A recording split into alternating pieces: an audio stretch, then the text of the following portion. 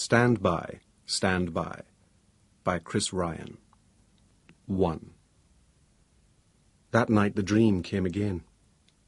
As usual, I was being swept forward, unable to control my speed.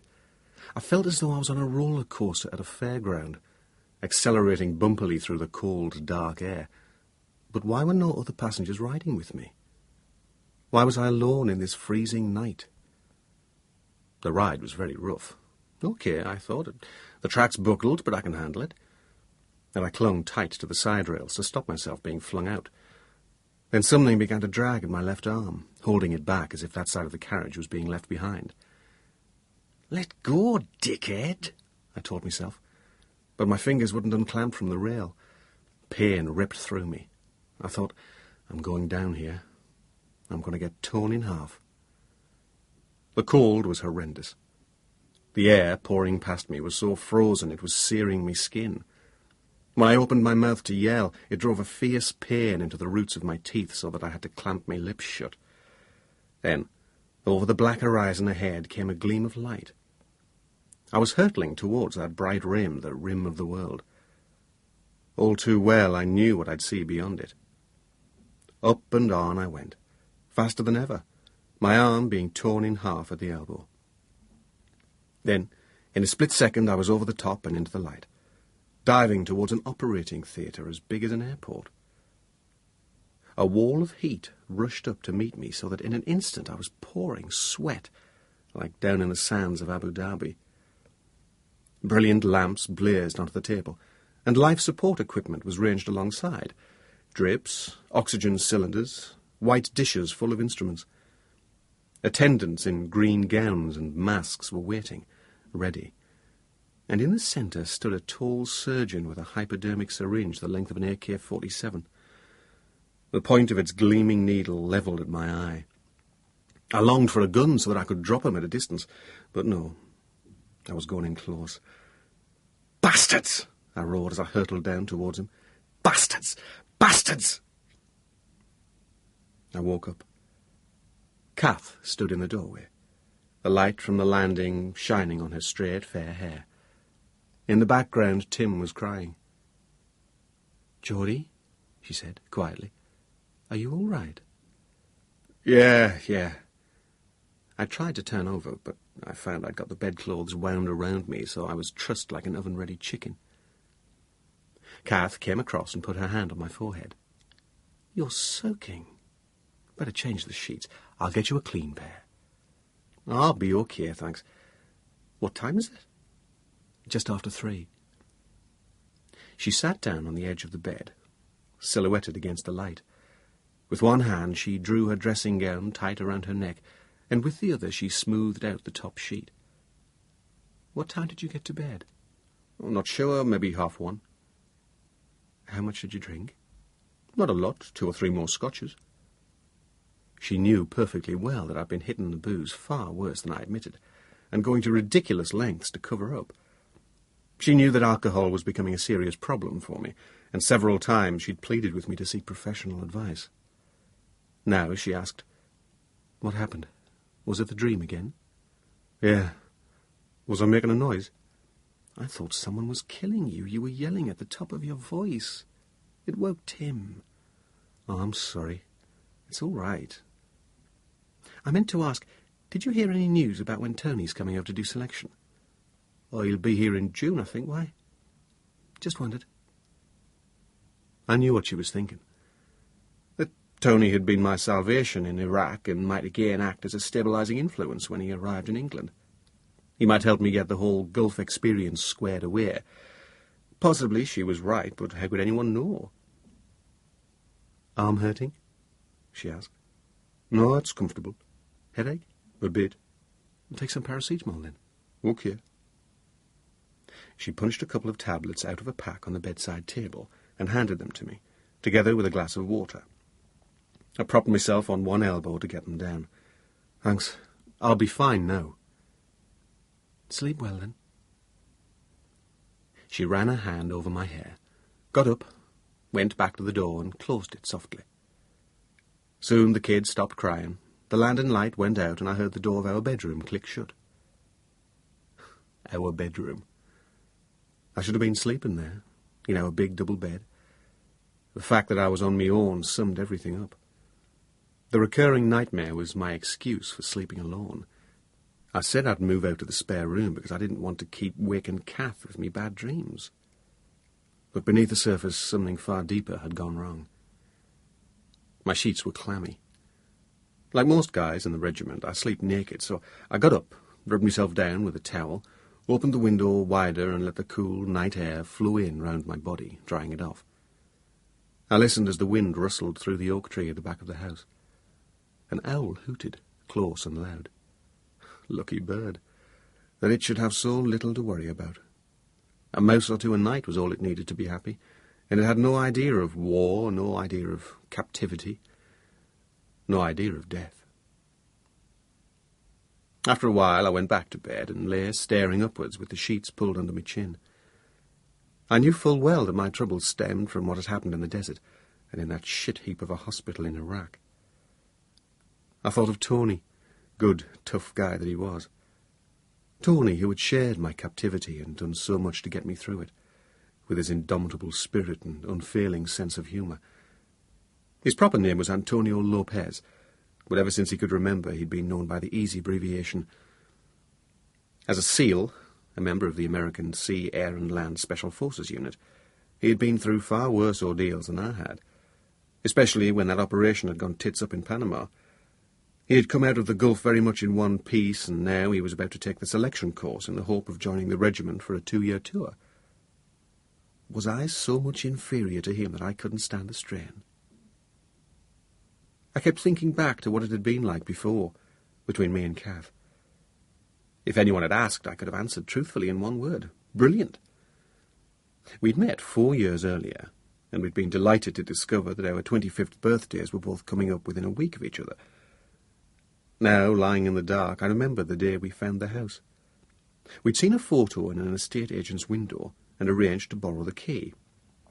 The price was right on the limit of what we could afford, but thanks to the generosity of my in-laws, we had enough cash for the deposit. The agent warned us that the place was way off the beaten track. "It's another world out there," he said. "Not to worry," I told him. "It's what we're after." He handed us the keys, and we drove out only 15 minutes from town. When we saw the house, we looked at each other and grinned. It was old, 150 years at least, and it stood in a perfect position at the end of a lane, in a hollow surrounded by fields. A spinney of oaks ran away up a little valley at the back, with a trickle of water coming down between the trees. Even in winter, with the branches bare, it looked like a dream. What would it be like in high summer? Keeper's Cottage was its name, and that's what it had been, the home of a gamekeeper. Before long, we came to call it KC.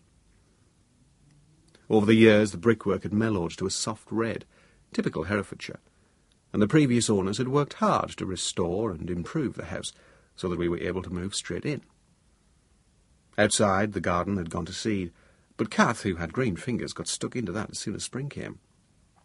Under her direction, I did the heavy digging, but it was she who planned and planted everything. She was thrilled to find that several of the trees in the spinney were rowans or mountain ash, her favourites, which put on a tremendous show of bright red berries in the autumn.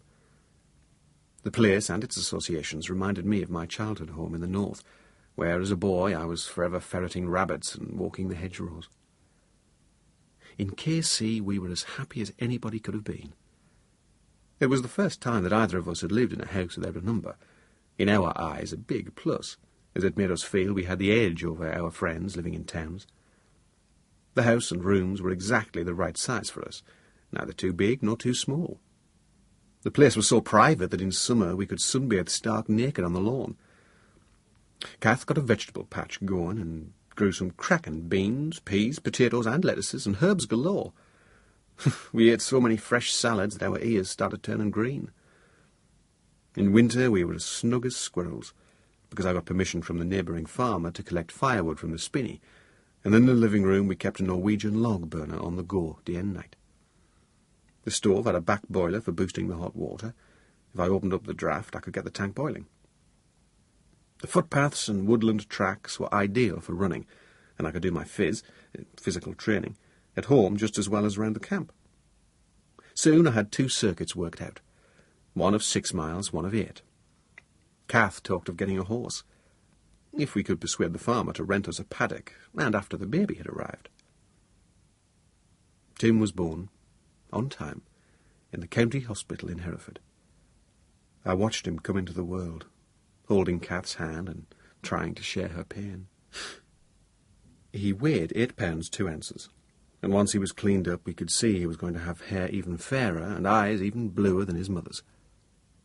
Kath's parents were so chuffed with their first grandchild that they came straight over from Belfast to see him.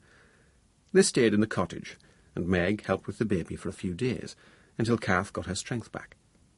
Den, a retired doctor, didn't do much except offer medical tips, and I don't think he did much at home either except watch television.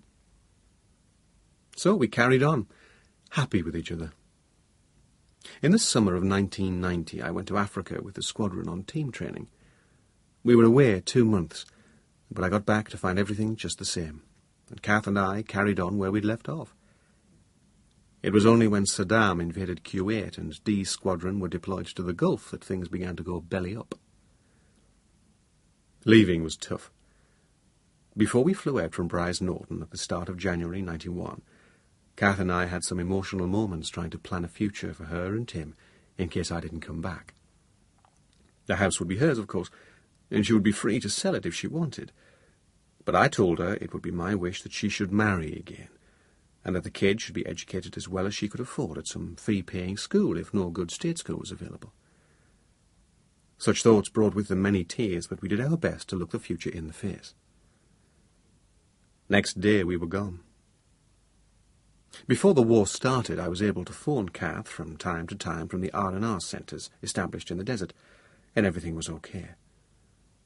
The satellite connections were perfect, and it was like talking to her in the room next door.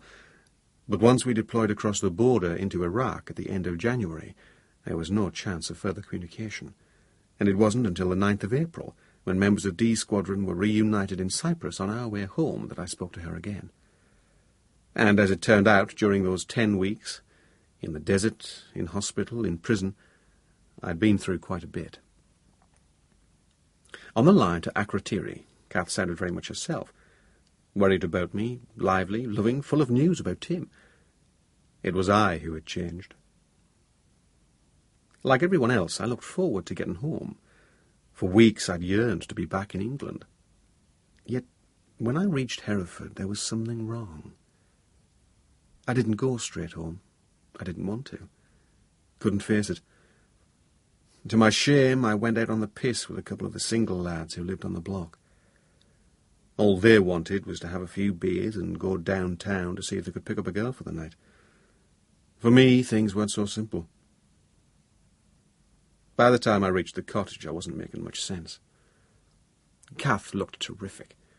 I could see that in an objective sort of way, but she also looked shocked that I had arrived back in such a state. Tim had grown inches and was starting to talk. She'd taught him to say Dad, and he brought the word out on cue. I should have been bowled over. Instead, I felt nothing.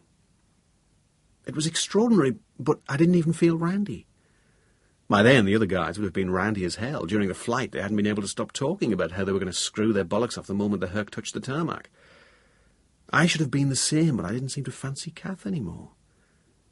I couldn't make love to her. I could hardly kiss her on the cheek, or even look her in the eye.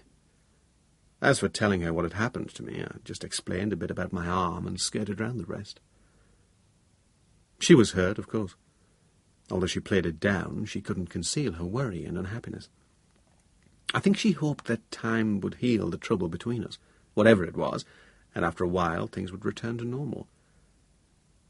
All along I knew the fault lay with me, not her, and I tried to say so. But then the nightmares and the headaches started. I started on the booze, something I'd never much bothered with before. And instead of mending, our relationship went further downhill, until we were making space round each other as we moved about the house, and hardly speaking. When I went to the med centre in camp for checks on my arm, I should have told the doc what was happening, but naturally I didn't want to reveal what seemed to be weaknesses.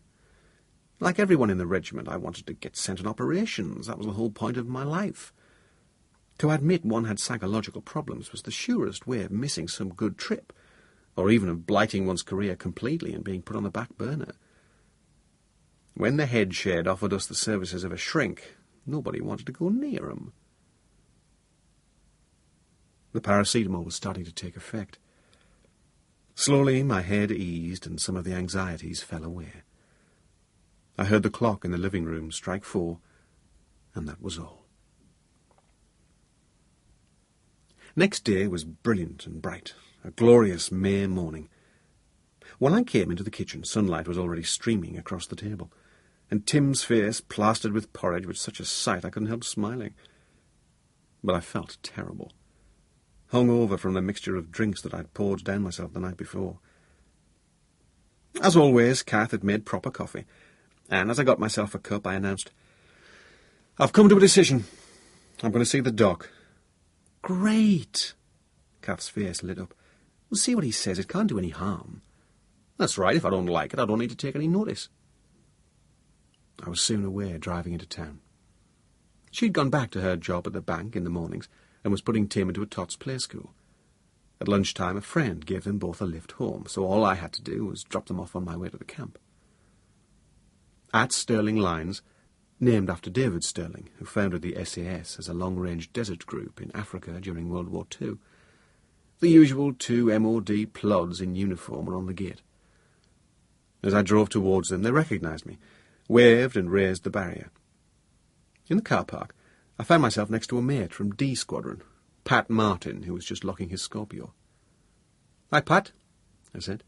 "Listen, will you tell Tom that I'm going to the med centre? I'll be up the squadron later." "No bother, something the matter?" "Oh, just checking my arm." It was coming up to 8:30. The rest of the guys would already be assembling in the squadron interest room for prayers. Properly. Roll call and morning briefing. I knew that Tom Dawson, the sergeant major, would accept my message, and that I could square him later. One of the old and bold, he'd done more than 15 years in the regiment, and had seen it all. The tail end of the Dhofar campaign, the Falklands, the Gulf. In the Falklands, he'd been one of the few who survived the Sea King crash.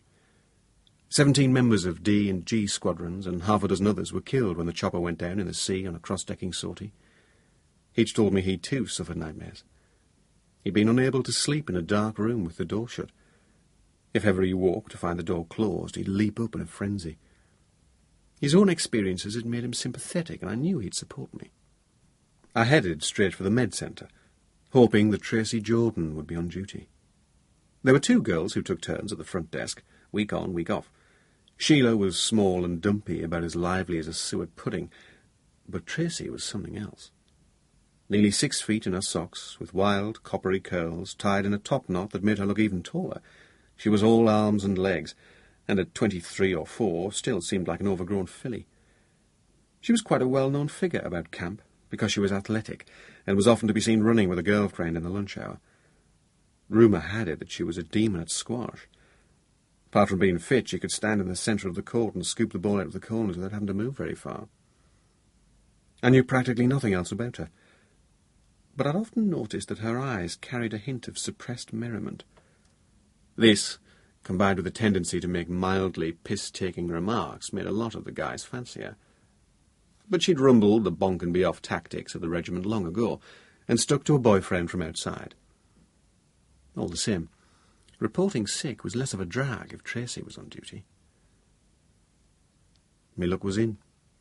There she sat at her desk, in a snowy sweatshirt and pale blue jeans. Today the ribbon holding her topknot was emerald green. Did her eyebrows go up as she saw me come in? "Sergeant Geordie Sharp," she announced in that faintly mocking voice. "What can I do for you today?" "Watch yourself," I told her. "What do you mean?"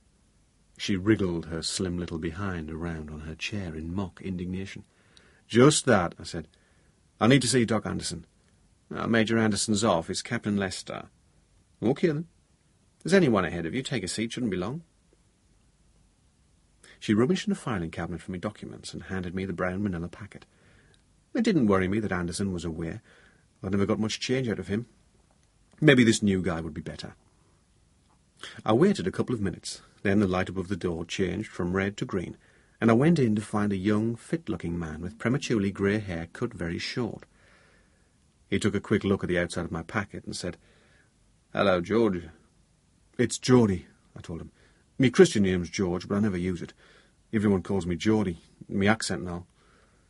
"OK." He gave a twitch of a grin, opened the packet and began to read the papers. "Injury to your left arm," he said. "Compound fractures of the humerus, pinned and plated in an Iraqi hospital." He pulled out an X-ray, fitted it into the front of a light box on the wall and studied it for a moment. "Is that what's giving you trouble?" No, my arm's fine." "Can I have a look?" "Sure." I pulled up the sleeve of my sweater and laid my arm on the desk. He felt it carefully along the line of the scar and looked back at the X-ray. "Tender?" "Not too bad." "Can you use it all right?" "No bother." "Turn your hand back and forth." Open and close your fingers. "Weights?" "I've started again with light ones, just building up." "I see. How did you do it?" "Came off me motorbike." "Ah." He took me wrist and sat silent for a moment, counting my pulse rate. I liked his direct, no-nonsense manner. Then he asked, "What's the matter, then?" "Headaches," I said. "They're getting really bad, and I'm having nightmares that scare the shit out of me." "Did you hit your head in a crash?"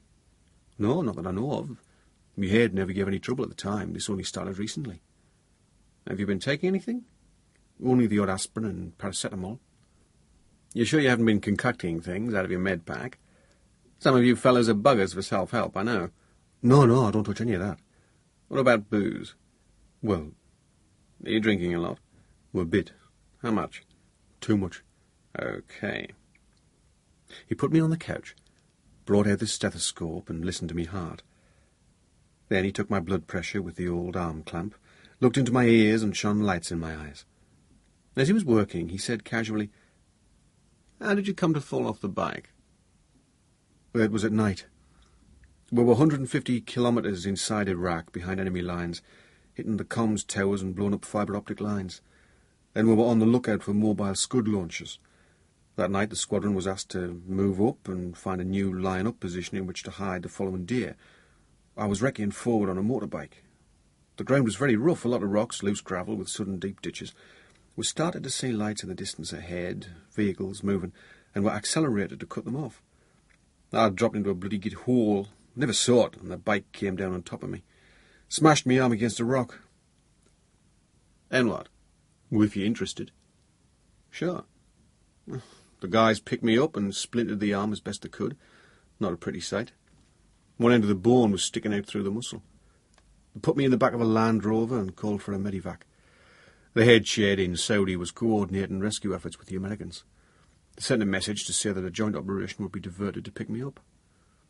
The chopper would come in the following night to lift me out along with 2 American casualties." I paused and looked sideways at the doctor. He still seemed to be interested, so I went on. "That worked fine. We spent the day lying up in a wadi, and soon after dark the heli picked us up on time, with some SEAL guys riding security. But we'd been flying for no more than 10 minutes when we were targeted by an SAM. One moment we were cruising steadily, then suddenly everything went crazy. Sirens blasted off, the chopper began to dive and twist in violent evasive manoeuvres. The pilot fired off his chaff in the hope of decoying the missile, but no luck. Suddenly there was this almighty bang. I felt as if the chopper had been hit sideways like a tennis ball. The next thing I knew, there was another terrific impact and we were on the ground. Tony, one of the SEALs, was dragging me out of the wreckage. When we made a check, we found we were the only 2 alive. The co-pilot had been decapitated. The pilot had lost both arms. What we couldn't understand was how the chopper hadn't caught fire. Soon we saw lights coming at us. Before we could get ourselves together, we'd been surrounded by 50 or 60 Iraqis. We could have dropped 1 or 2, but not dozens. So, that was us captured. I stopped. I was still lying on my back on the couch, talking up to the ceiling. I seemed to be out of breath. I realised that I'd been speaking faster and faster. I turned my head to the right and looked at the doc again. He was watching me carefully. "Carry on," he said. I looked back at the ceiling. I don't remember too much about the next bit. I already had a fever. I must have got dirt into my arm. The wound was infected. Also, I'd banged one of me morphine syrettes into my leg and got some more from other guys, so I was quite dopey. They threw us into the back of a truck and drove for the rest of that night. We got to some military camp. They tried to interrogate me. I got slapped over the head a bit. But they could say I wasn't making much sense, and I didn't give them anything but my name and number. I stuck to me pre-arranged cover story that I was a medic and I'd come out as part of a joint Anglo-US team to recover downed aircrew. Then we were rolling again in some other wagon. That part's even hazier. I think I was delirious by that stage. The next thing I remember is lying on an operating table with guys in green gowns and masks standing around. Jesus, I thought, what are they going to do to me? I tried to stand up, but I couldn't. I seemed to be strapped to the table. I was fucking terrified. Then this tall guy appeared beside me. He had no mask on, so I could see he had a thick black moustache, just like Saddam. Under it, he was smiling, a nasty, thin kind of smile. When he started to talk, I was amazed because he spoke fluent English. "I'm going to operate on your injured arm," he said. "But don't worry, I know what I'm doing. I was trained in England at one of your best hospitals, the John Radcliffe in Oxford." Well, for a moment, I was reassured. I knew the Radcliffe. When I reckoned the Iraqi must have been there, he couldn't have invented that name out of the blue. I think I said, "Great, you know." "Oh, your English system is very good," he went on. "What is not so good is that you tell us lies about yourself. It is important for us to know which unit you belong to, Sergeant Sharp. Come now, we need to know." I repeated me spiel about being a medic belonging to 22 Parafield Ambulance, the unit I'd invented. I could see he didn't believe me, and after a few other questions he asked sarcastically, "Where is it based, this famous unit?" "Roughton," I replied, referring to the Tri-Service Hospital in Wiltshire. He'd heard of Roughton, because he'd been there a while at Oxford. Would have been a pause, but not for long. All this time the lights were blazing down into me face. I was shuddering and sweating with the fever. And with a sudden movement, the Iraqi picked something up from a trolley beside him and held it over me. "You see this?" he said. And the half-smile had died from under his black moustache. "This is a hypodermic syringe full of anaesthetic. If I plunge the needle into your arm, it'll put you out. But if I touch your eyeball with it, you'll never see again." "Bastard," I told him. "So what is your real unit, please?" "Bastard," I shouted again. "Sergeant Sharp, this needle is very sharp." "You like my little joke? You should laugh to show you appreciate Iraqi humour. We're not a very humorous people. Now, if the needle goes into your eye, you will not feel much, but afterwards I promise you, you will not see anything at all. Which is your master eye?" I knew what was coming next, so I held my mouth shut. "You don't know, or you won't say. It doesn't matter, we'll assume your right eye is master and start with that. Perhaps when that is gone, you will see sense with your left." He held the syringe so close in front of me face that I couldn't focus on it any more. I struggled and fought to free me good arm and me legs. I think I shot myself. I yelled at the top of my voice, "Bastards! All fucking lot of you bastards!"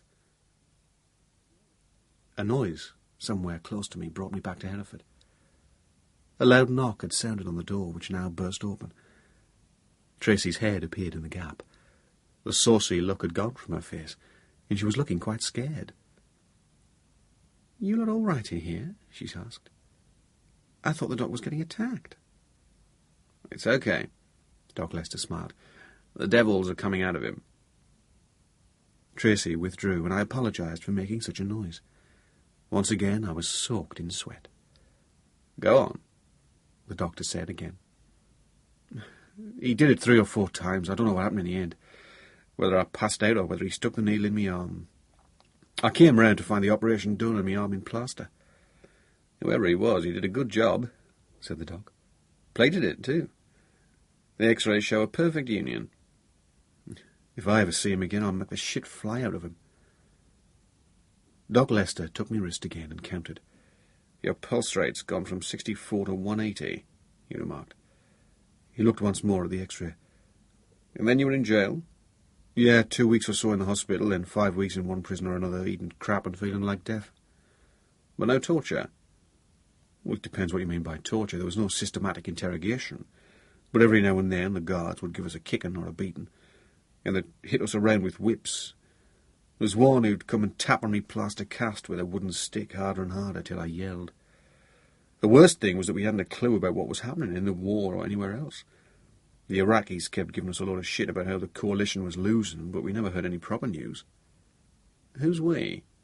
Myself and Tony Lopez, the American SEAL on the medevac chopper that got shot down. His cover story was similar to mine, and when he stuck to it, the Iraqis eventually put us together. He's a great guy, Tony. Bags of guts.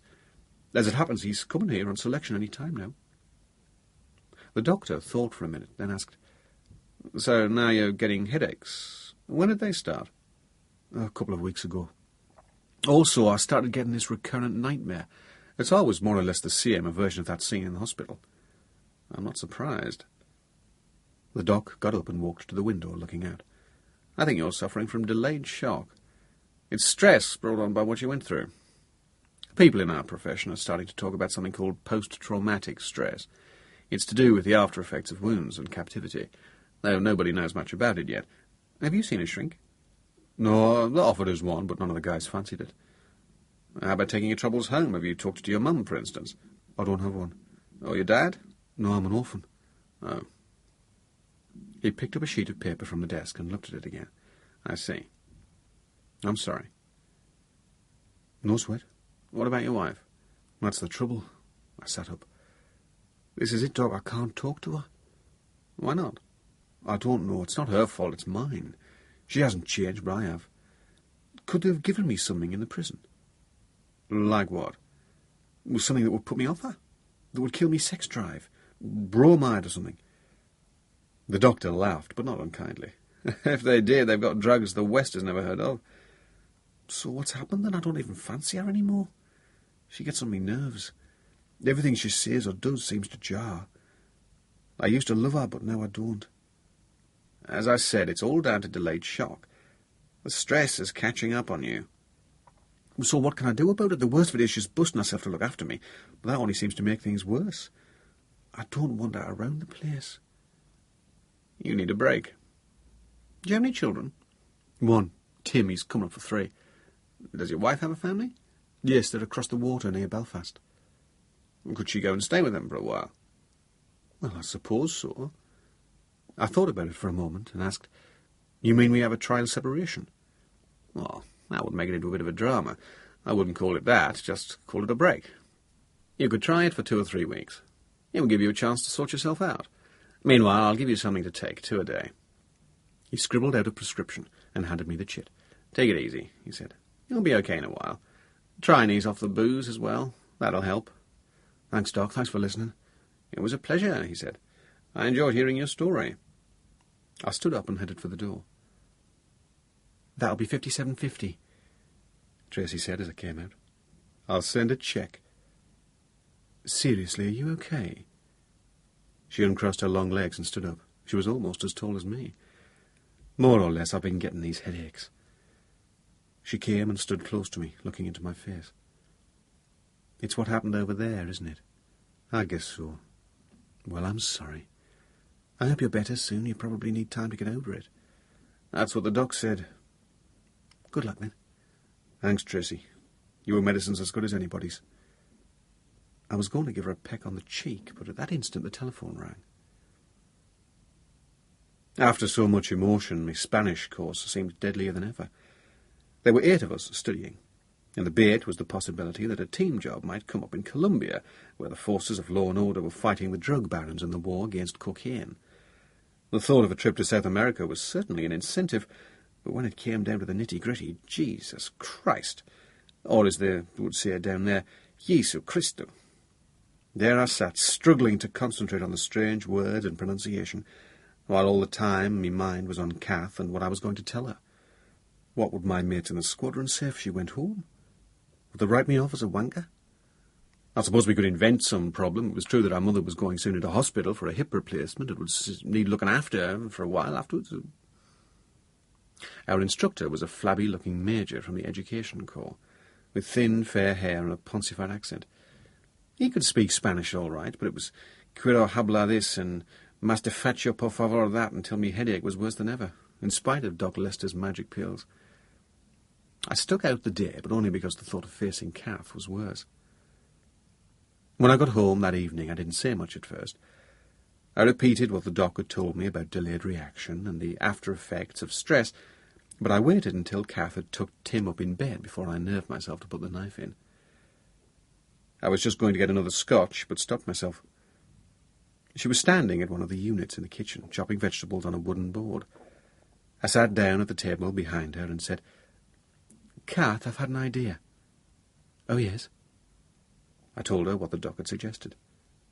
For a while she continued chopping. Then the movement of her hands ceased, but she didn't turn round. I thought she was crying. I knew I should go over and comfort her, take her by the shoulders, but the great block that had stifled my emotions wouldn't allow it. I sat there in agony until suddenly she turned on me, eyes blazing. "So it's a separation you want?" she said bitterly. No, just a break. A trial separation is what they call it." "Well, whatever. There's only one thing I want to know." "What's that? Is there someone else?" I was so taken aback I hesitated before answering, and naturally that made things worse. No, I insisted. "There's nobody." "Are you sure?" "Of course, for God's sake." I can't deny that my mind flew straight to Tracy, but nevertheless what I'd said was true. Kath waited a moment, chopping away again at her vegetables before she asked, "How do I know Mum will have us? You realise she's going into the Musgrave any moment. She can't put it off. She's been waiting for years." "Of course, I know. I thought maybe it would be a good idea if you were there to give her a hand when she comes out." "Big deal. How long am I supposed to go for?" "Well, it depends. Maybe a month." "What's everyone going to say?" "We'll put it round that your mum needs help after her operation. I can see you've thought it all out. Kath, it's my fault. I know. I'm not blaming you. It's all down to me." She gave me a strange look. I think she was more scared than angry. "I'll have to hand in my notice at the bank." "I know, but that's not the end of the world. I'll be able to send money." "Who'll look after you if I go?" "I'll manage. I can get most meals in camp." When she looked round again, her eyes were full of tears, and she said, half in pity, half in contempt, "You poor old thing." The bank took her resignation in good part, and we arranged for her to go the following Saturday. Her mother positively welcomed the plan, although she didn't know what was behind it, of course. The movement's clerk in camp booked air tickets, 2 out of my allocation of 3, so that there was no cost to us. Kath didn't take much luggage. 1 suitcase for herself and a hold-all for Tim. As for Tim, if he'd cried as they were leaving, I think I'd have cracked up. Thank God he didn't. We'd told him he was going for a holiday with his gran, and that chuffed him no end. He began packing his favourite teddies and telling everyone how the aeroplane would lift them up over the water and come down in Gran's house. We left KC at 6:30 on another lovely morning. Both of us were holding emotion at bay by keeping up a strictly practical front. As Kath got into the car, she said, "Don't forget to single the carrots when they're big enough, in about a week. Leave them spaced at 1 every couple of inches and push the earth well down afterwards, otherwise carrot fly will get in." As we headed for Birmingham, our side of the motorway was almost empty. At the weekend, most people were going south. We didn't talk much, and when I set the 2 of them down at the departure door of the terminal building, it was just a quick kiss on the cheek and, "We'll speak soon, then." As I drove away, I turned my head and saw little Tim waving. Chapter 2. Tony was due in from the SEAL base in Florida one evening towards the end of June. The U.S. military flight was scheduled to arrive at RAF Lynham at 16:30, so I borrowed a car from the MT section and drove up the A40 to give him a lift to Hereford. When it turned out that the plane was an hour late, I sat around in the arrivals lounge and had plenty of time to reflect on our conversations in the Iraqi jail. Born in Puerto Rico, the son of an electrician, he had 1 brother. When he was 5, his father had decided to take the family to America in search of a better life for them all. As they were leaving, the father said they were going because America was the land of opportunity, but things didn't work out well for them. They ended up living in a Hispanic area of New York, and after a couple of years Tony's father died, so his mother was left to bring up the 2 boys on her own. By the time Tony left school, he'd been stabbed twice and shot once, all in casual muggings. Prospects of civilian work were 0, so as soon as he was old enough he joined the U.S. Marine Corps, and after 2 or maybe 3 years went on into the Navy SEALs. In 1989 he'd taken part in Operation Just Cause, aiming at removing President Noriega from Panama. A team of 4 divers was to put explosive charges on Noriega's 65-foot patrol boat, the Presidente Porras, so that the vessel couldn't be used to escape. Having left their own ship in 2 Gemini inflatables, they slipped into the harbour in wetsuits with enough oxygen to give them 4 hours underwater. Once they'd identified the boat, they hung 24-pound timed charges of plastic explosive over the propellers before returning undetected to their mothership. As they were leaving, they heard the explosives go off and knew the patrol boat was out of action for the duration, if not forever. The success put them on a high as they flew off by helicopter for their second task, to capture Paitilla Airfield, not far from Panama City, and to disable a Learjet owned by Noriega. The platoon was so confident about their plan that they saw no need to take heavy weapons. They thought they could accomplish the task by stealth. Sneak in, take out a few guards, and have the airfield under their command. But as their choppers approached, they started to take oncoming fire. Too late they realized that the place was full of Noriega's troops, armed with heavy weapons. The SEALs eventually managed to capture the airfield, but only at severe cost. In the firefights, which were fearsome, they suffered 11 casualties, 4 of them dead. Among those 4 were 3 of Tony's good mates, and so he learned how easily an operation could go tits up, ending in a bag of shit. At last, the tannoy announced the arrival of the flight, and in came the C-141 from Florida.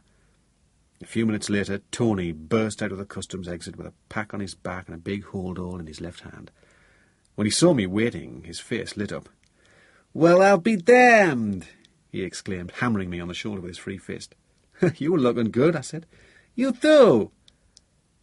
He put on weight, which was hardly a surprise, considering he'd been half-starved the last time I saw him. Now he was fit and bronzed, altogether in great shape. His tan accentuated the Puerto Rican elements in his appearance. With his jet-black hair and thick, arched eyebrows, he was very dark anyway, almost swarthy. Now his skin was even darker, and his teeth, when he grinned, shone even whiter. His hard New York accent was just as I remembered it. Work came out as "wyke," person as "poison." The O.C. had asked me to help him settle in, so on his first night I showed him round the camp before leaving him to have a shower and get his head down until the jet lag wore off. On the second evening I drove him out to Keeper's cottage, and on the way I decided to break the news about me and Kath. I could have kept up the pretence that she'd gone home to look after her mother, but I'd got to know Tony so well that I didn't feel like trying to deceive him. Of course, he'd never seen her, but I'd talked so much about her while we were guests of Saddam that he must have felt he knew her well. "Hey," he said when he heard, "that's too bad, but you'll get it back over." It was a statement rather than a question. "Maybe," I said. "I've chilled out a good bit since you went away." "Well, you want to see the kid anyway." Again, I knew he was right. The rain was pissing down, so KC didn't look its best, but Tony fell for it, drenched as he was. He kept saying, "This is real neat," and started on about the possibilities of hunting. He seemed surprised I hadn't been out blasting the local wildlife.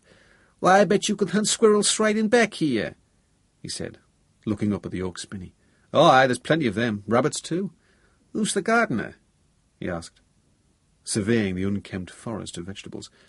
"Kath, I haven't a clue. Every time we speak on the phone, she tells me to do this or that, earth up the spuds or thin out the lettuces, but I just don't have the time." Indoors, the first thing Tony saw was a photo of her and Tim, taken recently in fine weather on the shore of Strangford Lough, with a background of water and smooth green islands. Kath was wearing a small check dress, and Tim, in a pale blue T-shirt and grey shorts, was standing on a stone wall, so his head was nearly level with hers. The picture had arrived only the day before, and I'd stuck it on the mantelpiece in the living room. "But she's beautiful," said Tony. "And so's he, some kid that. What is he now, 3? "And a bit." "You sure must be proud of them." I made some non-committal noise and went into the kitchen to open a window. The whole cottage smelt stuffy. Tony realized the place was in a mess. I watched his dark eyes checking things, saw him run a finger through the dust on the tabletop, but he was too tactful to say anything about it. I poured a couple of scotches, and we settled down for some crack. "So how's things?" he asked. "Improving. I had a low patch when I couldn't get myself together at all. I was getting bad headaches and recurring nightmares about Iraq. I went on the piss, but I was so zonked I couldn't even bring myself to go downtown with the guys. Instead, I was buying cans of Stella, 24 at a time, and drinking them here on my own with scotches in between. But I'm over that now. No more headaches. Nightmares gone, everything's fine, except for this damned course." "What's that?" "This language course is a possibility of a team job in Colombia, so there's 10 of us learning Spanish." "No kidding. You realise Spanish is my first language?" "Well, I knew you spoke it." "Sure do. My mum and dad always talked Spanish at home, and I grew up with it. I expected it would sound like shit to people in Madrid, but hey, it's Spanish all the same." Looking out of the window, he fired off a rapid sentence. "Get that?" Only that it was something about the weather." "Correct. I asked if it always pisses with rain during the British summer." "Siempre," I had to think. "Sin falta." Boy, you got it. I fucking haven't, Tony. That's the trouble. I'm finding it a real hassle. Our final tests are coming up in a couple of weeks, too. Well, you just gotta fight and get through them. I guess I've been fighting to survive ever since I was a kid. Soon, we made a plan. Tony was already very fit. On the initial stages of the selection course over the Welsh mountains, he would have little trouble in purely physical terms. But I knew what a help it would be to him if he learnt the routes over the Brecon Beacons in advance. That way, he would have a big advantage if the weather turned bad or fog came down. So I offered to walk some of the ground with him, and in return, while we were tabbing, he would give me informal Spanish lessons to increase my fluency and confidence. The deal suited us both. We were still talking as dusk set in, and I began to wish I'd done something about supper. Over the past few weeks I'd been picking up takeaways on my run home, or else making do with a jacket potato baked in the microwave. Now I remembered that in Iraq, as we ate shitty rice and lusted after our favourite dishes, Tony had described how he liked to cook. "You hungry?" I asked. "Sure." "Want to try a hand in the kitchen?" "I don't know what there is, but have a look." A search in the cupboards revealed nothing but a few tins of baked beans and a packet of spaghetti. Fuelled by the Scotch, Tony launched a tirade against my housekeeping. "Jesus!" he exclaimed. "There ain't enough here to feed a goddamn mouse. You can't have been shopping in decades. No garlic, no tomato paste, no chili, no nothing." Our prospects improved when he found a bottle of olive oil and a tin of anchovies in the larder. He went into the garden with a torch and returned with a bucket full of spinach, the dark green leaves glistening with rain. Soon we were eating fishy, oily, peppery spaghetti, which we pretended was a traditional Puerto Rican recipe, and spinach pureed with butter, salt and pepper, which I had to admit was outstanding. Tomorrow, Tony promised, we would pay a joint visit to the supermarket and put the kitchen in order. 3 days later we drove out to the Beacons. In his regular training, Tony had started to hump loads in his Bergen. He hadn't been used to it, but I told him it was essential to build up slowly to the 55 pounds that he would have to carry during the 4 weeks of hill walking which formed the first part of the selection course. For our first recce, however, we took only light day sacks containing a couple of sandwiches and a water bottle apiece. Needless to say, rain was falling, and the clouds were touching the tops of the mountains. I parked the car in a lay-by on the B road that runs along the side of the Talibond Reservoir so that we could get a look at the map while we were still in the dry. Tony had a hell of a pair of boots, high-leg, black leather Matterhorns lined with Gore-Tex, and as he was lacing them up I twisted the map round until it was aligned with the compass. "On test week you'll be walking all round this area," I told him, pointing with the blade of my clasp knife. "We'll start off up the side of the wood here and get onto these ridges. This is the first part of the endurance route, and you do it at night, starting out at 0300. Once you get onto the high ground, the going's easy. It's just a matter of snaking around the edges. You're aiming for the summit of Penyafan, here, highest point in the Beacons and the centre of our universe. It's said that every guy in the regiment has the outline of the fan graven on his heart. What we'll do is come round the ridge here across the feature known as the Windy Gap, then up a horrendous climb known as Jacob's Ladder. You almost have to use your hands to go up. The path's been eroded out of the clay and you're on the edge of some jagged rocks which fall away to your right. On endurance, you're supposed to average 4 k's an hour, but on the ladder you come to a grinding halt. That's why you have to run down the hills. In fact, the guys start jogging the moment they get onto any downward slope. Anyway, the ladder takes us up the back of the fan to the summit. Then we drop down here, skirt round the flank of Corn Du, and head for the obelisk. Here. After that, we swing away on this path and come down to the Story Arms on the main road. It used to be a pub, but now it's an outdoor education centre. Across the road and we'll climb up onto Fan Fowl. The spot height here is one of your checkpoints, and it's quite difficult to find. The course then takes you right away to the Cray Reservoir in the distance to the west, but we haven't got time for that today. This last stretch before the Cray is bloody horrible. First there's miles of moon grass, or tussocks. Then there's this sort of a wood. I pointed to a triangular plantation cradled in the bowl of steep slopes. It's a hell of a long way around the wood, but going through it's a bugger because of all the drainage ditches. So either way, you're in the shit. But, as I say, we won't get that far today. What we'll do is cross the road again at the AA box here and climb back over. Then we'll go down through the woods to the reservoir and the dam on which the route ends. Looks like some hike, said Tony. It is. Even with our light loads, it'll take all day. We sorted our gear, locked the car and set off. As I expected, Tony moved easily, economically. He could have left me on the climbs, but that day we weren't racing. Going up the steep lower flank of the fan, we had no breath to spare for talking.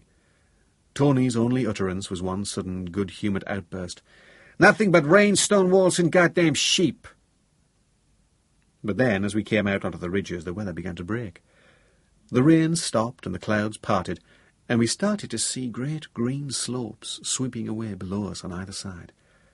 Our spirits lifted, and Tony set in to talk Spanish, slowly and methodically, asking questions about the landscape, describing things we could see. To my surprise, I found I could understand him pretty well, and answers came more easily than I'd expected. Alone with a good friend and having no reason to feel embarrassed, I found that my confidence built quickly. All the lessons of the past few weeks began to fall into place, and at last the language was making sense. More than that, I found it a pleasure to use. By the time we'd scrabbled our way up Jacob's Ladder and reached the summit of the fan, the sun had come out, so we sat by the trig stone to eat our sandwiches. When Tony described the scenery as real pretty, I didn't argue. I realized that to him, used to the huge open spaces of America, the whole environment seemed dinky and small-scale, and on that hazy summer's day the Breckons were looking at their most serene. This, the highest point, might be only 3,000 feet above sea level, but I knew what the hills could be like when they showed their teeth in the wind and sleet of a winter night. "The obelisk's a memorial to a little boy who died up there one August," I said. "It was in 1900, and he was trying to cross from one farm to another when the fog came down. Tommy Jones, he was called. It was 29 days before they found him, curled up in a hollow where the pillar now stands." From our vantage point, I explained how important it was to try to maintain our height on the way back across Fan Fowl, before the inevitable steep descent to the checkpoint by the AA box on the main road. Thereafter, the route to Trig Point 642 is really tough, an absolute ball-breaker.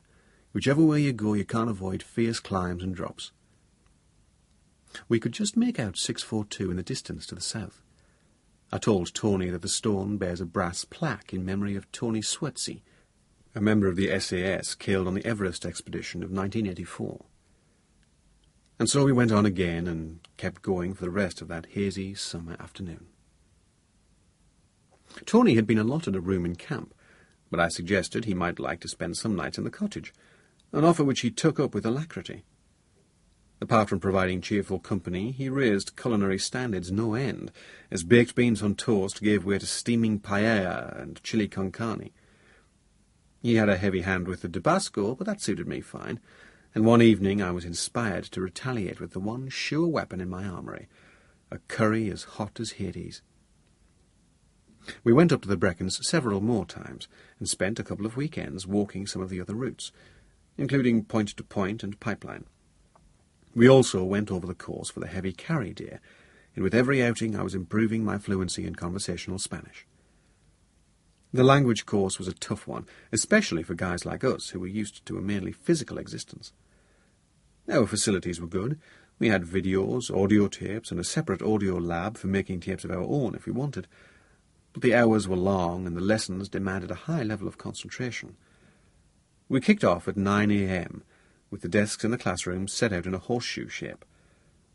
Round the walls were big posters illustrating various weapons and armoured vehicles, with captions and statistics in Spanish. The ponsified major in the education corps taught us grammar, and later in the mornings a Colombian professor would come up from Cardiff University to give us conversation. She'd chat to each of us in turn, starting off with, "Buenos dias, ¿tiene hora?" And we'd answer, "Sí, señora, son las 12 menos cuatro," or whatever, The woman was a fearsome age and knee-high to a piss-pot, but she had a great sense of humour, and generally turned the conversation into areas of interest to us. "Hay un bar por aquí?" and so on. By 12:30 everyone would be desperate to clear their heads, so it was into shorts, singlets and trainers, and away for a run, 5 or 6 miles, round the lanes at the back of the camp. On wet days, some of the guys preferred a session on the weights in the gym. Then a quick shower, into DPMs again, and a dash down to the naffy for a sandwich or a pie, before being back into the classroom for 2 o'clock. By about 3:30 I'd see some of the guys dozing off. They'd have their heads propped in the hands, ostensibly concentrating like hell on their books, but then suddenly a hand would slip and a head would lurch downwards, and the owner would wake up with a start. By the time classes ended at 4:30 we'd all had enough. But then we had a pile of homework to take back with us. Several months previously I'd applied to go on the Northern Ireland course, and now, one morning after prayers in the squadron interest room, the SSM said, "Right, as soon as we're finished here, I want to see the following in my office." He read out a list of names, and mine was on it. In we went, one at a time. Tom was sitting at his desk in one corner of the little room, and the squadron clerk was pattering away at his word processor in the other. "Okay, Geordie," the SSM began. "You want to go into the NI troop?" "Right." "We've got you down for troop training starting July 20th. You okay with that?" "Yeah, that's fine." "Good. You get yourself down to see Johnny Hopton, who's running the course. Find out if there's any particular preparation you can do beforehand. You happy with that?" "That's fine." "Right then, you start on the 20th. I went out feeling chuffed to bollocks. Everyone wanted to get on the NI course because a posting to Ulster meant live operations, rather than the endless training which otherwise was the regiment's lot in peacetime. Ulster meant danger, excitement, and the chance to take on a real enemy. I knew that the posting was partly a question of seniority. The head shed probably needed a couple of sergeants on the course, but I also knew they must have got together and talked about possible candidates, and I was glad to know that they hadn't been put off by my low patch after the Gulf. The idea of a tour in Northern Ireland naturally made me think more than ever of Kath and Tim. What would happen if they were in Belfast and I got posted there? Would I be able to go and visit them, or would they be out of bounds? The possibility was way off, but I checked, and the answer was that, yes, guys in the troop were allowed to make social visits, provided the area was safe. The training course would last for 4 months. As I thought of my family, that suddenly began to seem a long time. I found I was missing them, and began to wonder if I should ask Kath to come back. Her mother had had her hip operation in the Musgrave, and it had been a success. The hospital had sent her home after only a week, and Kath's presence had turned out to be a bit of a godsend. But now that Meg was almost fully mobile again, and out of pain, there was no reason from her point of view why Kath shouldn't come home. I would have to admit to everyone, Kath, her parents, and above all myself, that I'd made a big mistake. It wasn't exactly a question of swallowing my pride. I didn't feel proud at all, anything but. Rather, it was a question of being certain that I wasn't going to make things worse by dragging Kath and Tim home. If they did come back and I got posted across the water, we'd be separated again anyway for the whole year of the tour. The permutations went round and round in my mind. Take action or wait some more. When we sat our final test on the Spanish course, my confidence had built up to a new high, largely because of Tony. Thanks to our conversations, not even the prospect of giving a lecture to the rest of the course could faze me. I stood up and talked for 3 minutes about the relative merits of Real Madrid and Arsenal as if I was the greatest soccer pundit on the Costa. Besides the talk, we had to answer questions about a video we'd been shown, act as interpreter in a conversation between the Colombian woman and a third party, and write a description of our favourite holiday resort. I chose Corfu and gave it the works. Next morning I was amazed to see my name at the top of the list of passes. That night I phoned Kath and told her the news. She sounded bright and lively, full of the joys of summer. They'd been out somewhere along the coast, and Tim had been paddling in the sea. He was talking a lot now, and he'd been asking where his dad was. As she talked, the idea I'd been holding back for weeks swept over me. On impulse, I said, "Listen, Kath, how about coming back?" I heard her draw in her breath. There was a pause. "Why not try it?" I urged. Then she said, "Geordie, you mean it?" "Of course, I'm a whole lot better. I'm back to normal, off the booze altogether. Things don't seem right without you." She must have burst into tears. Half a minute passed, and I could hear snuffling sounds. "Kath, are you there?" "Yes, Geordie." "What?" "I'm dying to see you." "Great, come on over then." "Of course I'll come, but listen." "What?" I heard her blow her nose. "Mum's had to go back into hospital. She's been getting pain down her leg. We're hoping it's nothing serious, but the implant could have shifted, and they want her in for a few days, observation. Now, I told her I'll be here to look after her when she comes out. I won't be able to make it for a couple of weeks." "Well, not to worry, I can wait. As long as I know you're on your way." "Have you pinched the top off the beans yet?" "Yes," I said, telling a white lie. "I did that." "Brilliant," she said. "Lots of love, Geordie." "Same to you." As soon as I put the phone down, I whipped out into the vegetable patch. Jesus, I thought, I've boobed here. The fucking beans were nearly up to me shoulder, and covered with big white flowers. The smell was enough to stop you in your tracks. And what was I supposed to do? Pick the flowers off? No, that would take forever. Pinch the tops off, she'd said. Well, where did the top begin? What was top and what was stalk? There seemed to be bunches of buds all the way up. In the end, I thought to hell with it, and went along the rows nipping 4 or 5 inches off the top of each plant, and hoping the damn things would survive. Chapter 3. The NI course was an eye-opener to all 12 of us who took it. Most of it happened at the Llanhwern Army Training Area, known as LATA, just a few miles into Wales. Because it was so close, we carried on living where we were, in and around camp, and drove there and back every day. On the first morning we went down in a coach and spent the day getting issued with all manner of fancy kit, not least cars. There was a pool of cars which lived at LATA, and they were handed out to us like toys, one to every 2 or 3 of us, for the duration of the course. I was given the keys of a dark blue Cavalier, which I shared with Pat Martin. Like all the other cars, it was quite a sporty beast, but inconspicuous. That was the point. It was fast enough to get us out of trouble, but didn't stand out or attract attention. The guy who handed it over told me I would be responsible for maintaining it in good nick, and for bringing it into the MT section if any problem needed sorting out. Then he added, "This one goes all right, but wait till you get across the water and try the intercept cars. Oh, there's something else." The other goodies we got on day 1 included our waistcoats. One operational, one for civilian clothes. The Ops waistcoat was designed to keep everything off the wearer's legs. It had pockets for radio, spare magazines and grenades, and a built-in holder for a secondary weapon, the handgun. There were also places for plastic cuffs and torches, all the little knick-knacks, and inside pockets to hold your orange armband and baseball cap with Army written on it, so that in any contact you could instantly turn yourself into a member of the security forces. The civilian waistcoat had a place for a covert radio, which you worked with a small earpiece, a mic taped to your chest, and a Purcell switch in one pocket, so that you could communicate without appearing to move. The drill was to carry a pistol, probably a Walther PPK, generally known as your disco gun, about your person.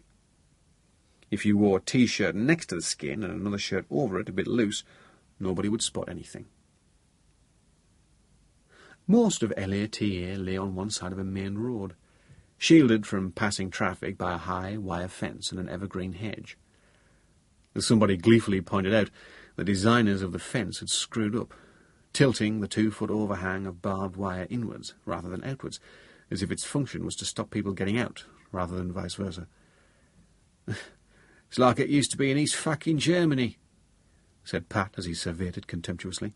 "Anything to stop the bastards getting out." Pat was like that. A big, solidly built fellow, much into weightlifting. He had ruddy cheeks and brown eyes as shiny as horse chestnuts. He was forever laughing and joking, and never failed to come up with some cheerfully obscene comment. A typical Cockney, always ready with a blast of effing this and effing that, enough to startle strangers. Whenever faced with a surprise or setback, his verbal reaction was so explosive that people who didn't know him thought he was volatile and highly strung. But really, that was just his way of letting off steam, and underneath he was solid as a rock. His bulk was deceptive, too. At your first sight of him, you might think he was muscle-bound.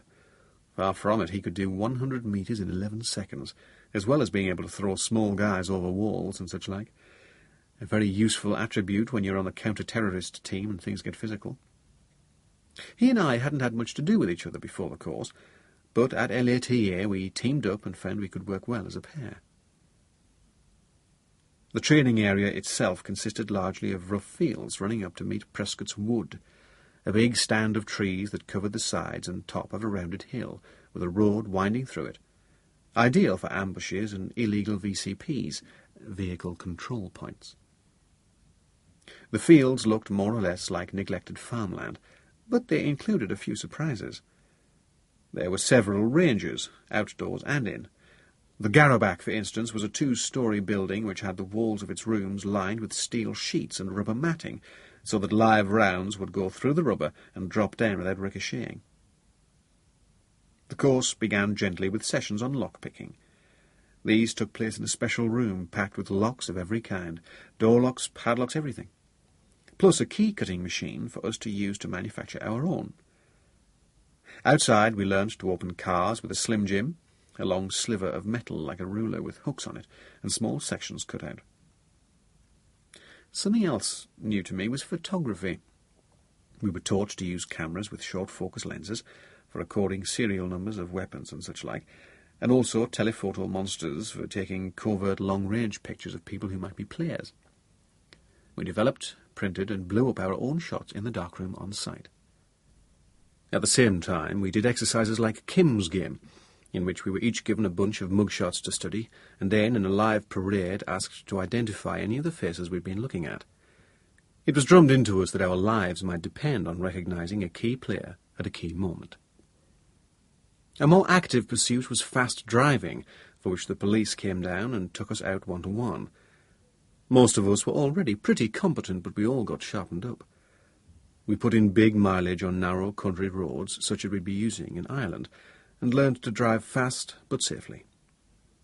Then they took us to a big municipal car park, empty in the early hours of the morning, where we used vehicles fitted with a special attachment, a frame which was mounted under the car like a cradle on small wheels, with hydraulic controls that enabled the instructor to take most of the weight off the tyres.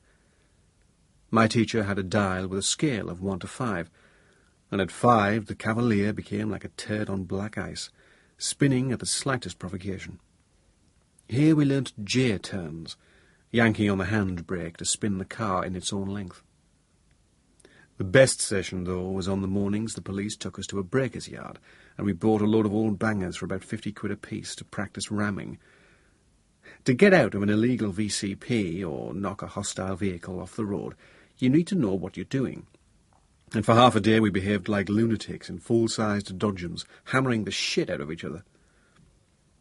Another big issue was weaponry, principally the G3s, the Heckler & Koch 7.62mm rifles, which are the standard weapon in Northern Ireland. With a magazine holding 20 rounds and an excellent mechanism that hardly gives any stoppages, The G3 is ideal for firing into cars, since its penetration is far greater than that of the lower-powered Armalite.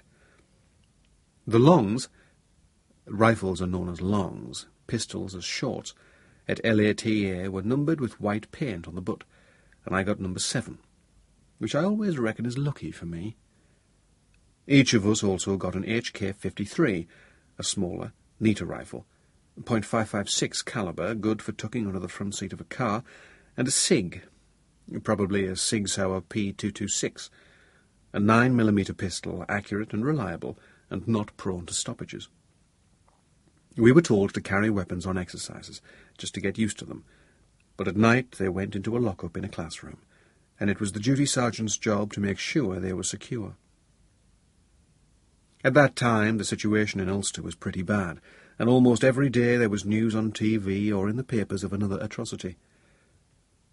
One afternoon, not long into the course, the daily programme billed a brief on the political background in Northern Ireland, and the way special forces fitted into the fight against terrorism. Before the lecture, nobody seemed to rate the importance of this topic very highly.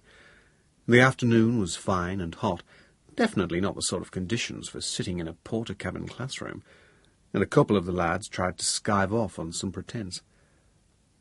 But the moment the talk started, everybody was hooked. The speaker introduced himself as Chief Superintendent James Morrison of the Royal Ulster Constabulary. He was quite an elderly guy, grey-haired, grey-faced, grey-suited, grey all over. Even his voice was grey, a monotone so quiet it was difficult to hear. He perched his arse on the front of the table and spoke without props, notes, or gestures, yet what he said had us leaning forward in our seats. "It's war you're going to," he began. "It's war and nothing else, so it is. It's been going on for 25 years, and I've been in it all that time. I still don't understand Northern Ireland, and I never will, but I do believe we'd be doing a lot better if we dropped more of the enemy on operations. I wouldn't send somebody out just to shoot 3 or 4 of them, but on specific operations of which we've had knowledge, I would have had a heck of a lot more fear put into them if we'd killed a few more. I shouldn't be telling this to you fellas, but flip, I am." That had us fairly hooked, and nobody moved as he went on to outline the way special forces fitted into the campaign against terrorism, in combination with the Green Army, the RUC, Special Branch, and various other intelligence organisations. He then sketched in the nature and behaviour of the IRA. He described how the original IRA, known as the Stickies, had turned away from violence and become doves. Today's Hawks were the Provisional IRA, or Pyra, in his accent, Peyra. He sketched their organisation. At the top, the Army Council, and under that, the Northern and Southern Commands, one for Ulster, one for the Republic. The task of the Southern Command was to organise terrorist attacks on the mainland. In the north, there were 3 brigades, subdivided into small cells known as ASUs, or Active Service Units, which formed the core of IRA activity. Fragmentation was the name of their game, he said. Each cell probably consisted of only 3 or 4 people, a bomber, a shooter, a driver, and maybe one other. Very often they did not know each other. They didn't even know their colleagues' names. The intention was that if anybody was caught, it was impossible for him to give anyone else away. Fragmentation also made life more difficult for the informers, or touts, who might squeal on one phase of a job, but would rarely be able to find out about the operation as a whole. Morrison told us how the players spent their lives targeting policemen, endlessly trying to pick them up as they left work and follow them back to their homes. "I tell you, just the other day they targeted one of my officers. I'll call him John. The man came home from work at 11 o'clock at night. He hadn't been indoors a minute before a call came from a friend in Special Branch. 'Look, John,' says the caller, 'close your curtains. There's somebody in your back garden. Don't worry, they're ours. If anybody comes to your front door in the next few minutes, let them in and they'll look after you.' Sure enough, more people came. They stayed the night. They told John that some form of attack on him was imminent. They expected it to be a UCBT, an undercover booby trap. And they had people outside ready to grab the bomber. They waited all night and no one came. Something had spooked them. All the same, John had to move house." On and on went the hypnotic voice, telling us about deep hides concreted over or sealed into houses, behind false walls, where quartermasters would store weapons and ammunition for months or even years. We'd heard of transit hides, less elaborate caches where one man would deposit a weapon and another would collect it to do a particular shooting.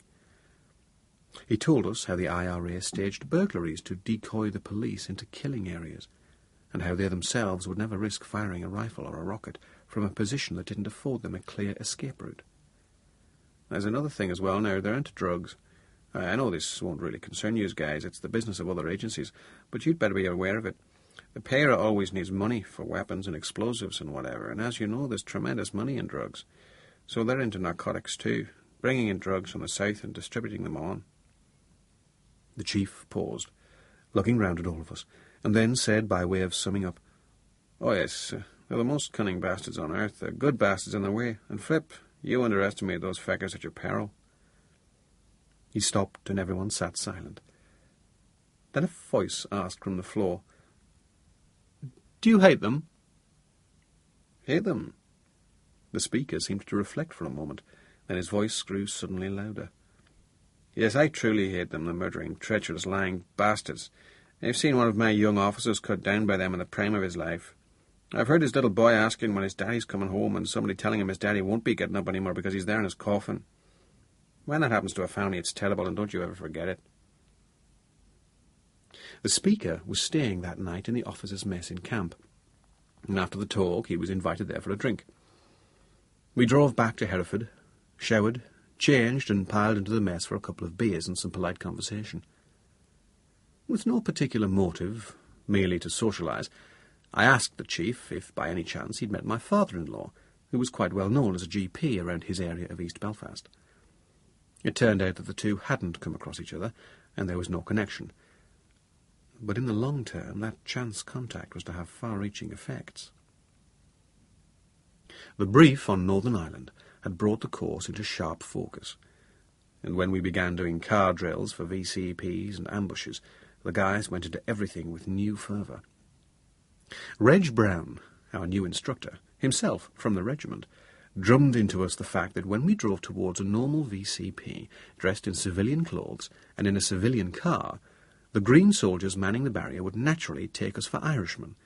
It was therefore necessary to have all weapons stored well out of sight and to let the guys know covertly that we were from the security forces. The way to do this was to keep our ID cards inside our Northern Ireland driving licences, so that when a driver showed his licence, the guard would open it up and see the card. Then, if he was properly trained, he would chat for a minute, say, "Fine," and hand the licence back, and we'd be smoothly on our way. Anyone watching would take us for normal punters. That was the drill for a normal VCP. But it was also likely, Reg told us, that we would come across illegal checkpoints set up by the players in Catholic areas as shows of strength, to demonstrate to the locals that they were in charge. "If you see it early enough," he told us, "spin out and disappear. If you're already into it, keep calm, drive on, but slow down as if you're going to stop. Stay in low gear, make sure the pistol's to the hand in the right-hand door well. As the guy comes towards you to ask who you are, wind the window down, grab the pistol and whack him. Then if there's no barrier ahead, accelerate hard and use the car as a weapon to hit any other players who might be on the road. If the road's blocked, start off the same. The driver drops the first guy, but at the same time the passenger starts putting down a massive amount of fire on his side. Two guys on the back debus, go wide, and put down more fire. Now the front two jump out, move back through the others, and put down rounds themselves. All four of you pepper pot back into a line and then assess the situation. If you've taken out 2 or 3 of the players and there are only 4 or 5 altogether, the commander may take the decision to move forward and finish them off. Also, of course, you've got your radios, and by now you will have called for assistance." Much of our training took place in Prescott's Wood, where everything was pretty realistic. We built OPs by digging in, carefully disposing of the soil and meticulously roofing the hides with branches, turf, dead grass and leaves, so that no sign of disturbance was visible. From those vantage points, we had to keep watch on spots like culverts, in which, according to one scenario, a bomb had been hidden, and report any activity that had taken place in the area. We also had to fight our way out of ambushes laid on by guys from the regiment, who would open the proceedings by throwing a petrol bomb into the road in front of our car. Often we were out in the countryside away from LATA altogether. Many of the farmers round Hereford were really on side, and were glad to let us use their land and buildings. Once an arrangement was in place, someone would tell them that if they saw movement round an outlying barn or in one of their hedges on a particular day, not to worry, they were to carry on with their normal activities. Our scenario would lay down that some players were using the barn as a transit hide. We'd build an OP in a spot overlooking it, and go to ground there, watching for business to develop. Much of the land was similar to the ground in Northern Ireland, undulating fields divided by thick hedges, so it was ideal for training. On top of all this, there was a good deal of physical activity. The guys went for their normal daily runs or sessions in the gym, and twice a week an instructor from the bodyguard wing took us for unarmed combat. Although quite a small guy, he had a reputation for being able to deck even the biggest lads, and he taught us the holds for disabling people or taking them out. "It's easy enough to kill someone," he said cheerily. "All you need to do is use your hand to push the nose bone up into the brain, or you can rip the windpipe out. But the best thing is a life-threatening situation is just break the neck." He instructed us to take each other on and learn the moves in slow time, encouraging us to fight dirty by gouging eyes, going for the crotch, and so on. All in all, the course was pretty demanding, but good fun. I felt I was putting a lot into it, but also getting a lot out of it, learning all the time. Then, one morning, everything went to rat shit. We were firing pistols at about 10 o'clock when a call came through to the range house, and someone shouted, "Geordie, you wanted on the phone?" Puzzled, I went in and picked up a receiver. There on the line was the adjutant's clerk, calling from camp. "Is that Geordie Sharp?" "Yeah." "There's a bit of an emergency. The adjutant needs to see you urgently." "What's it about?" "I'm afraid I don't know. That's the only message. You've got to get right back." Christ, I thought, what have I done now? I must be in for a fearsome bollocking. I looked round for someone to take charge of my weapons, and the nearest guy was Pat Martin. "Hey, Pat, I've got to head back to the lines. Will you make sure me weapons and kit bag go back in the locker?" "No problem," he answered. "What's the matter? Have you dropped a bollock?" "Not that I know of." I shrugged and handed him my pistol, told him my HK-53 was in the hut, and said I'd take the grey Admin Sierra. I drove fast, unable to think of anything I'd done wrong. In a few minutes I was back at camp, parked up and hurrying to the adjutant's office. When I saw the SSM standing in the room by the Rupert's desk, and also John Stone, who'd been best man at my wedding, I knew something was very wrong. The adjutant stood up awkwardly as I came in. Another sign of big trouble. In that warm weather he was wearing his DPMs with the sleeves of his shirt rolled up.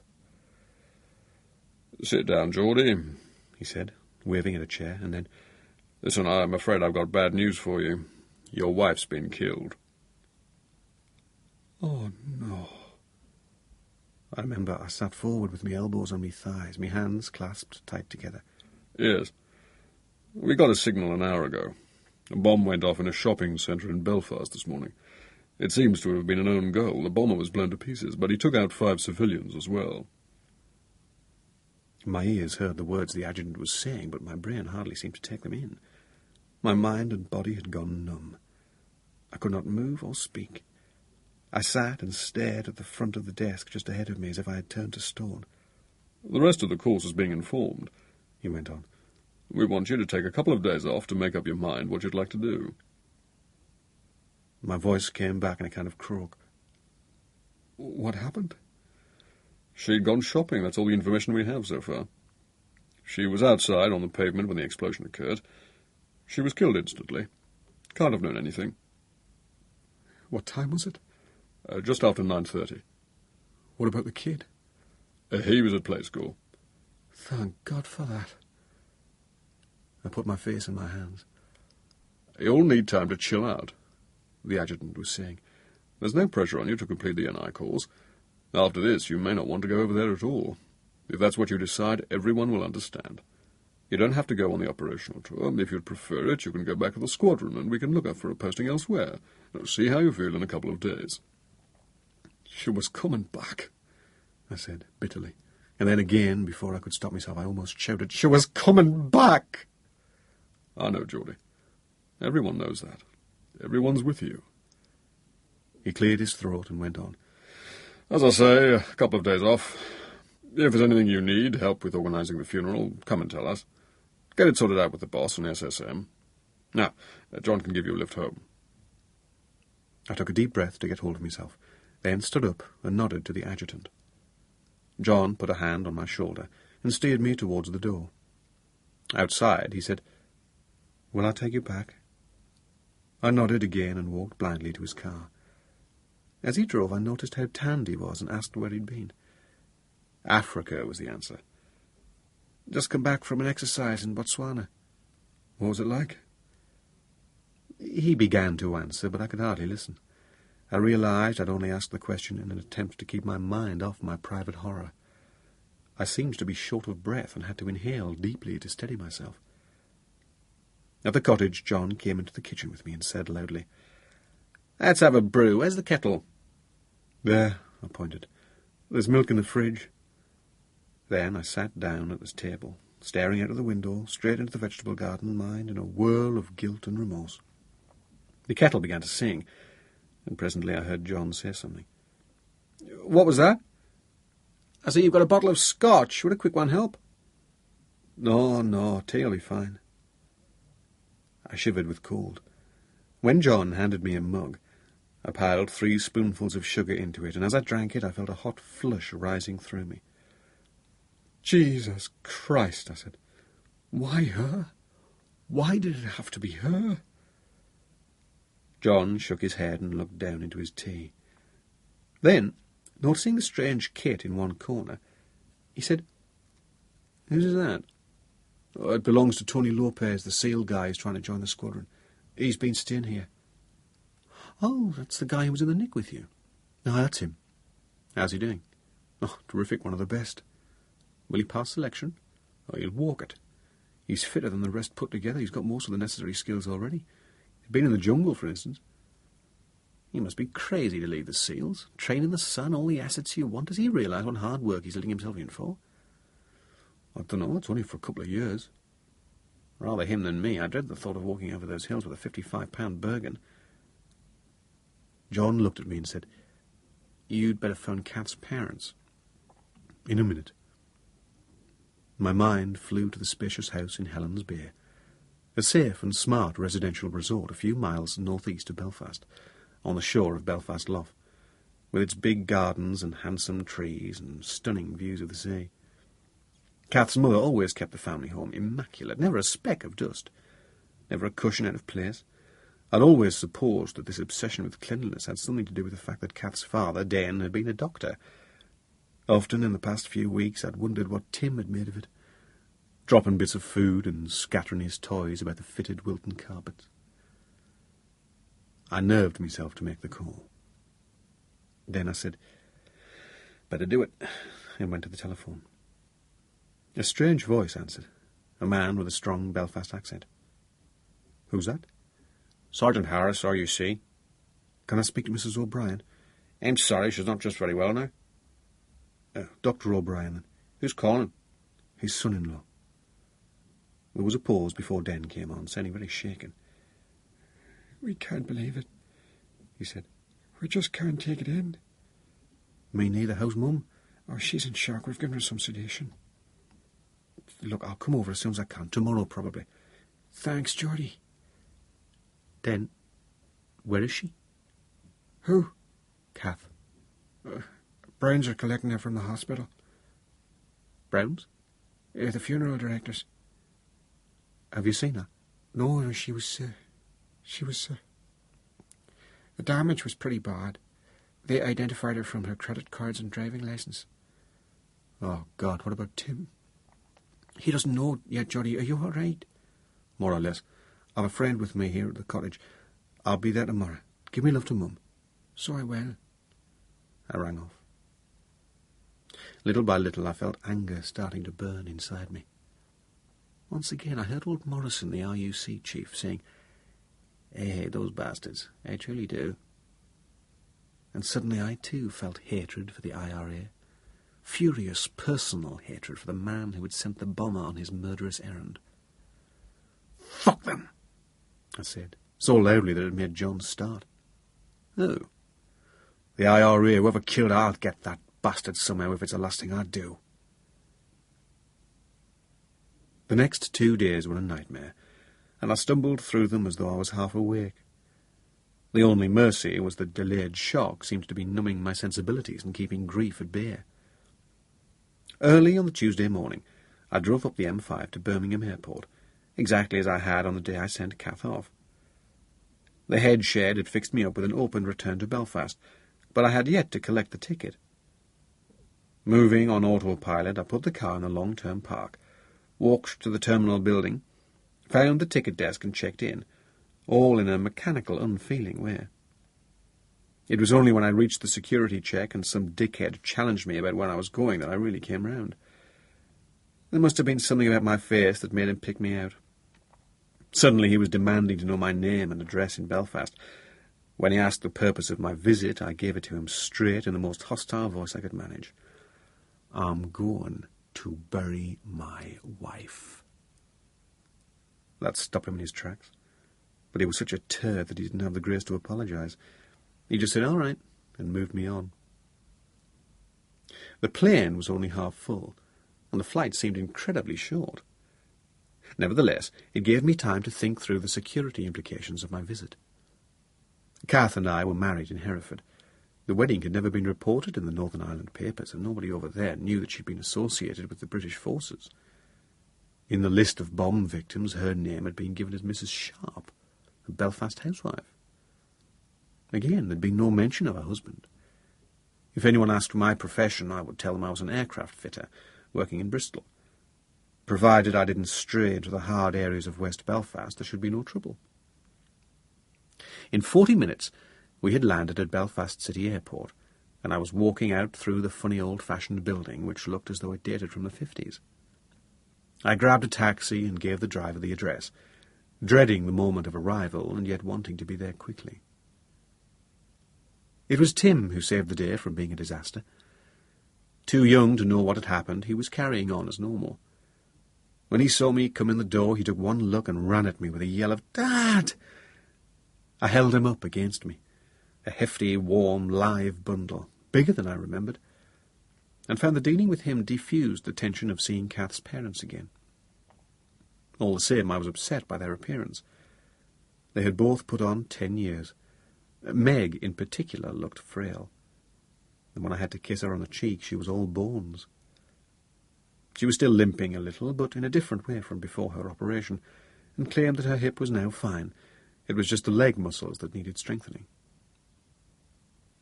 Tim apart, the best thing was their attitude to me.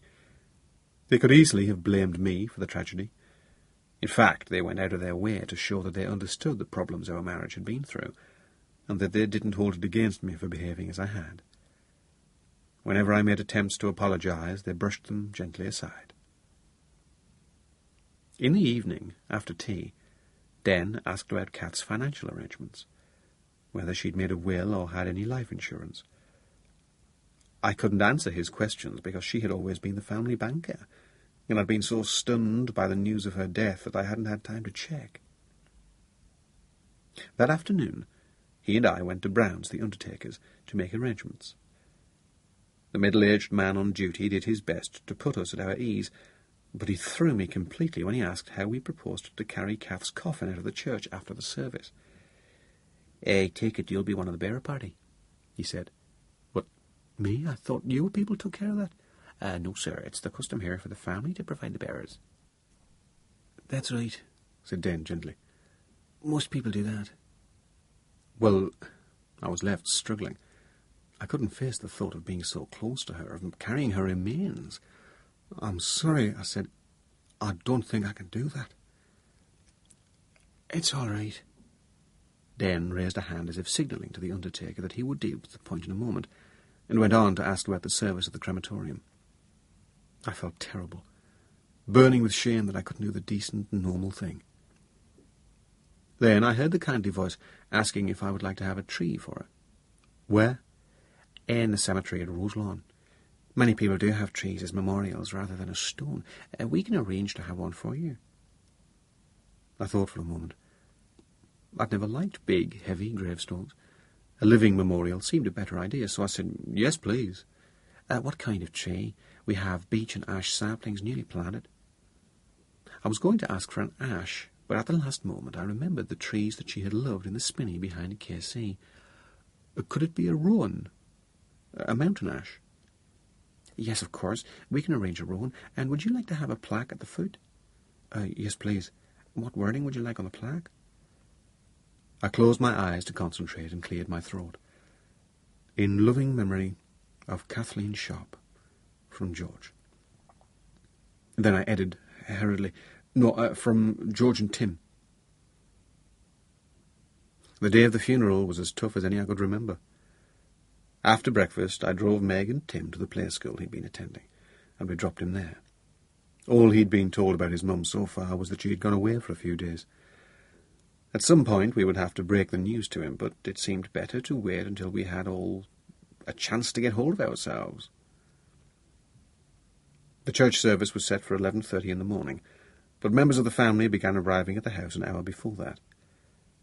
Meg and Kath's younger sister, Angela, were busy in the kitchen, preparing sandwiches and rolls for the wake, and as they wouldn't let other mourners come in there, I had to hold the fort with Den in the living room. Some of the people I knew, some I didn't. I forced myself to make small talk with all of them. The saving grace was the picture window which took up most of one wall and looked straight down over the sea. Birds were busy about the rocks, and every now and then a boat would come into sight, providing a blessed distraction and a new subject for conversation. For a few wonderful moments a fishing trawler on its way out appeared to have caught fire. Black smoke poured from its funnel, and the little ship steamed round in a circle, and everyone became quite excited by its apparent distress. But then suddenly the smoke was doused, and the boat went on its way.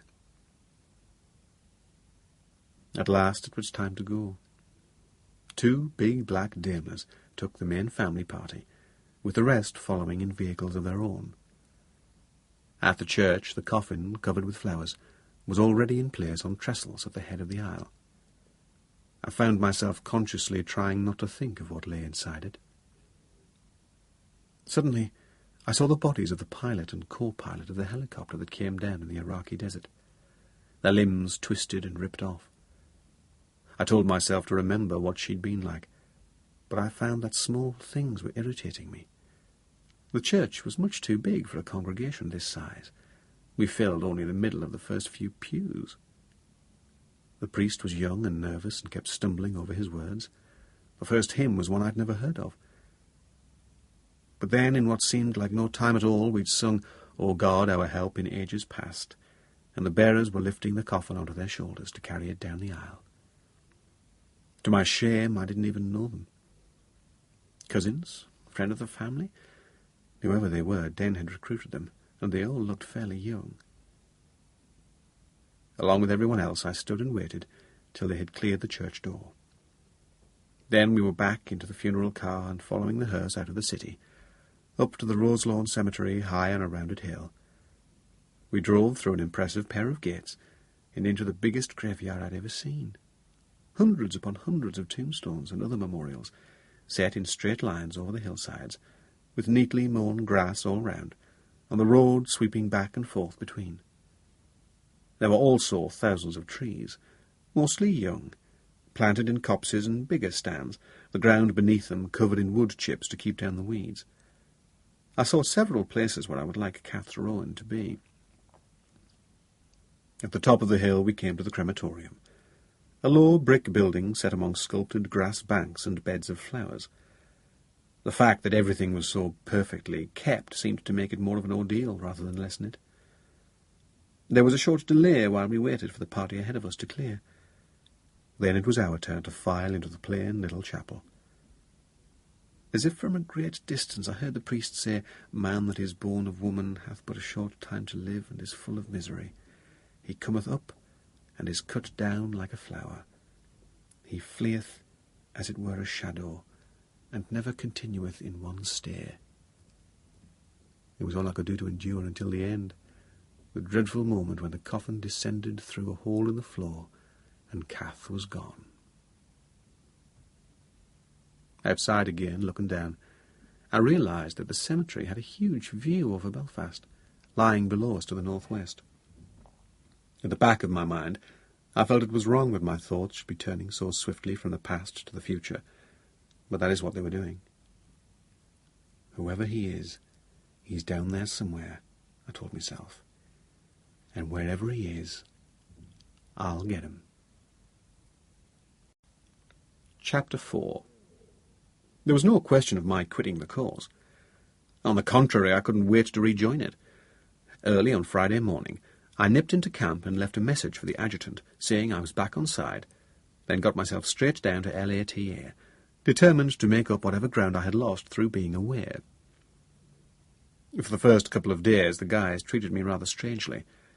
There was none of the usual banter and piss-taking. Instead, their attitude was respectful. Were they anxious not to hurt my feelings? Looking back, I can see that they expected me to be in pieces and were trying to handle me gently. But at the time, I found it annoying. Outside the course, I had one or two close mates, Tony and John Stone, who knew how hard I had been hit, and I was glad of their help. Pat Martin was another bulwark for me. The rest of the course may well have thought I was an unfeeling bastard and didn't care much about what had happened. If that was the score, all the better, because I didn't want anyone to know what I had in mind. What nobody realised was that the agony of losing Kath had transformed itself into a ferocious desire for revenge. Grief had turned into anger, despair into steely determination. Far from being in distress, I came back on fire with new motivation. I'd read in some newspaper that the own-goal bomber had been given a full-scale military funeral in West Belfast. Never mind that his incompetence had led to the deaths of 5 innocent civilians, or that a Protestant riot had broken out while he was being buried, with thousands of pounds worth of damage caused. In the twisted minds of the IRA, he had died on active service and was a martyr, a hero. Brilliant. To focus my animosity, I had given my target a name. Because he was obviously a leading player, I had called him Gary, after Gary Player, the golfer. In my mind's eye, Gary had reddish hair and beard, and sly, pig-like eyes. He was of medium height and sloppily dressed, altogether a scruffy individual, dirty and slovenly, but cunning and bigoted as hell, a dirty fighter and a dangerous customer. Trying to work out the position he might occupy in the IRA hierarchy, I had done my best to reconstruct events. The bomber had been an unemployed 22-year-old. No doubt he had been a member of some ASU, which also included a shooter and a driver. Probably the bomber had been given orders to pick up from point A the device which was to kill him and deposit it at point B. But who had given the orders? That was the key question. According to our instructor, Reg Brown, who'd already done a tour in Northern Ireland, it would almost certainly have been an ops officer or a quartermaster in the Belfast Brigade. Maybe I was deluding myself, but I felt sure that fate was pointing me in the direction of my enemy.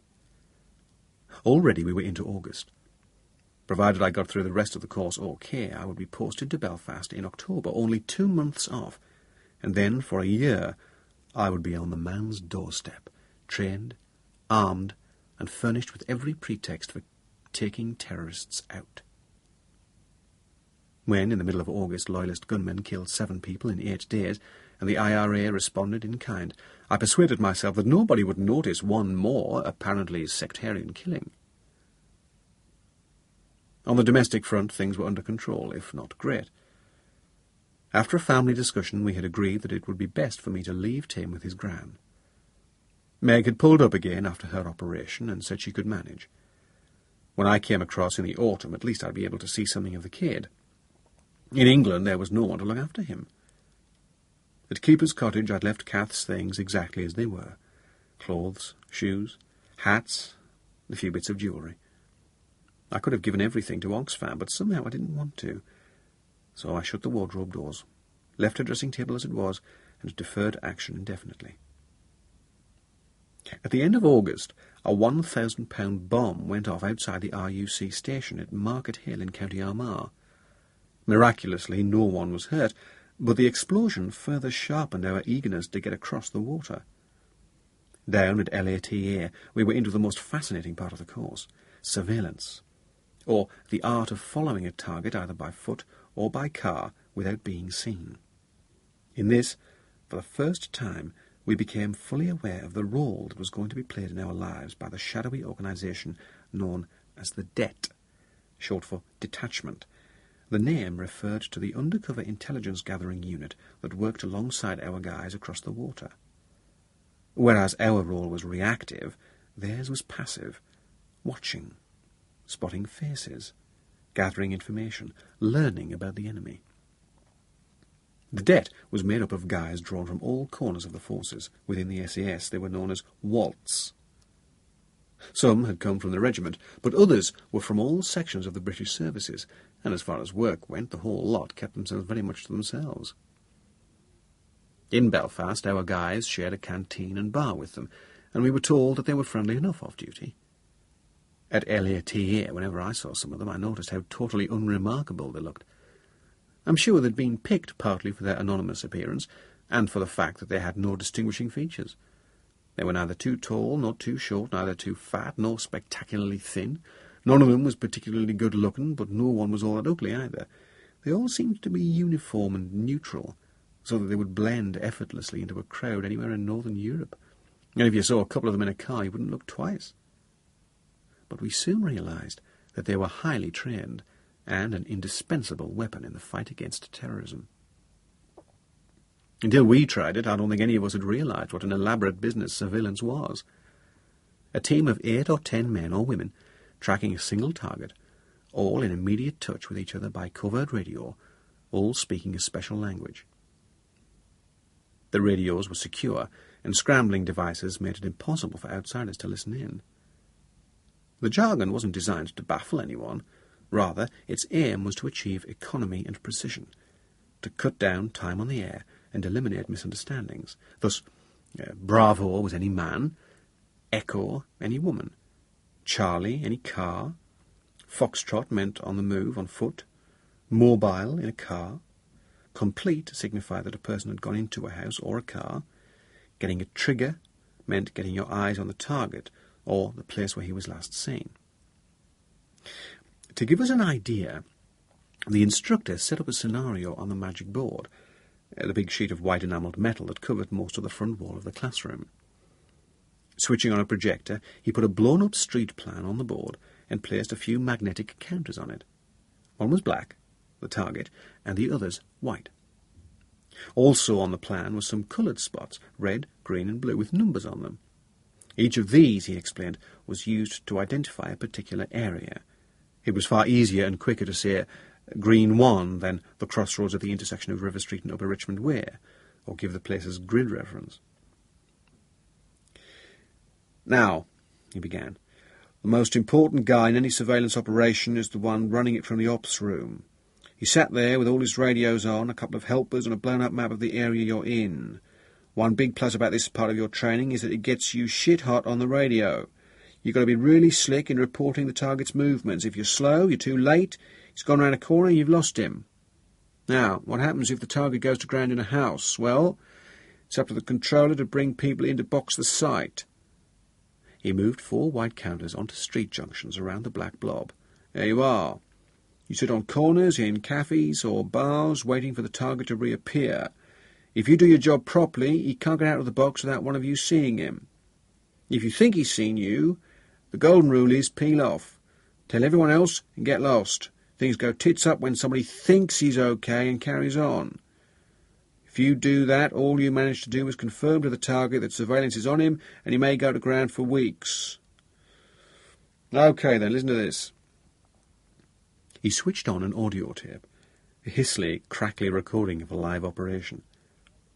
Every time a new voice came in, he moved the corresponding white counter, and after every report, he shifted the black target to a new position, all the time throwing in explanations of his own. I've got the trigger on Bravo 1's house," said the first voice. "At the moment, he's complete. In other words, he's indoors," said the instructor. Then a moment later the voice said, stand by, the door's open." "Oh, no, nothing. It's his wife going to the bins." Another pause. Then, Stand by, that's Bravo 1 leaving. He's Foxtrot northwards. He's walking up the street here, the instructor explained, sliding the black counter upwards. The voice came in again. He's swearing black on blue, heading for the Driver's Arm southern corner. Now he's turning right. Another voice, a Scottish accent. Yeah, I've got him. I can take him down Commercial Street. He's Foxtrot eastwards. Now he's joined up with Bravo 2. They're both gone complete in Charlie 1 and Bronze Escort. I can't get the number. Both targets are in the car, said the instructor, placing a yellow disc on the board. A few seconds passed, and the Scots voice returned. Charlie 1, mobile eastward towards Green 3. Then came another voice, measured, authoritative, the controller. Steve, are you covering Green 3? On Green 3, facing north. Prepare to take over, Charlie 1. As I listened, I felt the hairs on my neck rise up. The process was fascinating in itself, but in my mind's eye I was part of a team in West Belfast, tracking two players through the seedy nationalist areas, maybe the Falls Road or Andersontown. The guys in the car were leading us towards Gary Player and a major contact. At any moment I might set eyes on my number one enemy. The soundtrack fell silent. If you're driving, the instructor said, the one place you don't want to be is in the car behind the target. Keep 2 or 3 cars back. If people are doing something they didn't ought to be doing, they're forever looking behind them in their mirrors. If you do find yourself behind, for Christ's sake, peel off at the first opportunity and get someone else to take over. Stop, called a new voice from the tip. Charlie 1's pulled up in a lay-by at 49346, Bravo 2's Foxtrot towards a telephone kiosk. The lads were getting excited by the idea of going across, and enthusiasm rose still higher whenever guys came back with stories of live operations. Several concerned the ace sniper who was doing shoots in the border area, and in Belfast, taking soldiers out with a .50 rifle.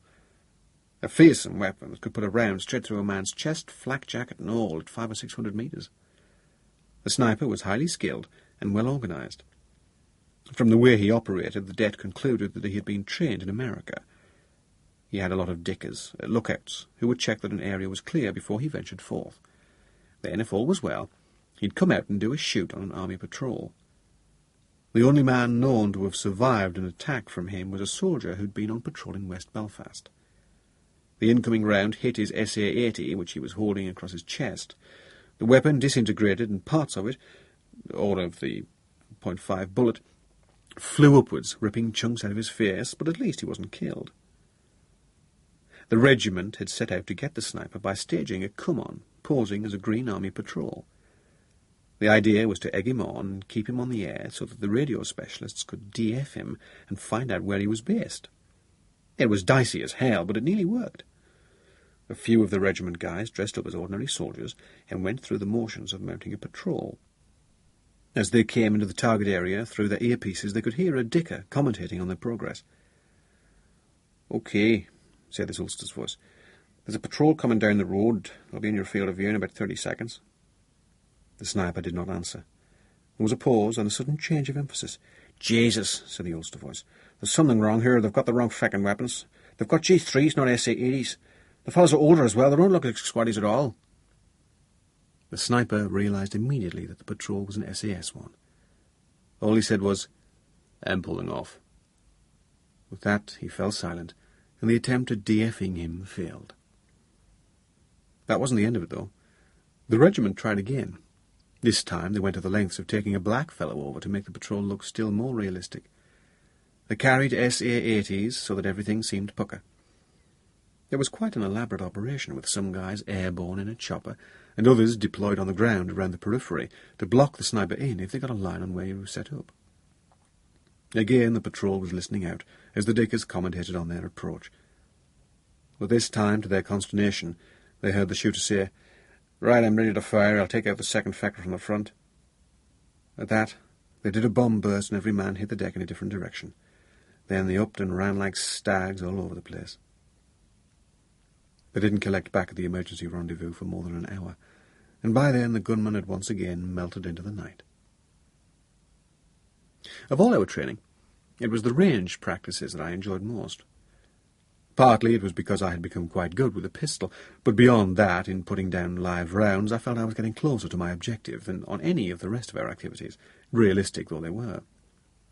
For pistol training, we'd head out to the range at 0900. A couple of the guys were detailed to collect ammunition from the stores and lug the heavy metal boxes to the range hut.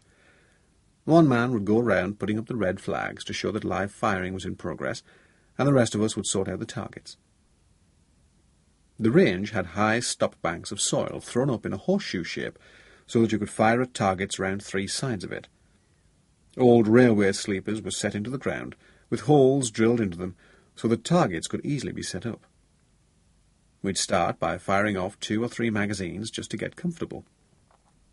Everyone had used pistols earlier in their training, so they all knew which was their master eye and how to take up a proper, easy stance, semi-crouching with, for a right-hander, the left hand cupped round the outside of the right, supporting it. If rounds started going low, you knew you were snatching at the trigger, and the instructors had a special drill for correcting that fault. One of them would say, "Hey, try doing the old ball and dummy with me." Then he'd stand behind the shooter and load his pistol for him, sometimes putting live rounds in the magazine, sometimes leaving it empty, so that the man pulling the trigger didn't know if it was going to go off or not. That way, if he was flinching and snatching, the instructor could see the end of the barrel dip and try to rectify the fault. After the guys had sorted themselves out and got their eyes in, everyone would have a brew from the urn by the target shed. Then the instructor would move on to drawing from holsters.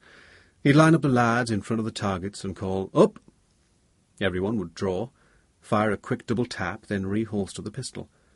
Then we'd turn through 90 degrees to the right or left, and at the second command we'd draw, swivel, and fire. Next we'd turn the other way, shoot from that position, and finally face backwards, so that we had to spin through 180 degrees. Then we'd do some walking practice, maybe 4 of us at a time. The aim was to get everybody nice and confident, walking with their hands at their sides in a relaxed attitude. Then at the command, "Up," we'd stop, draw, whip round, and fire, all in a split second. If the targets were numbered and we were walking in pairs, the instructor might yell, 1 and 4, whereupon we'd have to engage those 2 targets. When each practice finished, the instructor would say, "Okay, guys, paced up," and we'd go forward to stick coloured patches over the bullet holes. At some stage, as we were firing, he'd yell, "Stoppage," and we'd go down on one knee, hitting the release button of the magazine as we went. We'd whip the magazine out, slot another in, and be firing again as we came back up. In a contact, our lives might depend on the speed with which we reacted, and I practiced until I could do the change in less than 3 seconds. Speed and accuracy were everything. With the Hun's head targets, the silhouette of a German soldier's head and trunk, it was always the head we aimed at, and up to 20 paces I reckoned I could put a double tap straight through the middle of the forehead 10 times out of 10. With the bigger figure 11 targets, we stuck on small white patches to give us precise aiming marks. I found it odd that the lads who weren't actually firing would show little interest in what was going on. They'd sit on the bench outside the hut, chit-chatting away. The young ones would be on about the old trout they'd been humping the night before, the older guys about the extensions they were putting on their houses. As for me, I couldn't get enough of it. I had grown fanatically determined that if ever my chance came across the water, I wasn't going to flunk it. I'm sure some of the guys thought I was becoming obsessive, and I suppose I was, but only for a reason about which I couldn't enlighten them. All our training emphasized the need for restraint and split-second timing. Many times in the past, we heard, our predecessors had had to wait until players were actually levelling weapons in front of them before they themselves could fire. If they'd shot sooner, before they were under immediate threat, they could have ended up in court charged with murder. It seemed ridiculous that the dice should be so heavily loaded in the terrorists' favour, yet that was the way things stood. I recalled part of old Morrison's tirade in which he had lambasted the excessive restraints under which the security forces had to work. "When we've brought a murderer into the station," he'd said, "if I so much as cuff him on the ear, that'll guarantee to put me in court. If I kick the chair from under him, that's an assault. Even if I lean over the table to emphasise a point, that's threatening him and the interview's stopped because it's being monitored by the chief inspector sitting in the back." In some irrational way, I felt that the normal restrictions did not apply to me. Gary Player had already committed murder, and that was sufficient justification for my taking him out. Never mind any further crimes he might commit. At the back of my mind I realized that in planning a personal vendetta I was stepping out of line.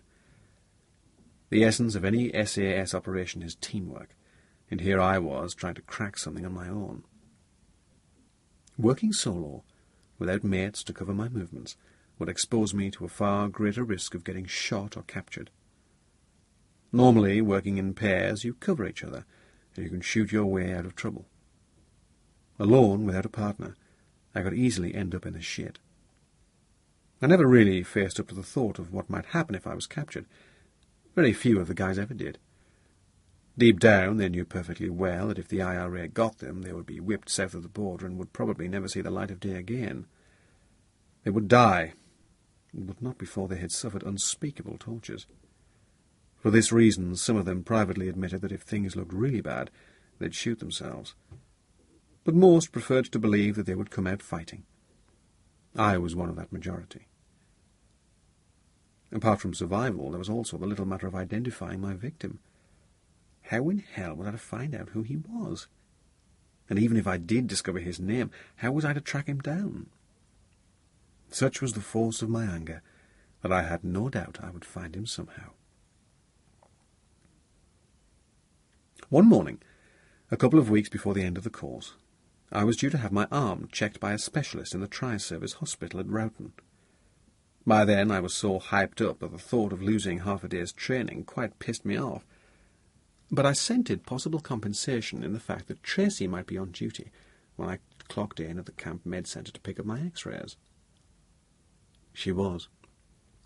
When I appeared, she was on the phone, but before I'd taken 2 steps into the room, she banged down the receiver with a loud cry of "Shit!"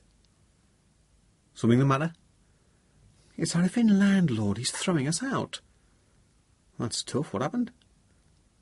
She told me that she'd been living with a friend, Susan, in a flat on the outskirts of town.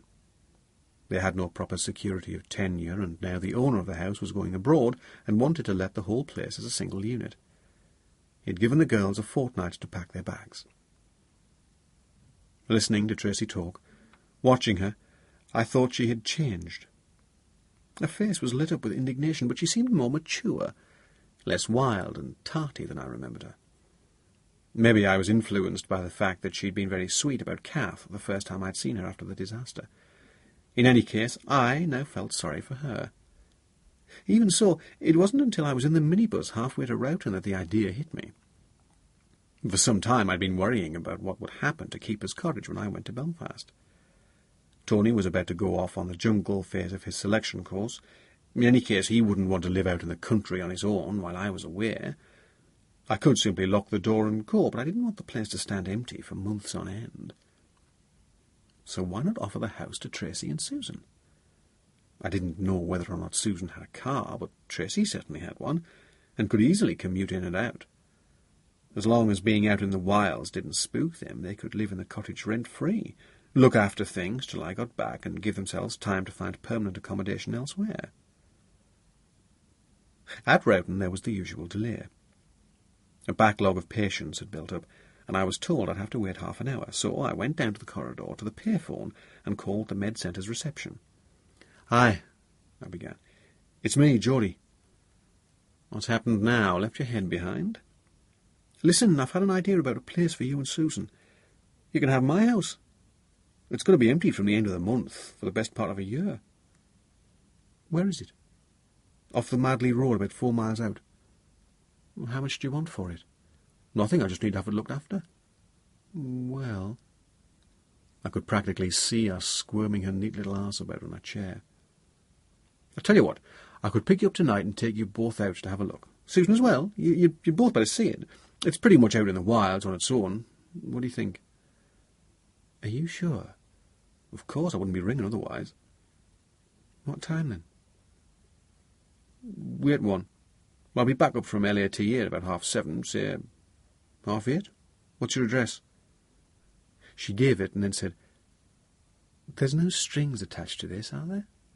"Of course not." I was there 5 minutes early, showered and changed. Naturally, I'd said nothing to the guys on the course. But all day I'd been haunted by a peculiar feeling of half guilt, half anticipation. Was I being disloyal to Kat's memory? There was no denying that I found Tracy attractive. But then I told myself, hell, I'm just trying to fix up a business arrangement of mutual benefit. Or so I thought, until she came flying down the steps of the house, all legs and arms. "Where's Susan?" I asked. "She had a date already, but she likes the idea, and she's given me power of attorney to do what I think fit. Anyway, her job means she's away a lot, travelling." "Let's go, then." She was wearing a silver-grey tracksuit and had a small bag hung over one shoulder. From the scent that wafted off her in the car, I didn't think she'd been running.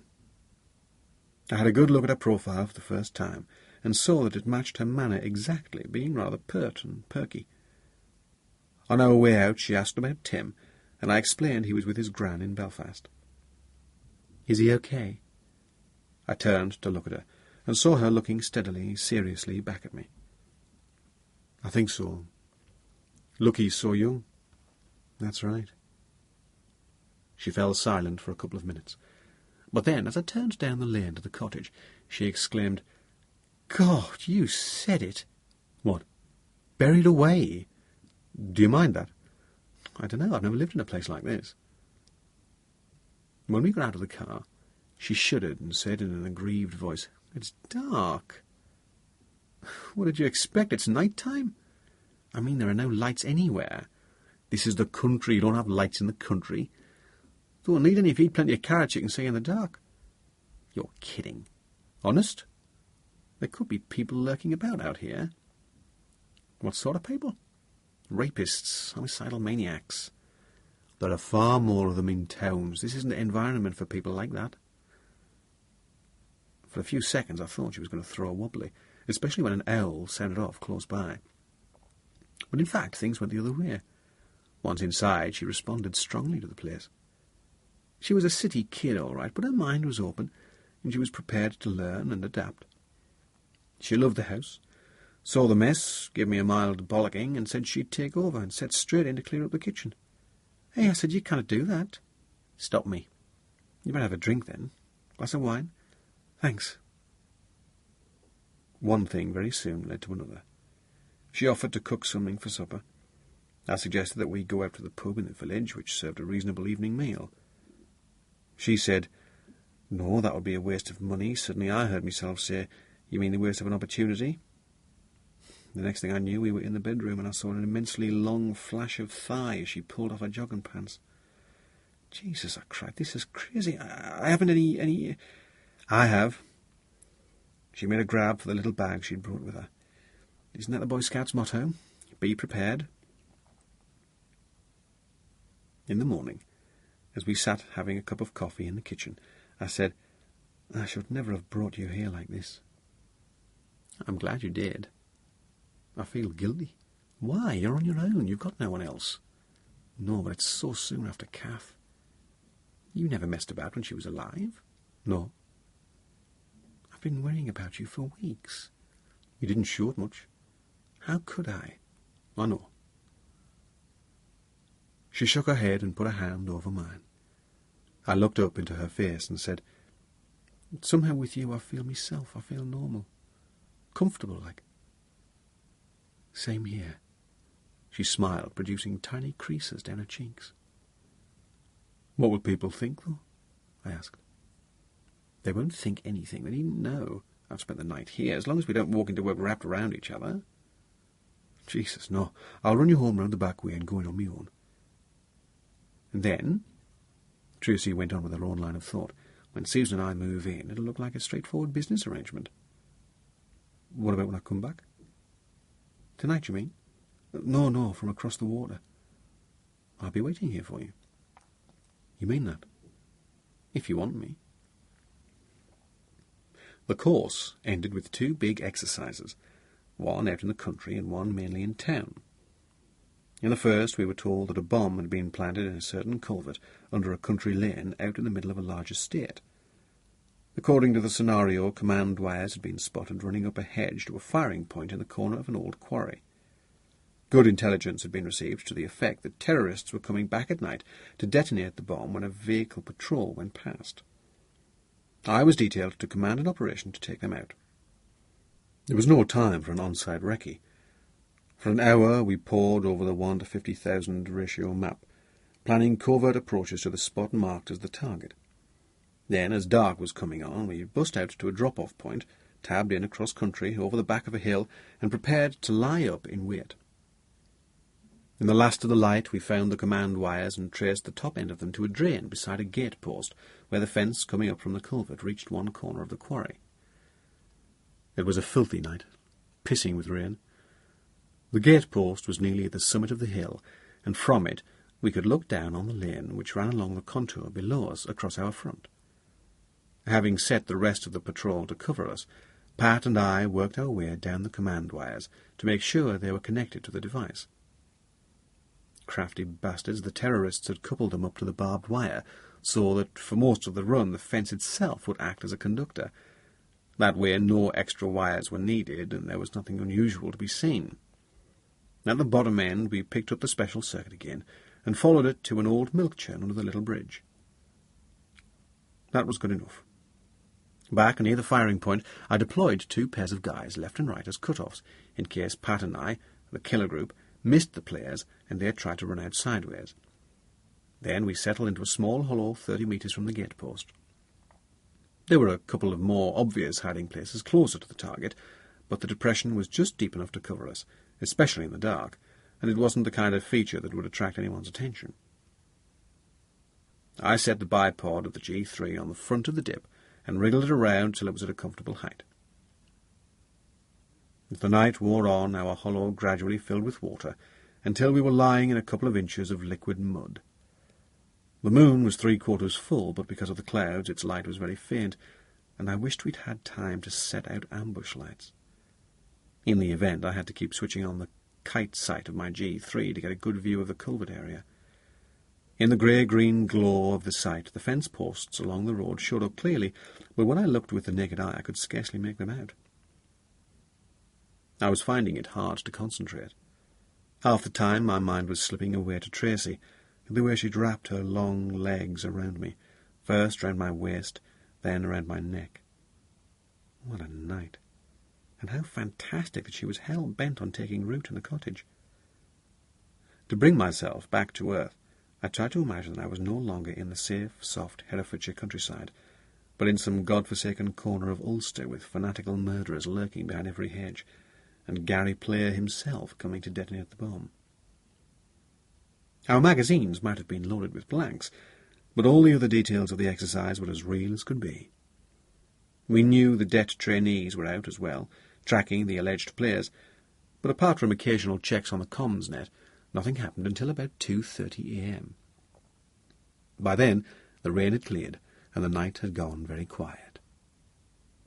Suddenly, a gunshot cracked off in the woods on the slopes opposite, and echoes rolled away down the valley to our right.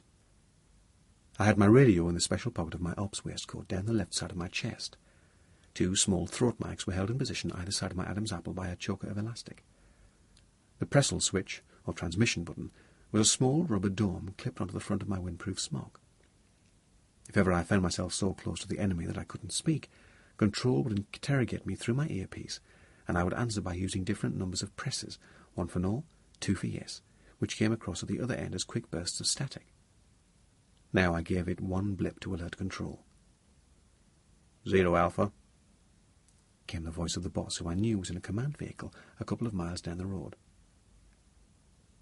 Bravo 5-1, I said quietly. There's been a shot fired approximately 500 metres north of our location. Roger. Checking, wait out. Before I could say anything else, 2 more shots rang out. Pat, a yard to my left, came out with, "Fuck you now, it's Armageddon." Then, way off in the distance, torches began to flash. A pair of headlights flicked on, and a vehicle went herring along a woodland ride, the beams whipping wildly up and down. Men shouted, and a big dog, maybe a German shepherd, barked. The sounds were all faint with distance, but clearly coming towards us. Bravo 5-1 to all call signs, I said. I think it's poachers of the squire's pheasants. Nothing to do with us, but it could be a come-on. Just sit tight. Gradually the commotion died down. The vehicle drove off and silence returned.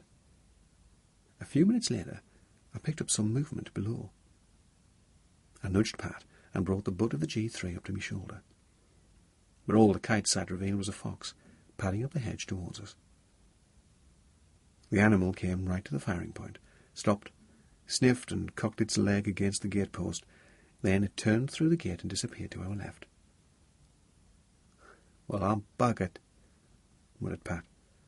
"One foxtrot towards target." At last, soon after 3, the dead came on the air. "2 X-rays, foxtrot towards your location, nearing 060, said a Scottish voice. 300 metres from firing point. "Bravo 5-1, roger." My neck crawled. The baddies were not doing anything as straightforward as coming along the lane to the culvert and up the hedge towards us. Rather, they were moving in across country from behind our left shoulders. The slope of the ground meant that we wouldn't be able to see them until the last moment. "X-ray is still foxtrot," said the dead Scot. 200 metres. A couple of minutes ticked by. Then, 0 Alpha, came the boss's voice in my ear. "Have you got eyes on the X-rays?" By then they could have almost been on top of us, too close for me to speak. I gave a single punch on my pestle to signify no. I lay like a stone, holding my breath, listening. A minute passed, then another. The boss called again and asked the same question. Again I gave him one press. Where the hell were they? With the utmost caution I turned my head until it was facing backwards like an owl's. Nobody in sight. Obviously they were waiting out somewhere very close. We knew that they were there, and they knew that we were there. They were trying to wind us up and push us into making a mistake. Sod them. On the net I heard the boss asking the det to check the bearing to target they had given. The answer came back confirming it. Still no movement near us. Then Pat reached out and touched my left arm. There they were, 2 black heads and torsos showing against the sky a few yards off to our left. The pair moved forward in a crouching attitude, so close I could hear the rustle of their clothes. Gently, I raised the butt of the G3 to my shoulder and looked through the kite sight. The figures showed up in every detail. One was carrying a weapon, a long, and the other had a box-like object slung from his left hand. As I watched, they went aground by the gatepost. I gave a touch on the pestle.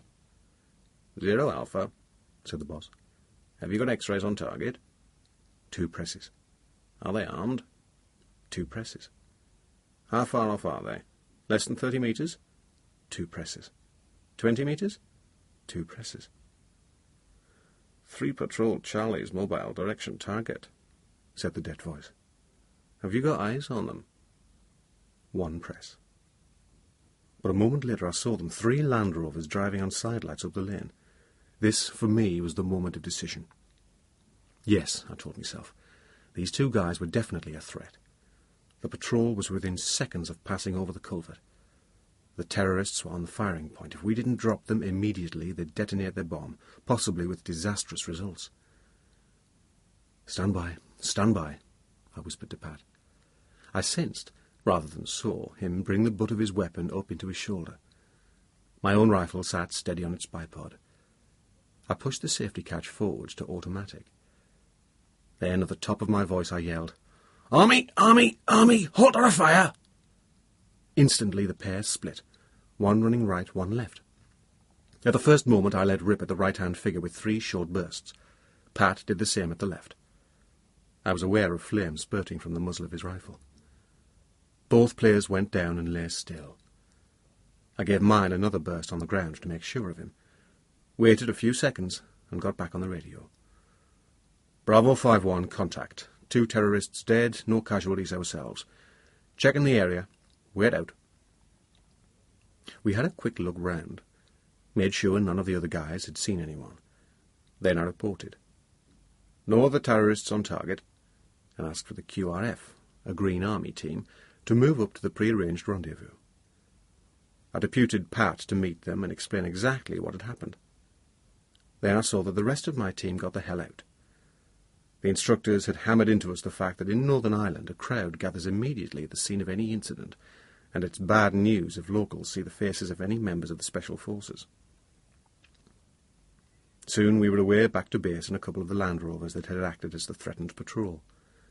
Behind, on the ground, the alleged terrorists would still be lying where they had fallen, until a photographer had taken pictures of them. Also on the scene would be one of the regiment acting as the LO, or liaison officer. He'd be directing the QRF, who would cordon off the whole area. Nobody else would be allowed until the arrival of the SOCO, the Scene of Crimes officer, who was from the RUC. He would measure distances and angles, collect up the cartridge cases, and make notes for his report. After a wash-up, we got our heads down, but not for long, because the exercise continued in the morning with a full-scale inquiry. Not only did a proper judge preside in court with real-life barristers holding forth, the regiment brought down about 60 cooks and bottle washers from the squadron to act as audience and sit there heckling. We'd been told how easy it would be to let ourselves down by getting details wrong when we gave our accounts of what had happened, or by giving away more information than necessary. So we briefed ourselves carefully beforehand, and in the event got the whole incident well squared away. The best bit of the morning came when one of the cooks, Jimmy Bell, went way over the top. We didn't know whether he'd had a couple of pints on the way down or what, but he became so obnoxious with his heckling and his shouts of "Order, order," that the judge ordered him removed from the court, and it was all we could do to sit there with straight faces. Maybe because of my upbringing in the country, I felt more at home operating out on farms and in the woods than in towns. But the next event in our programme was a 4-day spell in Lydden Hythe, the mock village on the Kent coast, purpose-built for training. That is an eye-opener, because there are video cameras set up on every corner, and after a house assault you could run the tape and see exactly what everyone had done. If someone had behaved like a prat, it was useless for him to deny it, because there he was on the video pissing about for all to see. Our final exercise, a joint one with the MI5, was mostly urban. The scenario was that 2 major players had just come across the water and gone to ground in Birmingham. MI5 trainees followed them to a house in Solihull, where they were supposed to have secreted some weapons in a garage. It fell to Pat and myself to do a CTR and exercise our newly acquired skills as lockpickers by breaking into the garage at night to verify the information. Sure enough, we found a cache of 2 dummy AK-47s and some bomb-making equipment. We reported the find and pulled off, taking care to remove all traces of our entry, and left a couple of guys in an OP that covered both house and garage. MI5, meanwhile, was continuing its own surveillance, boxing the area to make sure that the villains didn't slip away unobserved. But it was our guys in the OP who saw the players loading their weapons into a car next morning. By then we were all pretty professional at keeping up a running commentary, and this one came over without hesitation. "Okay, Bravos 1 and 2 are in garage. They've got the weapons. Now they're loading them into Charlie 1. Weapons definitely in boot of car. Stand by. Stand by, Bravos 1 and 2 mobile towards Blue 3. Seconds later the MI5 boys came up with, "Okay, I have Charlie 1 at Blue 3 mobile towards Blue 2. So it went on. Charlie 1, a battered old blue Montego estate, was followed to a deserted farmhouse in the hills outside Kidderminster. This was the base from which they were going to mount their operation. Again our troop went in at night to put an OP on the farm, and when the baddies turned up to collect their weapons, we ambushed them, in theory killing the lot. In fact, according to the scenario, one escaped and moved north to join an ASU in Wolverhampton, so the exercise continued in pursuit of him, and the action moved up there. When the course ended, we had a couple of beers at the bar in LATA, then went back for a Chinese meal in Hereford. After that, we felt we'd taken enough fried rice and crispy noodles on board to soak up a few more beers, so we went on to the Falcon, one of the regiment's regular haunts. By then we'd all grown our hair fairly long as part of our preparation for Northern Ireland, but we were all of much the same age, size, and physique, and it wasn't difficult for outsiders to tell where we came from. As usual, we stood around together, occupying what we regarded as our own territory, at one end of the main bar, and before long we began to get aggro from a gang of town lads in the opposite corner. At first they were just making the odd sarcastic remark, more or less loud enough for us to hear. Then one of them, as he came past on his way to the bar, deliberately barged into me with his shoulder. He was quite a big lad, with straw-coloured hair shaved flat at the top to make an Elvis-type quiff. "Hey," I said, "what's the matter with you? Bog off before you get hurt." He mouthed some obscenity, then turned to the barman. I could see that he was drunk enough to behave stupidly, but not so drunk that he couldn't do somebody serious damage. When he came back with 2 pints of lager, I stood well aside. Apart from anything else, Fred, the landlord, had recently installed closed-circuit TV, so that if anything did start, he would have the evidence on tape, and in the event of trouble he'd be straight up the camp next morning. Nothing more happened for a while, but when I went for a slash, out of the corner of my eye, I saw the fellow get up and start after me. Then, as I stood at the communal urinal, he came and took up position beside me, not having a piss himself, but peering down at my midriff in the most offensive fashion. "Look," I said, "I told you to fuck off." "Not much to bloody write home about, is it?" he said contemptuously. "Can't think what she sees in it." I saw his right hand moving down towards his pocket, so I didn't wait any longer, but dropped him where he stood. He slid down the enamel face and finished up lying on his left side with his head in the trough. Just the place for him. I made a quick grab into his trouser pocket. Sure enough, he had a flick knife. In a second, I had lifted the lid off the flushing cistern and dropped it in. Maybe in a few years' time, if rusty water started coming down the system, somebody would have a look and discover its corroded remains. Back in the bar, I muttered, "Time to thin out, lads. We could have a problem. I'll see you." "Where's your admirer?" asked Pat. "I was just having a little nap." With that, I said good night to Fred and moved off casually. On the way home, I tried to make sense of the yobbo's aggression. Tracy had said something about recently breaking up with a boyfriend. But no, she would never have been friends with a turd like that. And anyway, how could he possibly associate me with her? She and I had never been seen together in town. I decided that there was no connection. It was just normal jealousy of the regiment coming out. All the same, the incident made me realize how much of the girl was on my mind. Chapter 5. A few days before we left, at the start of December, we heard on the grapevine that 500 men of the 1st Gloucesters had been sent to Ulster in response to the latest upsurge of violence. It certainly sounded as though we were going to get some action. Several of the lads went berserk over their packing, insisting that they take almost every single object they possessed. We knew that our accommodation was going to be basic, no more than a series of porter cabins inside a warehouse, yet they seemed hell-bent on having their fridges, TV sets, microwaves, and God knows what with them. There was no limit on what we were allowed to take. The bulk items went ahead by road and ferry, leaving us with only our ops kit. All the same, I didn't go in for much heavy stuff. For one thing, I didn't think I'd need it, and for another, I didn't want to strip the cottage just as the girls moved in.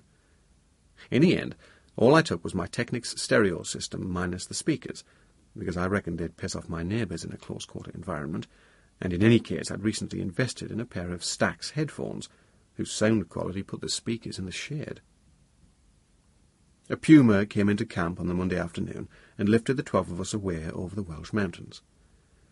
Looking across the cabin, I was glad to see the grizzled, close-cropped head of Tom Dawson, the sergeant major who was coming as our second-in-command on the final posting of his career. I suppose that in a way he was a father figure to us all, and, maybe because I had no parents of my own, I'd benefited more than most of the guys from his wisdom and long experience. We put down to refuel in a shithole of a depot on the coast, and then did a flit across the sea. The crossing gave me time to reflect on the setup at home. Tracy and Susan had moved their things in the day before, and we'd piled Kath's clothes into the small spare bedroom.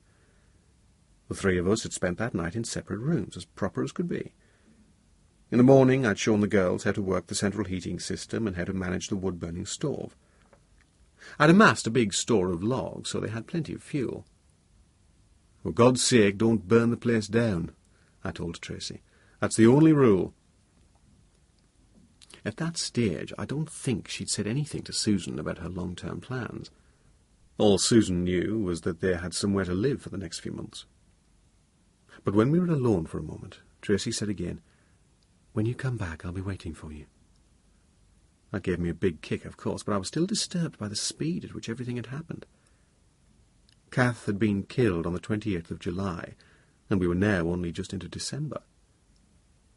4 months. I kept telling myself that it wasn't me who had written Kath off. I hadn't done anything to get rid of her. Fate, or whatever, had snatched her. My soul-searching didn't last long. Soon we were over the coast and landing in the camp on the outskirts of Belfast. Inside the warehouse, the first thing we saw was a man with pink hair.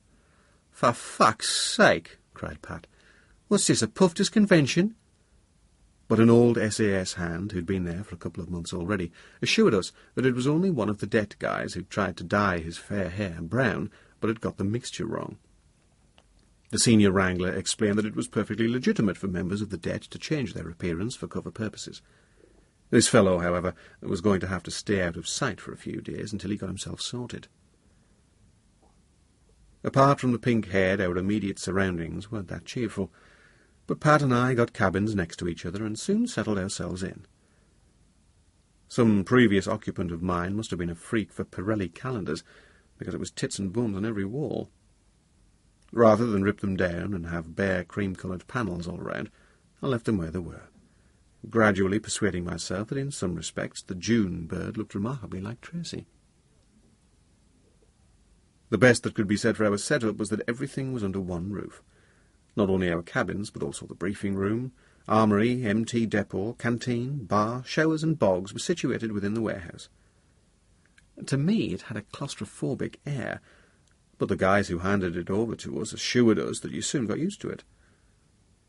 One feature that nobody had warned us about was the rats. That first evening a sudden yell of outrage went up, and we ran into our cabins to see a guy called Ginger Norris pointing up into the roof. "Look at that!" he roared. "The biggest fucking rat you've ever seen!" Sure enough, there on one of the girders perched a vast rat, a real monster, and when a volley of trainers went up at it, all it did was move a tier higher and sit there polishing its whiskers, cool as a pint of Stella. "Jesus Christ!" cried Ginger. "Never mind the PIRA or anybody else. The next thing we'll all be going down with leptofucking-spirosis." He was all for taking out the rat with his cig until somebody pointed out that we'd be even worse off if he shot the roof full of holes and let the rain through. "It's those wankers of cooks," explained one of the old hands. "They sling all the leftover food in open bins out the back of the cookhouse, and all the rats eat them so stupid. It's like giving them a free run of the menu at the Dorchester." "Well, why don't we get some cats?" I suggested. "Cats?" said Ginger derisively. "Cats? Rats this size would have them for breakfast." Our first couple of days were spent on orientation, getting to know Belfast itself. Even though I'd made several visits to my in-laws in Helens Bay and had come into the city centre from the east, I'd never been in West Belfast, and now I was appalled by the sheer squalor of the place. I'd seen endless pictures of it on television, of course, and I was familiar with the crude murals of black-hooded figures painted on the sides of buildings, but nothing had quite prepared me for the pure grot, the scruffiness, the meanness, the ugliness, the filth. Our own senior guys drove us around the softer areas of the city in unmarked cars, but the hard areas were out of bounds to such vehicles, and the only way we could get a look at them was by courtesy of the RUC, who gave us tours, 2 at a time, in the back of their armoured Land Rovers. That meant, first of all, getting infiltrated into one of the fortified police stations, an experience in itself. The one Pat and I went to was defended like Fort Knox, with high anti-rocket wire mesh screens, mortar-proof walls of reinforced concrete, and closed-circuit television cameras bristling from every rooftop. Driving in, we passed through 3 separate manned gateways. Then, to enter the building, we went round a couple of corners, thick walls set at right angles to each other to cut down the chance of blast penetration. Inside, a sergeant gave us a quick tour, mainly of the ops room, where radios crackled and the walls were covered with large-scale maps dotted with coloured pins. This station, said our guide, had been attacked more than 100 times with rockets, mortars, sniper fire and coffee jar devices or petrol bombs. They fired an RPG-7 from the distilleries into the canteen, so they did, he told us. There were no fatalities, but quite a few people were injured. Then they tried to float a bomb down the stream which passes under the station in a tunnel. We have a cage on either end and cameras, but still they were going to try it. Luckily, the special branch got wind of what was happening and they aborted the attempt. From one of the sangars, high fortified towers, we had a great view over the city. Everything looked peaceful enough, yet still our guide could speak of nothing but attacks. One great merit of the station's position, he explained, was that it had a school and a housing estate right behind it. These made the PIRA reluctant to fire mortars in that direction because the weapons were notoriously unreliable, and an overshoot that caused civilian casualties would create very bad publicity. We ventured out on a patrol in a police Land Rover. A constable drove, and a sergeant called Martin kept up a running commentary from the passenger seat.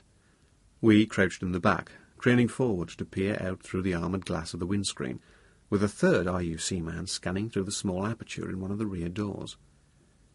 Here, on this corner, a rocket attack on a police Land Rover had cut an RUC sergeant nearly in half.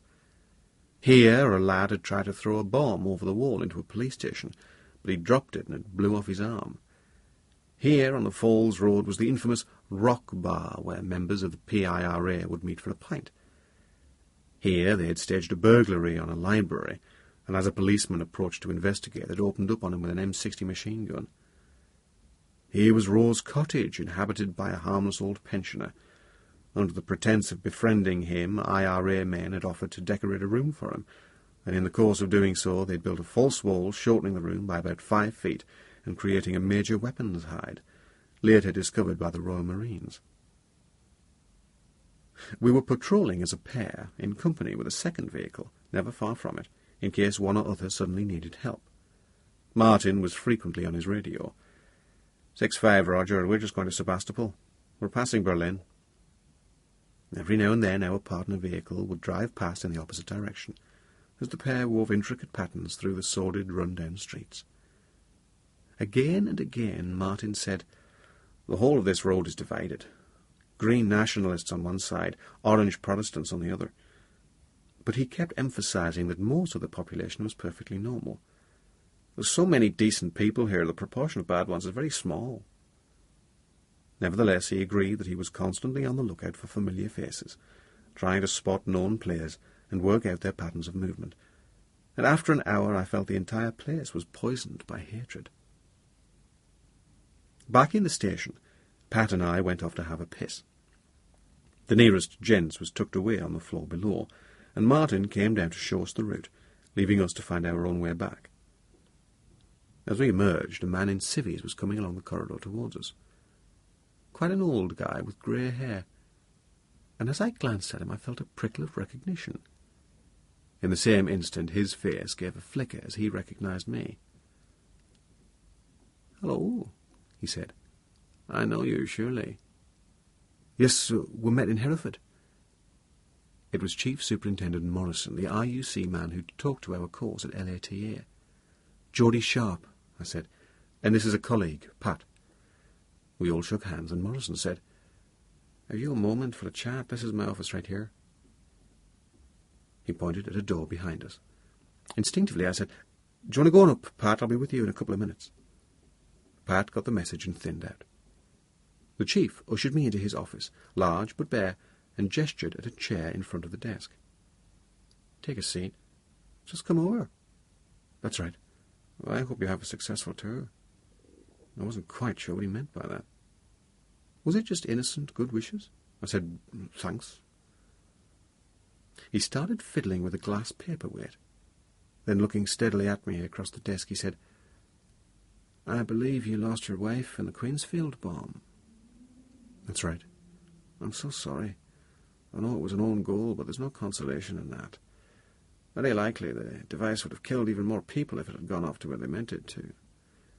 I think I told you over in England, we're up against real bastards here. Evil bastards. What I didn't say to you, of course, was that I've lost my own brother to them, and his son, my nephew. So I can imagine how you feel. Thanks, I repeated. Sympathy's not much use. I've learned that over the years. But you have mine, and if there's anything I can do to help, you let me know. Even as he spoke, an idea was opening up in my mind. That's very good of you, I said. And then I added casually, I don't suppose you know who did it? Who was responsible for the bomb? I'd have to check. Why? His lined, grey face softened into a smile. Do you fancy going after them or something? No, no. I forced a smile in return. I just thought it might help somehow to know. Of course. And if I did find out any information, what would I do with it?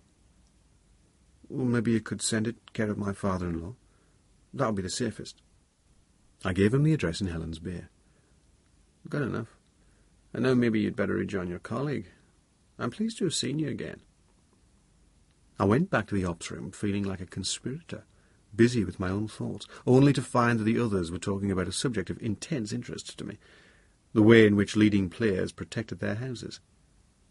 Many had closed-circuit TV cover, front and back, Martin was saying, and most reinforced their front doors with steel plates and big, heavy, old-fashioned iron bars which could be swung or slotted into place at night, making it impossible to force an entry. Often they'd have an inner door as well, with an airlock between the two in which they could scrutinize visitors. Then, at the bottom of the stairs, they'd have a cage or grill of heavyweight weld mesh, so that they could seal off the upper floor. That way they were safe from all but the most determined attacks. The troops' 8 intercept cars were monsters in disguise. They looked quite ordinary, but under their sedate exterior lurked mighty engines and any number of refinements. Some of the engines had merely been hotted up, but others had been replaced by more powerful units altogether. The extra punch was needed because the cars were carrying a huge amount of weight in the form of armour at the front, along the side panels, and behind the 2 back seats. To manage all this, as well as 4 blokes and their gear, rifles, shotguns, assault kits, door charges, and so on, the springs and shock absorbers had been uprated. Even so, the belly plates were liable to ground when you went over bumps like sleeping policemen, sending out showers of sparks. Inside each car there was a comprehensive comms system, with the radio tucked away in the glove compartment, a Pressel switch down by the handbrake, and a microphone slotted into the sun visor. For a normal covert operation, we'd listen through our earpieces, but there was also a loudspeaker fitted into the glove compartment for when the shit hit the fan. If you get into a chase and the villains know you're after them, there's no point in trying to stay covert, so you switch to the speaker, somebody explained. Equally, if you start to take incoming and the windscreen goes, your earpieces are the last thing you need. I didn't appreciate quite what the cars could do until I went out for a familiarization drive. The one I had was an old Rover 2000, known as the Bluesmobile. It looked drab and decrepit, as if it was well past its scrap-by date, and when we started out I thought I was driving a tank, so heavy did it feel. But as soon as I got out onto the ring road and put my foot down, that was something else. In a few seconds we were doing 150 miles per hour with a good bit in hand, and only a build-up of traffic far ahead made me ease off. Thereafter I took things more steadily, and concentrated on getting familiar with the radio system. One lesson I learned from the run is that a G3 is a brute of a weapon to take in a car. Too long to fit down neatly beside the driver's seat, and difficult to bring up quickly. I'd already heard of an occasion when a G3 had slipped so that the muzzle landed on the accelerator pedal, and the driver suddenly found himself heading off into the sunset at a great rate of knots. Now I saw the wisdom of bringing an HK-53, which would fit comfortably under the seat. Our familiarization was supposed to last for the first couple of weeks, but in the event things turned out less leisurely. One evening I was in my cabin, with Eric Clapton keeping the world at bay, when through the music I heard a call on the tannoy. "Stand by, team, into the briefing room." In half a minute all 10 of us had assembled. Tom Dawson, the second in command, was in charge. "Right, lads," he began. "We've got a fast ball. Operation Eggshell. It's a babysitting job with a few strings attached. There's a hit going down on a senior political figure timed for 22:30 tonight. The boss is at TCG getting details. Basically, it's a city job in East Belfast. We need 4 guys to babysit and 6 to deploy in the intercept cars. He turned to me. Geordie, you're to command the house party. The address is Knocklofty Park. There's no time for an on-site recce, so you'll need to take a good look at the map and get your asses down there ASAP. Covert approach from west ground behind. If you want to grab something to eat, you've got 20 minutes. Final briefing at 2000 hours, and roll immediately after. Because I'd already eaten, I had plenty of time to sort and check my kit. HK-53, sidearm, magazines for both, torch, knife, wire cutters, covert radio. We'd go in wearing civilian clothes, but with our ops waistcoats on. I'd told all my guys to bring a pair of clean trainers for when we got inside the house. Even if the people you're looking after are about to be blown to kingdom come, they don't take it kindly if you mess up their carpets. I also packed a roll of heavy-duty polythene and one of lightweight black cloth for doctoring up a lookout room when we established ourselves in the target. With films slanted across a room from ceiling to floor and the back wall blacked out, you can move around without somebody outside being able to see you. Then I thought, if the old people are going to be in the house, we'd better take flak jackets for them, just in case shrapnel comes through the floor or one of the doors. Also, we needed a couple of big medical packs.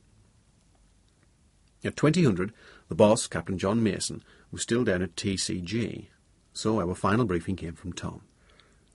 Just to confirm details, He began. the PIRA's target is Freddie Quinlan, the Unionist MP. He's already at home with his wife. He's been offered the chance to leave, but he's declined. He's that way. Doesn't rate the opposition, stupid bugger. Normally, he has no security on the house, whatever, not even any cameras, but that's his lookout. Our information is that the PIRA are planning a rocket attack, probably a drive-past.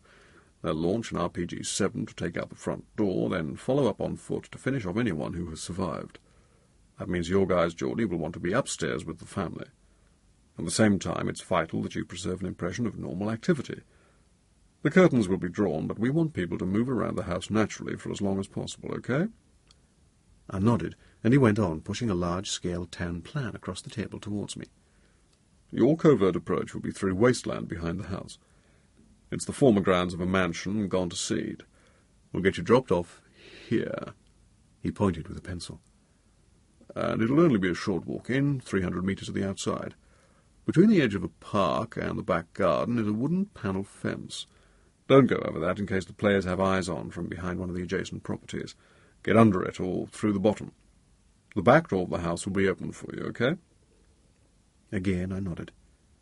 How do we recognise the house and garden from the back? There's a World Wildlife Fund panda symbol hung over the outside of the fence. What about the telephone? Is the line bugged? Possibly. Special branch have told Quinlan to carry on taking normal calls, but obviously not to mention the operation. Fair enough. Anything else?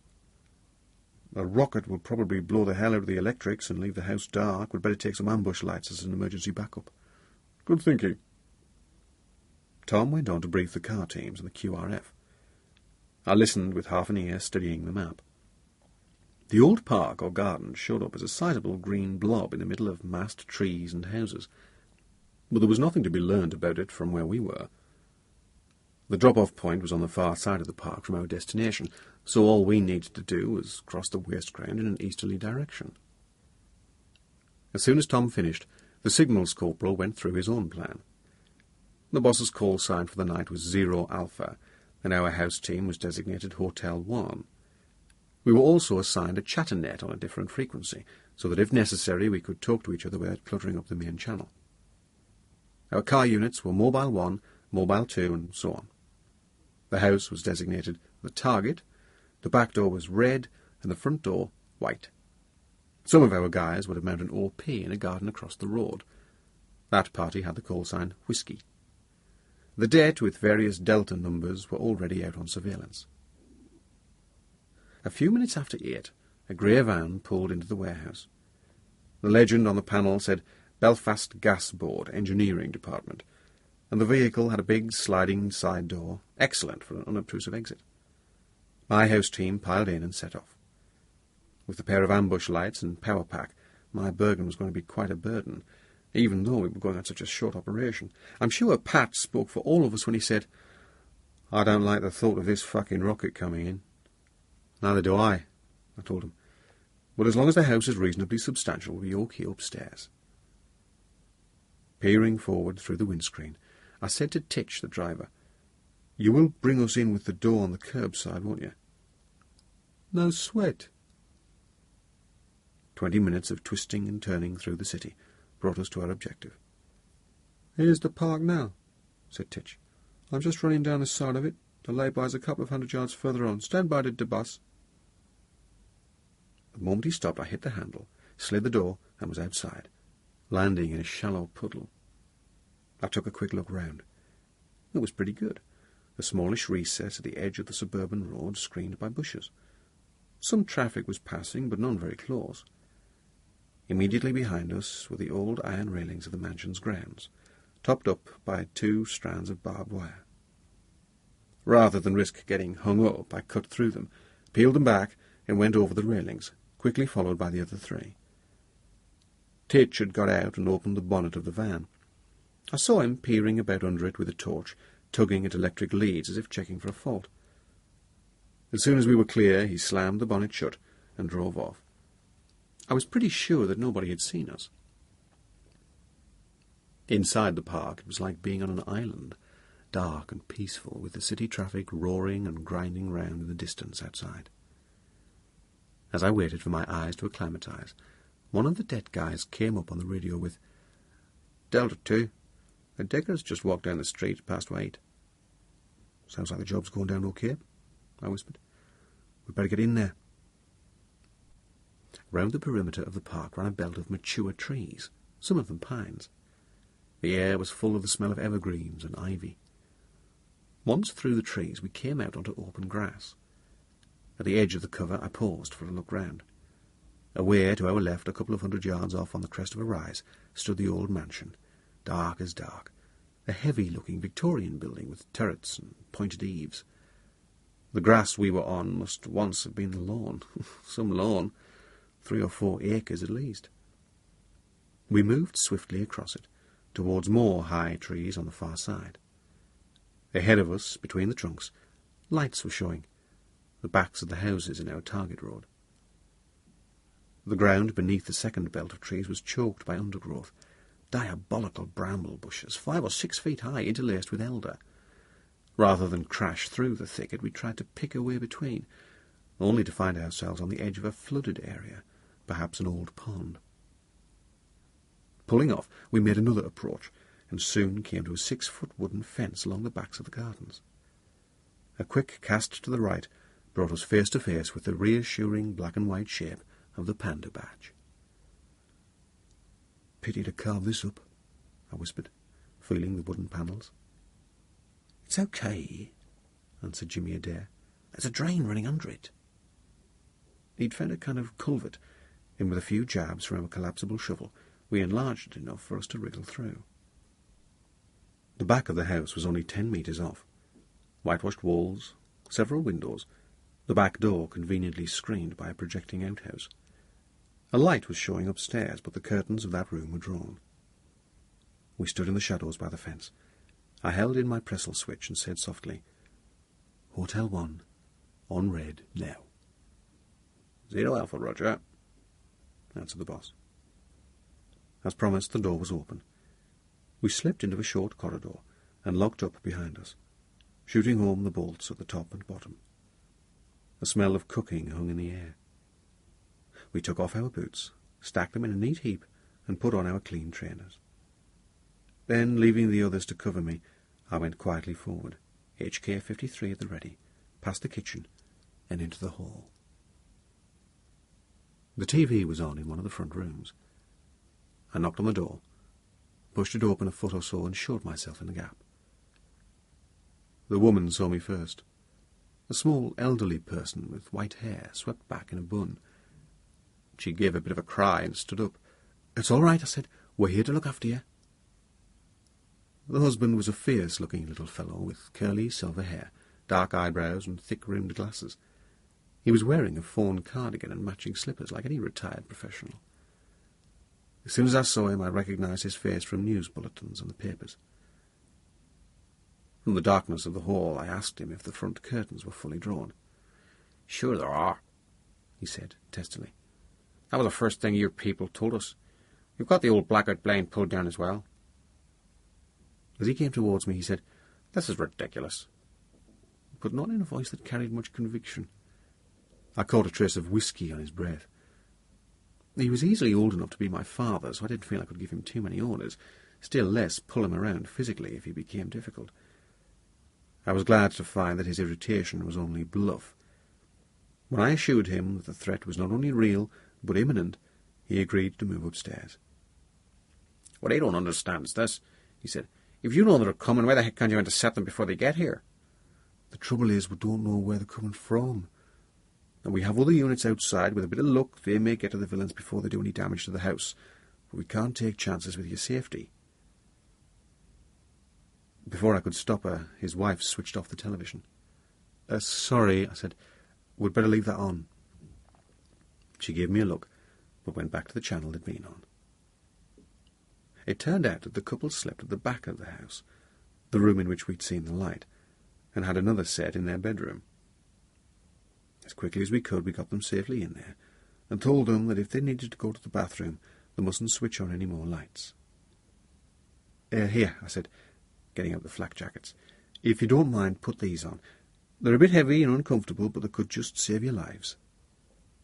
Then I took the medical packs into the bathroom and opened them up so that the IV kits were immediately to hand. Next, we took a look round downstairs. The house was solidly built, with floors that didn't bounce and walls which felt good when you hit them. The whole place was tidy as could be.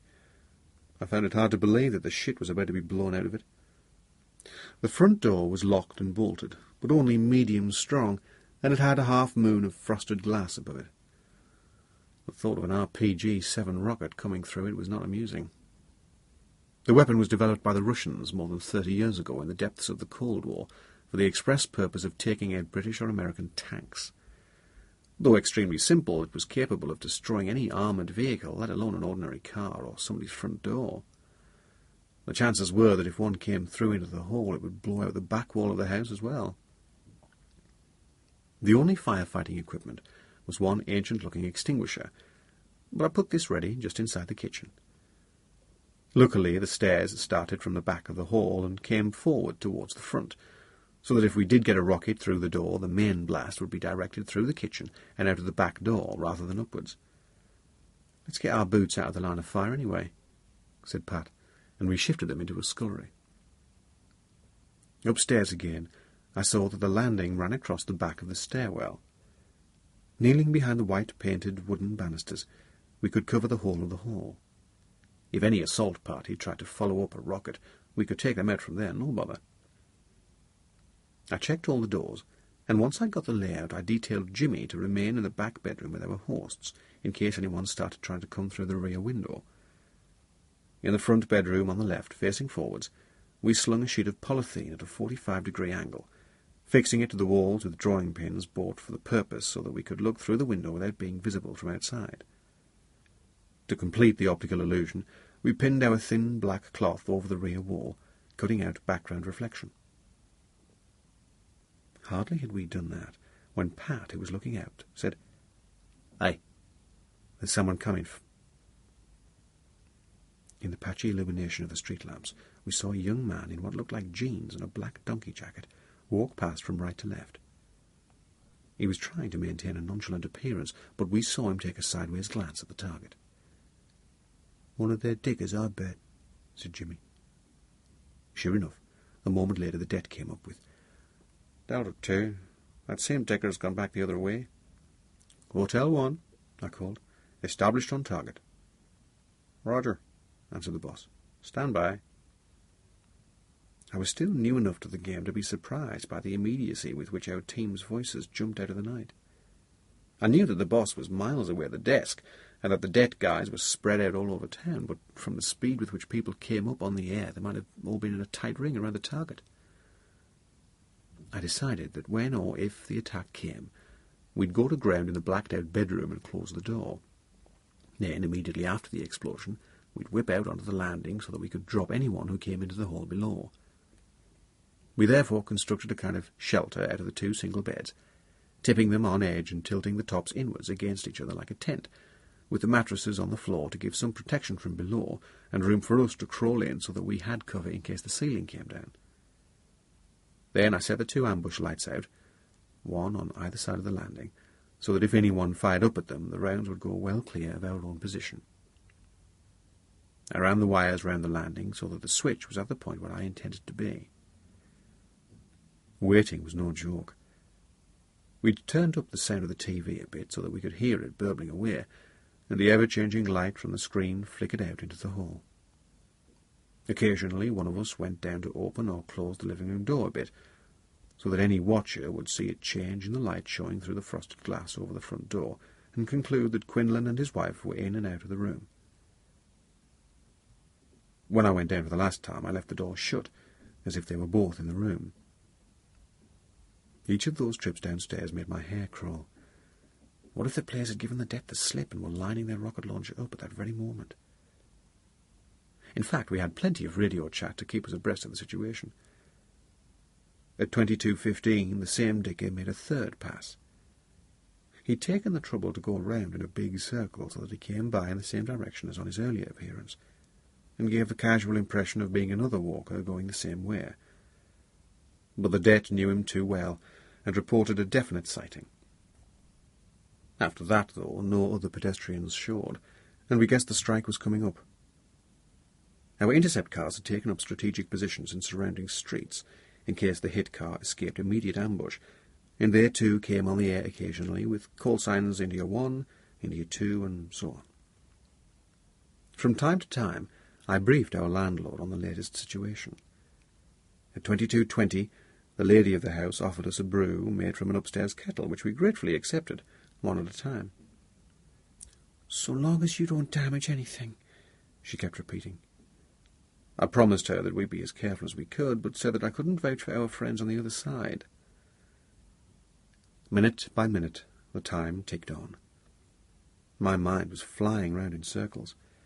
Kath, Tim, Tracy, Gary Player. It was too much to hope that he would have been assigned to carry out tonight's hit.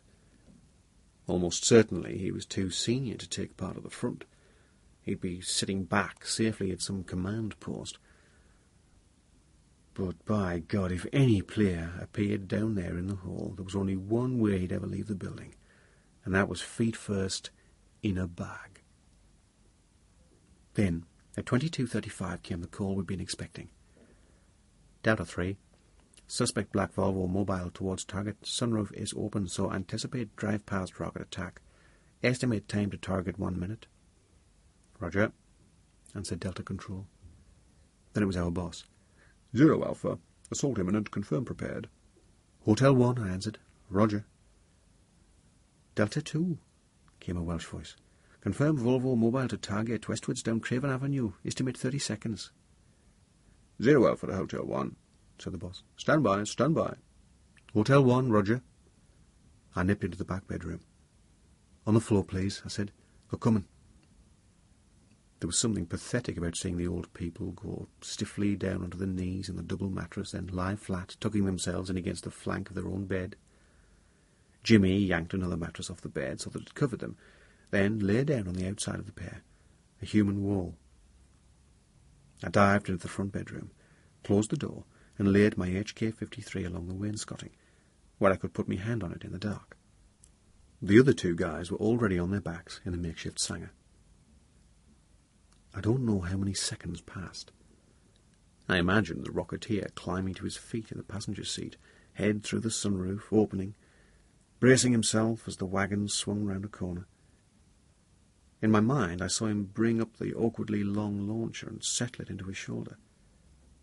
Suddenly I thought of a German friend who loathed all Volvos, and whenever he saw one shouted, "Scheiß Auto!" This one was a shit car, all right. I caught one more det report, calling the Volvo into the start of our road. Then I closed my eyes and clamped my hands over my ears. I just heard the car engine screaming at high revs in some low gear. Then came the whoosh of a rocket being fired, and an almighty earth-moving bang! I felt the floor flex beneath me. The door of our room flew open and smacked back against the end of one bed. From hall and landing came the sound of plaster falling. My instinct was to yell at the top of my voice to let out the tension, but I fought down the impulse. The light had gone out. The television had been silenced. In a second, all three of us were at the banister rail, weapons trained on the hall. The air down there was full of smoke or dust or both. Through it I saw that the front door had gone, and street lights were showing through an open rectangle. I had my hand on the switch of the ambush lights, but something made me hesitate. If there were any rats incoming, I wanted them well in the trap. But were there any? From outside came a sudden hammer of rounds going down, then more and more. Then a screech of tyres followed by a heavy impact. And we'd got the car for sure. From somewhere under us at the back of the hall came a flicker of ruddy light. Fire. Nothing serious as yet, just enough to give useful illumination. But already I'd come down a notch or two from my peak of tension. The shots outside and the noise of the crash, everything suggested that the gunman had gone under. Not at all. Movement in the doorway. Two dark, hooded figures ran in, kicked the door of the living room wide and opened up through the gap with submachine guns, spraying the room with uncontrolled bursts. In the confines of the house the noise was shattering, and the players themselves were adding to it. No silence for them. High on adrenaline, they were roaring obscenities fit to bust, feckin' this and feckin' that. When one of them flashed a torch around the room and found there was nobody in it, they yelled even louder. All this had taken maybe 4 seconds. By the time they ran back into the hall, the flames below us were bigger and giving better light. They illuminated our targets just enough. The range was point blank, and they never even looked up. 2 short bursts from each of us, and down they went. In the flickering light, I'd gone for the mass of their upper chests, but one of them caught it in the head as well when he fell forward. I saw the armour-piercing rounds rip his balaclava open and pieces of skull fly out. Another volley of rounds spurted from the other man's weapon, but only because he was going down and he'd pulled the trigger inadvertently, and the rounds smacked harmlessly into the wall at floor level. As he crumpled onto the carpet, I gave him a quick double tap in the head. The body gave a couple of violent jerks, then lay still. For several seconds we didn't move. We were safe in the smoky darkness, and in a brilliant position. If 50 players had followed the first 2 in, we could have dropped them all. The reek of cordite filled the air. Suddenly, there was noise and movement above us. A creak, a snap, a rustle, a tearing sound. I faced upwards to see a big chunk of plasterboard fall away from the ceiling and plummet onto the stairs, where it burst and bounced down in smaller pieces, raising another cloud of dust as if a shell had landed. "Jimmy!" I yelled. "Aye," he called back from the back bedroom. "Your people all right?" "Fine." "Keep them there a minute." Now I did turn on the ambush lights, so that they illuminated the hall and caught the smoke which was rising in clouds. Through it I could see the 2 bodies lying hunched against the wainscoting, one either side, and the blood seeping out over the pale carpet. Both men had fallen on their weapons, which were buried beneath them. I felt for my pressel with shaking fingers. Hotel 1, 2 X-rays dead on target. White demolished. No home casualties. Get the QRF up. I knew I was shouting, but I couldn't help it. The leader of the fire party was also shouting. Everyone was trying to get on the air at once. "Zero Alpha," said the boss firmly. "Everybody wait out. Now, Hotel 1, is your area secure?" Hotel 1, roger, area secure. "Roger. Hotel 2, is your area secure?" Hotel 2, 2 dead X-rays, 1 RPG, 1 sidearm. This area is now secure. "Zero Alpha, inform all stations, QRF coming in now. Stand by for pickup." Covered by the other 2, I stepped cautiously down the stairs. The shreds of the front door hung from its hinges, but the centre of it had been blown clean out.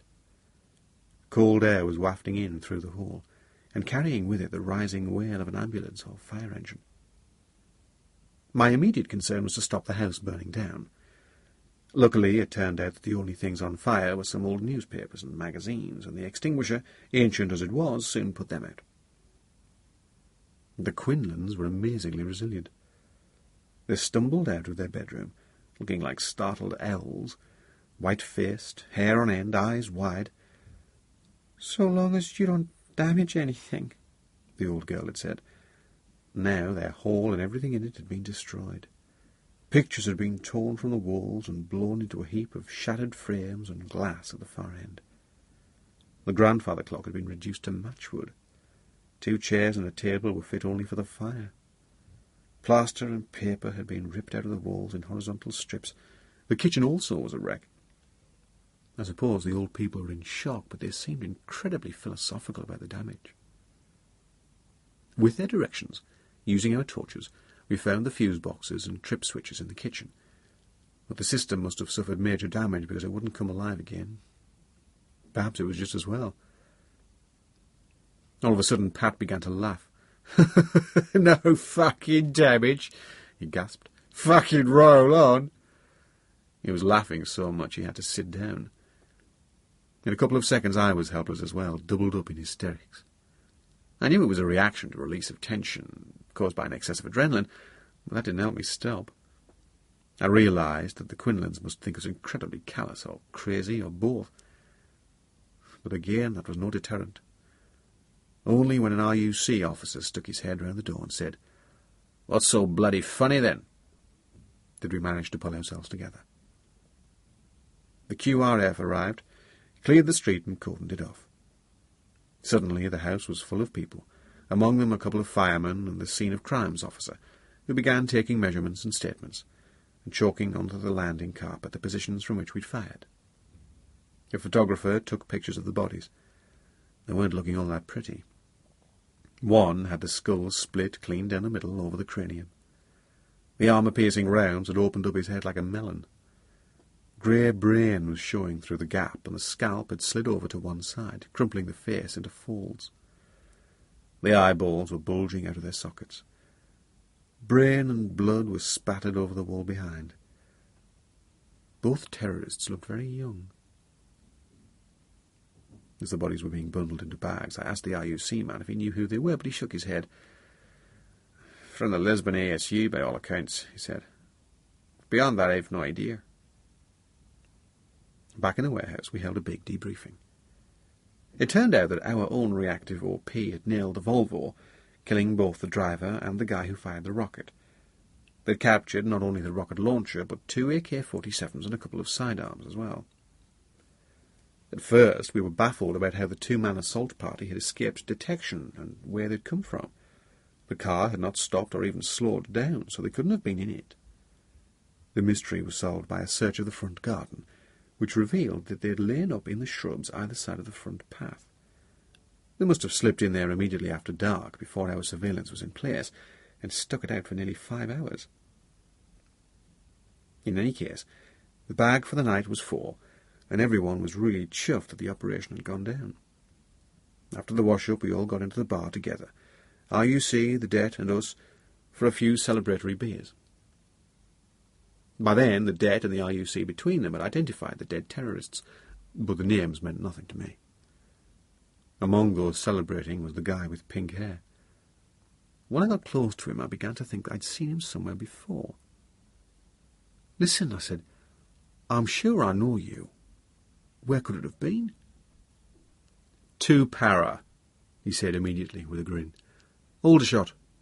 Right. Suddenly we were on net. His name was Mike Grigson, and though we'd never really met, we'd been in the same company for a brief spell. We began to exchange chit-chat and hit it off well. He'd done a year with the Det already, and obviously knew the score.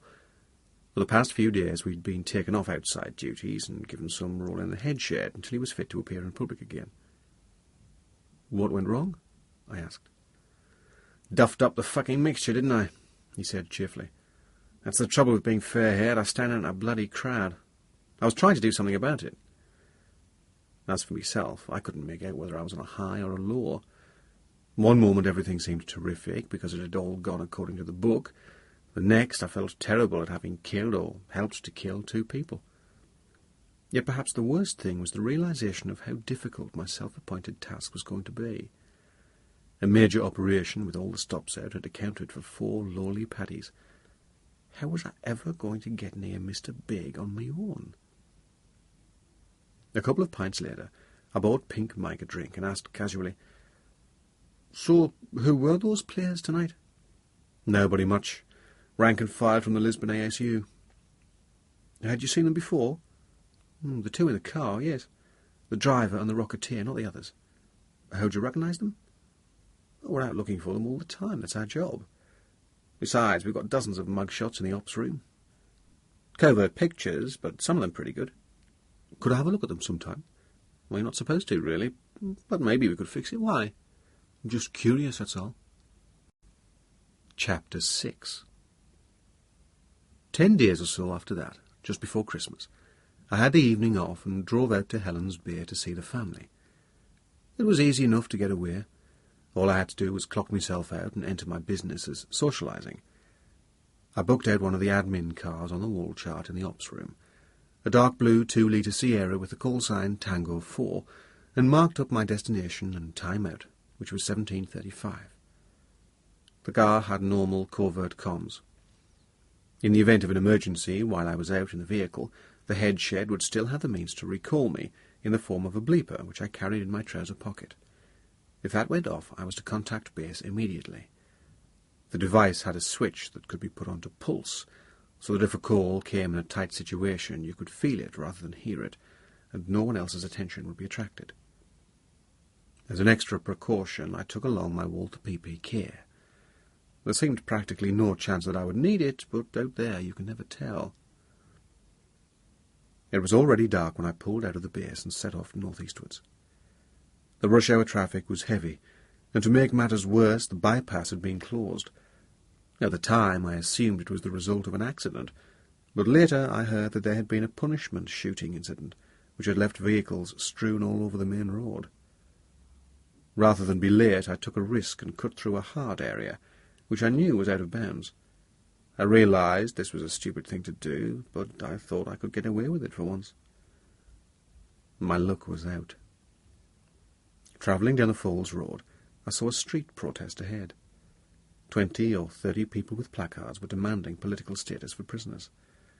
I didn't fancy the look of the crowd or the thought of the dickers who might be hanging round its fringes, so I took a right into Beachmount Drive and Ballymurphy Street, across Beachmount Avenue, RPG Avenue to its fans, and so back into the Falls and Divers Street, before making my way out to the Sydenham Bypass and the Bangor Road. As I drove, my mind was on recent events. Operation Eggshell had been followed by an inquest, very similar to the one staged at LATA, at which we'd given evidence from behind a screen. Our training had stood us in good stead. The terrorists had been caught fair and square. 3 had actually fired weapons, and the 4th had an AK-47 in his possession as well as a Browning pistol, so we had no trouble justifying the action we took. Oddly enough, the stress of the operation had brought on a recurrence of my nightmare. But the dream came only once, and in a less frightening form than before. All through it I remained aware that it was only a dream, and at the back of my mind I knew I was in control. Tango 4 was quite speedy when it got going, but none too quick off the mark. On the floor in front of the passenger seat I had a present for Tim. A box kit of solid wooden figures, pieces and blocks with sockets cut out of them which built up into a fire engine with a crew riding on top and a ladder perched above them. The smooth solidity of the kit appealed to me, and I felt sure he would like it too. My only worry was that it might be a bit young for him. He was growing up that fast. I'd managed to go over several times, and I could see him changing from week to week. Maybe I was thinking too much about him or about the procedures in court. Maybe I had just dropped my guard because I was off duty.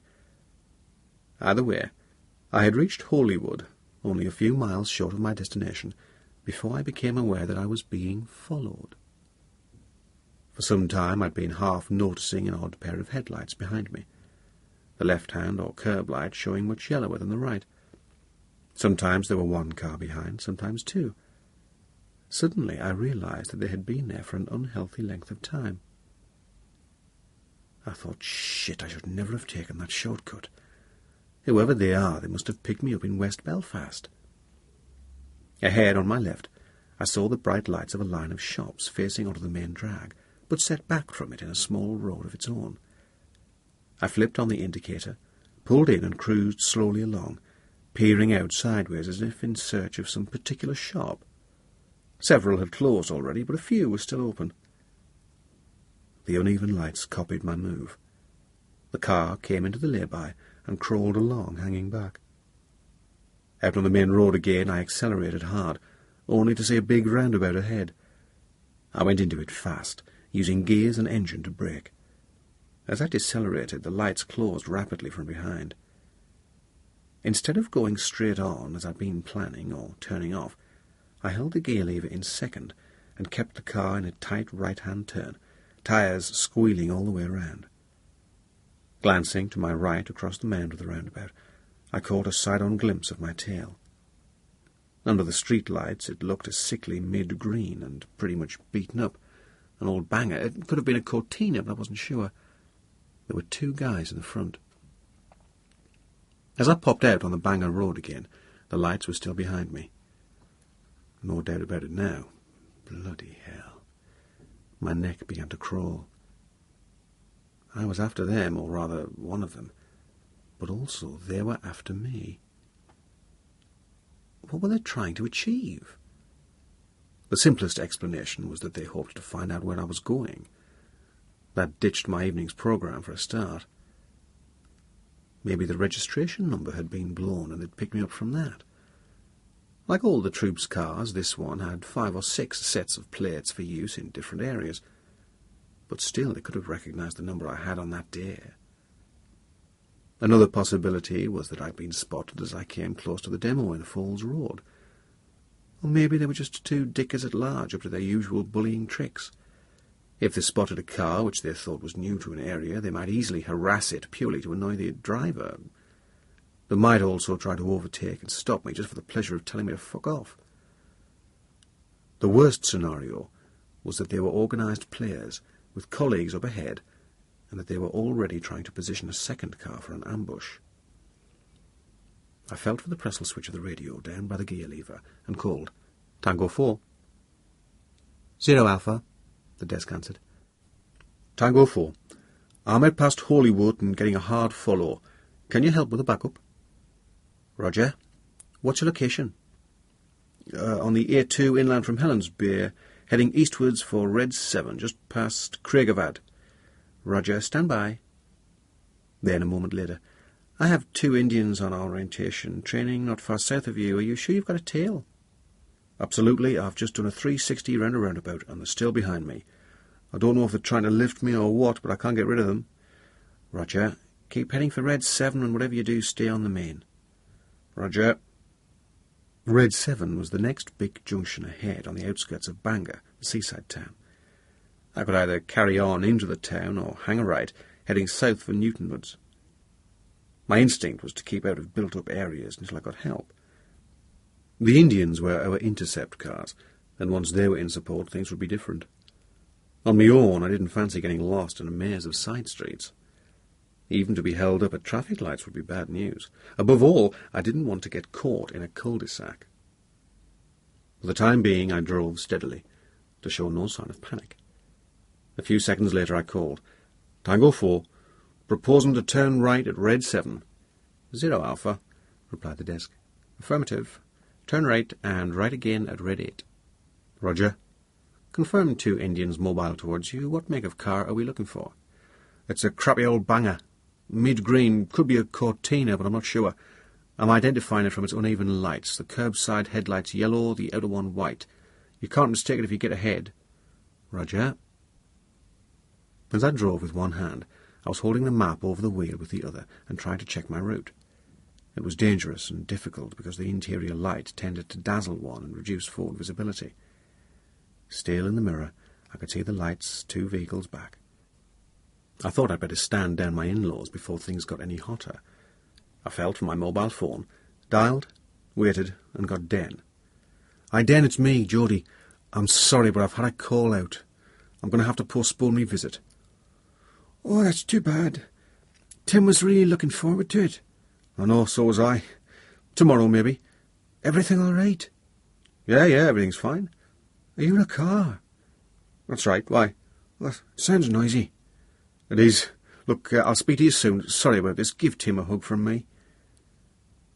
Everything was far from all right.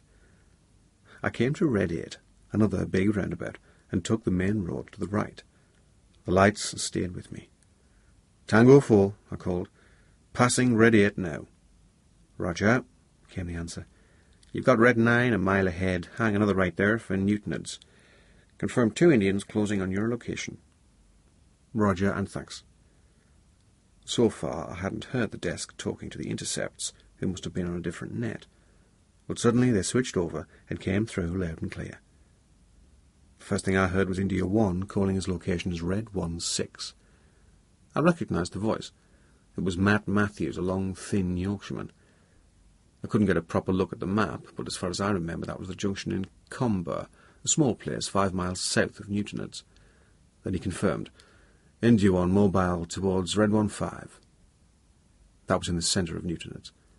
They were heading straight towards me. I thought of them as a pair of cheetahs coming up country in immense bounds. I managed a quick glance at the map and saw that a left turn in Newtonheads would take me out towards the shore of Strangford Lough, away from civilization. Tango 4 to India 1, I called. I'm mobile southwards towards Red 12. Proposing turn left there onto the shore road. Can you get something planned down there soonest? India 1, said Matt. Wait out. Tango 4. Now passing Conrick. I still have the tail, but they don't seem to be trying to close. India 1, Roger. If you can, slow down. We need to get ahead of you. Slow down, hell. I eased off the accelerator until I was doing only 45. The crazy lights came surging up behind. Reaching across with my right hand, I drew my PPK from its shoulder holster. Some guys, when driving off duty, would sit on their pistols or keep them stuffed down between their legs. But I always thought that if I got rammed or had a crash, the gun might fly forward off the seat and disappear under it, or beneath the pedals. A shoulder holster was safer. With the PPK in my hand, I brought it round into the breech and slipped the pistol into the pocket on the inside of the driver's door. To my amazement, I heard India 1 call, Red 15 now. Jesus, I thought he's in Newtonheads already. He must have been going like shit off a shovel. Seconds later, he called, Red 14, and I knew he was safely through ahead of me, turning onto the Lough Road. The lights had dropped back again. Already I could see the beginning of the town ahead. Tango 4, hitting the outskirts of Newtonheads. 0 Alpha, carry on to Red 14, left there. Roger. The Indians on the desk began an urgent discussion, something about a parking place. I couldn't look at the map long enough to pick up the one they were talking about. At the 30-mile-per-hour limit, I eased down to about 35. More cars were heading north out of town than going in. Then I saw traffic lights in the distance ahead. Shit, I did not want to stop. Timing was critical. As I approached, the lights were green. Now, if I got it right, I might be able to shoot them as yellow changed to red and cut off the pursuit. I hung back. Then, at the last instant, slammed into second and hit the accelerator. Done it, I thought. I should have known better. From behind came a squeal of brakes and angry hooting. The lights swerved wildly, left and right, then steadied again. Bastards that got across on the red. Tango 4 approaching Red 14. India 1, Roger. 1K and a bit past it, and you'll come out beside the lough on your right. The road's right by the water, another K, and there's a parking place on the right between the road and the water. We're complete at the far end of the parking place. Dive in here at the last minute and give us a flash as you come in. Over. Tango 4, Roger. India 1, if the baddies follow you in, drive straight through, out the other end and back onto the highway. Then we'll follow and take them out. If they go past, all the better. We'll take them out anyway. Roger. At the T-junction, a left-hand filter let me through without stopping, and I accelerated away. As I did so, India 1 called the desk. Intercept imminent. Permission to proceed on own initiative. The Kilo Alpha Roger, at your discretion. If the situation is life-threatening, go ahead. In a few seconds, I had the water of the Luff on my right. I pushed my speed up to 60, then to 65. Tango 4, I called. Beside the water. India 1, keep coming. Estimate 50 seconds to park place. 40. 30. India 1, we've got you. And the tail, keep coming. Tango 4, 20 seconds. I've got the sign. Turning in now. Thank God there was nothing coming the other way. At the last instant, without giving any signal or braking, I wrenched the wheel hard to the right. The Sierra heeled and slewed with a screech of tyres. Rocking and twitching, I shot into the parking area, a long strip just above the water with a low stone wall along its outer edge. The manoeuvre took the tail by surprise. Before the driver could react, he had passed the opening. I saw his brake lights flash for an instant, then the car sped up again. At the far end of the park, 2 cars sat waiting. Both were dark, but I had no doubt that they were too hot to trot, with engines running. Sure enough, as the tail car went by the exit, both leapt forward and out onto the highway. Headlights blazed up as they gave chase. Oncoming drivers flashed at them in vain. Everything had happened so fast that I had never stopped, never even slowed down much. I simply put my foot down again, came back onto the road and joined the pursuit. The Dickers, or whoever they were, must have realised something was wrong. They must have known they were in the shit because they began to drive like hell. 80 was about the most their wagon would do, but they held that speed through some fearsome bends, and it was all I could do to keep the Sierra on the road. The lead Indian was our big Audi Quattro, with its crab-like grip of the road transmitted through all 4 wheels, and its engine souped up to give it the acceleration of a Ferrari. There was no way the Dickers could escape it, but equally, for the moment, there was no way it could get past them. "India 1, called Matt, taking command of the intercept. We're mobile behind the target towards yellow 8. We'll grab the first chance to overtake." "India 2, came a new voice. "The road widens out below the park at Mount Stewart. 3 k's ahead. That's your best chance." "India 1, Roger, we'll try it." Suddenly, everything slowed dramatically. The target had come up behind another car, an innocent red Mini. Oncoming traffic was preventing anyone overtaking. Now the target was well illuminated by the Audi's lights, and sure enough it was an old Cortina. India 1 was crowding up behind it, hoping to unnerve the driver with the blaze of light. But then, as the oncoming traffic cleared, the Cortina whipped out and overtook the dawdling Mini. Stand by, called Matt. "Going now." The Cortina driver made the mistake of hanging over on the right-hand side of the road after he'd overtaken. With a fierce surge of power, the Audi was past the Mini and pulling up on the left-hand side of the target. The second intercept car, a Rover, was there too, a couple of feet from the Cortina's back bumper. From my tail-end Charlie position, I saw it all as if in slow motion. The Audi cut in hard across the Cortina's left front wing. The Dicker driver stood on his brakes, but the big car hit his front end a glancing blow that threw the vehicle sideways against a stone wall, stopping it dead. A second later, the driver of the Rover deliberately rammed into the back of it to shock the inhabitants for a couple of seconds while the team from the Audi jumped out. In an instant, the road was full of our guys, all crouching behind their own cars with weapons levelled over the roofs and bonnets. I slid the Sierra to a halt and leapt out. Somehow the red Mini had squeezed through the gap behind the Audi's tail, but it had come to rest 100 metres down the road, as if the driver was busy having a heart attack. "Out!" yelled Matt. "Out! Hands on the roof! Move!" This was a dicey moment. If the villains had weapons, they might be desperate enough to use them, but because we didn't know for sure that they were armed, we couldn't open fire. At last the passenger door of the Cortina opened, and a shaven-headed youth looked out, blinking. "Fucking out!" roared Matt. The youth struggled out. A second later he was spread-eagled over the bonnet of the Cortina, face down. A rapid body search, and he was flat on his face in the road with a knee in his back. His driver the same. The driver had a cut on his right temple where his head had hit the door in the crash, but it was nothing serious.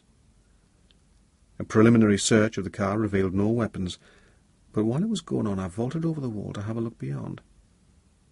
From my position behind the Cortina at the moment of the crash, I thought I'd seen a flash as something flew out of the driver's window and over the wall.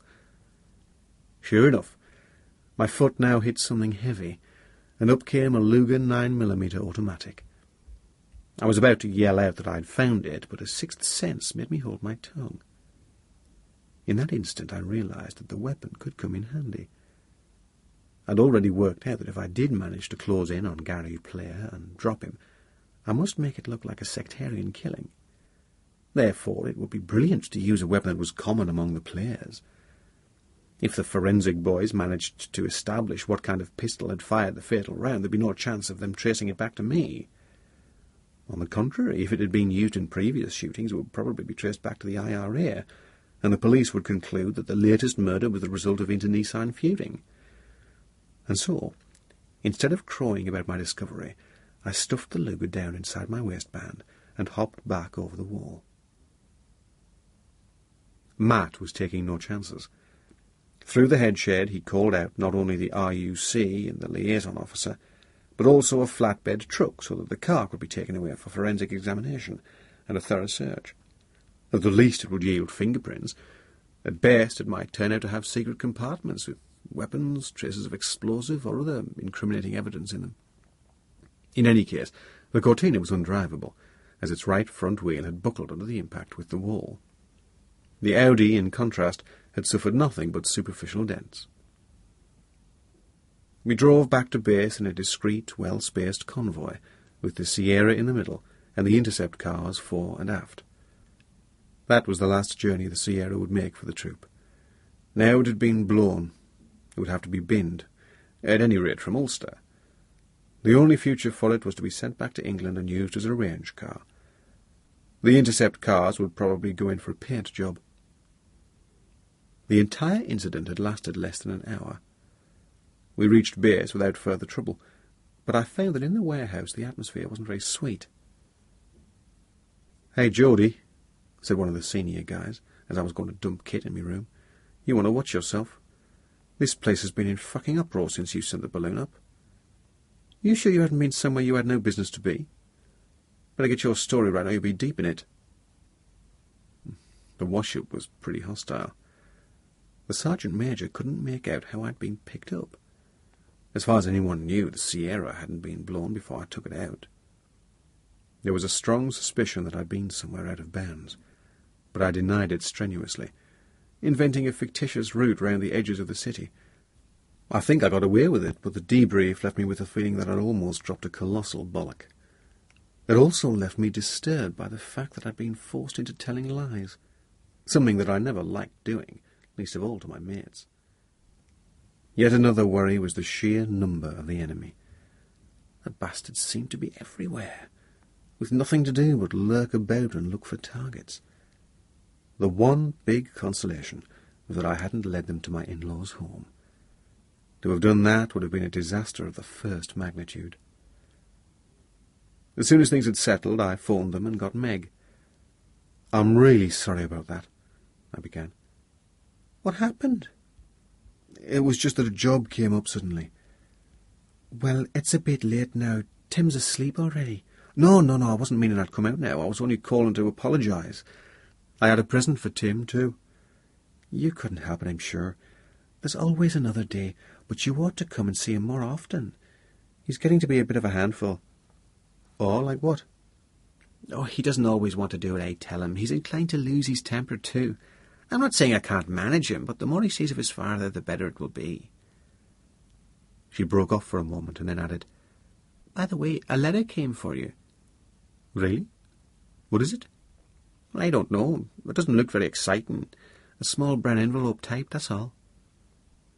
A prickle went up my neck. Maybe Chief Superintendent Morrison had surfaced. "It can't be anything important," I said, casually. "Why not open it and tell me what it says?" "All right, then. Hold on while I get it." There was a pause. Then I heard rustling, ripping noises. "Well," said Meg, in her most superior voice, "it's nothing much at all. Just one typed line, in fact." "What does it say?" "Your man is Declan Farrell." "What? Say that again. At least, no, wait one while I get a pencil. Hold on." I was in a public phone booth outside the canteen and had to make a dash for the ops room to borrow paper and pencil from the duty clerk. Back at the booth, I grabbed the receiver and said, "Hello? Yes?" "What's the matter with you?" said Meg. "You sound all flustered." No, I'm fine. I just had to grab a pencil. What's the name again?" She repeated it and spelt it out. "Fine. Got it." "Does it mean anything to you?" "Not a lot, but I'll work out. Thanks anyway." In the morning, I phoned Morrison on his direct line to ask if I could go and see him. "You got my note, then?" "That's right. Do you know a pub called the Old Bell out on the Cumber Road?" "I'll find it." "Fine. It's on your right going out. I'll meet you there at 7:30 tonight." Settled in a quiet corner, the chief could have been any old businessman having a pint on his way home from work. But what he had to say related to business far beyond most ordinary people. Basically, he was trying to warn me not to tangle with Farrell, because of the sheer nastiness of the character. "You'd be the better for leaving him alone," he said. "For instance, when two harmless young lads were caught trying to nick his car for joyriding, he had them brought to him, and rather than crippling them in the traditional way, using an electric drill, he had them held down while he himself used a hand drill to perforate their kneecaps. So pleased was he with this arbitrary sentence that he went straight out and gave himself a lavish dinner." Morrison took a swig from his pint of stout and went on in his quiet, tired voice. "And did you hear about the young woman they battered to death this time last year? You remember that one? No? Well, Farrell thought she was a Protestant informer or working for us. So they grabbed her. Of course, she couldn't tell him anything because she didn't know anything. She was perfectly innocent, not involved at all. Well, first she was raped, and they took her out behind a pub and beat her to a pulp with hammers. When they found they couldn't kill her by stamping on her, they finished her off by hurling a breeze block down her head. That's Farrell for you. There's nothing subtle about IRA torture. It's just the most basic and brutal thuggery." He went on to say that Farrell was one of the IRA's chief extortionists, and that he raised many thousands of pounds a year from running protection rackets. He'll go to the manager of a big building site and say, "Look, if you don't want your machinery to go missing, or you don't want your walls to fall down, it'll cost you a couple of $100 a week." Security firms, that's another racket. The IRA charge for 7 or 8 men to guard a factory when in fact there's only 2 working. The irony is that with the IRA on the scene, the place isn't going to get raided anywhere. One thing thieves can do without is getting kneecapped. The same thing with drug dealers. The payra limit the number who are allowed to operate, either on the streets or in clubs, and they take a percentage of the profits. Morrison stopped, giving me a steady look. "Your man Farrell has his finger in every feckin' pie, and if anyone else tries to get a hand in, he doesn't hesitate to cut it off." Chapter 7. In the morning, I happened to see Pink Mike crossing the warehouse on his way back from the bog. He was looking pleased with himself, as if he'd had a monumental shit. His hair was on the mend, too. It had gone a kind of rich auburn. "Hey," I called. "Got a minute?" "Sure, what is it?" "Have you heard of a player called Declan Farrell?" "Christ, have I?" "What do you mean?" "It's like asking if I heard of the Pope. He's one of the big bastards." "Really? Do you have any info about him?" "There's a bloody great file that lists all his villainies. What do you want to know?" "Well, anything about him, what he looks like, where he hangs out." "What's your interest?" "Well, I heard someone talking about him. He sounds a vicious sod." "He is." "I'll sort you out something. Where will you be?" "I'm on standby, so unless something breaks, I'll be around the warehouse. I'm going to the gym now for an hour. Then I'll be in me cabin." "I'll be over then." Never had the weights seemed lighter. I suppose it was the flow of adrenaline that pepped me up, but I found myself going through the lifts with incredible ease. It was my day for back and chest. Before the injury to my arm, I'd been a member of the 220 Club, bench-pressing 4 big 55-pound Olympic discs on the bar. And even though that was no big deal in real weightlifting terms, I'd only recently climbed back to it. Some days I still found it a strain, but that morning an hour flew past.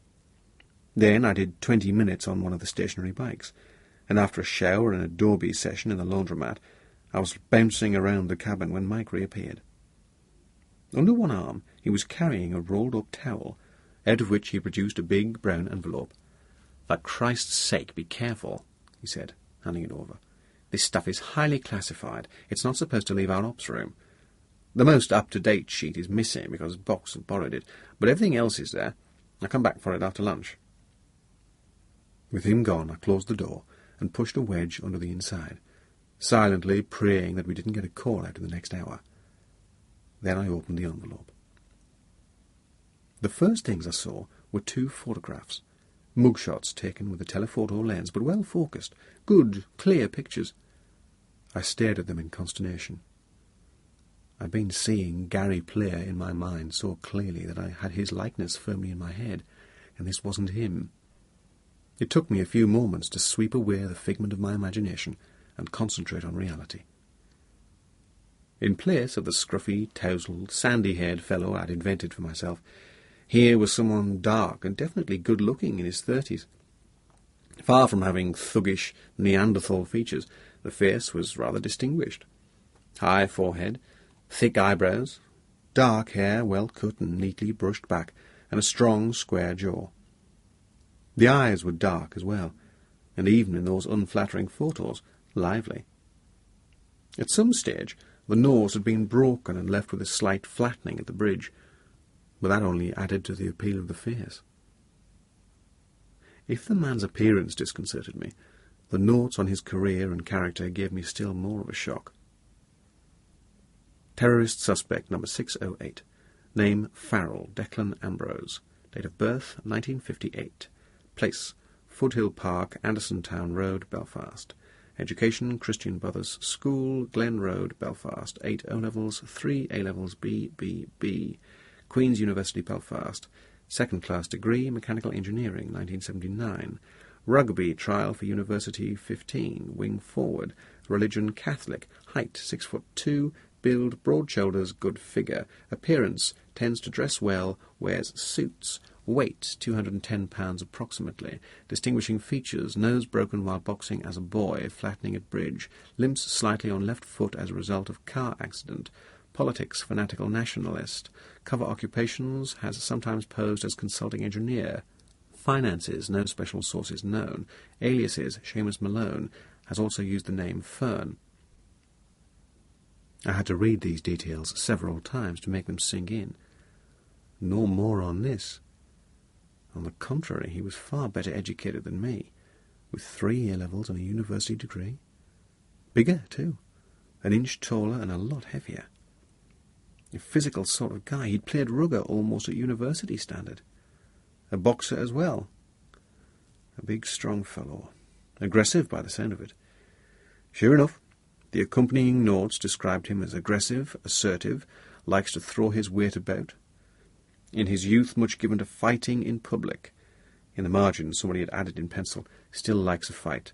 The Black Barrel Brawl, 1988. He was said to have a sadistic streak and to favour torturing prisoners. Once it was reputed he had tied an enemy up and cut him to pieces with a chainsaw. At home he kept dogs, generally big ones, Rottweilers, Rhodesian Ridgebacks, or Pit Bulls. His career in terrorism was poorly charted because he'd always been too clever to be caught, or even to leave clear traces of his activity. His involvement in incidents was usually recorded as suspected rather than confirmed. For a time he had been active around South Armagh, near the border, and it seemed that he preferred rural operations to those in towns, but later he had concentrated on Belfast, and now, at the latest entry on the sheets, he was down as the adjutant of the Pyra's West Belfast Brigade. Although the dossier listed several specific incidents which he was thought to have orchestrated, it did not mention the Queensfield bomb.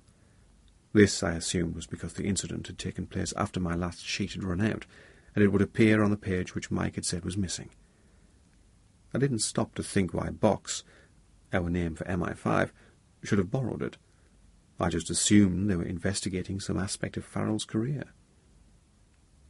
Alongside the heading Address, several lines had been entered and crossed out. Evidently he had moved around a good deal. The latest entry said simply Ballyconville. It looked as though that was where he had last been heard of. Altogether, he seemed to be in the same category as many IRA suspects. The authorities knew who he was and where he was, but so far hadn't been able to pin anything major on him. I remembered Chief Superintendent Morrison saying, "We know who the faggers are, so we do. If only we could just go and get them." Ballyconville was the only name on any of the sheets that I needed to remember. I made a note of it on a slip of paper and sat staring at the photograph until the face had burned into my mind. Yes, on more thorough inspection the mouth was thin and cruel. The eyes could well be the same. But why in hell had a man of such intelligence chosen to become a scumbag? What had turned him into a terrorist? My study of the dossier left me feeling personally threatened. Inadvertently I had chosen to take on a hell of an opponent.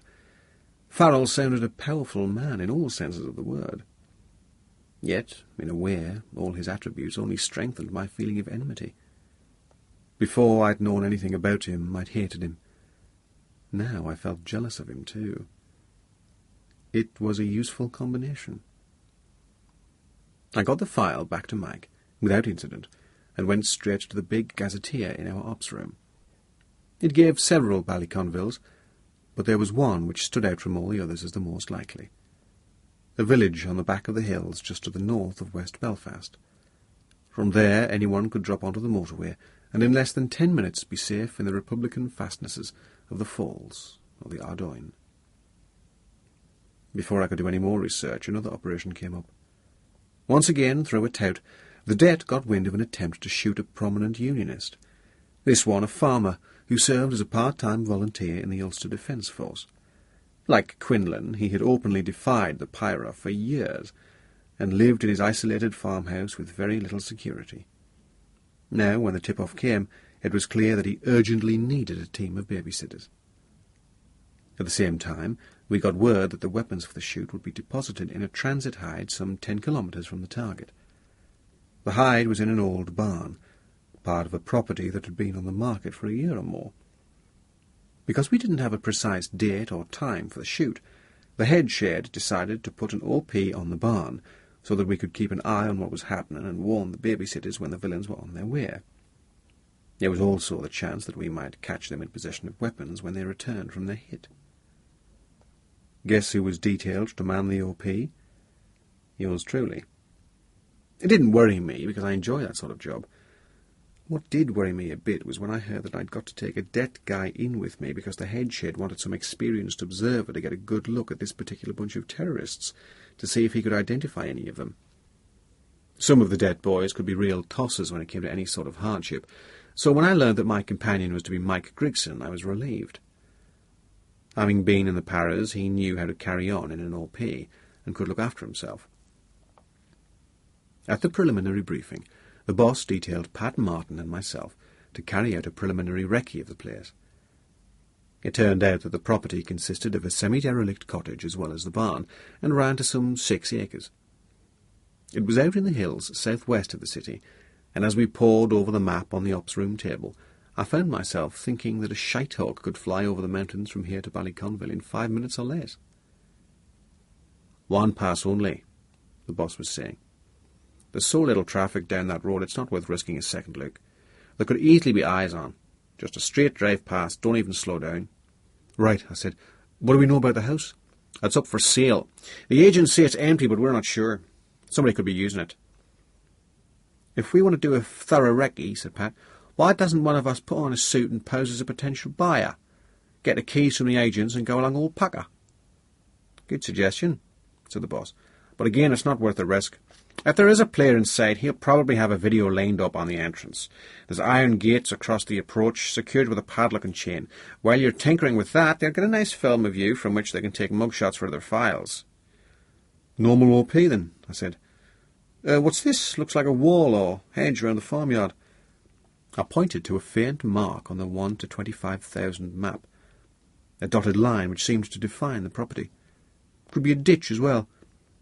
The best thing might be to dig in out in the field here and then to move in close at night. Where's the hide supposed to be? The boss consulted a note. "As you face the barn in the right-hand back corner, a 45-gallon polythene water butt has been dug into the ground. top flush with the floor and covered with straw. So, to get a view of anyone putting a weapon into it or taking one out, we'll need to be about here. I picked a spot in the hedge or ditch that looked as though it should give a view into the barn. That's right. The boss straightened up with a muttered curse. He'd hurt his back parachuting a few months before, and it was still giving him jip. You'll be very close to the action there. Have to take it easy. Well, there's not much more we can tell from the map. You might as well go on your way. Fine. We should be back by 4. Operation Deadlock was underway. Pat and I took the scruffiest, least remarkable of the ops cars, a green Marina covered with dust and grime, and set off by a roundabout route for the high country to the southwest. Our target, Ballyduff, had been advertised by the selling agents as in need of refurbishment. It sounded just the sort of place that players would use as a transit hide, well isolated and out in the country, yet only 20 minutes from the IRA heartlands of West Belfast. Pat drove while I read the map. "Hang a left here," I said as we came over a shallow crest. "Then it's straight down." Up there, on the hills, the farmland was rough as rough could be. The hairy-looking fields sprouted clumps of rushes, and rocks poked up through the coarse grass. In the depths of winter, the whole landscape was dun-coloured and dead-looking. Rusty barbed-wire fences sagged, and in the hedgerows a few stunted trees were all bent in the same direction by the prevailing west wind. Puddles of water glistened in every depression of that upland bog. It was the exact equivalent of West Belfast in rural terms. Scruffy clapped out a shit-heap, ideally matched to the mentality and habits of the Pyra. "Glad I'm not a bloody cow up here," said Pat. "You'd need to be able to live on pure grot. Look out now. The house will be down here on your right." We were on a minor road, marked yellow on the map, which ran gently downhill. Though straight as a ruler, it wouldn't be any use for overtaking in a chase, because it was about 7 feet wide with ditches on either side. "You'd never get past," said Pat, reading my thoughts. "Not a chance. Here you are now. Ease off a touch, but keep rolling." For moments like this, when there wasn't much time, I had trained myself to concentrate intently so that my mind took a series of snapshots. Now, in quick succession, I got the following. Along the back of the property, a line of bare trees. A long, low, whitewashed bungalow facing away from us, downhill. Rusting corrugated iron roof. No windows in the back. Beyond it, farther from the road and to our right, a sizable barn set at right angles to the house. Corrugated iron walls as well as roof. Barn 30 metres from the far end of cottage. Front of cottage decrepit, some window panes broken and boarded. Pale blue door. Same colour as wrought iron entrance gates. Gates chained together. Old chain but shiny new padlock. Grounds gone to seed. 10 metres out from the front of house and parallel to it, a line of ash trees ran along an overgrown ditch. The feature I'd picked out on the map. Outside the ditch, rough pasture sloped down into the distance.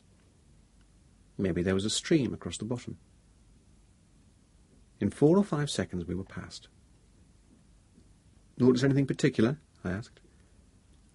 "Brand new padlock. I bet they've put it on there until they've done the job." "Looks like it." "No mains electricity." "I don't reckon it's got water mains either." "The other hand pump outside the door?" "Yep. Good place for a CTR, that ditch under the trees." "Perfect. I'll come in up that field." "The front door of the house wasn't properly shut," Pat added. "I reckon someone's been using it."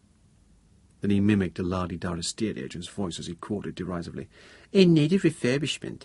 I should fucking well think so. Place would fall down if you farted." 2 miles further on, we came to a small crossroads and turned right. Already the short winter afternoon was dying, and in the dusk the fields looked even wilder. "Anywhere here would do for the drop-off," I said. "We've got a junction coming up, a lane in from the left. Let's make it there." I took a note of the grid reference, and we headed for base. Back in the warehouse, the babysitting party were getting their kit sorted. They'd done a recce of their own and had picked a drop-off point from which they could infiltrate over fields and slip into the target's house through the back garden. Mike and I had no arguments about what kit we would take. He was well equipped anyway with his own G3 and kite sight. The only item we needed to borrow was an all-in-one sniper suit, Gore-Tex lined and covered in DPM material. Those things are great for keeping you warm and dry. The only trouble is that you can't run in them. But it didn't look to me as though we were going to do much running. The important thing was to make sure we had everything we might need for a stay of several days. Food, obviously, and water, but also such extras as cling film to crap into and plastic bags in which to seal the said crap. Also a spare water bottle for pissing into. Now, you might think that to piss a couple of times in the middle of a boggy field would make no difference, but you'd be surprised how it starts to stink. The point was, nobody could be sure how long we might have to spend in the OP. Also, it was vitally important to write water clearly on water bottles and piss clearly on the others. Apart from those basics, we needed food, mainly boil-in-the-bag rations which could be eaten cold, spare shirt, sleeping bag, torch, collapsible shovel, wire netting for the roof of the OP, spotter scope, and so on. It all made up into a considerable load. At 1800, we held a final briefing. The Det would be out in force with 6 or 8 cars. 4 of our own intercept cars would be deployed, but they would hang well back so as not to arouse suspicion. Our call signs for the night were all Sierras. Sierra 1 was the babysitter group, Sierra 2 ourselves, and the rest of our cars Sierras with higher numbers. The main locations were designated black. Black 1 was the target house, Black 2 the hide, Black 3 the babysitter's drop-off point, Black 4 ours. The last 2 doubled as emergency rendezvous points in case anything went wrong. Pat drove us out to Black 4. As we approached, he flipped the switch which cut out the brake lights. At the instant he pulled up for the major road, Mike and I whipped open our doors and slipped out to right and left. The car carried on without stopping to turn left and disappear over the hill. We gave it 5 minutes, listening, watching. The night was soft and still. No other traffic was moving. Reassured, we crossed the road, climbed a barbed wire fence, and set off uphill across the field on a bearing of 160 miles, moving slowly over the damp grass, with myself in front and Mike watching the rear. All around us at ground level, the night was completely dark, not a gleam from house or car. Only in the sky to the northeast was there a faint glow, rising from the lights of Belfast. But as our eyes slowly adjusted to night vision, we could see well enough. In 3/4 of a mile we crossed 6 fences or hedges, the last of them on a slight rise. From there I calculated the cottage should be in view across a shallow depression. No problem. The kite sight picked it out well, the house and barn showing through a line of trees. I waited to check the wind. A breath fanned against our faces, wafting down from the northeast, taking our scent back the way we had come. My aim was to approach within 200 metres of the perimeter fence and establish our OP in a suitable hollow out in the field. 300 metres off, I whispered to Mike to wait and cover me while I recce'd forward. There was no shortage of possible locations. The field was exceedingly rough, and I found plenty of holes 3 or 4 feet deep where the peaty soil had been eroded away and rock was showing through.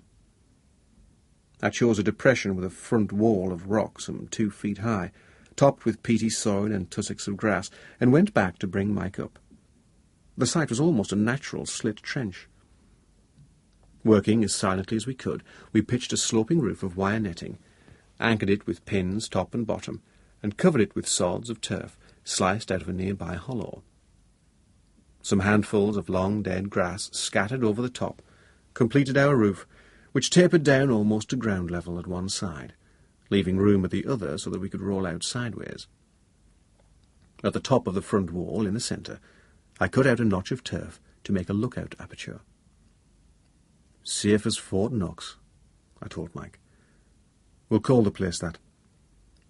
Then I went through to the desk. Sierra 2, OP established. Going forward to choose site for CTR. We peeled off our sniper suits and left everything we didn't immediately need packed in our Bergens, in case anything happened and we had to run for it. The night was reasonably warm, so it was no hardship, and we moved forward wearing only our ops waistcoats and windproofs on top of ordinary DPMs. The field was so uneven that walking over it in the dark was awkward. We kept stumbling into holes, and we had to take it slowly. A couple of times I heard scuttling noises just in front of us, but I assumed that they were being made by rabbits. The sweep with the kite sight revealed that the field was full of them. Remembering the position of the barn door and the angle I needed, I made a cautious approach to the hedge right opposite the front door of the cottage. A dry ditch, some brambles, and the trunks of a couple of ash trees gave us all the cover we needed. With careful movements, I cleared a space round us, cutting away any bramble shoots that might snag our clothes, and settled down to wait. The cottage door was 10 metres away, the barn door about 30. The time was 21:30. According to our tout, the delivery of arms was planned for 2300.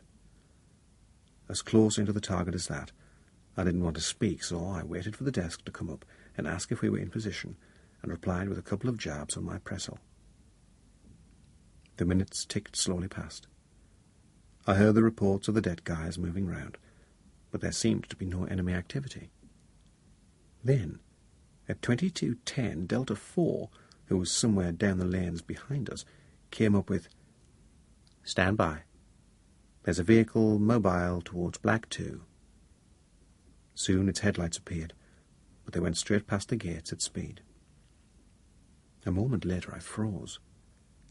Until then I had thought the place was deserted. Now, through the kite sight, I saw a figure standing in the door of the barn. Evidently the man had been alerted by the car. He'd come out maybe thinking this was his delivery. I was disconcerted to think that he'd been there all the time without my realizing it. Luckily, our discipline had been good and we hadn't made a sound. I nudged Mike, pointing at the barn.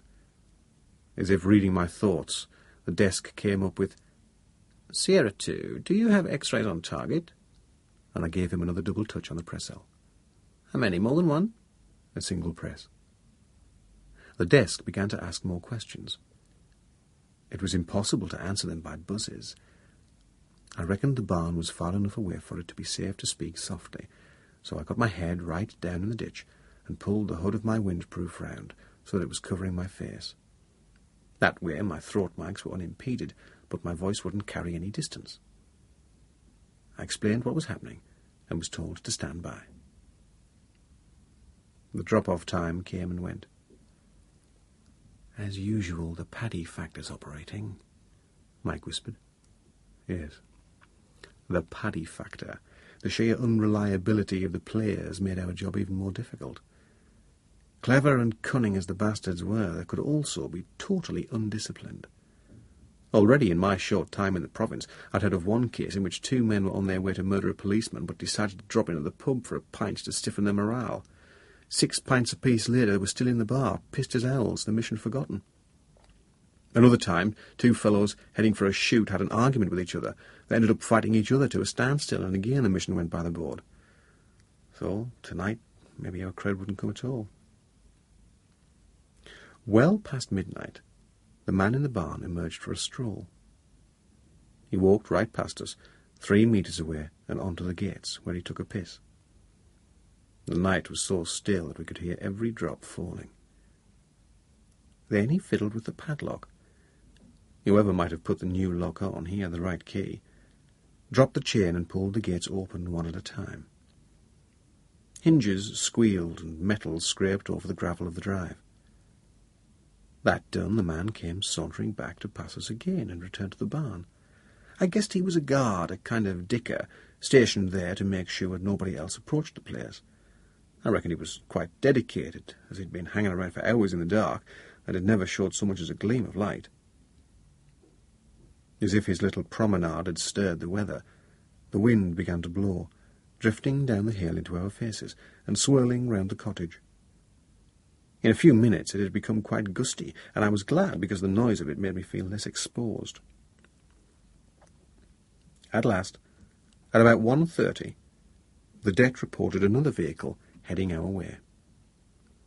Again the headlights came up from behind us, but this time they swung in through the gates, illuminating the cottage for a second before the driver snapped them off.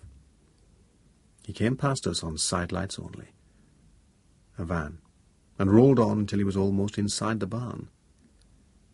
Two men jumped out and called a quiet greeting to their waiting colleague. The kite sight gave me a clear picture of all three. I gave a jab on the Pressel switch. 0 Alpha. Have you X-rays on target? Talking into my hood, I whispered, Sierra 2, affirmative. 2 X-rays arrived by van, just about to unload into the barn. Wait 1. Yes, one man has 2 longs, so has the other. 4 longs into the barn. Can't see much in there. Wait 1. Better now, they have a torch on in the back right-hand corner, longs being lowered into hole below ground level. There's straw round it, all 4 longs complete in hide. X-rays returning to rear of vehicle, lifting out a heavy box, two boxes. They look like ammunition from the weight. 2 boxes into the barn, into the cache, ammo also complete. They didn't hang about. I saw them lowering some form of laden, raking loose straw back into position. Then all 3 came out and boarded the van. It looked as though there was a partition between front and back, because they had to put one man in through the rear doors and close him in. At the gates, one of them got out to fasten the padlock and chain behind them. X-rays complete in van and mobile northwards, I reported. Propose making CTR of barn itself. 0 Alpha, answered the desk. Are you certain it's clear? Looks good. At your discretion, then. Roger, wait out. Did you get a look at any faces? I asked Mike. Not really, not enough light. But I wasn't expecting anything much from tonight. These guys who move the weapons around are only minor players. It's the shooters I'd like to see.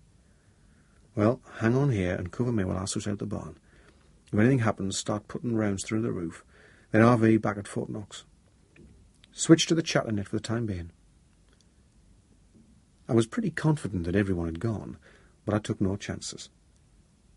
I stood at the barn door and listened for a while before I went in. Then I switched on my infrared torch, invisible to the naked eye. Through my passive night goggles, the interior of the barn showed up as light as day. There was a good deal of loose straw piled in the far right-hand corner, and a low stack of bales to the right, only a couple of layers high. From the indentation on top of them, I could see that someone had been sleeping there. The floor was beaten earth. In the middle of it stood a wooden trestle table with a frying pan and some plates on it, all dirty with old grease. There were also 2 tin openers and an intact can of Pal dog food. Jesus, I thought, these must be some low-level paddies if that's what they're living on. The rest of the stuff in the barn was junk. A pile of old sacks, an ancient hay cutter rusted to hell, a couple of buckets full of holes with twisted handles, a ruined armchair with springs and stuffing bursting through dark red upholstery. I picked up a broken pitchfork handle and began sanding the floor beneath the straw. At the 4th or 5th prod, I got a hollow thump. Down on one knee, I drew the straw aside to reveal a circular sheet of heavy marine plywood, like the end of a beer barrel with a piece of 2x2 nailed to the middle of it to form a makeshift handle. Fingers under one edge, fiddle around, lift gently. I couldn't see or feel any booby-trap device. Up came the board. Beneath it, the lid of a black plastic dustbin.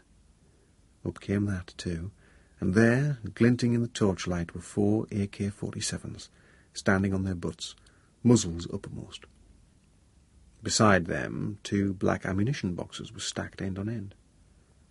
Holding the barrel carefully with a gloved hand, I lifted one of the rifles, and saw it had had plenty of use. The metal was scratched, and the woodwork of the butt and forend was chipped and scraped. The PNGs didn't give enough clarity for me to see fine detail, so I pushed them up onto my forehead, whipped out my pencil torch and shone the fine beam onto the lettering beside the breech. The script was Chinese. No doubt that was where the weapon had come from. I lowered it carefully into place and flipped up the lid of one ammunition box. It was filled to the top with loose, live rounds, but through them I saw something green and glinting. A quick rummage revealed 2 L2 hand grenades, smooth green spheres about the size of a fist with a yellow band round them, and the inscription L2A2. How the hell had the bastards got them? Standard British Army issue? Having checked the cashier mentally, I replaced the box, the lid, the board, the straw, and withdrew, making sure not to step in any bare patch that might take a footprint. At the door of the barn I searched with my kite sight for our OP in the ditch, and was glad to find that I couldn't see any sign of Mike. But he was there all right, and once we'd reported to the desk that the hide was complete, we pulled off to our basher in the field. All through the next day we lay low, sharing stags, 2 hours on and 2 off. We had the spotter scope trained on the cottage, and at that range the field of view took in the gates as well. Apart from the odd car passing up and down the road, the only event was the arrival of a party of potential buyers to look at the house in the middle of the morning. Mike was having a kip, but I woke him up. "Now," I said, "watch this." If it was the dickers who put that new lock on the gates, they're fucked up. They obviously weren't expecting any customers. A middle-aged gent in a dark suit got out of the car and went to undo the padlock. He tried for a couple of minutes, gave it a big shake, scratched his head, looked back at the car and tried again. Finally, he turned and said something through the car window. Out got a young-looking couple, the bird not a bad-looking blonde in a tight, short skirt. There was no way they could approach the home of their dreams except by climbing over the stone wall beside the gate. Fatty estate agent went first and reached back to give the blonde a hand. Up she came, arse on to us with her skirt riding halfway up her kidneys and displaying a pair of outrageous mauve knickers. Went Mike. "What's the matter? You desperate?" "You haven't been out here for a fucking year, mate." The clients straightened themselves out, walked up the drive and in through the front door. As Pat had noticed on our initial recce, it wasn't locked, and the agent pushed it straight open. The visit wasn't a success. In about 30 seconds the party was out again and off back towards the car. They never went behind the house or anywhere near the barn. One look at the cottage was enough for them. Then it was back over the wall, a repeat flash of the royal purple and another dying groan from Mike. He went again, as if someone had stuck a knife in his guts. The agent took one final disgusted look at the padlock and drove off. Somewhere, sometime, I'd seen knickers that colour before. Suddenly I got it. Singapore, on an exercise. We'd done a drop into Shanghai airfield, and afterwards we were invited into the RAF officers' mess for a drink. There, in a glass-fronted showcase on the wall, was a pair of purple satin pants, exactly the colour of the ones we'd just seen, and underneath the legend, "Supersonic Knickers." These knickers were wrested from Gloria in the Jacaranda nightclub on the 14th of January 1976 and flown at Mach 1.5 in a Mark III Phantom of 43 Squadron by Squadron Leader Jeremy Turner the following morning. R.I.P. I told Mike the story, and he struck back with one about how a colleague of his and the Det had started going out with this slapper from Belfast. Everyone knew that our brother was in the PIRA and told him, for Christ's sake, to be careful. His only concession was to ask a couple of his mates to follow him in a second vehicle when he went to pick her up. He hardly got her on board when they saw something fly out of the passenger's window. Afterwards, when they asked him what it was, he explained, "Well, I said to her, 'Hey, last time you weren't wearing any knickers. What have you got some on now for?' Whereupon she made a grab, and rip, away they went, and there's her saying, 'Not any more, I haven't.'" Talk of knickers whiled away an enjoyable few minutes, but still we had 6 more hours of daylight to get through. All day long rain had threatened, but held off. It was lucky for us that there were no cattle on the ground, either in our field or in any of the ones adjoining. That meant there was no reason for the local farmer to come out and look around. A shepherd with a collie would have been the worst, but there were no sheep either. With the wind blowing steadily from the cottage and away down the open country behind us, it was safe to have the occasional brew and to boil up a couple of hot meals. As I'd expected, Mike's manners in the O.P. were pretty good. Once the stink of his aftershave had worn off, no joke, a potential danger, there wasn't a lot I could criticise. As always on that kind of job, the prime enemy was boredom. After a couple of hours with no activity or movement, I was bored out of my mind. My thoughts went round and round in circles, but kept coming back to two subjects. The nice one was Tracy.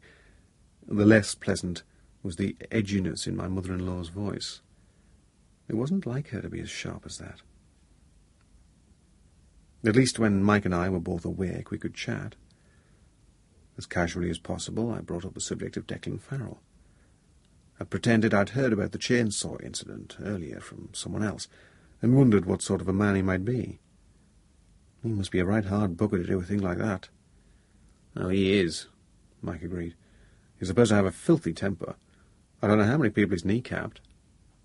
What drives him? I mean, what makes him do it? What makes any of them do it? It's bred into them from infancy.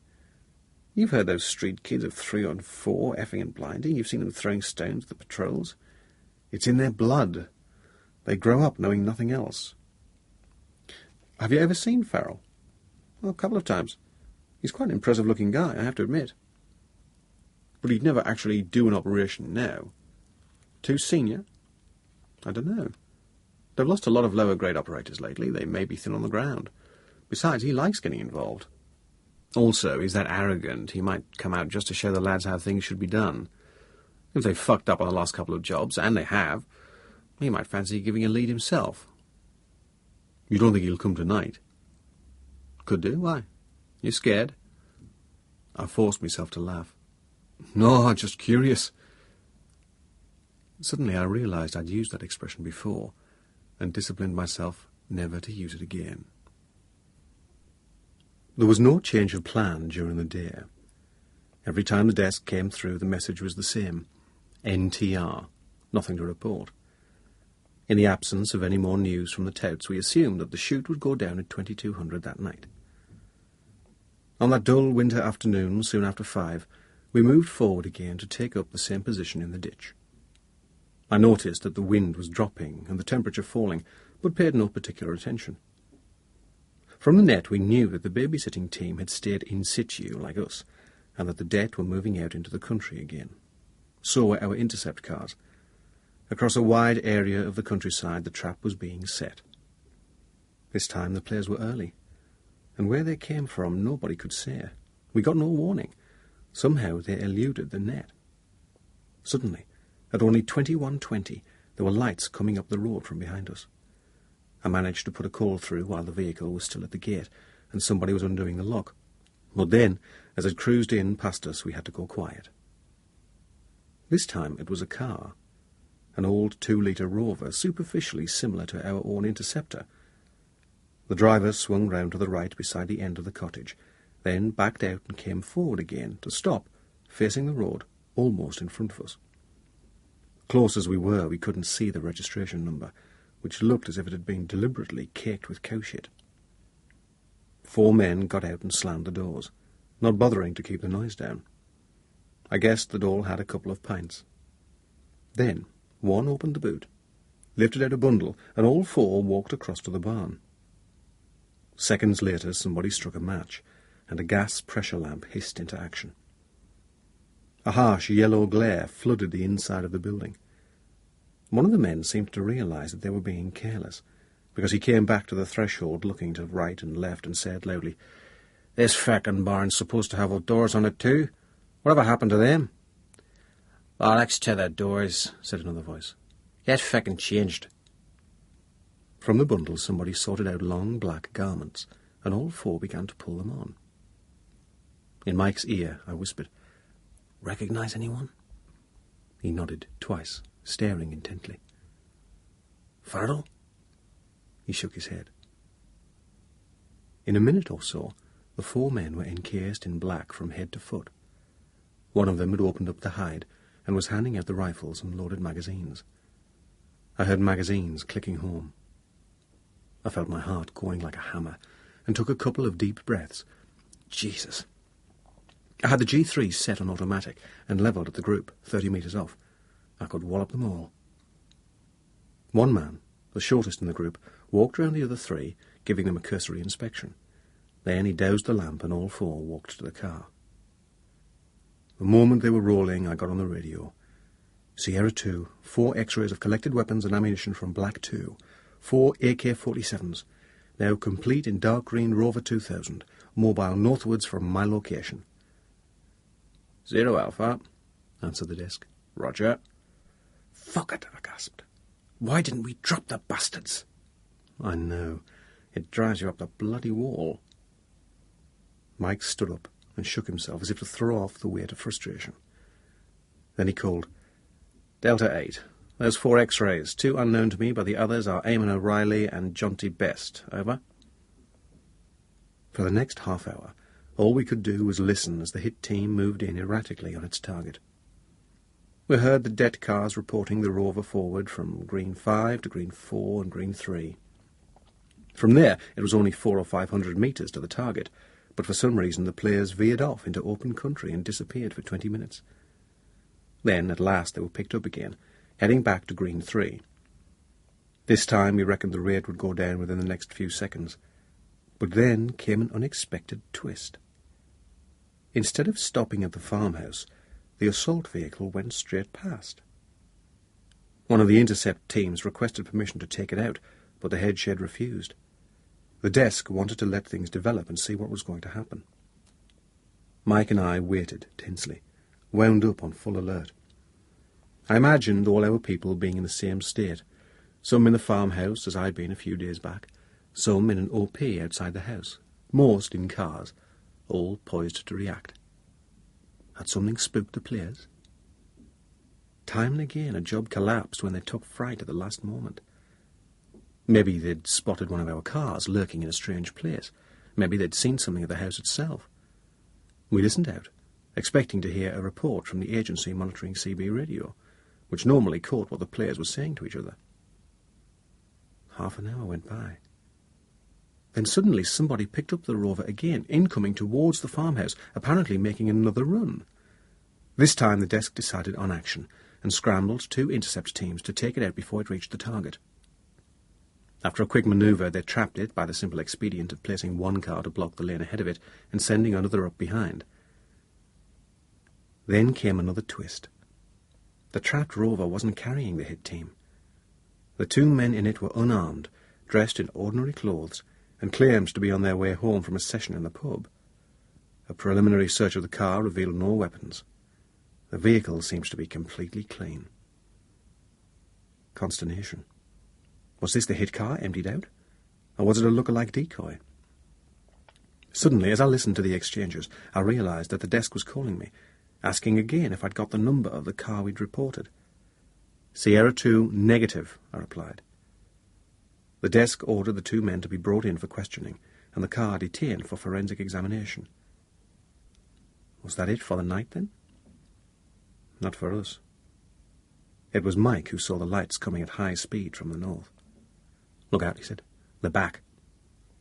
The car came screaming down the narrow road. The driver was in either a great hurry or a great rage. He flung the rover right-handed through the gates, roared past us and scorched to a halt with the nose of the car in the barn doorway and the headlights still on. The illumination was so good that binoculars were more use than kite sights. The same 4 men leapt out, all effing and blinding at the tops of their voices, and began to unload their weapons. One kicked the straw away from the top of the hide and lifted the cover, but they were all furious for a few moments and stood arguing. "Sierra 2, I reported, urgently. 4 X-rays back at Black 2. They still have their weapons. We could smack them all. Permission to open fire. Over." 0 Alpha, the desk answered. Roger. Wait 1. Then, 0 Alpha to Sierra 2. Negative. No permission. Don't do anything. Let them go. Over. Sierra 2, Roger. "Oh, for fuck's sake," whispered Mike in my ear. Such was the commotion that until the very last moment the players didn't realise another car had arrived. Nor did we. It must have come very quietly, maybe without headlights. All at once it was in through the gate and sliding past us to stop behind the Rover. 2 men got out, leaving the doors open, and strode towards the schmozzle in the barn. Something made me focus on the driver, a big man with a slight limp. As he advanced, he called out in a deep voice, "What the feck's going on here, cunts? Get a hold of yourselves." The instant he reached the light and I saw his face, I knew. So did Mike. "Fucking Farrell!" he exclaimed. "There he is." "Sierra 2, I called again. 2 more X-rays now on location. 1 is Declan Farrell. Repeat, Farrell. Request permission to fire. Over." Again, the answer was negative. I couldn't believe it. I had the crosshairs of the sight steady on the side of the bastard's head. My finger was on the trigger. 1 touch, and Kath's death would be avenged. Between the 2 of us, Mike and I could have dropped all 6 terrorists where they stood. Not one of them would even have got out of the barn. Then suddenly we found we had an urgent problem of our own. As I lowered my G3, I noticed Farrell's car rock on its springs, as if someone was shifting around inside it. The car rocked again. Against the dim light, I saw something leap over the back of the front seat, and out of the driver's door came not another player, but a bloody great dog, a Rottie. "Jesus," I breathed. "Now we're in it." The blessed north wind of the day had died away, and odd puffs were coming from all directions. The dog trotted across to the front of the cottage and lifted his leg against the doorpost. Then he began sniffing along the front wall. If we moved, we'd be bound to attract his attention, but if we lay still, he'd get us anyway. It would only be a matter of seconds before he picked up our scent. "Come on," I hissed at Mike. "We've got to pull out." Too late. The dog stopped, lifted his head and stood staring in our direction. Then he let fly a volley of barks and lunged forward. We lay flat. He pulled up 2 feet away, dancing high on his toes, barking and snarling like hell. "Buster!" yelled Farrell from the barn. "Quiet, you bastard! Come here!" The dog's only response was to bark even louder. He began really doing his nut. Gobs of spit were flying out of his chops and landing on us. His barks would have wakened the dead. We were in an impossible position. If we kept still, someone would be over to see what he was going mad about, perhaps even Farrell himself. This, at least, could provide me with an excuse to take him out. But then again, if we shifted, the dog would go for us. All this went through my mind in about half a second. I tried to slide my right hand down my side to bring my knife out of its sheath, but even that slight movement was enough to trigger an attack. With a thump like a sack of cement landing, the dog was on top of us, gnashing viciously. His jaws closed on Mike's right forearm, and he was growling thunderously. Still, I wanted to get the knife into him, but the instant I moved, he let go and bit again, this time Mike's shoulder. The dog was bracing his rear legs and twitching his arse about as he got pressure on and tried to drag backwards. There was only one thing for it. I rammed the muzzle of the G3 against the dog's ribs and put 1 round through his chest. The report was slightly muffled, but there was still a loud, dull boom. The impact of the shot lifted the creature clean off us and threw his body onto the bank, where he lay twitching with a few last noises, half barks, half grunts, choking out of his mouth. "Run!" I hissed. We scrambled backwards out of the ditch and stumbled into the boggy field. For a second the voices in the barn had fallen silent. Then the men began to yell. We ran as best we could, tripping over the tussocks. Through the screen of trees we saw figures pour out of the barn. A moment later there came a rattle of automatic fire, and rounds went cracking over our heads. We dropped into a hole about 50 metres back from the ditch. In the dark we were reasonably safe. A second rifle opened up. We heard rounds smacking into the ground away to our right. Obviously the players thought we had come in from the road and were going back that way. They fired wildly, whole magazines full in that direction. As soon as they stopped, we ran again, aiming for Fort Knox. In the confusion we lost our markers and had to cast out right and left to find it. In the shelter of the rock bank at last we stopped to get our breath. "How's the arm?" I can feel it's bleeding, but not too bad. Hand's working okay. Sierra 2, I called. We've been compromised. No casualties, but we need an urgent pickup. We'll be at Black 4 5 minutes from now. 0 Alpha, the desk answered. Roger. Sierra 2, we've stood up a hornet's nest at Black 2, so I recommend all units steer clear of it. Still, the villains were convinced that we'd come in from the road. They were pouncing down the drive with flashlights, loosing off into the dark. I thought of the purple knickers going over that wall. It took us about a minute to collect all our gear and destroy the OP. Once we'd recovered the ground pegs and dragged off the wire netting, the turf and grass roof collapsed in a heap, leaving little sign that anybody had been there. As a final touch, I kicked away the edges of the observation notch that we'd cut into the bank, so that it would look like a natural hollow. 10 minutes later, we were back at our dropping-off point, lurking behind a convenient stone wall. We'd hardly got into that position when Pat came up on the radio to say that he was closing on the location. I acknowledged, and we emerged into the road. Almost at once, we saw headlights coming up the hill, and within seconds we were safe in the back of the car, heading for home. Chapter 8. After that fiasco, it took me 3 or 4 days to chill out. My big disappointment was not so much that the PIRA had pulled out of the operation. What pissed me off was the fact that I'd missed, or rather been deprived of, a golden chance of settling my personal score.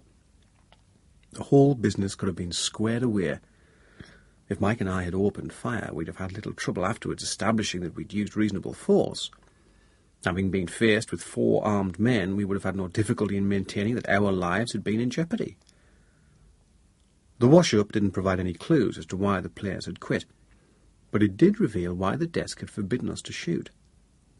We learned that one of the 4 gunmen was a key tout, and that his continued existence was considered of paramount importance. Better him alive than Farrell dead. At least, that was what we were told at the time. Later, I came to wonder if that was the whole truth. This setback made me do some hard thinking. Farrell had lost his dog, but he probably thought Buster had saved his life. There was no way he could pinpoint the identity of the would-be assassin who tried to nail him, but he would certainly guess that it had been a member of the security forces. After such a close shave, he surely wouldn't risk himself in the field again for a while. My own time in Ulster was rapidly ticking away. It followed that if I was going to get Farrell, I must go after him on my own. The idea excited me because I knew how dangerous a solo mission would be. Of course, I'd just had another illustration of how vital it was to work in pairs. If that dog had got hold of me on my own, I could easily have ended up getting captured. The risks of a one-man operation were all too obvious, but there was something about Farrell's arrogance that goaded me on. The way he'd yelled at his own guys as he arrived at the barn. Even those few words had made him sound a real bully boy. Already I'd formed the outline of a plan. I'd find out where he lived, set up an OP on his house, observe his movements in and out, and then, once I had him sussed, take him out with my secretly confiscated 9mm Luger. I'd fired so many thousands of rounds on the range that I was confident I could put a double tap into his head from 15 or 20 metres, and that would be the end of him. My main difficulty was to get enough time off. To find the house might take several recce's. To establish the pattern of his movements would need several more. I could take the odd evening off and pretend to be socialising with my in-laws, but sooner or later I would surely get caught by some emergency. A call would go out, pulling all the guys back, and I wouldn't be there to answer it. Instead, I'd be stuck out in the middle of some godforsaken bog, waiting for Mr. Big Boy to come home. The next time I visited Kath's parents was for Christmas lunch. We had a fine meal with all the trimmings, and then the traditional handing out of presents from under the decorated tree. Tim, being easily the youngest person present, got the job of messenger, taking each package to the right person. As long as he was the centre of attention, he behaved perfectly, but later he threw a tantrum for no visible reason, and I could see he was becoming too much for his gran. I think he was reacting to the loss of his mother and the breakup of his home. Apparently these rages were becoming quite frequent. Suddenly he'd let fly with a scream and refused to cooperate. No wonder he was getting on Meg's nerves, and on mine. Lying in my cabin one night, unable to sleep, I started thinking about Tracy, as usual. I'd been phoning her most evenings and had sent an expensive silver bracelet as a Christmas present. Our relationship was going great guns, as far as it could while we were a few hundred miles apart. I had no doubt we were going to stick together when I got home, and I was pretty sure she'd take Tim over as if he were our own. She'd only ever seen him as a baby when he'd been brought into the med centre in Hereford, but that didn't seem to worry her. Now I had a brainwave. Partly because I'd volunteered to work over Christmas, I had a week's leave coming up, and I'd been planning to go home. But if I did the opposite, bringing Tracy over, I could take local leave and have a chance to pursue my own devious plans in the province. At the same time, she could start getting to know Tim. Furthermore, my mind ran on, we could have a kind of premature honeymoon at my in-laws' holiday cottage on the north coast. The place was standing empty, and it was in a safe enough area. We'd take Tim with us, and at the very least give Meg a break. Afterwards, if all had gone well, Tracy might take him back with her to Keeper's Cottage and start getting our family settled there. Maybe not after this first visit, but some time later. For once, the tide seemed to be running in my favour. 3 phone calls fixed everything. 1 to Tracy, 1 to Meg, 1 to the airline. The great thing about Tracy, or one of the great things about her, was the positive way she reacted to new ideas. I can't stand people with negative attitudes who reject suggestions on principle before they've even thought about them. Tracy's outlook was the opposite of that. Everything new was fun, or likely to be, and so it turned out when I suggested that she might come over. Great, was her reaction. Susan could hold the fort at KC. She herself could take a week off work any time, she said. Her only question was when. Meg was almost equally enthusiastic. I put over the idea that Tracy was a trained nurse and fully capable of looking after a young child. I said, truthfully enough, that her eldest sister had 2 young boys of her own and that Tracy had helped look after them. I'm sure my in-laws must have seen the way things were going. They had known that I had left Tracy in possession of the house in England, and when I said she was coming over, no doubt they put 2 and 2 together. But they were too sensible to criticise my arrangements. As for the troop, instead of having to creep out on surreptitious expeditions, I merely said that I was proposing to spend my leave in a holiday cottage on the north coast. After its last little dust-up, the Sierra had been smartly retired from our stable of cars, and in its place I had a Cavalier.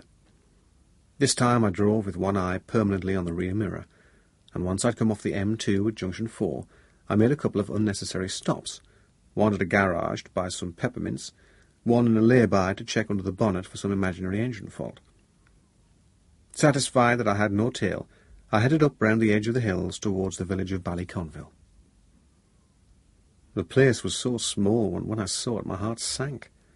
4, 5, 6 little houses straggling along the road, and that was it. One with Liam's painted white on green above the door was a bar-cum-general store, and the others were ordinary dwellings, so poor and mean I couldn't imagine Farrell setting foot inside any of them, let alone living there. If the village had been anywhere at home, I'd have gone into the pub for a pint and made casual inquiries about the neighbourhood. But here I knew the appearance of a stranger speaking with an English accent would immediately raise an alert. Word would go round in a flash. Everybody would be talking and on the lookout. All I could do was drive straight through the place and on up the hill. But as I glanced back to my left, I realised that there was one more house, set apart from the rest of the hamlet on higher ground. It was hidden from the road directly below it by the fact that it stood back on a ledge, and remained out of view until anybody passing was clear of the other houses. The place looked like a farm, with a couple of barns set round a yard, but even a fleeting glimpse gave the impression that it wasn't a run-of-the-mill ramshackle farmhouse. The old buildings had been renovated in the past year or 2. The roofs were tidy and straight, the windows in the house new. The setup looked too smart to be a working farm. Right, I thought, that can only be him. I drove on for 20 minutes, stopped in a lay-by and watched the mirror for 10 minutes between intervals of studying my 1 to 50,000 map. Very few cars passed, and none gave me any cause to worry. Obviously, I wouldn't be able to park in the village when I did my CTRs, I needed somewhere secure to leave the car. My eye fastened on some blocks of forestry, green on the map. The one nearest to Ballyconville was round the back of the hill from the farm, but only 1 kilometre or so away across country. It was worth a look, anyway. A short drive brought me into sight of it. As I expected, it was a dense conifer plantation which climbed the hillside and swept round into a big bowl. The public road followed the contour line below it, and a barbed wire fence bounded its lower edge. After a few hundred metres, I came to the entrance, a gravelled drive leading up into the trees and turning left. Following the road, I came to a barrier in the form of a heavy wooden pole, hinged on a pivot at one end and padlocked with a chain to a post at the other. No supersonic knickers here, only a sign saying, Forestry Commission, no admission to unauthorised persons. I got out and had a look round. The gates were nicely out of sight of the main road. The gravel was clean and hard, so the tyres left no mark on it. A careful check of the chain, the padlock, and the ground showed that the entrance had not been opened for some time. Evidently there was no work going on in the wood, no thinning or felling. The setup seemed ideal for my purposes. After my lock-picking course at LATA, the barrier would present no problem.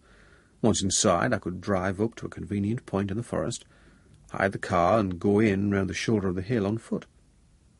If, by ill chance, someone came across the vehicle while I was away and reported it, I'd say that it had been nicked and must have been dumped up there by the villains. With that settled, I turned round and drove back along the same road. My second pass through Ballyconville confirmed earlier impressions. The farmhouse came into view as I approached the village, and I saw that its walls had been freshly painted white. The window frames were new and made of dark wood. The roof was as it should be, traditional slate. At the back, a stretch of high wire fence was showing. Somebody had spent a lot of money on the place. But there was no car outside the door, and no sign of any activity. The second pass also gave me a chance to look at the background. Behind the house, rough grass fields sloped away up the flank of the hill, with much the same texture as the one in which Mike and I made our OP. But after only 1 field's width the farmland gave out, and the mountain proper began. The cut-off was a fence running horizontally round the contour. Above it, thickets of gorse grew among the bracken, and higher still the bracken gave way to heather. It looked as though the gorse would be perfect for an OP. Prickly but brilliant cover, within less than 200 yards of the target. On the morning Tracy was due in, I got Pat to lift me out to the city airport, and I was there in time to pick up a hire car before the flight from Birmingham landed. When the car hire girl told me all she had left was a red Datsun, I nearly flipped. Red! That was the last colour I wanted, especially in the forest. It would show for miles. But then I told myself, come on, you're a civvy tourist for the week, behave like one. So I paid with my Visa card, gave me in-law's address, and signed for the Datsun. When Tracy appeared in the scruffy arrival area, we ran straight to each other and held on tight without speaking. I think other people could feel the high current of emotion flowing between us, because they kept away and didn't even look in our direction. Through her shiny blue shell suit she felt slim and fit. "You've lost weight," she said.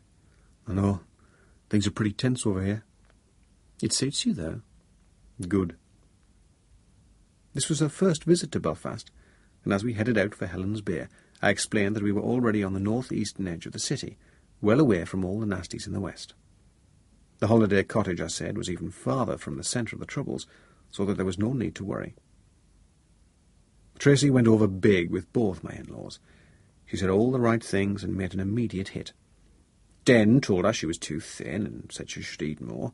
In particular, he insisted she should have another piece of the lemon cake which Meg had made and put out with the coffee. As for Tim, Tracy started straight in, playing with his train set and talking to him as if he was an adult. I couldn't believe it. After about 30 seconds, they were having a serious discussion about why the signals went green for go and red for stop. It didn't seem the right moment for a talk about long-term plans, so we packed up and got going, on the basis that all 3 of us would be away for the week. Den had bought Tim a new car seat because he'd outgrown his old one, and we fixed that in the back of the Datsun. As we drove off, I realised what great cover it was, to look like a regular family on holiday in a hire car, innocent and harmless as could be. Only I knew that the Luger was in the boot. We stopped once to stock up from a little supermarket in a village, and the entire journey took not much more than an hour. The cottage wasn't quite what I'd been expecting. I'd been imagining something tucked away on its own, but I hadn't known the address. Number 1 Coast Guard Row. It was one of 4, built for the local Coast Guards, and stood at the end of a little terrace overlooking the sea, perched above the road, so that you had to leave the car down below and walk up a flight of stone steps to the front garden. I immediately thought, this is handy, because the houses were out of sight of the road and nobody would spot a car coming or going at odd hours of the night or early morning. Inside, everything was fine. Meg had phoned a friendly neighbour who kept a spare key and got her to switch on the underfloor heating so that the place was warm and welcoming. Tim had been there before, so of course he considered himself an expert on the house's layout and showed us which rooms were which. It was a good job we had him with us, otherwise we'd have spent all day in bed as well as all night. With a fire going in the front room, the house became a cocoon, cradling our little family, and there wasn't much temptation to go outside. All the same, that first afternoon we walked along the shingly beach. The tide was coming in and the sea was flat and calm, with only the tiniest waves turning over as they hit the shore. I showed Tim how to choose flat stones and give them an underarm flick so that they did ducks and drakes across the water. At that stage he wasn't much good at throwing, and he spun himself round in circles with his efforts to get more leverage onto his arm. I noticed that there was plenty of driftwood on the high tide line, so on the way back I collected an armful for the store in the shed behind the cottage. All the time I was thinking of the white farmhouse at Ballyconville and the dark forest on the hill. How was I going to account for my need to be absent for hours at a time? Why should I want to disappear in the middle of what was, in effect, our honeymoon? I'd already tried to explain to Tracy that guys in the regiment habitually told their wives and girlfriends as little as possible about what they were doing. It was plain good sense and good security, I said, to restrict knowledge to a minimum. With her knack of going straight to the point, she'd come back with, "Well, that doesn't sound great. If you're not coming clean about your work, how am I to know what else you may be covering up?" She was right, of course. Secrecy breeds distrust, and now, with our relationship hardly started, I was going to have to start deceiving her. I said nothing that day. While she was getting supper on the go, I walked down to the pub at the other end of the village. Den had told me that out there in tourist country it was safe enough, especially as he and Meg were well known locally. The place was called the Spanish Galleon, and the walls were covered with mementos of the Armada, mostly pictures of fantastic gold jewellery recovered from the Girona, which was wrecked off the coast in the autumn of 1588. I bought myself a pint of stout and explained to the landlord that we'd come to the cottage for the week. I couldn't tell whether or not he knew about Kath, so we just had a general chat, mostly about fishing. A fellow about my age, who was already at the bar, said he had a friend who owned a fishing boat at some place nearby. After a while I bought a bottle of plonk for supper and set off home. In the morning, before it was fully light, Tim came bursting into our room in his pyjamas. "Why are the beds pushed together?" he demanded.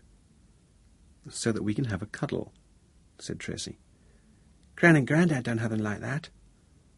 "Well, come on in and have a cuddle anyway." Next thing he was in between us, wriggling like a ferret. "Why are you bare?" he asked, accusingly. Jesus, I couldn't help laughing. "This duvet's nice and warm," said Tracy. "We don't need pyjamas." So it went on. She was brilliant with him, especially when he started in about God. "Who's God?" he wanted to know. "He's like a big father up there in heaven." "Oh, why can't I see him, then?" "He's like the wind. You can feel the wind, but you can't see it. You know, God's like that." "What does he feel like?" "Sort of warm. Like, if someone's kind to you, it feels good." "Is Mummy in heaven?" "Yes, I'm sure she is." "Why did she have to go there?" "I expect God wanted her." "What did he want her for?" "Because she's a very good person." Can I go and see her? Not really. The inquisition was relentless, but Tracy was equal to it. She never lost her cool or cut Tim short with an unsympathetic answer. By the end of breakfast, there was a terrific bond between the two of them. Altogether, we were a happy family that morning. It was all the harder then to break the news that I had to go off in the afternoon to do a job of work. Tracy looked really pissed off. But I thought you were on leave, she said. That's the whole point of my being here. I know, I prevaricated, but there were a couple of things outstanding. I promised the lads I'd get them done.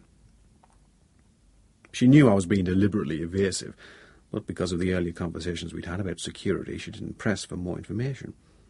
When I said I'd be back after dark, she just said, "Take care. You'll find supper waiting." It was less than an hour's drive to Ballyconville, but I didn't go to the village at all. Navigating with the help of the big scale map, I took a swing out right-handed to the west and came up to the forestry plantation from the opposite direction. Once again, the entrance was deserted. A quick check confirmed that nobody had moved in since my last visit. Pulling on a pair of thin silk gloves, I brought out my little collection of bent levers and spikes, and in a minute I had the padlock open. The barrier pole swung up easily with the lump of concrete on its end acting as a counterweight. With the car through, I closed the gates and put the padlock back in position. Inside the plantation, the road climbed to the left in a wide curve. The spruces on either side were quite large, maybe 30 years old and 50 feet tall, but they'd never been thinned, so that they were growing in a solid mass. Nobody could look into the forest from a distance and see a car moving. Half a kilometre up, I reached a fork and took the left, along the contour, in the direction I wanted. Round a corner, the road suddenly came to an end in an apron of gravel, a spread big enough for timber trucks to turn. Uphill above it was a small patch of bare ground under the first rows of trees. I got out and checked that it was firm, then backed the car as far under the branches as it would go, out of sight of any passing helicopter.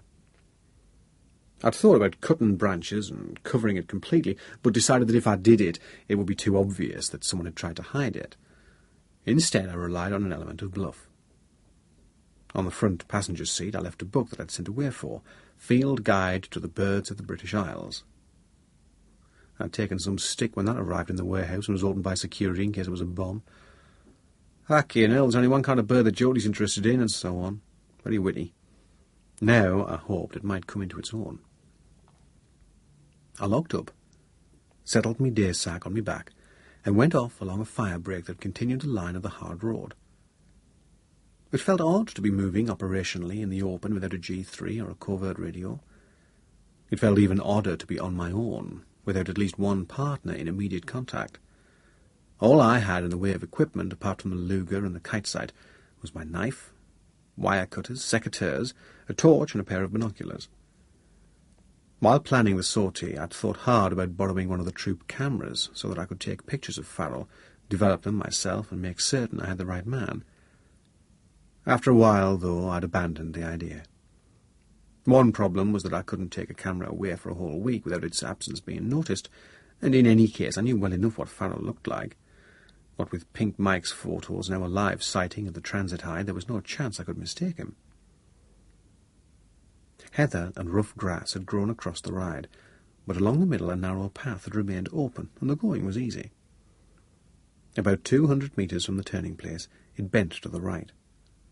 As soon as I was out of sight of the car, I dropped down and crawled into the wood, coming round in a half-circle under the trees and putting in a few minutes' covert observation to make sure nobody had followed me up. That was easier said than done. The lower branches of the trees had all died from lack of light, but they were still stiff and spiky, the lowest of them growing to within a couple of feet of the ground. Even when I tried to crawl along the smooth carpet of old pine needles, my day sack kept catching. In most places, the only remedy was to belly crawl right down flat. Even as I was worming my way back to the path, I thought how impossible it would be to make any speed through a plantation as dense as this. Like a snake, I wriggled carefully up to the edge of the ride, and for 15 minutes I lay there watching the car through binoculars. Nothing moved, and gradually I relaxed. Maybe I was being excessively cautious, but you never know. Emerging again, I took the spruce needles out of my shirt collar and went on along the track. In a few minutes I came to the boundary fence, a 2-metre-high barrier of squared wire, and looked cautiously out. Ahead was the slope of the open hill, falling from right to left. Wide stretches of heather, patches of dead-looking grass, clumps of gorse. Unless there was somebody up on the hill itself, which seemed unlikely, I felt confident no one would see me, because the nearest farmland and houses were way down over the brow. In any case, I had done my best to dress up as a hiker or birdwatcher in a dull-coloured windproof and thick grey Norwegian stockings pulled up to the knees over my jeans like +4s. Take it easy, though, I told myself. Don't rush it. I gave myself a couple of minutes inside the fence, then climbed over and took another look round. Somehow I needed to mark my entry point for when I came back in the dark. To have tied a handkerchief to the fence would have been too obvious. Looking back into the wood, I saw a bare, dead branch, stripped of its bark and nearly white. I climbed back in, threaded it into the mesh near the top of the wire at an angle, as if it had blown there, and climbed out again. On the move in the open, I worked my way around the contour. Only 10 minutes later, I stuck my head cautiously over a rise and found I could see down to the farm. A short belly crawl brought me into our dry stream bed, and that in turn led down to a clump of gorse just above the highest field. Having crept round the edge of the bushes, I cut away some of the lower branches and scraped the ground beneath them clear of prickles to make a comfortable nest. With a minimum effort, I'd fashioned myself a perfect OP. The farmhouse and its outbuildings were less than 200 metres below me. The house, to the right as I looked, was long and low, and ranged with its back to the hill which rose in a mown grass bank immediately behind, so that the top of the bank was only a few feet from the gutter of the slate roof. House and bank were separated by a path no more than a yard wide. There were only 2 windows in the back of the house, and both were small. Lavatories or bathrooms, I guessed. The left-hand end of the house jutted forward, away from the hill like the foot of a blunt L, and there, in the middle of the end wall, in my full view, was the front door, with a little pitched roof over a porch. To me, the house was of secondary interest. Far more important was the high mesh fence which bounded the property and abutted the ends of the farm buildings, so that the entire establishment was enclosed by wire or stone. It took me a few moments to work out that the area surrounding the house was one huge dog run. The drive came in through gates a couple of metres high on the side farthest from me. Any doubt about this being Farrell's place was dispelled when a dog suddenly came into view, sniffing along the perimeter fence.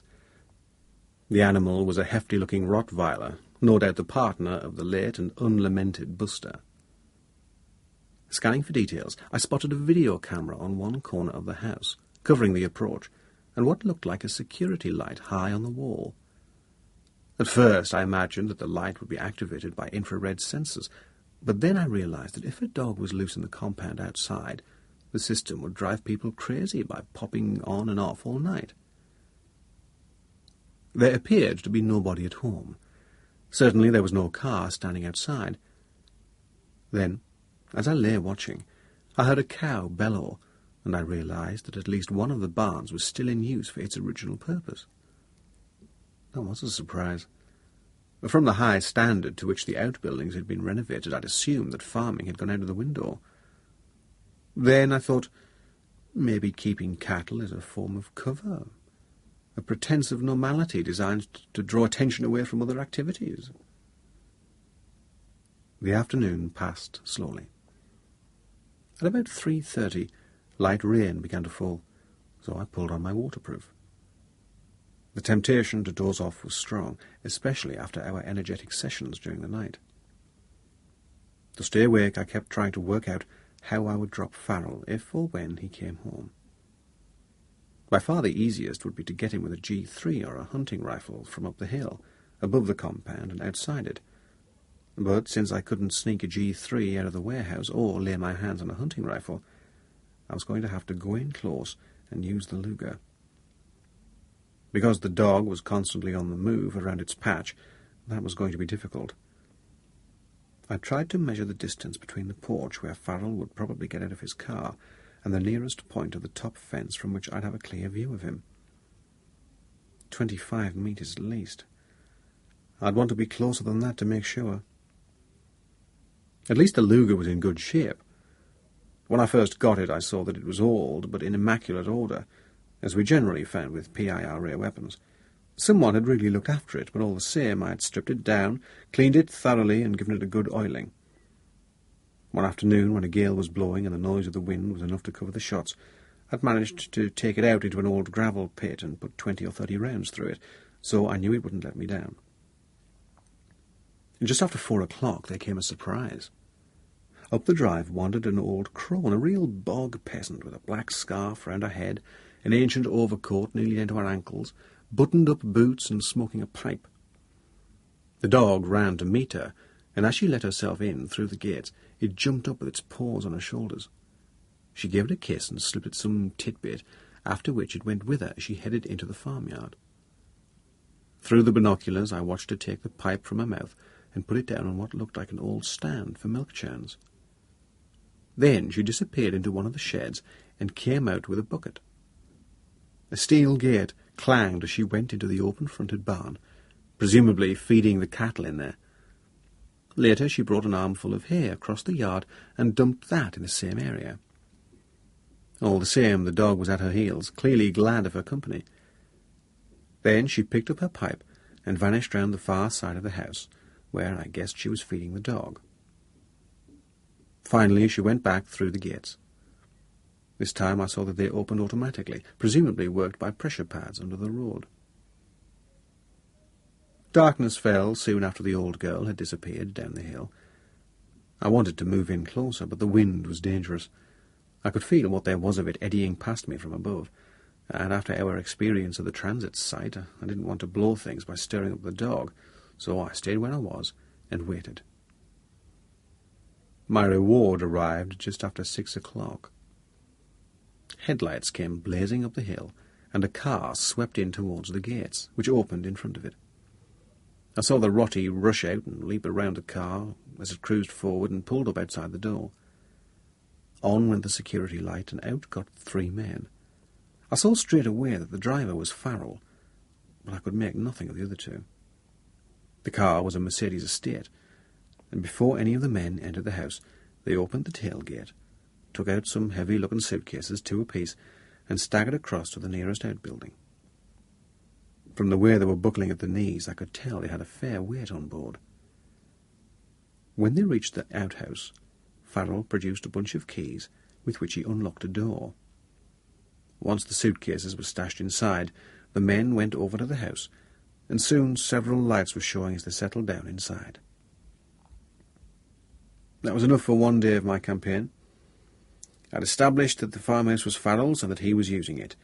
All I had to do now was devise some means of getting in close. As I walked back up the hill in the dark, my mind was already working on it.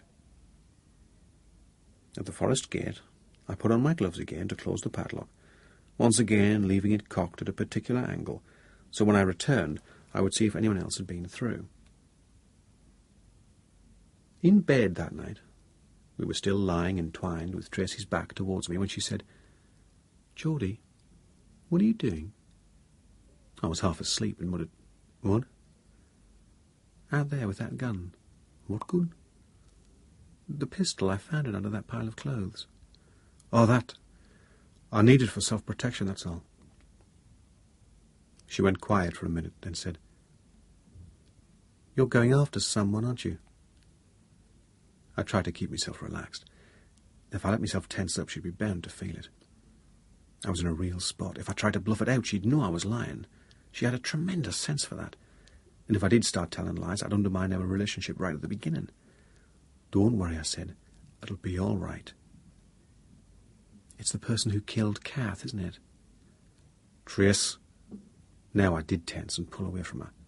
"How the hell did you know that?" "I guessed it. I've had the whole afternoon to think about it." "I reckon either he's on leave or he isn't. He can't be half working. I know you lot don't work alone. It's always in pairs, isn't it?" I nodded. My forehead was still against the back of her head, and although she couldn't see me, she could feel the movement. "Well, you're trying to kill him?" I nodded again. "Why?" "He killed Kath, that's why." "I don't suppose he meant to. He sent the bomber to kill somebody. He's killed plenty of others too. He's a murdering bastard." "An eye for an eye. That's right. Why not just leave him?" "Trace, this has nothing to do with you." "Of course it is." She suddenly turned over to face me and said angrily, "If we're going together, I'm part of everything you do." I wanted to tell Aunt gently that she couldn't be, that in my profession any such arrangement was impossible. But I sidestepped and said I'd reconsider things when we were fresh in the morning. "The trouble with you," she said, "is that you're a loner. You know that, don't you? You're always wanting to do things on your own." Next day, Tuesday, the weather gave me a breathing space. A westerly gale brought in tremendous rainstorms which continued on and off until dark and made it no sort of a day for lying out in the open. After lunch we went for a drive up the coast and walked along part of the Giant's Causeway.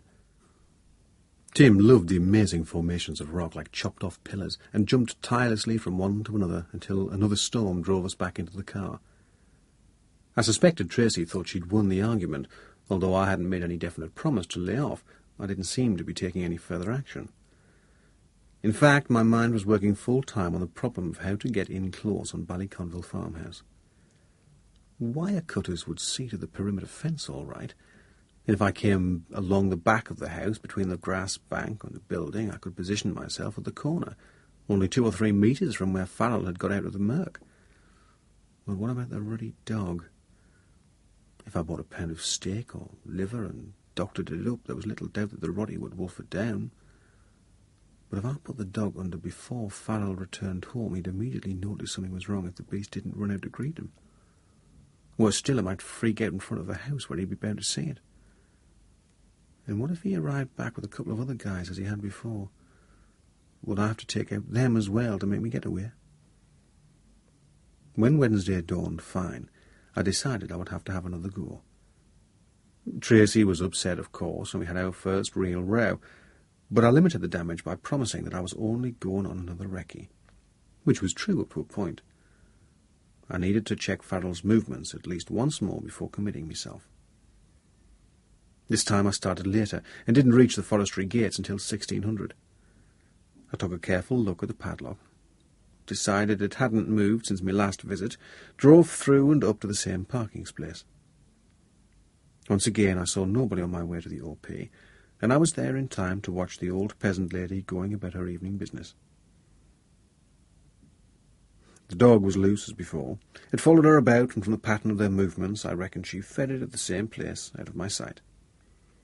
That could be a problem. After its meal it would be less hungry. With the clear sky, the light was hanging on for a few extra minutes, and full dark didn't come down until after 5. By then the wind had turned to the north, straight in my face, and I reckoned it was safe to move down to a position only 50 metres above the wire. There I lay down behind a solitary gorse bush, studying the farmyard with the kite sight. The dog must have laid up somewhere because I couldn't see it, and in the hour that followed I had nothing to do but think. In particular, I thought about the amazing contrast between being cocooned in the light and warmth of the family 1 minute, and lying alone on a cold black hill the next, trying to fight the forces of darkness single-handed. Maybe Tracy was right. Maybe I was a loner. The Merc came up the drive at almost exactly the same time as before, just after 6. Was this another delivery of weapons or whatever? Once again the dog raced out to meet the car and danced attendance as it moved up to the front door, but this time only 2 people got out, Farrell and a woman. Through me binoculars she looked young and smartly dressed, in a pale jacket and skirt, and carrying a handbag that must have been made of patent leather, because it flashed in the security lights. This time I got a good sight of him, too. He'd put on weight since those photographs. I could see it about the jowls. There was his limp again, too, a small dip on the left foot, but still he moved quite sharply. I watched him unlock the door and hold it open for his companion. Then the house came to life as the interior lights went on one by one and the security lamps were doused. "I think you're safe in there," I said, quietly. I held in an imaginary Pressel switch and said, "Tango 1, target complete, in-house, permission to proceed, over." Then I told myself to stop pissing about and set off for the car. I was back at the cottage by 8 o'clock. Tim was already asleep and a good smell of supper filled the air. I sat down at the kitchen table, preparing to relax, but Tracy pulled me up sharp. "A man called to see you," she said. "Jesus, what sort of a man?" "I don't know, about your age. Quite scruffy." "Irish?" "Yes, of course." "What did he want?" "He said, 'Were you the man who's mad after the fishing?'" She put on an Ulster accent rather well. "Oh, right, it was that guy from the pub, then." I remembered I'd talked to a man in the Spanish galleon about the possibility of going out in one of the local boats, but I hadn't made any arrangement. "He was wearing earrings," Tracy said. "Not my fella, then? Someone else?" "Don't look so worried." "Listen," I stood up. "We've got to get out of here." "What, now?" "Yes, right away." "Why? You keep telling me this is a safe area." "Yes, but now the bastards have found me." "Oh, Geordie, come on, your imagination's running away from you. The man was friendly enough. Relax, sit down and have a drink." I sat down again and took a sip from the glass of red wine she'd poured for me. But I wasn't feeling relaxed in the slightest. "What did he say?" "He asked how long we were staying." "What did you tell him?" "To the end of the week." "Then what?" "He said he'd call back tomorrow." "Hell!" The inquiry could have been genuine, but the conversation in the pub had been so casual it didn't seem likely. Or was Tracy right? Was I becoming the victim of my own fantasies, seeing enemies everywhere? Once you're in that state of mind, getting out of it's very difficult, and I couldn't shake it off. I did settle enough to decide we'd stay in the cottage that night, but first I took 2 of the wooden chairs from the kitchen and jammed one at an angle under the handle of the front door, the other at the back. I also dug the Luger out of my day sack and kept it handy wherever I was. Tracy thought I was overreacting, I know, but she saw how serious I was and didn't say much. After supper, I said, "Look, I've got a plan. You don't have to go along with it. It's up to you." "Go on, then." "They've seen me here. They've seen you with me. Someone has. Therefore, the quicker we get you back to England, the better. In the morning, we'll pull out of here, back to Belfast, and I'll put you on the plane." She reached across the corner of the table and put a hand over mine. Her eyes were swimming. "I'm sorry, love," I said, "but that's the safest." Still, she looked at me. "There's something else," I went on. "I think you should take Tim with you, if you will." That was too much. She burst into tears, head down on the table. I held on tightly to her hand. "Don't cry. As I said, you don't have to." "No, no," she said fiercely, sitting bolt upright. "It isn't that. It's the opposite. I want to have Tim with me, but I want you too. I want all of us to be together somewhere safe." The night passed without incident, but in the morning I inspected the car with the utmost care, checking the wheels for any sign of a trigger device, and lying flat on my back in the road to wriggle underneath and scan for booby traps. When I found nothing, I wondered again whether I wasn't creating a drama about nothing. We closed down the cottage and handed the key back to the neighbour, making up some excuse for leaving early. Then, from a coal box to the next village, I phoned my in-laws to warn them that we were on our way back. I didn't try to explain that Tracy was going to take Tim to England with her. Better to leave that one until we could talk it through in person. Over the phone, our decision might have sounded like an insult, as though we didn't trust Meg to look after the boy properly. As soon as we knew we'd got tickets on the afternoon plane, Tracy packed up Tim's kit and stuck it out in the hall. Then we all had a cheerful lunch, with everybody in good spirits.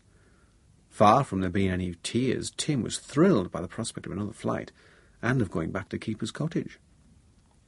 Looking at him and thinking how like Kath he was becoming, I reckoned he had inherited something of her steady nature. As long as people were kind to him, he didn't seem to mind who he was with. And of course Tracy had been wonderful with him from the start. It may have been wishful thinking, but I honestly felt that he was already seeing her as his mother.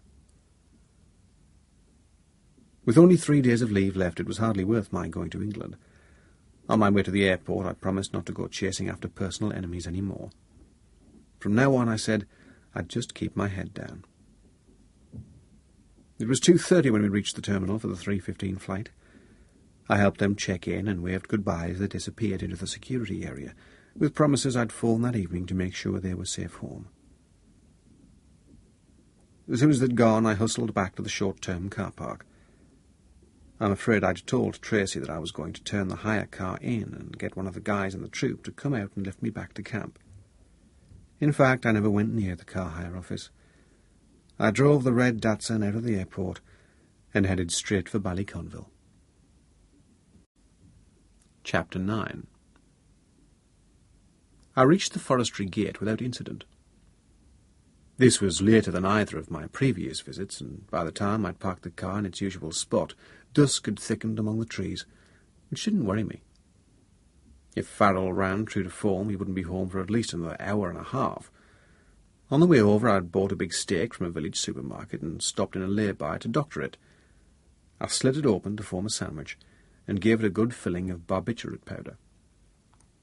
I'd decided the best option was to wait for full darkness, then cut through the wire on the bank behind the house. Once into the compound, I'd lie up by the back corner of the building within 4 or 5 yards of where the Merc should come to rest. If the wind direction made it possible, I'd leave the dog alone. If he detected my presence, I'd have to throw him the meat.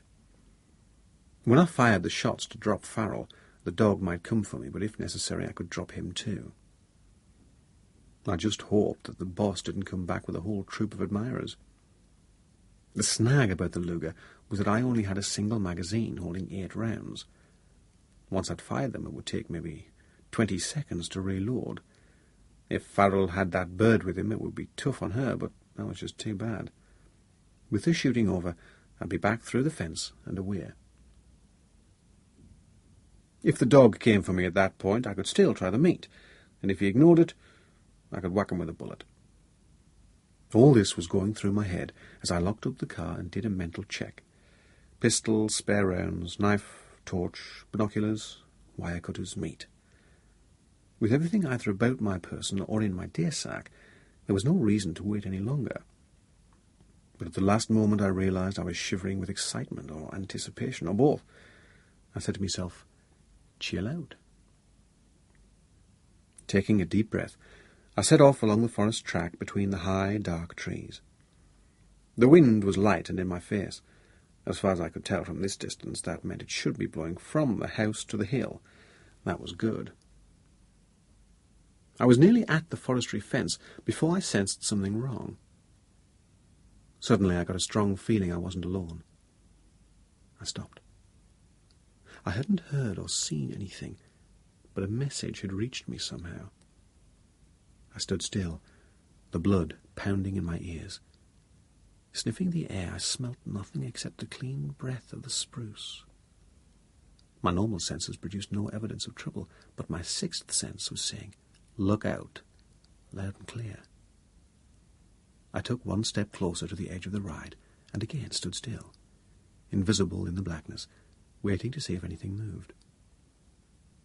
The wind stirred faintly through the tops of the spruce, but that was the only sound. What the hell was wrong? Normally I never get spooked. I regard the night as a friend, not as a foe, or anything to be frightened of. But here something was definitely amiss. I gave it a couple of minutes, struggling to get hold of myself. I could pull out, obviously, but that would be Pittsville, an almighty waste. All day, all week, I've been psyching myself up to get the job over and done with, and this was my best chance. I knew that if I quit now, I'd never forgive myself. Gradually, as I stood there, I got the feeling that there was somebody ahead of me on the ride, between me and the forest boundary. Again, I had no physical evidence, just the feeling. Then I thought that maybe it was a poacher. There were probably fallow deer in the wood, and some local could easily be after them. You might have seen my car come up and be waiting for the coast to clear. Well, If we did have a clash, it needn't be anything serious. Time was passing. I couldn't hang about much longer, or Farrell would be back and safely inside before I reached my firing position. Nor could I see much future in trying to work round to my objective some other way. I hadn't checked out the other tracks inside the forest, and if I started trying to work them out now, I might easily finish up getting lost. I gave a shudder, half involuntary, half deliberate, as if a good shake would throw off my doubts. Then I went forward. 50 yards further on, I knew too late that my instinct had been right. All at once there was somebody on the track ahead, and not one person, but two. Two dark figures, blacker than the night. For a split second, I still thought they might be poachers. Then, from the way they came at me, I knew they couldn't be. I turned back and started to run, only to see a torch flash on ahead of me. I'd been followed as well. Cut off. There was only one way to go. Sideways, downhill, straight into the trees. I dived to my right, aiming to plunge into the lowest branches and slither or crawl down the smooth carpet of needles on the ground. But it didn't work. Immediately a branch snagged on my day sack. Another jabbed into my left temple, ripping my skin. Behind me I heard the bark of a big, heavy dog. I found myself in a bit of a clearing. Two more dark figures loomed in front of me. I lowered my head, charged forward and nutted the left-hand one properly, dropping him in his tracks. The second took a dive at my legs and brought me down.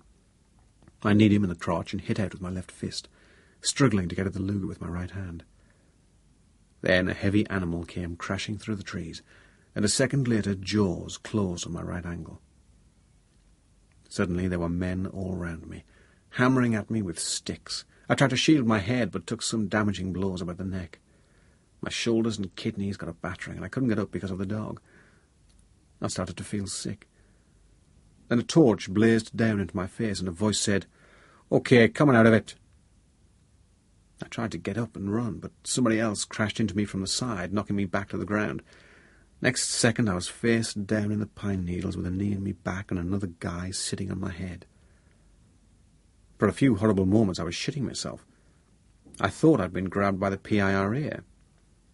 In the gleams of the torchlight I saw that my attackers were dressed darkly and wearing ski masks. Fucking hell, I thought. Farrell's got wind of me movements. I really thought I was going down. Then I realized that the voices I could hear were relatively cultured. Somebody dragged my arms back and snapped a pair of cuffs round my wrists. The guy who'd sat on my head stood up and said, "On your feet." The dog had let go of me, but it was still jumping around. Then someone tied a cord to my wrists, and two of them hustled me back through the stiff lower branches of the trees to the open ride. By then a whole load of torches were bobbing about. There seemed to be guys everywhere. When I moved my feet a couple of inches, one of them snapped, "If you don't want a big clog stuck on you, stand still." The next thing was a body search, expertly carried out. Two men shone torches in my face, while a third ran his hands over me. He soon found the Luger and my sheath knife. Of course, my day sack wouldn't slip off with my hands locked together, so he had to undo its straps. Then a different man came up in front of me, some sort of boss, I guess, and said, "What the hell do you think you're doing up here?" From the odd glint of metal about his shoulders, I got the impression that this figure was in uniform. But not knowing who he was, I reckoned it best to keep quiet.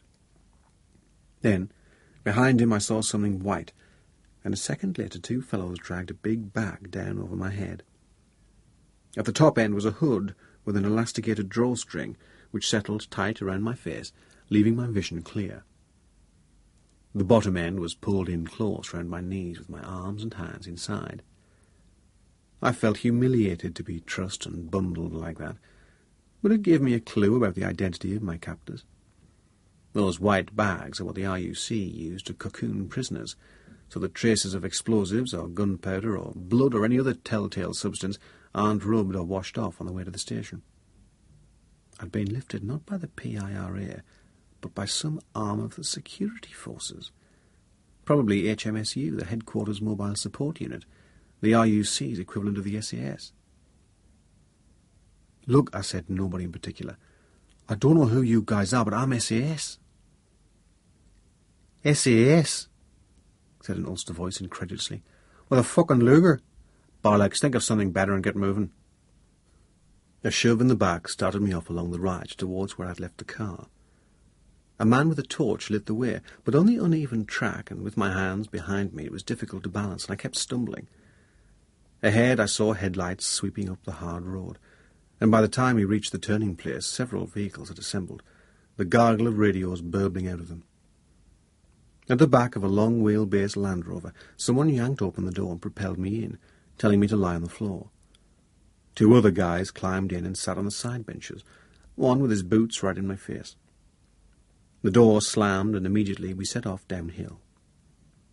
That was one hell of a journey.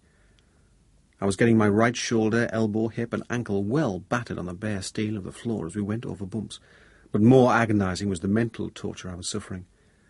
In the space of a few minutes, my whole life and career had gone tits up. That was me finished in the SAS, I felt certain. It was inevitable I'd be RTU'd. Probably that was me finished with Tracy, too. When she found out I'd gone straight back on the job after promising to lay off, she might well ditch me. Almost worst of all, that was the end of my attempt to level the score with Farrell. I couldn't imagine I'd never get another chance. And how in hell had these people cottoned on to me? Perhaps someone had seen the Datsun going up into the forest and reported it.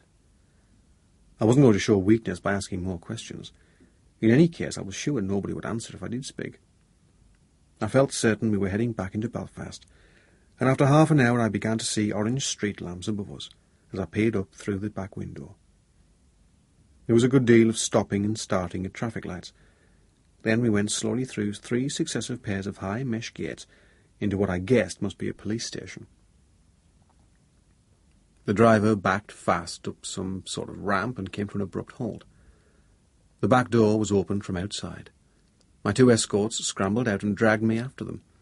I got a quick impression of high brick walls forming a narrow cul-de-sac before being bundled in through a door at the end. Inside a brightly lit office, an IUC sergeant was sitting at a desk. "I'm Sergeant West," announced one of the men holding me. "We've arrested this man under Section 14. He was found in possession of a weapon in suspicious circumstances in the forest above Ballyconville, suspected of being a terrorist." "Fine," said the custody sergeant. "Put him in there and get the bag off him." He nodded towards the first room across the corridor, which was a cell, bare but clean and smelling of disinfectant. In there, with the door securely shut, my 2 attendants pulled the white bag over my head, and one of them released the handcuffs. "Right," he said. "Get your clothes off." "Wait a minute." "Get 'em off. Everything except socks and pants." The door opened and someone handed me a grey tracksuit. The sergeant who'd arrested me dropped it onto the bed, which was a raised concrete bench. "You can put that on afterwards." "Look," I snapped, "I'm not a fucking criminal. I'm in the SAS." "Yes," said the sergeant, equably enough. "And I'm the Colonel-in-Chief of the Coldstream Guards, so just do as I say and put your clothes in there." He held out a black plastic bin liner, and reluctantly I started to strip off. I saw the sergeant staring at me. "What happened to your face?" he asked. "Nothing, why?" "You've blood all down your right side. Looks like a cut in your forehead." I put my hand up and felt a matte surface down my cheek. Until that moment I'd felt nothing. "Oh, that, I ran into a tree." "Nobody hit you then?" "No." I dropped my clothes into the bag and pulled on the tracksuit, which stank of mothballs. The sergeant left the bag on the floor and went out, saying, "The scene of crime's officer will be with you in a moment." I sat down on the bed, feeling stunned. I knew I'd be deep in the shit with the regiment. But all the same, my overwhelming desire was to get out of this jail and back to the troop, among my own people, as soon as possible. The door of the cell opened, and in came not the SOCO, but the custody sergeant, holding a pasteboard and a biro. "I've given you custody number 102, he said. "What's your name?" "Shop, Geordie Shop, Sergeant in 22nd SAS. He gave me a hard look and said, "Are you suffering from any illness?" "No." "Do you need any medication?" "No." "Are you injured in any way?" "Only this cut," I pointed at my head. and I got a lot of bruises and a bite in the ankle from a dog, but I don't think it's serious. Do you want anyone informed of your arrest? Yes, I do. I gave him the name and number of Tom Dawson, the Sergeant Major, Troop Second in Command, and asked if I could speak to him. No, was the answer. I'll speak to him myself. The custody sergeant went out, and the cell door clanged shut again. Next man in was the SOCO, a thin, lugubrious-looking fellow with a ferrety face, carrying a white tray with instruments on it. I need to take some samples, he said. What for? It's routine. Bloody hell. Nothing to worry about. Hold out your hands one at a time. Like a robot, I did as I was told, watching with a mixture of fascination and revulsion as he wiped swabs of cotton wool carefully over my fingers and palms, then used a flat-ended gouge to dig out minute scrapings of dirt from under my fingernails. Finally, he took a pair of scissors and cut some hair from my forelock, which was short enough anyway. As he worked, I felt myself getting more and more steamed up. In the end, I came out with, "This is bloody ridiculous. I haven't done anything." "I've heard that before," said the SOCO mildly. "None of them has ever done anything. They're all as innocent as lambs, so they are." Just as he was finishing, the custody sergeant reappeared and said, "Right, you were wanted for questioning." He took me across the corridor into an interview room where a table was set out with one chair on the far side of it and several in front. We sat down briefly, waiting for someone. I'd already decided to say as little as possible until one of my own people turned up, but suddenly an idea occurred to me. "What station is this?" I asked. "I am not allowed to tell you." "Does Chief Superintendent Morrison work here?" "Morrison?" The sergeant was obviously surprised that I knew the name. I'd scored a point. But he said, "No, not here." "Well, can you get a message to him? Tell him I'm here." The sergeant looked at his watch. "He's probably off duty now. It's after 8. Well, how about calling him at home, then? I don't think he'd welcome being disturbed. He's probably at his tea. Or at least he could authenticate who I am." The door opened, and in came a chief superintendent, a small, neat, sandy-haired man who sat down on the far side of the table and said, "Now, I need to ask you a few questions." He was quietly spoken and courteous, but I knew that every word I said was being recorded, so I said as few as possible. I tried to give away nothing except my name, rank and number, and kept repeating that I was a member of the SAS. But when the chief asked, "Are you saying that you were taking part in some official operation?" I had to answer, "No." "What were you doing then?" "I can't say." "Where did you get the Luger?" "Pass." "It's not one of your unit's normal weapons." "No." All the time my mind was in the warehouse in the ops room.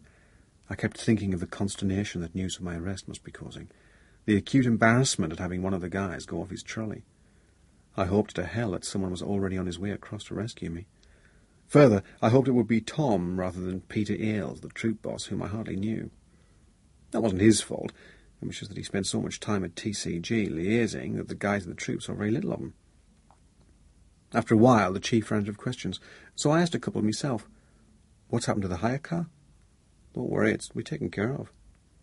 "The keys were in the pocket of me windproof." "Yes, we found them." "Have you informed my people that I'm here?" He picked up a telephone and spoke briefly. "Yes," he said. "They know. There's someone on his way over. Meanwhile, we'll get the doctor to clean up that cut. When did you last have anything to eat?" I stared at him. Was he offering me food? What, was this place a fucking hotel with cells? I had to think back. Of course, we'd had lunch with my in-laws. About 1 o'clock. "Do you want something now?" I shook my head. I couldn't have eaten a thing. "No, thanks." The custody sergeant took me along to the medical room, where a doctor cleaned the rip on my temple, declared that it didn't need stitching, sprayed it with disinfectant and put a dressing over it. He also took a look at the puncture marks on my ankle and gave them similar treatment. "I don't think you'll get rabies," he said, "but you'd better have an anti-tet." When he saw the bruises on my shoulders, he said, "You may be glad to know that you've got one broken police nose to your credit." Back in the cell, I sat on the bed with my mind spinning. There was no way I could start telling lies within the regiment. The only thing to do would be to admit the truth. But Jesus, the humiliation of it. Not only had I broken all the rules and tried to take out a target on my own, But I'd failed to carry out the operation efficiently. I'd failed to recce the ground properly, failed to notice that I was under surveillance, failed in everything. The minutes crawled past, and I felt sick with remorse. 9 o'clock. Tracy would be home by now. Suddenly I wanted contact with her. I'd promised to call. I pressed the button beside the door to sound the buzzer. Presently the hatch opened and a face appeared outside the grill. "Is it possible to make a telephone call?" "Afraid not." "Can you make a call on my behalf? Only to inform someone that you're in custody." Bloody hell, that was the last thing I wanted her to hear. So I said, "Forget it then," and tried to settle down. At last, about 9:30, there was a stir out in the corridor, and I heard several pairs of boots on the floor. The door of the cell swung open and my heart jumped. There was Tom. A bit haggard and drawn, but big and reassuring all the same. I could have embraced the old bugger. I was so glad to see him. "Is this him?"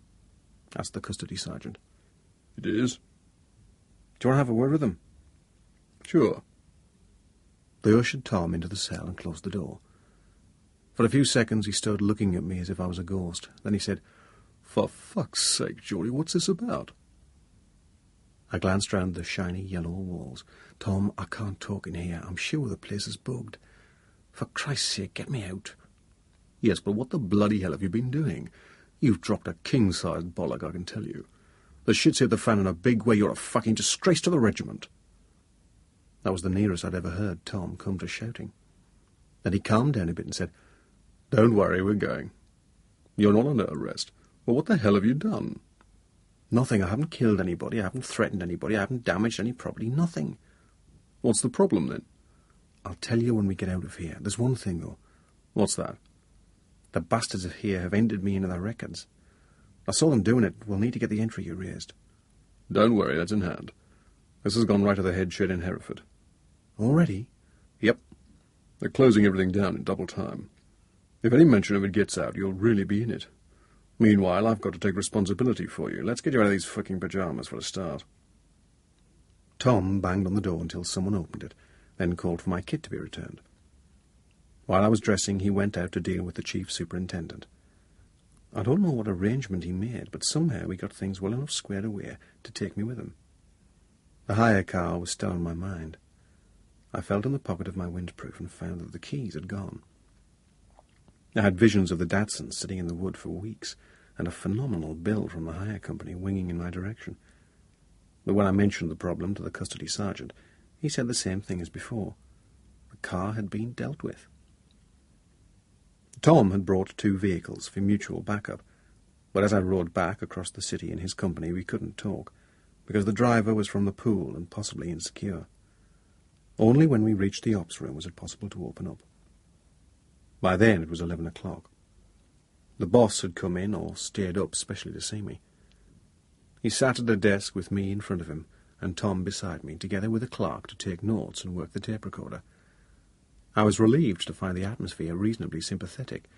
Everybody was puzzled and worried, but not too hostile. "You look knackered, Geordie," the boss began. "Have you had anything to eat?" "Not since lunch." "What about a cup of tea?" "Great." "And a sandwich?" "Yes." He called through the open door. "Get us a sandwich and a cup of tea, will you?" As somebody went off to the canteen, he said, "By rights, I should be sending you down to Lisburn, but there's something big on there and they can't deal with you. I can't deal with you either, but I've been told to take down a preliminary statement. So, what happened?" I told them everything. That I'd found out that Farrell was behind the bomb that killed Kath, and that I'd tracked him down and stalked him. When the boss asked how I'd got my information, I just said, from the IUC. When Tom asked where the Luger had come from, I had to admit that I'd nicked it after the car hit. Everything I said seems to sound flat and ordinary. There was nothing impressive about my performance, and I finished up lamely by saying, I suppose I got a bit obsessed. "You can say that again." Tom scratched his grizzled head. "You went off your bloody rocker." Somebody brought the sandwich and mug of tea, and I got them down me. I felt curiously calm, as if everything was now over and done with. I said, "Can I ask something?" "Go ahead." "How was it I got lifted?" The boss gave a wry smile. I checked with the det, and it appears you weren't the only person chasing that target. People have been watching him for a couple of months. You're right that he's one of the leading players, and now he's getting into drugs. Apparently our little plans are maturing nicely, so the last thing they wanted was to have Farrell topped just as he was about to lead them onto something hot. When you came on the scene, they weren't very pleased. I sat silent as this information sank in, remembering how on my first CTR, Farrell and his two companions had staggered from the Mercedes to the barn with those heavy cases. I thought, should I mention that now? Then I decided not to, as I didn't want to start being cross-examined by RUC agents. The boss jolted me back to the present by saying, "Well, I don't know what's going to happen. All I can say is that you're off back to Hereford first thing in the morning." I looked at Tom as if to question the ruling, but he only said, "As you finished in Northern Ireland right enough, you better shift your arse and get packed, because the chopper's coming in at 9 o'clock. It felt extraordinary to be back in camp so suddenly, so far ahead of expectations. People I knew were surprised to see me and asked what was up. I took refuge in simple evasions, just back for a few days, and so on. In theory, I could have been on leave, as guys from the troop got a week's leave every month. But if I was on leave, why was I hanging around the lines? By the end of my first day back, I'd had bollockings aplenty. But on the whole, the mood was sombre rather than angry.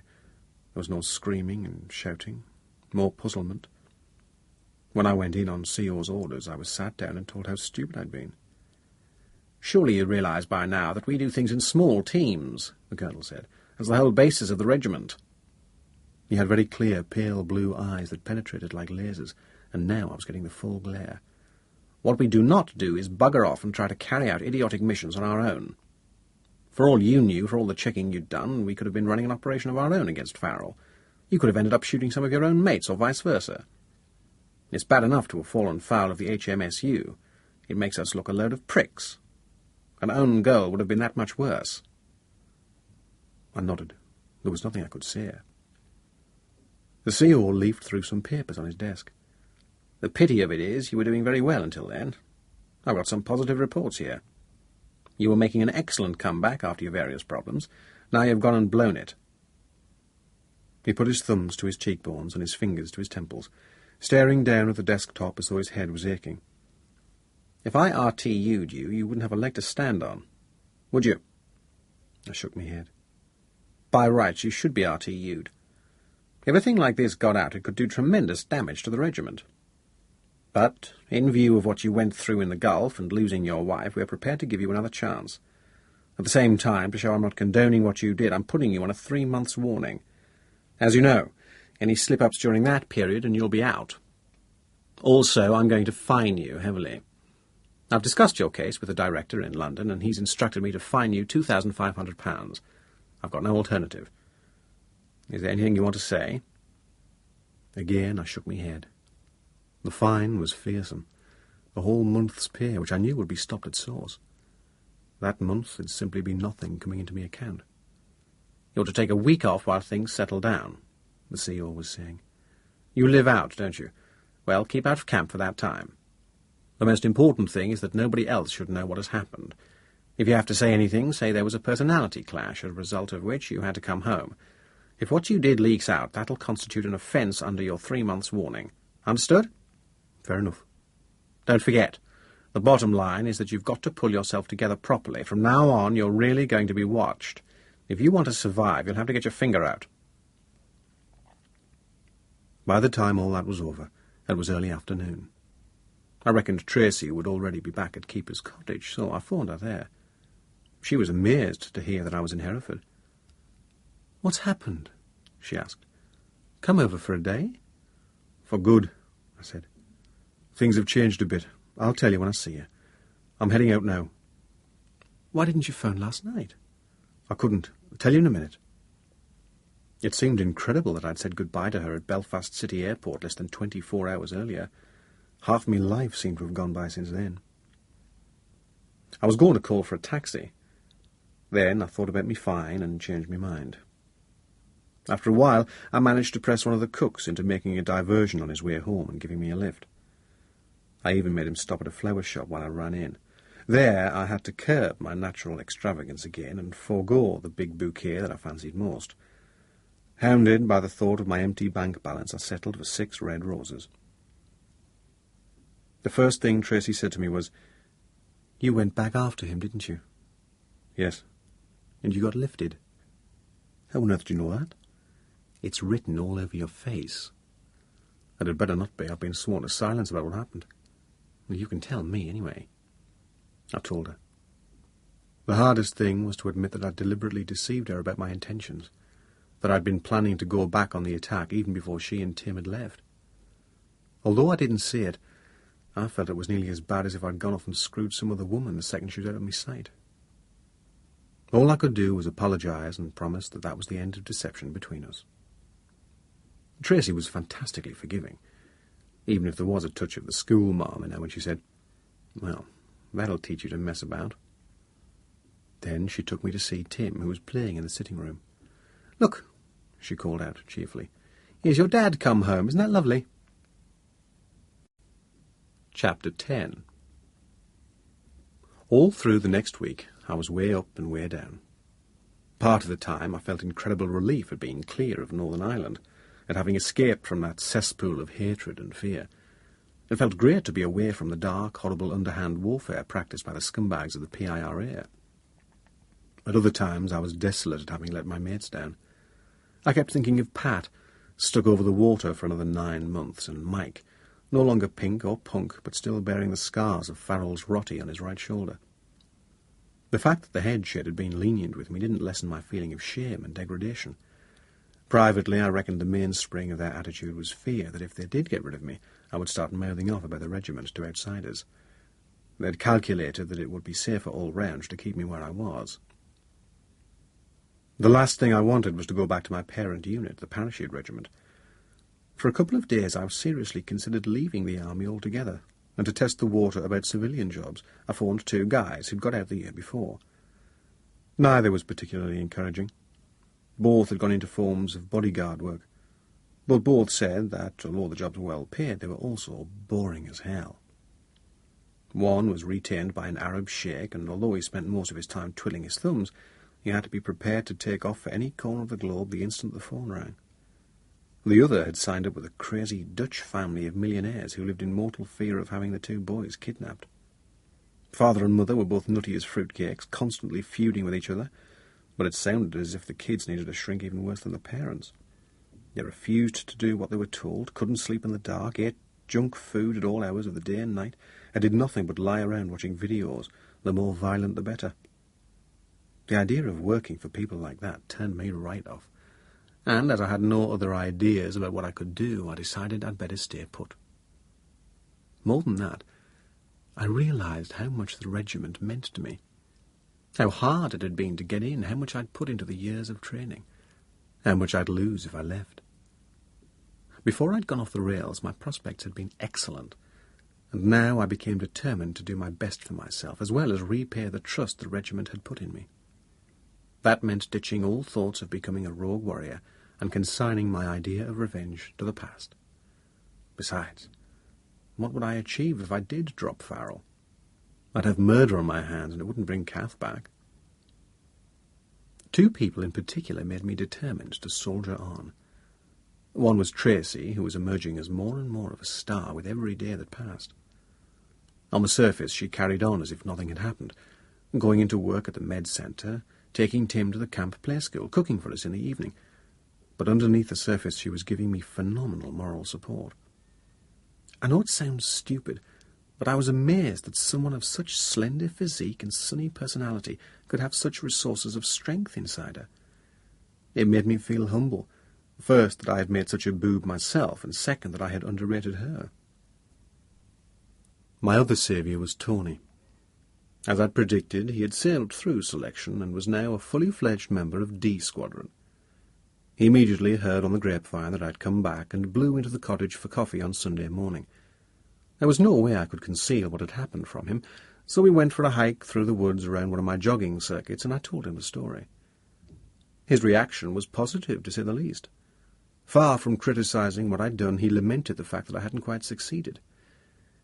"Maybe I could go get him for you," he suggested, when I described the layout of the forest, the OP and the gorse, the perimeter fence and the house. Now we know exactly where he is. Maybe I should line up a deer hunting trip over there. You said there are deer in those woods, okay? I get a hunting permit and go over. Then I have the right weapon to take him out from up the hill without going near the house. What about that?" But we agreed to let the idea of a hunting trip ride. Meanwhile, we resorted to the age-old SAS formula for sorting out personal troubles. We drove out to Talibont, parked in the lay-by, and tabbed it as hard as we could to summit of Pen y Fan. No matter that it was a miserable day with rainstorms sweeping across the bare mountains, the physical challenge and the grandeur of the hills wrought their usual magic, and I came home with my confidence at least partially restored. Of course I would carry on with the regiment. On the Monday morning, when I went back to work, things took a turn for the better. At morning prayers in the squadron interest room, the sergeant major asked me to see him in his office immediately afterwards. And when I went in there, he said, "Geordie, I'm glad to say you're in luck. You don't fucking deserve it, but there's a slot coming up for you. Jeff Hunt, who's been on the SP team, fell off a pissy little wall on Friday and broke his ankle.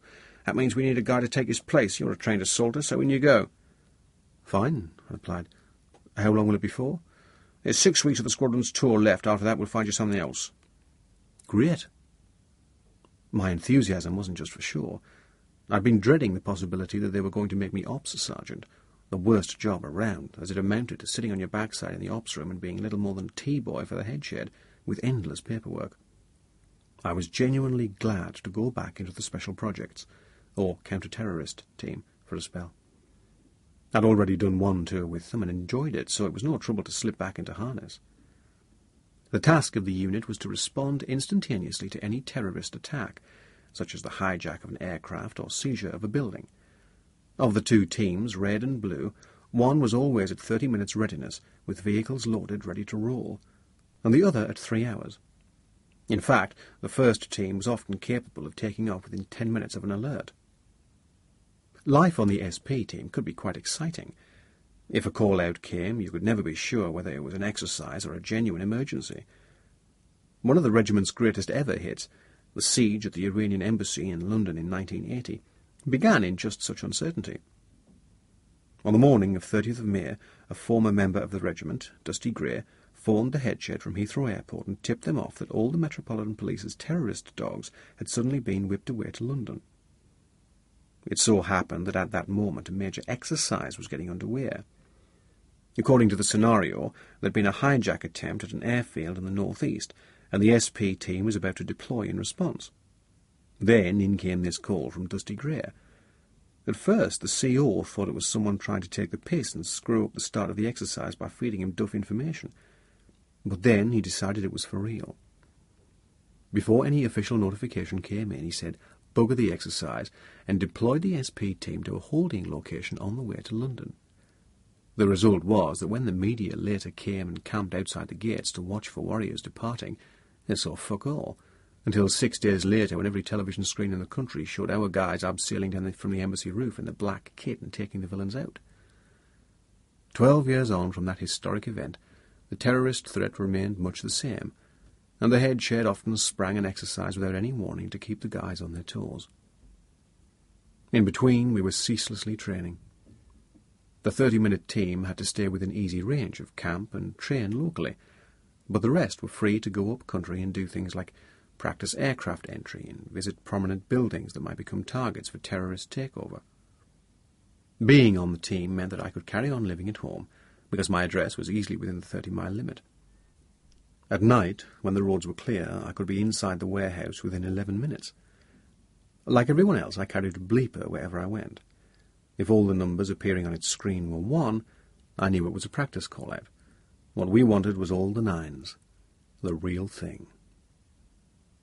There were 16 of us assaulters on the blue team, and for me it was a bit of a come-down to be merely one of the pack.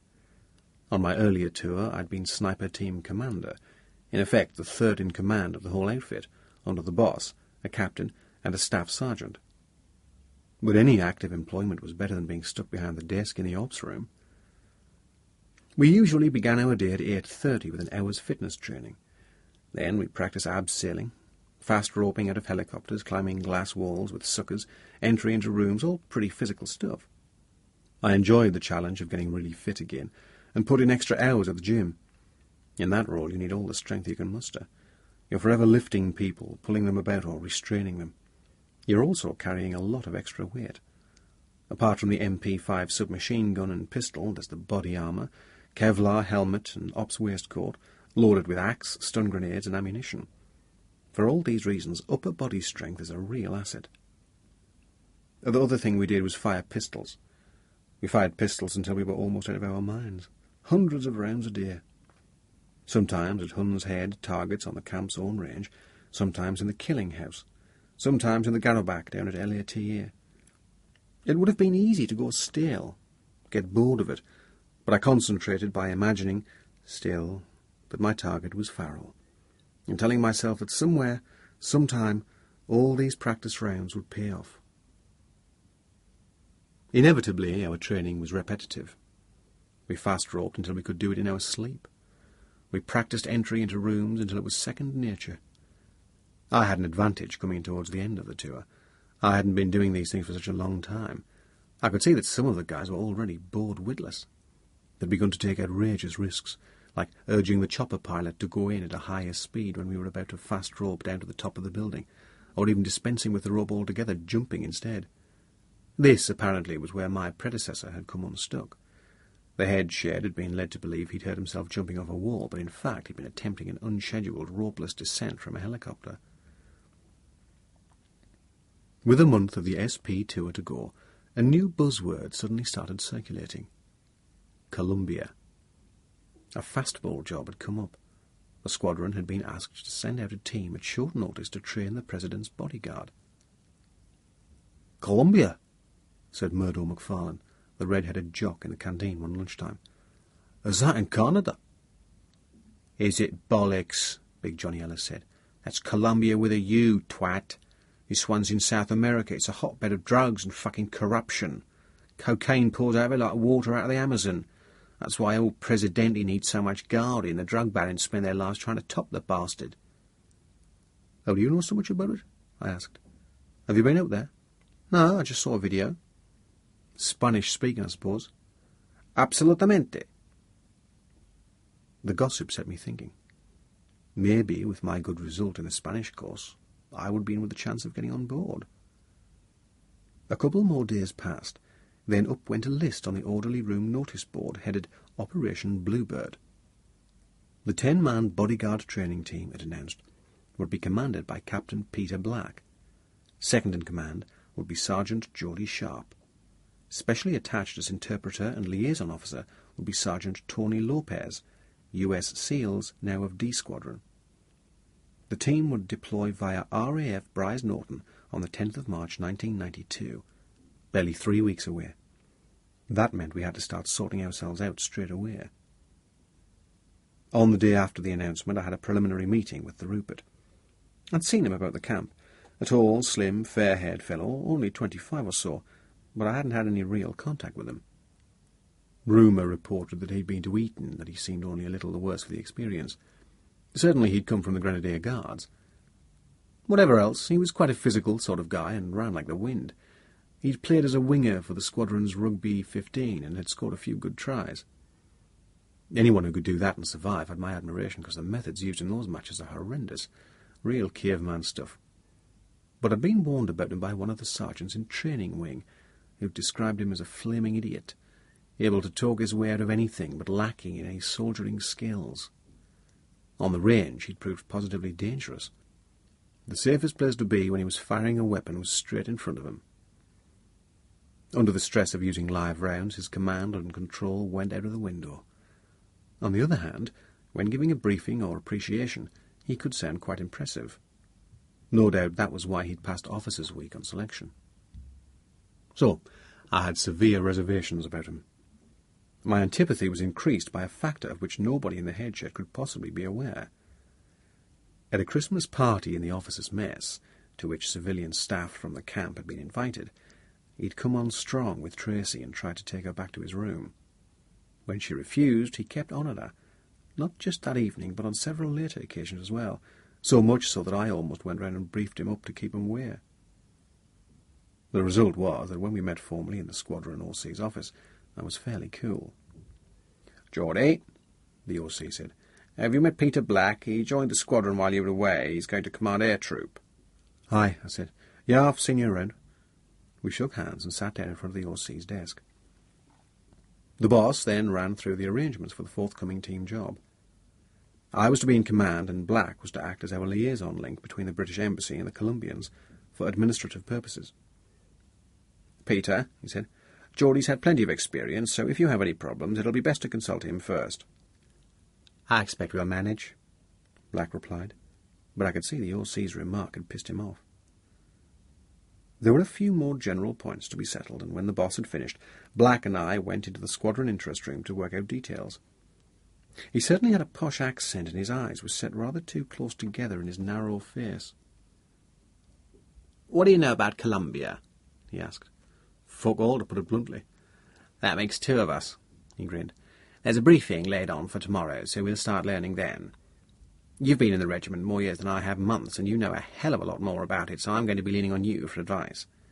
"Fair enough." "Now, when we get out there, the team's going to be based at a Colombian army camp at a place called Santa Rosa, about 250 k's south of Bogotá. You'll be there, obviously, and Tony Lopez will be helping liaise with the Colombians locally. But it looks as though I'm going to be stuck mostly in Bogotá itself, liaising with the British Embassy." He went on to ask my opinion of the other guys nominated for the team, and we assigned each one a particular lesson that he would teach: personal security, residential security, hotel security, vehicle anti-ambush drill, counter-attack team drill, movement by helicopter, and so on. About 20 in all. "What about Ellis?" he asked. "What's his special strength?" "Johnny Ellis? His advantage is just that. Strength. He's built like a bloody gorilla, really hard man. He's the guy for the physical training in unarmed combat. He'll sort out the Colombians, no bother. Him and Murdo." "Is that McFarlane?" "Right. If Johnny's a gorilla, Murdo's a yeti. The only difference between them's the colour. One's got fair hair, the other red." "Is it Murdo who plays the pipes?" "It is, and it's a fucking disaster. You can't stop him." Gradually, we got everyone sorted. Other key members of the team were Stuart Macquarie, also a jock, and Mel Scott, both in their mid-20s and fairly new to the regiment. Stu was another very physical guy, strong and quick on his feet, a free-fall specialist who liked walking out onto the wings of biplanes and dropping off. We nominated him to take charge of the close protection training, on which he'd done a lot of work and contributed some new ideas. Mel, who came from Liverpool, was small and rather quiet, though given to occasional lightning repartee. He was also an excellent instructor with a gift for putting things over in a clear, amusing way, and off-duty he was one of the squadron's leading piss artists. I myself opted for weapon and demolition training, at which I'd had a good deal of experience. All of us, of course, were primarily fighting men, trained to kill, but we looked forward to sharing some of our skills with other people. Closer acquaintance with Black didn't improve my opinion of him. Just as his face was a little ferrety with its close set eyes and pointed nose, so there was something of the ferret in his approach to things. He kept asking quick, sharp questions and seemed insatiable in his quest for information. Whether or not he was going to use it sensibly was another matter. I felt I was going to have to keep a close eye on him. I hoped he wouldn't do anything stupid while he was at the embassy. Ruperts on their own, away from the guys and with a captive audience, are notorious for adopting James Bond attitudes and telling tall stories about the regiment. One of the most important features of team jobs overseas is discretion. The SAS quietly trains special units in countries all over the world, and our guys depend on the British embassies for liaison with foreign governments. I'd seen this in practice in Africa, when one of the lads had a car accident. Because of the good relationship between the team and the embassy, everything was quickly sorted out, and the driver escaped a dose of prison. Instead of losing a member, which would have disrupted the training programme, the team remained intact. I think there are a lot of misconceptions about the roles of officers and men within the SAS.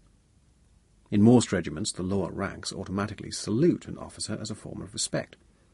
In the SAS, nobody salutes. Respect is not necessarily accorded to rank. It has to be won. This doesn't mean that the other ranks look down on the officers, far from it. There are plenty of first-class Ruperts. Unfortunately, there are also plenty of pricks, and now it looked as though I'd been landed with one of them. Next day, In the evening we had a briefing on Colombia and its problems, given by an intelligence officer who had come down from London. He was a good, articulate speaker, and knew his stuff, but a lot of the political complications he mentioned went over our heads. Naturally, our main interest centred on drugs. To be precise, on cocaine. "Now, it's not my job to tell you fellows how to carry on," he began, "but I do suggest very strongly that you don't get involved in drugs of any kind. You're bound to be offered them in towns, but for God's sake don't touch them. The vendors may easily be trying to set you up. They may even be plainclothes police. As I'm sure you know, pure cocaine comes in the form of fine white powder, but in Colombia there's also stuff called basusco, the base from which cocaine is refined. It's coarser and greyer, looks a bit like granulated sugar. Another drug to be aware of is burundanga, which removes your will to resist. I know it sounds ridiculous, but that's just what it does. Villains put it into food or drinks, and then, when they ask for your wallet or your car or keys, you just hand them over.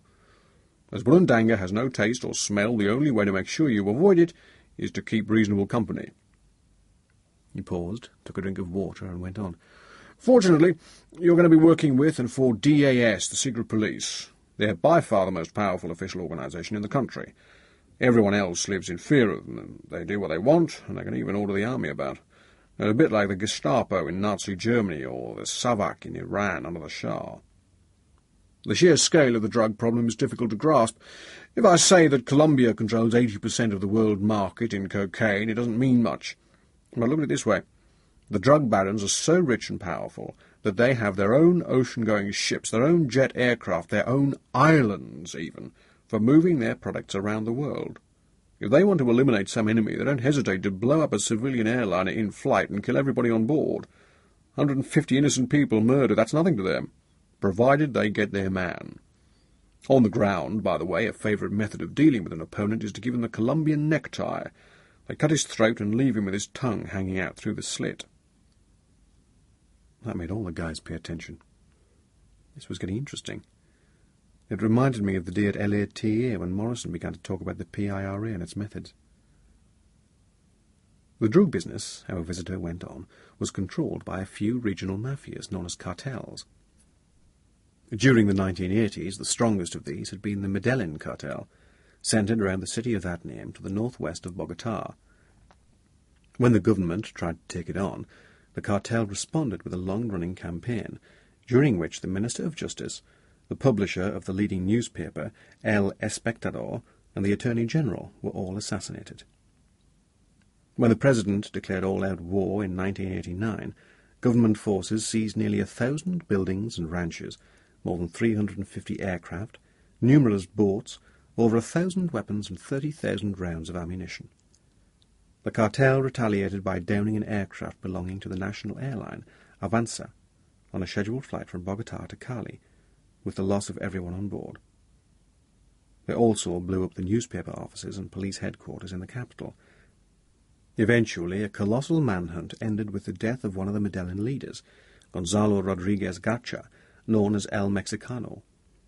Subsequently, most of his former colleagues gave themselves up, including the notorious Pablo Escobar. That name rang a loud bell for me. I remembered being fascinated by a newspaper picture of a sleek young guy with thick black wavy hair and a lazy right eye, described as the richest criminal in the world. "As usual in Colombia," said the speaker, "it was a colossal fix. In effect, the drugs barons surrendered on their own terms. They were given token sentences and allowed to serve them in a purpose-built prison in Envigado, Escobar's hometown, where they're living in luxury. When they were put away, the power of the Medellin cartel declined and narco-terrorism subsided for some time, but all that happened was that the Cali cartel came up in its place and the drug trade kept on growing. Cocaine paste continued to pour in from Peru and Bolivia. The Colombians refined it at clandestine laboratories hidden deep in the jungle and exported pure cocaine to countries all over the world, but mainly to North America.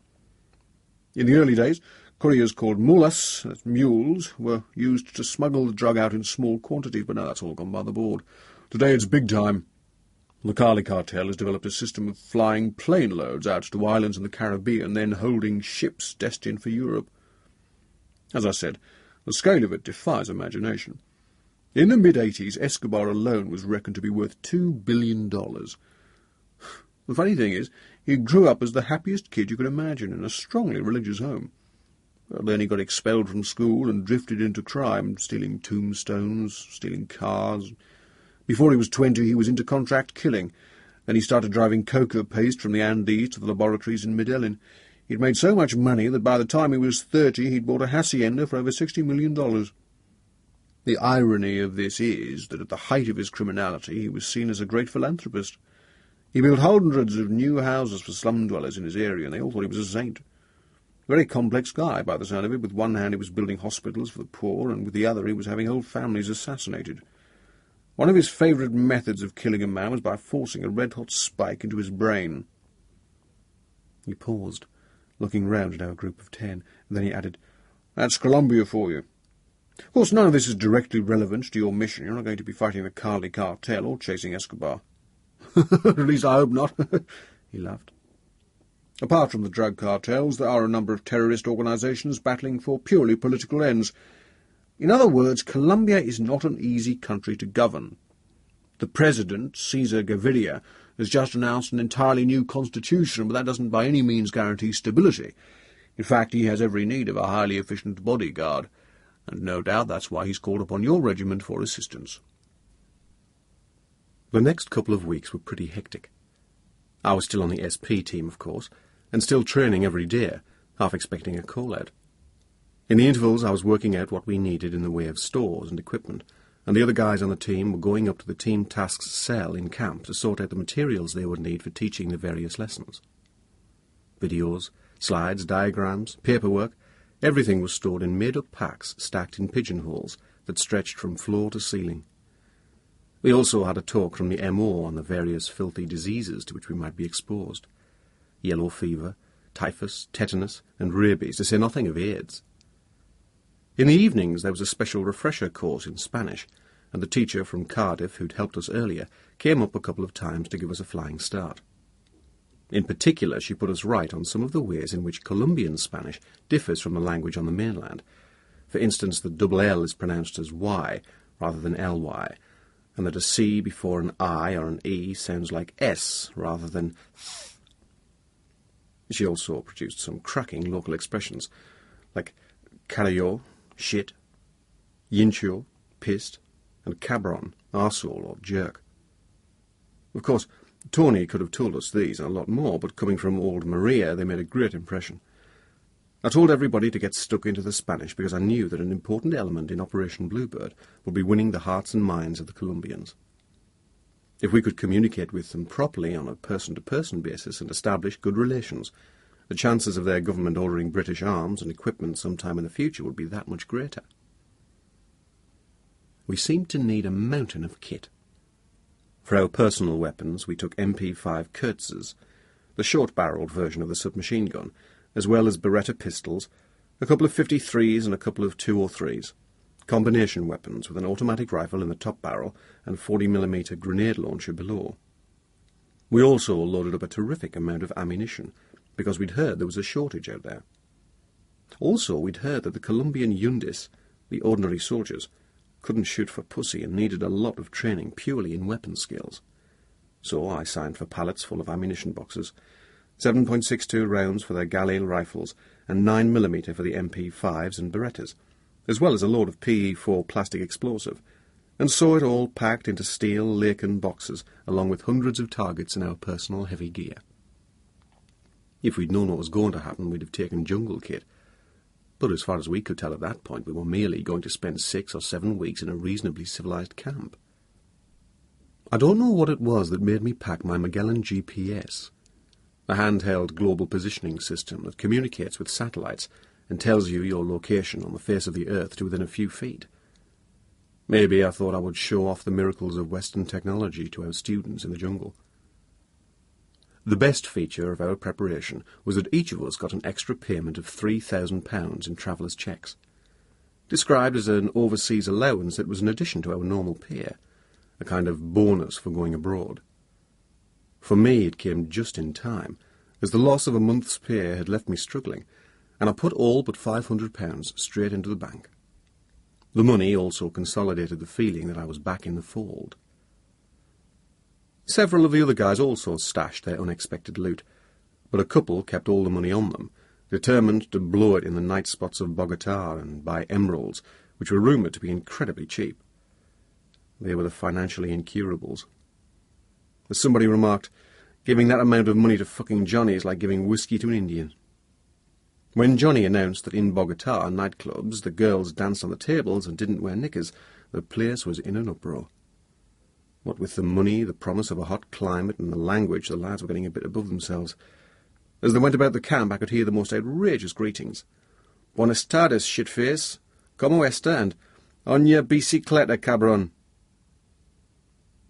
On the day we were due to fly, Tracy took the morning off so that we could spend some time together, and we had a scene uncomfortably like the one with Kath before I went to the Gulf.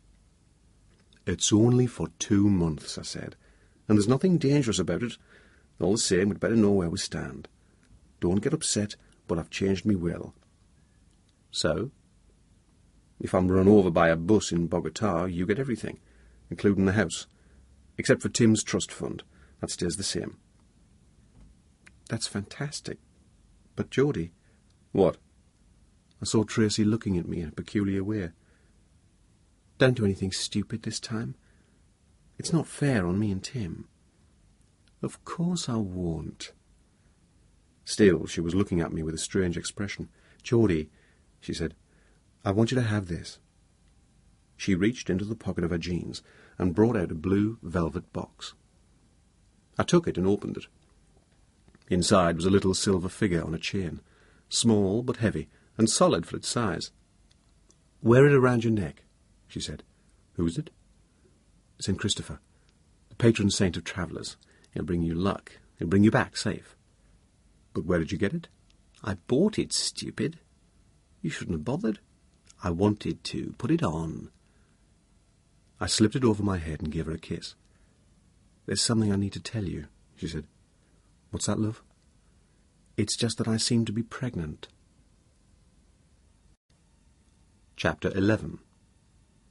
It's an old joke in the RAF that Lockheed, manufacturers of the Hercules C-130 transport, solved the aircraft's noise problem by putting it all inside. When you hear a Herc fly over, it doesn't sound too bad, and even at close quarters the scream of the 4 turboprops is tolerable.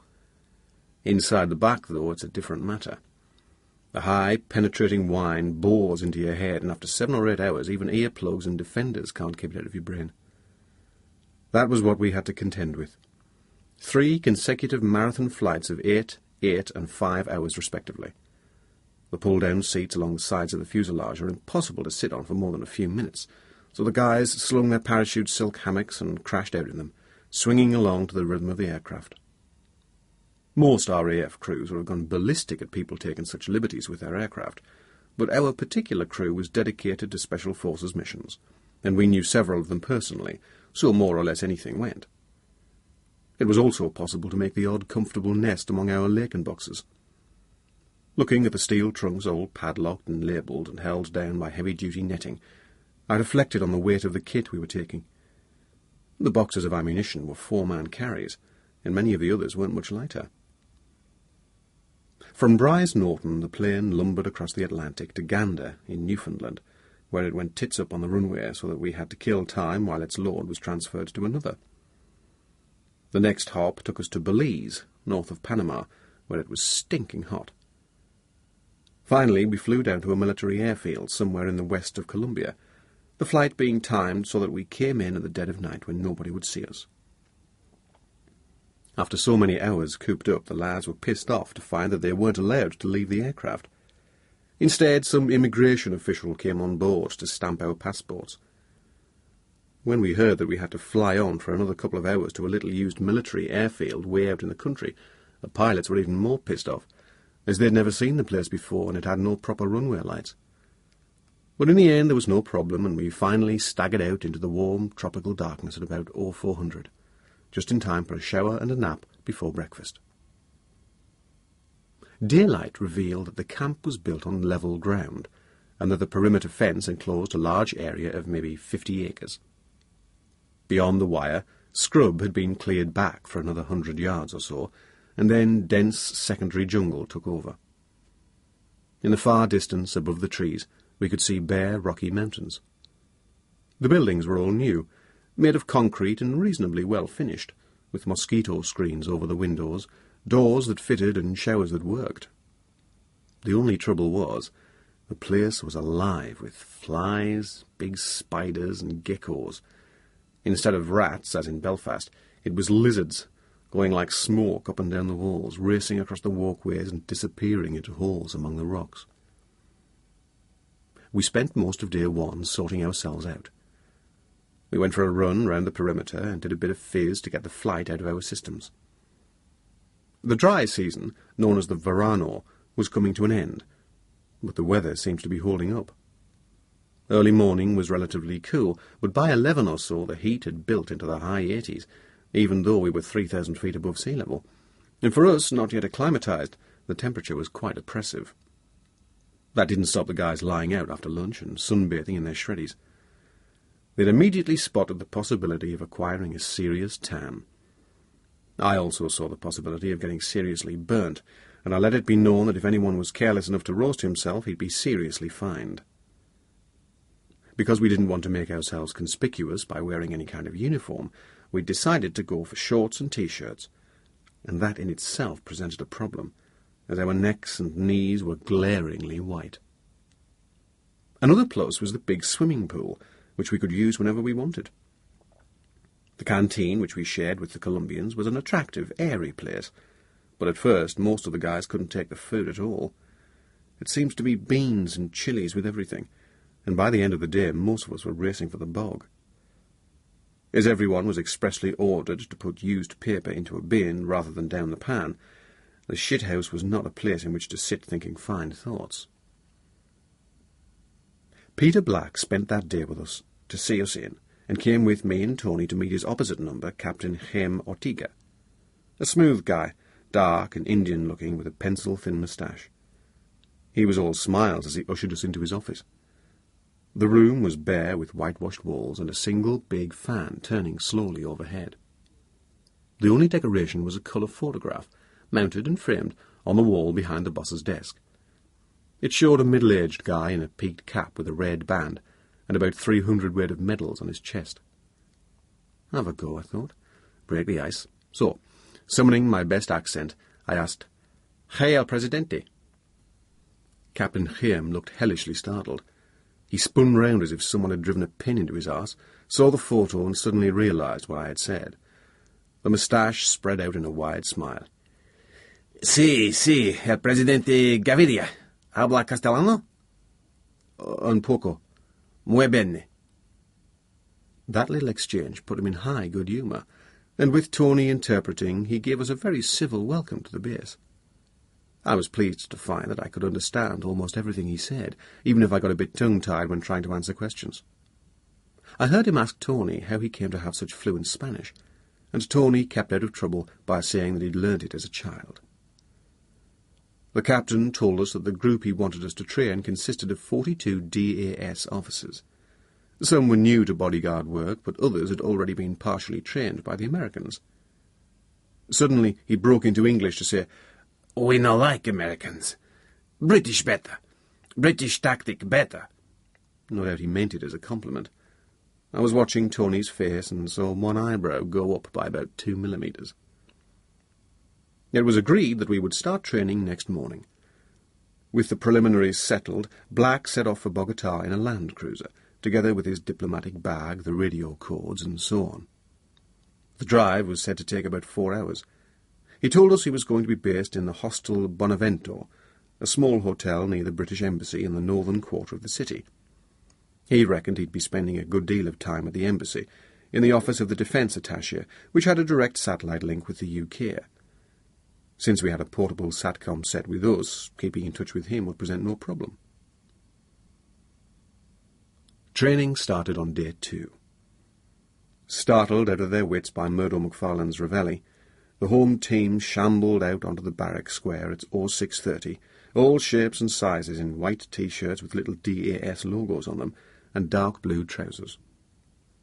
We formed them up in 3 ranks, comprising 3 groups of 15, 15, and 12. At my request, Tony put over a little spiel about the requirement for physical fitness and strength in bodyguard work, and the need to be able to heave bodies around in quick time. I could see one or two of the Colombians looking fairly sick, and when we set them running round the perimeter fence, the fatties soon fell away behind. By the time we'd given them a dose of circuit training, they looked about done for, but after a shower and breakfast, they came out spruce enough for training proper. We were hoping to pass them all out in the end, so we wanted to nurse them along.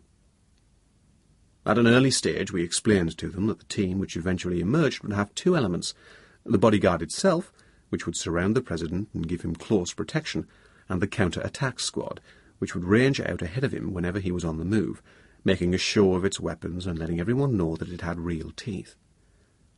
I'd expected the majority of them to prefer the second option, and I was surprised to find that most of them thought it was the BG work that was really macho. They thought they were defending God, and all wanted to be the man who saved the president's life, i.e. in the bodyguard itself. The idea of going CAT really pissed them off. At a later stage, we planned to split the course into two main streams, but for the time being we tried to teach all of them a bit of everything. They certainly needed some instruction, most of all in the use of weapons. Some were okay with the pistols, but when it came to rifles and machine guns, they were useless. I could see that they were actually scared of the weapons, and sometimes shut their eyes when they pulled the trigger. They were also excitable and inclined to be bloody dangerous. There was one short-arsed guy, considered even by his mates to be a bit cracked in the head. His name was Alejandro, but they referred to him openly as El Loco, the loony, so we did the same. One day I had him firing his Galil on automatic when suddenly he gave a yell and dropped the weapon, which went on blasting off of its own accord, leaping about on the ground and sending rounds winging away into sundry parts of Colombia. Fortunately, there were only half a dozen rounds left in the magazine and nobody got hurt. When I tore into him for letting go, El Loco protested that the gun wouldn't stop firing when he released the trigger, and when we stripped it down we found that the seer had indeed broken. To sharpen up their powers of observation, we laid out a special lane through the jungle surrounding the camp, putting down things like compasses, small pieces of map, matchboxes, and other objects that wouldn't normally have been there. We then made them walk down the lane one at a time, taking notes of what they'd spotted. To keep them on the ball, we made a few booby traps out of tripwires connected to thunder flashes. I also gingered them up with a few little explosive. The aim of working with plastic explosive was to make them aware of the damage a car bomb could do, and to teach them what to look for when they were clearing an area, to keep eyes open for suspicious packages or anything out of the ordinary. They were fascinated when I broke some 8-ounce sticks of explosive out of the wrapping paper and started to knead them in my hands. When I proposed to set fire to a lump of the stuff, they were poised for the off, and when I did ignite it, they disappeared like shit off a shovel into the jungle, because PE4 burns with a merry roar and an intense orange flame. They weren't to know that it can't explode if ignited, unless it's in a bloody great lump of 30 pounds or more. Later, we got the wreck of an old car out into an area surrounded by rocks, and working on the principle of P for plenty, I put a charge of nearly 5 pounds underneath the chassis. When the students saw the whole thing rise to the height of the treetops, they were chuffed to bollocks. That helped bring them on side, but it was when we started on car drills that we really got a good spirit going. Until then, the Colombians tended to feign indifference, especially the ones who'd already had some training from the Yanks. They thought they knew it all and weren't interested in learning anything new. But when they heard what we were actually saying, and saw that our methods were far superior, they came over to us in a big way. For instance, the Americans had taught them that if they got attacked from one side, all they had to do was turn in that direction and assault the enemy. When we showed them how to pepper pot outwards and come in from different angles under covering fire, they were mightily impressed. The other thing that chuffed them was unarmed combat. At first they were laughing at Murdo because of the dark red colour of his hair and moustache, and the tattoos which covered him from the neck down. When he showed them the pair of eyes on his arse, they fell down laughing. Soon they were calling him El Mono, the ape. But when he invited them to attack him one after another, he decked the lot, or tied them in such knots that they was very soon crying for mercy.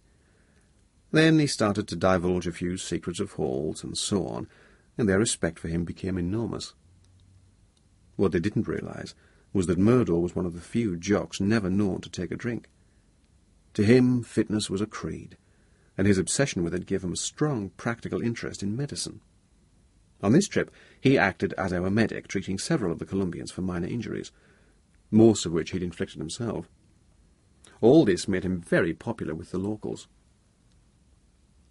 Another cause of amazement to the Colombians was Marky Springer, generally known as Sparky because he was our principal signaller.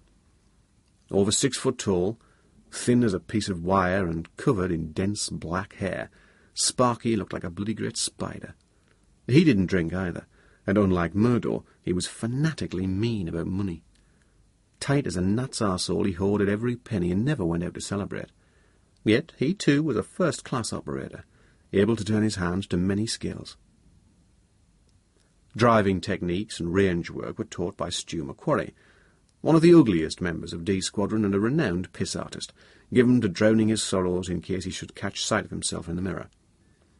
With his wiry, bleached hair and permanently wrinkled forehead, he looked a picture of misery. The great thing about Stu, though, was that even if he got smashed out of his mind one evening, he'd be there on the dot in the morning, ready to give his all. In spite of the beer he put away, he had the steadiest of hands and was one of our best marksmen. As I walked round, watching the lads at work and listening to them teaching, I felt pleased with the way things were going. But the experience also made me realise that, competent as they all were, there is no such thing as a typical SAS guy. They are all individuals, all very different. As for the Colombians, they liked it best when we started showing them close protection formations, such as the closed box, in which they formed tightly around the main man, or the open V, with 2 guys watching for any threat from the front, ready to stop anyone coming inside, and another guy always on the main man's shoulder. By the end of the first week, our guys had settled in well. Everyone was walking around saying, "Carajo," instead of shit, and "Llorido," in place of "it's fucked." At the start of a lesson, they'd crack off with, "Okay, parabolas," rather than pay attention, and they'd learned that "mamagallo" meant to take the piss out of somebody. After work, the trainees talked endlessly about drugs. The fact that Escobar was in the nick had them well wound up, and they kept telling stories about him, how in his prime he'd been earning $1 million a day, how he'd established a full-scale zoo with rhinos and elephants at his estancia, and how he'd mounted one of his early cocaine-running aircraft on top of an arch over the road leading to his house as a kind of trophy. The drug war was on everybody's mind, and one evening we had another brief, this time from an officer of the Colombian Anti-Narcotics Unit. A lot of what he said was already familiar to us, but when he got down to the nitty-gritty he became much more interesting. Talking of Escobar, for instance, he described a telephone conversation in which the drug baron had been speaking to his wife. When she protested about screams she could hear in the background, Escobar shouted, "Just keep that fellow quiet until I finished my conversation." It transpired that the man yelling was losing his fingers one by one to a pair of bolt croppers because he was suspected of having lifted a few $1,000s from one of the bulk payments. If that fellow erred again, the narcotics officer told us, not only he, but his whole family would be executed. Children, wife, parents, the lot. "Yes," said the officer in his fractured English. "I am sorry, but life is a little cheap in Colombia. You know, last year the narcos want to kill one sapo, an informer, literally a toad. They here is in the police station. Next to it is some apartment. So what do?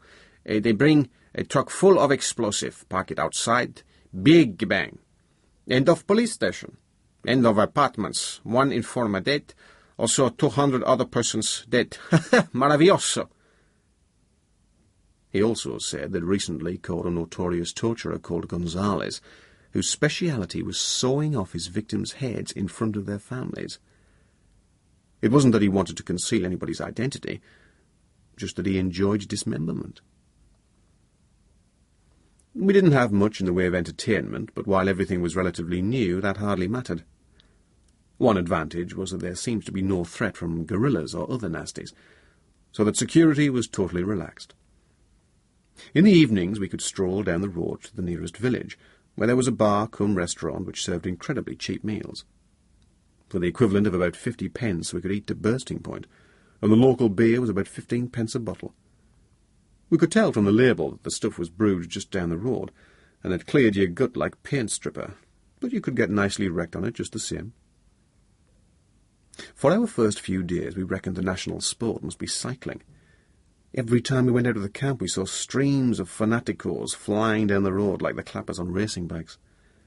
Then, one evening, we went to the pub and found that a big soccer match was on. A huge television screen had gone up in one corner of the bar. The picture was diabolical, and so was the sound, which was turned up to about 2,000 decibels, but the place was packed with fans, roaring like lunatics.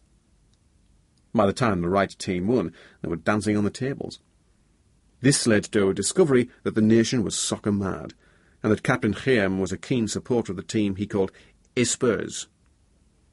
Unfortunately, none of our lads could match his knowledge or answer his questions about the club's latest exploits, but soccer always made a good subject for casual conversation. At least we'd heard of Captain Chaim's hero, Gary Lineker, Spurs' skipper, and when the local radio station reported that his team had been defeated by Nottingham Forest in a semi-final of the Rumble Oats League Cup, we were able to sympathise. It was at the end of our second week that we went up to Bogota. When work finished on Thursday night, we declared a long weekend and prepared to head for the bright lights. Many of our trainees came from the capital, and they couldn't wait to get back there, so they set off ahead of us in their own cars, promising to meet us at our hotel and show us the best places to buy emeralds and leather goods. Peter Black had been down to see us once, but he'd called off a second visit on the pretext that the international situation was difficult, and that he needed to be in the embassy. He'd booked us into the Hostel Bonavento for the nights of Friday and Saturday. We set off in 2 land cruisers early on Friday morning, with Colombian drivers in high spirits and full of expectation. After 2 weeks on the edge of the jungle, everyone was ready for a bit of the old vida regalada, or, as some call it, high life. Everyone, that is, except Sparky Springer, who preferred to stay in camp on his own eating shit and refused to spend a single centavo if he could avoid it. Since he was easily the most proficient guy on the 319 radio, it was no bad thing that he stayed on site. By third world standards, the road was pretty good, with only the odd mega pothole to double up the Toyota Springs, and the main obstacles to progress were pack animals and buses. Donkeys and mules were plodding along under huge burdens, often with loads so wide that they took up as much space as a car. The peasants leading or riding them mostly wore dark-coloured hats like pork pies, with little turned-up rims, although some of the women had their heads swathed in black scarves. The buses were going faster than the carts and donkeys, but not much. Just to look at, they were quite an eyeful, because every square inch of the bodywork was painted in brilliant colours, hot reds, yellows and blues. A lot of the decoration was in formal patterns, but often in the middle of a panel there'd be an elaborate picture, a view of mountains, a stretch of coastline, a church or a bridge. Every vehicle must have taken hundreds of hours to paint. They were grossly overloaded, stuffed to the gills with passengers, and most were leaning drunkenly to right or left, with half the suspension knackered. Black diesel smoke poured from their exhausts, and the slightest uphill incline dragged them down to about 20 miles per hour, if not to a halt. Some of the hilly country we went through was farmed, but thousands of acres were still scrub. Beside the road, peasants were selling fruit and bottled drinks from little shacks made of corrugated tin. Every village had a whitewashed church with a big cross above it, and all along the roadside were shrines to the Virgin Mary, with statues set in little arched recesses. As we progressed through a mountain pass, we saw that some of the shrines were hacked out of the living rock. Everything looked primitive and peaceful, and it was hard to imagine that the country was in the grip of narco-war. As we trundled along, I tried to think forward. The Colombians wanted the grand finale of our training to take place in Bogota. The idea was that a team of our best recruits would show off their newly learned skills by taking the president himself, or maybe his deputy, straight through the centre of the capital in a 3-car motorcade with a big armoured limo in the centre to the National Stadium. Even though that great event was still a month or more ahead, I was keen to see some of the course over which it would take place. For almost all our 4-hour journey we were climbing, so the air became progressively cooler. Peter Black had warned us that we might feel faint at first, because the city's nearly 9,000 feet above sea level, and if you go up to that height quickly you can suffer from lack of oxygen. Maybe the drive had been slow enough to allow us to acclimatise. Whatever, we simply felt relieved to escape from the heat. The run-in to Bogota was across a level plain, with a haze of smog ahead of us and big mountains dominating the eastern skyline. Our first sight of the city was a severe letdown. Along the sides of the road there was a straggle of tumble-down shacks, which gradually thickened up into a vast and incredibly sordid jumble. Corrugated tin, parts of old cars, wooden boards, inverted bathtubs, doors, canvas, sheets of metal, plywood and cardboard, you name it. The Colombians had used it to run up their hovels. Mangy-looking dogs were nosing about the heaps of garbage. Tethered donkeys stood around, eyes shut, ears back. "Shitsville!" cried someone, and so it was. These were the notorious barrios, or slums, that people had kept telling us about. Even passing through with the car windows closed, we got the impression that the place must stink to high heaven. Soon, though, we were through the worst and into an area that was still poor, but at least had proper buildings. Our driver, Simon, who spoke a few words of English, had been proposing to head round the western outskirts to our destination in the northern quarter, but I told him to go right through the centre so that we could get a look at it. Shiny high-rise blocks loomed ahead, and after a few more minutes we came to the centre itself. Another world. Suddenly we could have been in any prosperous European or American city, Frankfurt, Brussels, Chicago. Gleaming skyscrapers of glass and steel soared into the sky, and at street level the shops were as glossy as could be, full of expensive clothes, furniture, video cameras, hi-fi and other electronic equipment. Cafes, bars, restaurants and cinemas jostled in between. The contrast with the slums was incredible. The city had been built on a grid system, with the main streets running north and south, but everyone was jammed solid by cars and buses. With so many engines ticking over, the pollution was horrendous. The combination of smog and altitude made it difficult to breathe. Whenever lights changed and a mass of traffic surged forward, every driver clapped his hand on the horn and kept it there, so that the noise was outrageous as well. "We'll need to watch ourselves here," I said, as an old woman narrowly escaped death under the wheels of a cement truck. "They don't give a flying monkeys for pedestrians." "Sure don't," Tony replied. "And the other thing you need to watch out for is pickpockets. See all those kids, those street urchins? Gamins? They're partly beggars, partly thieves, while one's accosting you when another slides up and tries to snatch your wallet." Soon I realized that the system of street names, or rather numbers, could hardly have been simpler. All the big roads running north and south, parallel with the mountains, were called carreras, or avenues. The streets running across at right angles were called calles. We were heading north on Carrera Septima, and the further we went, the higher the number of the calles became, rising from single figures in the centre.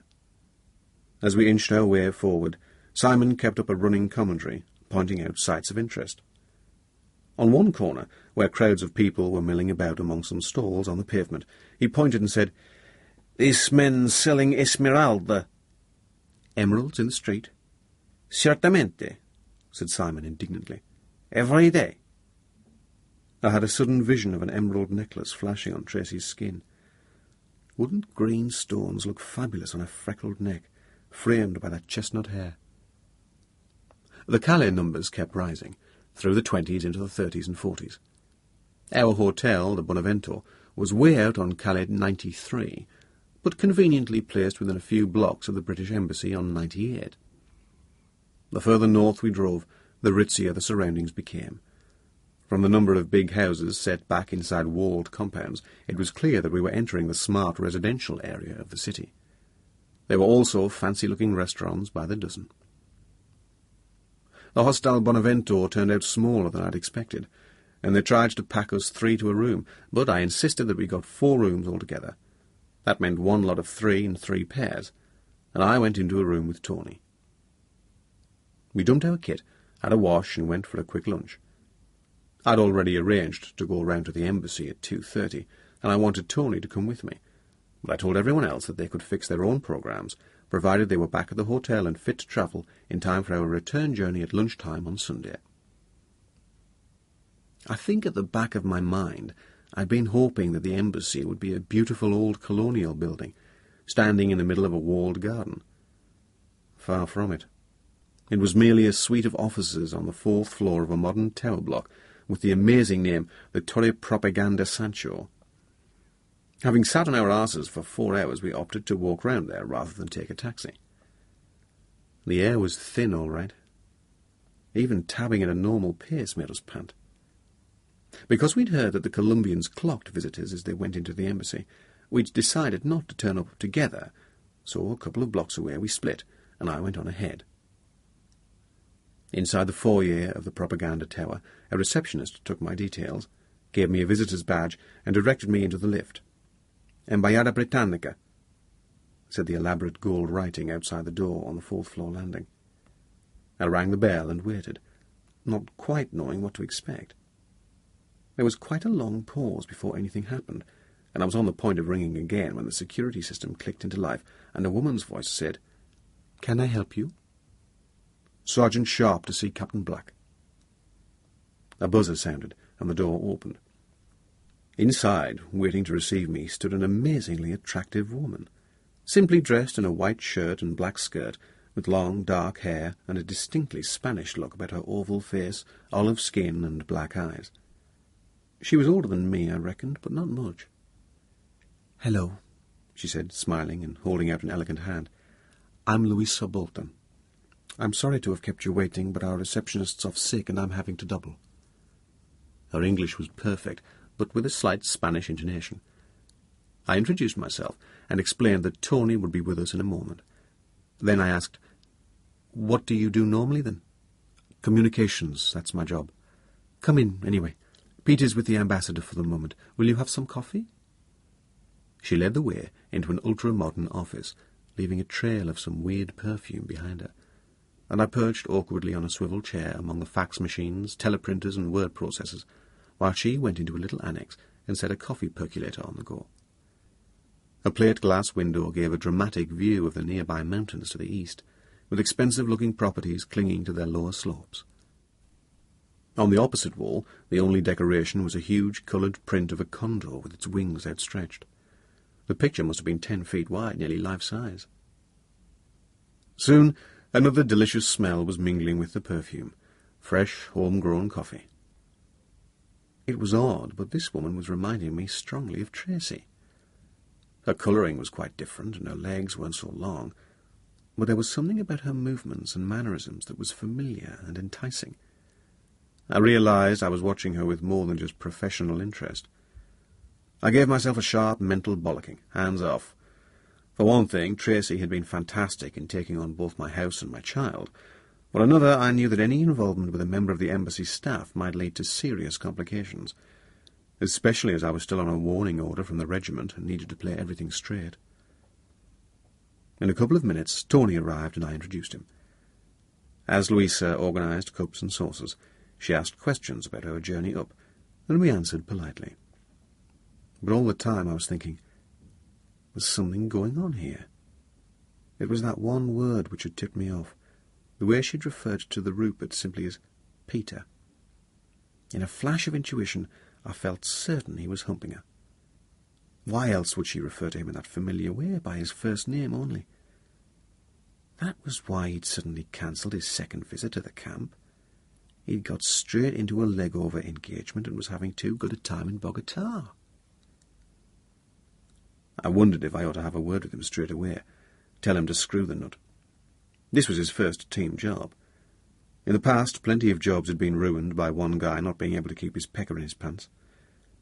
I realised, though, that if I said anything, it might lead to a major confrontation to the detriment of the team. Already there was an atmosphere between us, and any criticism from me would be bound to make it worse. As Louisa came back carrying the cups, I got a look at her left hand. No rings. I slipped a look at Tony. He was fancying her something torrid, but he hadn't heard what I said. "Milk?" she asked. "Thanks. Sugar?" "No, thank you." I stirred my cup and said innocently, "Have you been out here long?" "Most of my life." She gave that dazzling smile again. "My family settled here at the beginning of the century. They were Spanish. Then in the 50s my father came from England, married my mother, and settled down here. So I'm half Spanish, but have an English surname. And no O in my Luisa." "How are comms with the UK?" I asked. "Oh, they're terrific now," she answered. "The telephone used to be terrible. The lines were always jammed, and if you did get through, the interference was impossible. But with satellites, it's fantastic. We can talk to London as if it were next door. And of course your own satellite phone is incredible." We made small talk for a few minutes. Then we heard movement outside, and a solid, stocky man appeared in the doorway, holding a sheaf of papers. He was in his early 40s, I guessed, overweight, with neck bulging over collar and gut over waistband. "Hello," he said. "I'm John Palmer, Defence Attaché." Black was with him, and all four of us went into Palmer's office. There was nothing difficult to discuss. I reported that everything was going fine down at the camp, apart from the odd attack of gut rot. All our guys were well and enjoying themselves. There was no friction with the natives. On the contrary, the locals were friendly. Our trainees were responding well to a bit of pressure and would make up into a reasonable BG team. I could see no particular problems coming up. The news from the other end was less promising. The DA revealed that diplomatic relations between Britain and Colombia were under strain after the arrest of a Colombian student at Essex University on charges of drug smuggling. There had been verbal fisticuffs between the two governments and threats to expel embassy staff at both ends. All this made our own position precarious. It was therefore essential that we did nothing to make the ill feeling worse. "Of course, your presence in the country is entirely unofficial," the DA told me. "Things might get very difficult if the media reported that you were here." "Don't worry," I told him. "Nobody's planning to sell his story to the Espectador. Our lads are all fairly sensible." Privately, I was thinking, what sort of a prick is this? What's he trying to tell me? After half an hour of rather uneasy chat, we pulled out. As we were leaving, Luisa gave me a card with all the embassy phone numbers on it, including an emergency number, a home number for herself, and one for Major J.R. Palmer, Defence Attaché. On our way out, Tony said as a parting shot, "No chance of your keeping us company at supper, I suppose. Show us the sights a bit." Again she nearly killed him with that smile. "That would be wonderful," she said. "But as it happens, we've got a reception on here. I'm on duty. That puts me out, I'm afraid." "Oh, well, not to worry. Another time, perhaps." Black came down in the lift with us, and on the way I said, "I presume you're invited to the party tonight?" The light was rather dim, but I'm sure he blushed. "Actually," he said, "I am." We'd decided not to piss about leaving the tower separately. As we started walking, Tony didn't make any comment for a moment, but then he said, "He's screwing her." I wondered if I should say something to him. He could fuck off the whole operation. "How did he get into the regiment?" Tony asked. There must have been short of officers when he came along. It was the prospect of belly dancing that made Tony and I choose the Four Seasons restaurant. Authentic Colombian food and a bit of entertainment thrown in. By 7:30 we were definitely hungry, so we called up one of the black and yellow taxis and rode it into town. The other guys had long since disappeared like water into sand. I predicted that Mel, for one, would come back shit-faced and minus his wallet.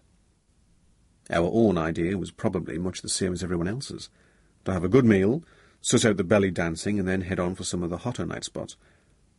Unfortunately, it didn't work out. The restaurant was fine. A couple of photos in the window had been unpromising. The dancer, Camisita, looked more like a Michelin than a great seducer. But we had a beer in the bar and then chose a table beside the small dance floor. We both had the same main course, tamales, maize pancakes with a terrific spicy filling of chopped meat and vegetables.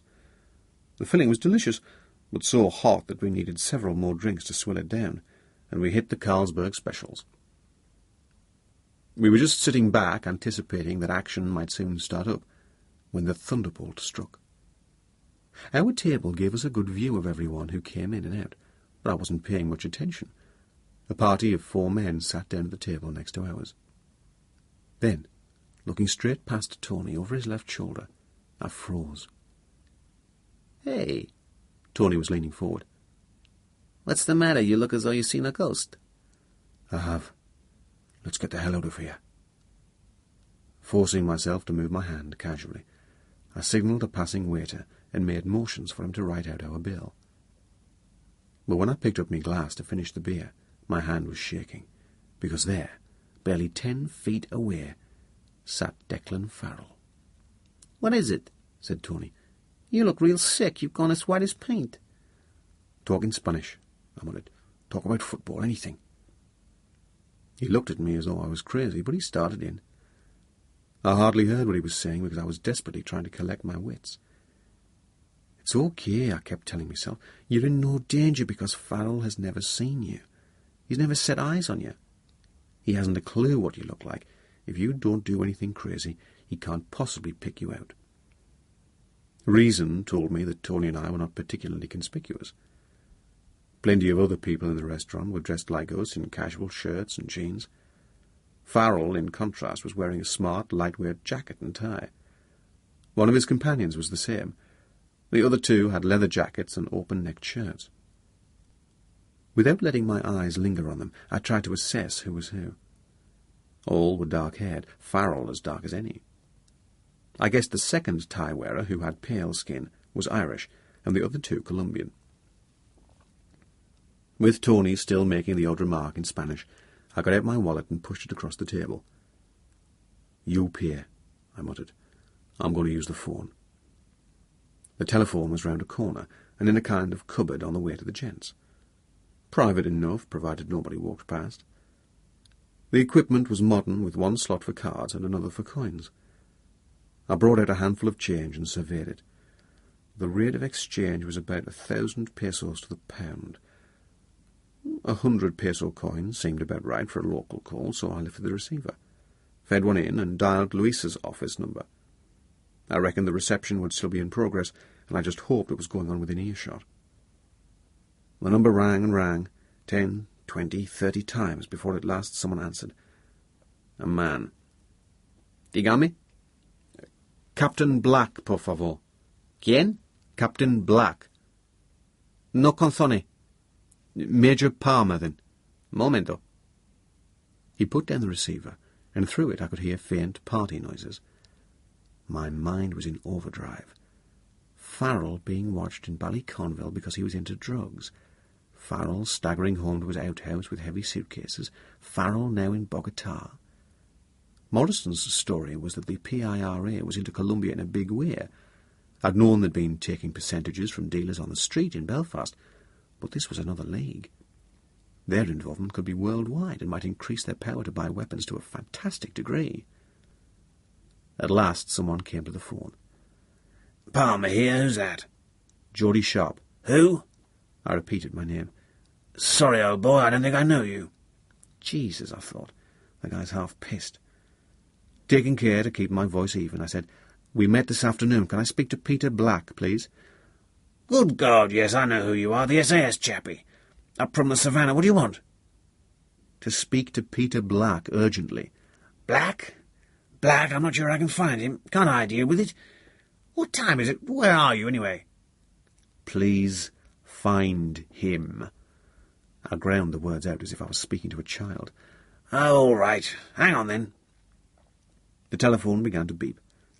Feverishly, I dredged up more coins and stuffed a couple into the slot. Somebody came along the passage and went past me. None of the Farrell party. I waited, shifting from one foot to the other, and hoping to hell that Black was more sober than the DA.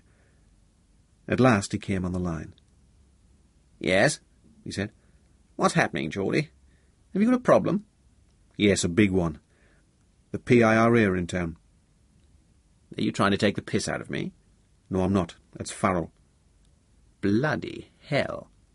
"He's with some Colombians." "Where is he?" "Where I'm speaking from. It's a restaurant called the Four Seasons on Carrera 15, 8422. "I know it."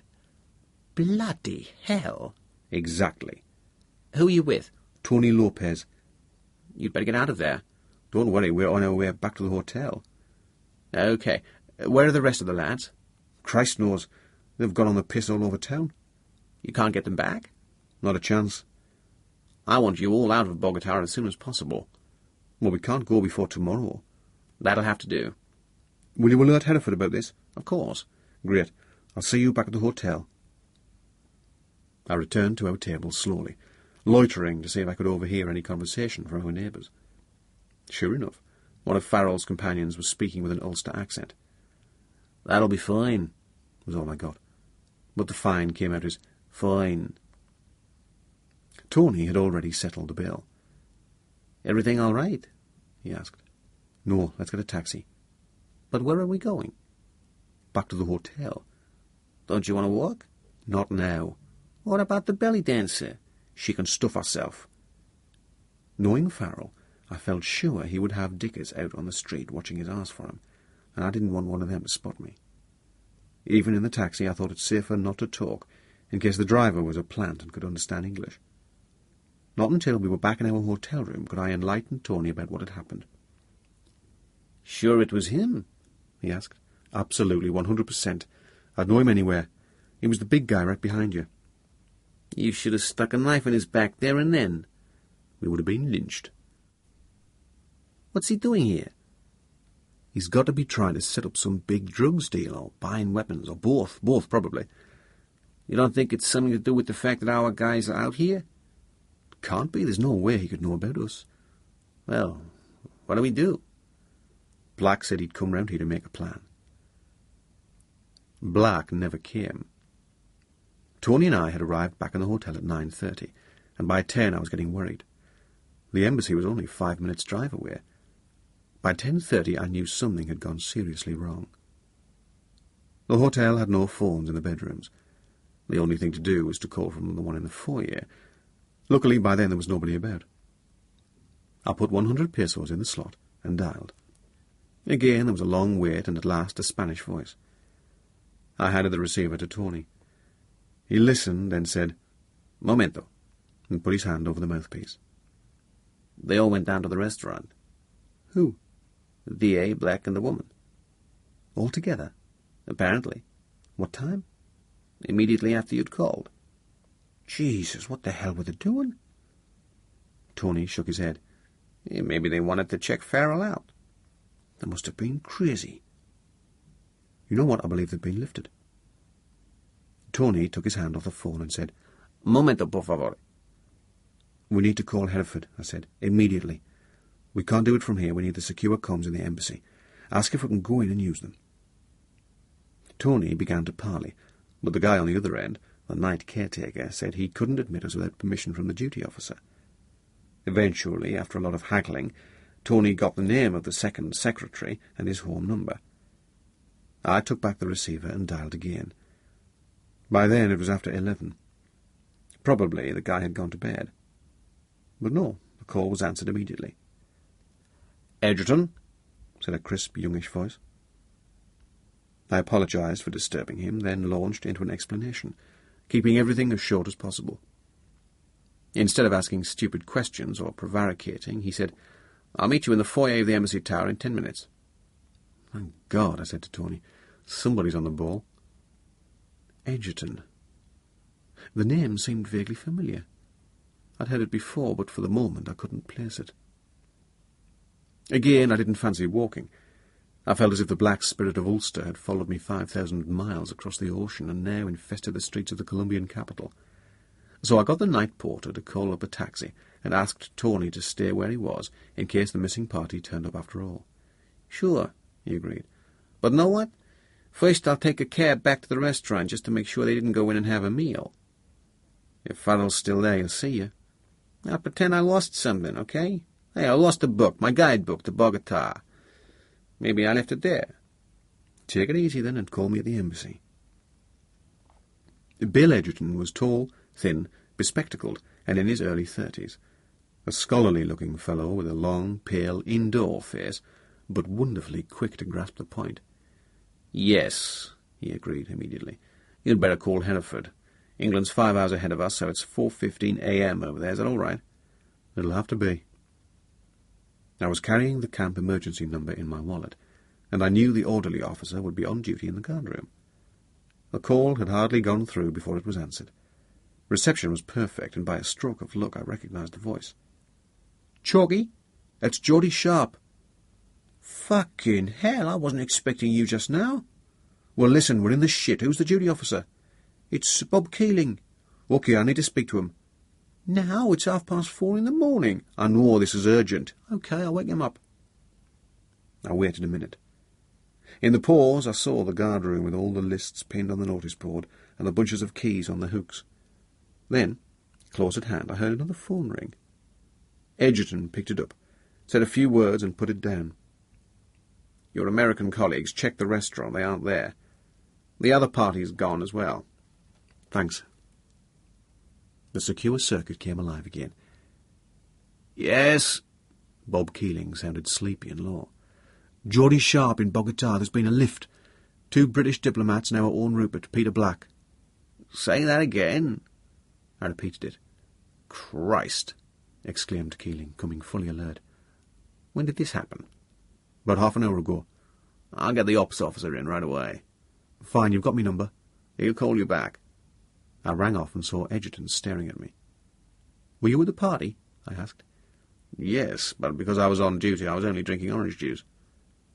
"I don't want to be offensive, but the DA sounded pissed." Edgerton twitched. "Yes, he overdoes it a bit." I sat thinking for a minute. Then I said, "If this is drug-related, what will they do with them?" "If they were only narcos, they'd demand a ransom.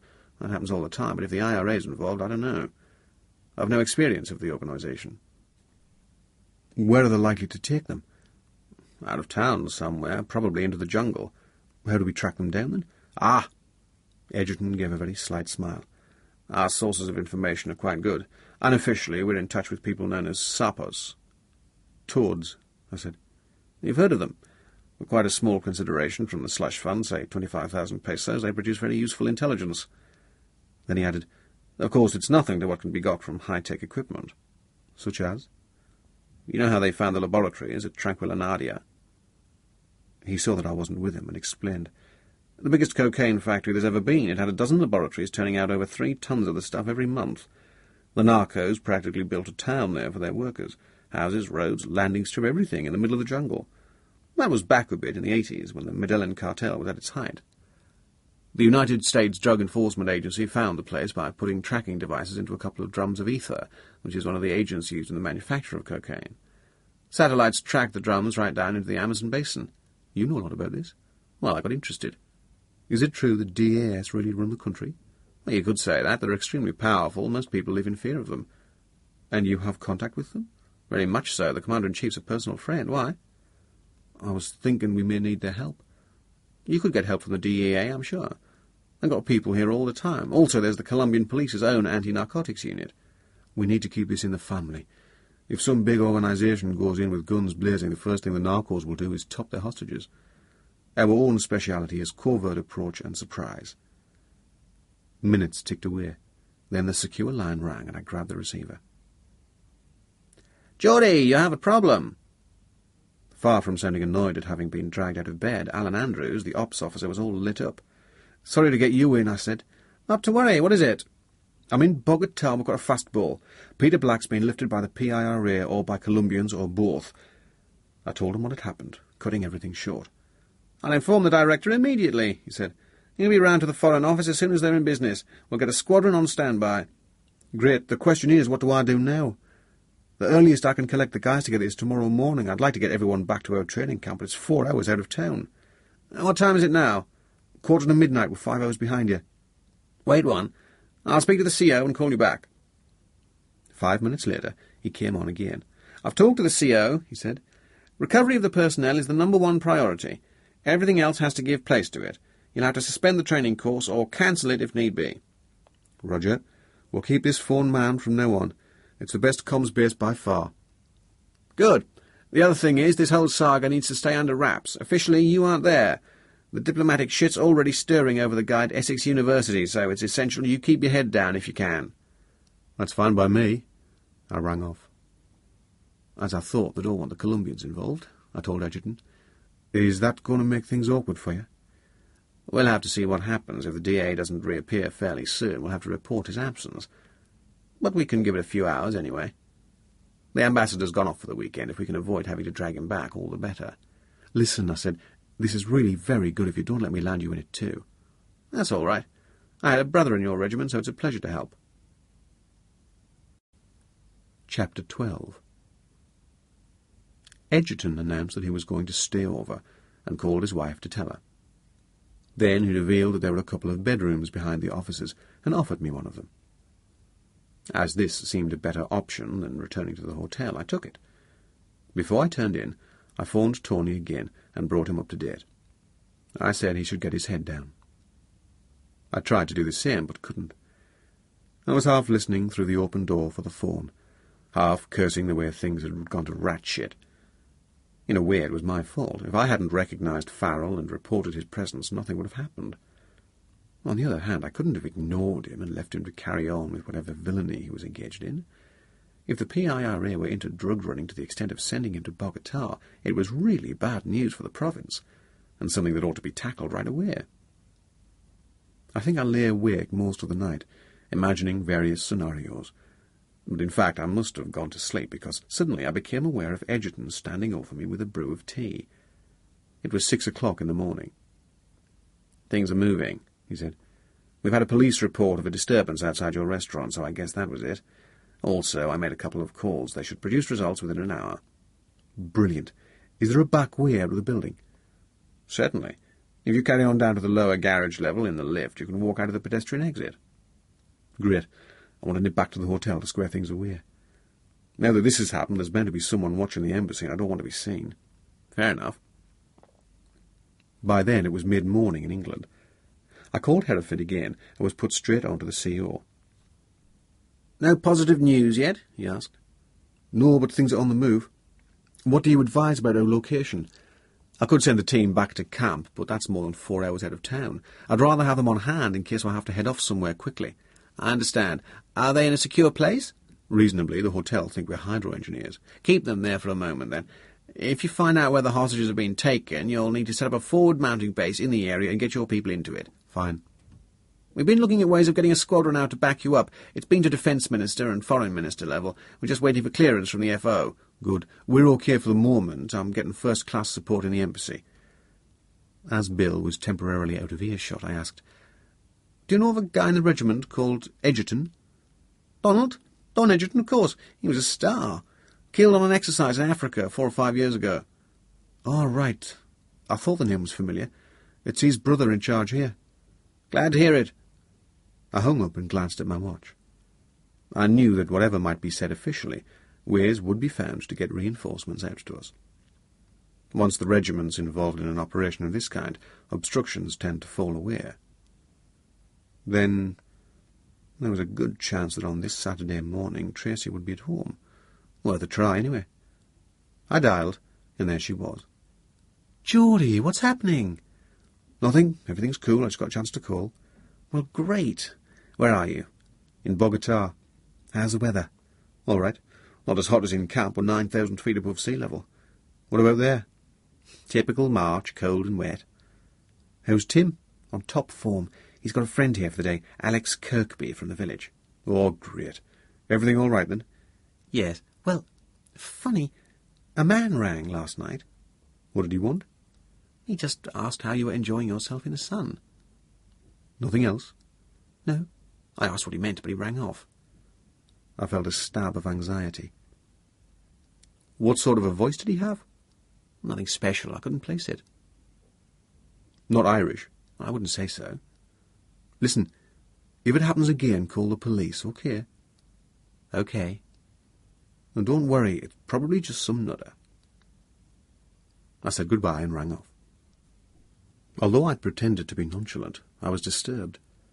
Outside the regiment, nobody was supposed to know where we were. Who'd passed word around that I was in Colombia? Before I had time to start worrying, Bill Edgerton returned and showed me the way out via the fire stairs, lending me a key so that I could come back in the same way. I ran down to the lower garage floor and came out of the door cautiously. The car park was 3/4 empty, and there was nobody inside. The rear of the block was deserted too.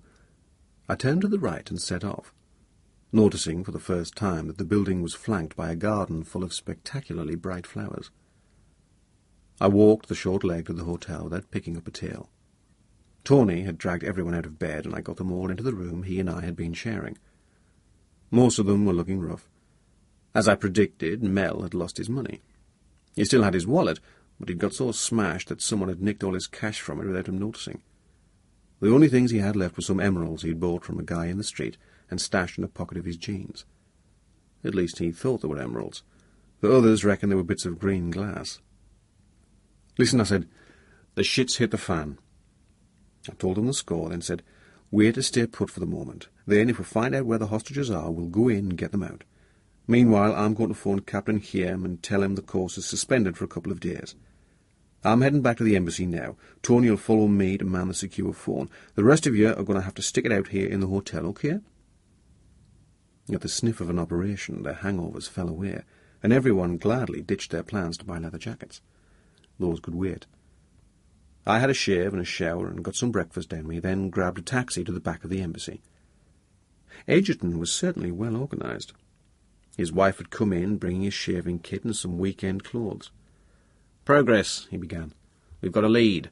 Word is that the party's flown out to a brand-new refinery in the jungle on the Rio Caqueta."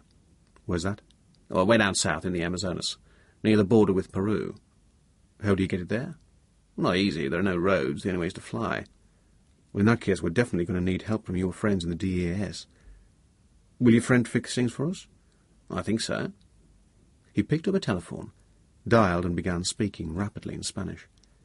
He glanced at me a couple of times as he was talking and ended with, "Sí, muchas gracias." He turned to me. "He wants to see you." "When?" "Now. A car will collect you in a few minutes." "Does he speak English?" "Perfectly. He went to Harvard." "What's his name?" "General Felipe Nariño." At that moment the door buzzer sounded, and Tony arrived. "The guys are standing by to move," he announced. "I've called Captain Haim at the camp and told him the course is suspended for the time being. Also, I spoke to Sparky and put him in the picture." "We'd better get our arses back down there," I said. Egerton cleared his throat. "I think you'll find you've got air transport at your disposal. You'll need to go back to get your kit, and presumably the camp you've been at has a landing strip?" "Sure." "Then it might pay you not to send anyone off by road. Hang on until you've seen the General." 5 minutes later, I was in the back of an air-conditioned Mercedes 500, with smoked-out windows sweeping through the outskirts of the city towards the palatial establishments perched on the slopes of the mountain. I didn't feel by any means secure. It wasn't beyond the bounds of possibility that I was being lifted. But no. Surely DAS were on our side? Not only were we training the bodyguard for them, we'd now got caught up in the fight against the narcos, and so were in a position to give them help. This was not a peaceful environment. Outside the big condos, all protected by high wire fences, bodyguards openly flaunted submachine guns. My driver, young, swarthy, grey-uniformed, handled the car well, but with amazing arrogance. Twice he went straight over red lights, and at every opportunity he blasted pedestrians out of the way with his horn. No doubt he was immune from prosecution. Soon we arrived at a pair of high wire gates, set in a 12-foot wall of concrete blocks, topped with broken glass. Except that I couldn't see any closed-circuit TV cameras. The compound was unpleasantly similar to the RUC stations in Belfast. The gates were opened mechanically by some unseen person, and we drew up outside a brand-new office block. The Merc had hardly come to rest before a man stepped forward, opened the door beside me, and ushered me into the building. In the passage he muttered, "Disculpe," and ran his hands over me in a swift, skilled frisk which instantly brought to light my cig, which I was carrying in a pancake holster on my waist. "Disculpe," he repeated as he removed the weapon. Then he led the way up a shallow flight of stairs and knocked on a door. General Nariño was short and stocky, with a broad forehead, greying hair swept across it, and slightly hooded eyes. His appearance immediately made me think of Marlon Brando, a dangerously sleek version of the actor, but a look-alike all the same. He was wearing an expensive-looking sky-blue suit and a black tie with a lightning strike down the centre. As I came in, he got up from behind his desk and came forward to greet me. His hand was soft and gentle. "Sergeant Sharp, pleased to meet you," he said. "Take a seat." "Thanks." As Egerton had said, the General's English, or rather American, was perfect. But in spite of his superficial geniality, I felt he was hard and cold. Whatever else, he had a magnificent office. Because the building was perched high on the side of the mountain, the windows commanded a panoramic view of the city. His king-sized desk and long, oval conference table were both made from some fine, rich-coloured wood, like mahogany, but not so dark. The floor was made of wood as well, with a couple of bright rugs to give colour. No linoleum or chrome or glass-topped tables here. As I sat down, a tray with a cup of coffee on it appeared at my elbow. Again it crossed my mind that the coffee could be laced with the drug we'd heard about in Hereford, Burundanga, which removes your will to resist, but again I thought, no, this is all above board. "You have a problem, I think," the General began. "That's right, these 3 people have been lifted." "And you think the IRA is involved?" "I know it is." I gave him a short rundown on Farrell, without explaining my personal connection. I simply said that I'd worked in Belfast and seen him there. "Well, it sounds as if your group has been flown to a site on the Rio Caqueta." "I gather that's very remote." "It sure is. Look." He stood up and went over to the end wall, where he switched on a spotlight to illuminate a huge map of the country. Using a billiard cue, he began to point out the details. "We're here in Bogotá, nearly in the center of Colombia.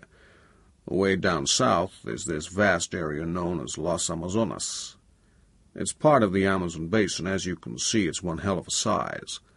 800 kilometers from here to here. No roads, just thousands of square kilometers of rainforest. Now, for some weeks past, we've been getting rumors of a new laboratory on the bank of the Rio Caqueta. Here." He ran the tip of the billiard cue along a river flowing in a big curve towards the Amazon itself. "It's here." He drew a circle. "Downstream of a settlement called Puerto Pizarro. A few days ago, American satellites picked up a new construction site." He came back and sat down again. "The reasons the narcos set up in places like that are simple. First, it gives them protection. We don't have the resources to find them. Second, they can bring in their raw supplies by boat upriver from the Amazon. Third, they're close to the Peruvian border. In a few minutes they can flip across by a light plane. In the past, they built the labs right beside airstrips, but lately they've gotten more sophisticated. Now they put the buildings some distance from the strip, which makes them harder to find. Communication between the two may be by road, but it could also be by water, say by a tributary of the main waterway. We expect Caqueta to perform to this new pattern. There's an army airstrip at Puerto Pizarro fairly close by and a military outpost, but we're not too struck on low-level air reconnaissance. First, the distances are very big. Second, if the facility's a few kilometers off the river, you're probably going to miss it on a single pass. Third, the narcos are more than capable of shooting down a low-flying aircraft. They have all modern weapons, including surface-to-air missiles." I nodded. An awkward silence followed. I wanted to propose a plan of action, but at the same time I didn't want this guy to think I was teaching him to suck eggs. In the end I said, "Do you mind if I make a suggestion?" "Go right ahead." "If a major assault went in on the facility, say by helicopter gunships, the narcos would top the hostages and throw them in the river before any incoming troops could get on the ground. Now, in a way, this problem is of our own make, and if possible, we'd like to crack it ourselves. I have a team of 10 men, all highly trained. We're used to working together. We operate best as a self-contained unit, and our speciality is covert approach. We'd aim to infiltrate the area without being detected, find out the camp routine, and strike at whatever moment seemed most advantageous. We are most effective in that covert kind of role. If we can be sure that hostages have been taken to this place, and you can lift us to within a reasonable distance of it, we'll recover them on our own." The General looked at me steadily as if he was sizing up my fighting potential. Then he said, "Your men have won a lot of respect down at Santa Rosa." "Well, we're jungle-trained," I said. "We have helicopters, Hueys." "Where are they?" "All over." "Could you get a couple down to Puerto Pizarro today?" "I expect so, yes." We'll need some logistics backup too. Such as? Mosquito nets, hammocks, DPMs, medical packs, ropes in case we have to rope down out of a chopper, inflatable boats too, by the sound of it. Normally we'd have all this as a matter of routine, but we didn't come equipped for an operation of this kind. Rations, also. We brought a small amount of food with us for emergencies, but not enough to deploy with. All that can be arranged. Nariño had been making some notes, and now looked coolly at me. I'm sorry to break the training course. That's going well. Too bad. Maybe you can pick it up again when this is over. Then I said, the immediate problem is we left most of our stuff in the camp at Santa Rosa.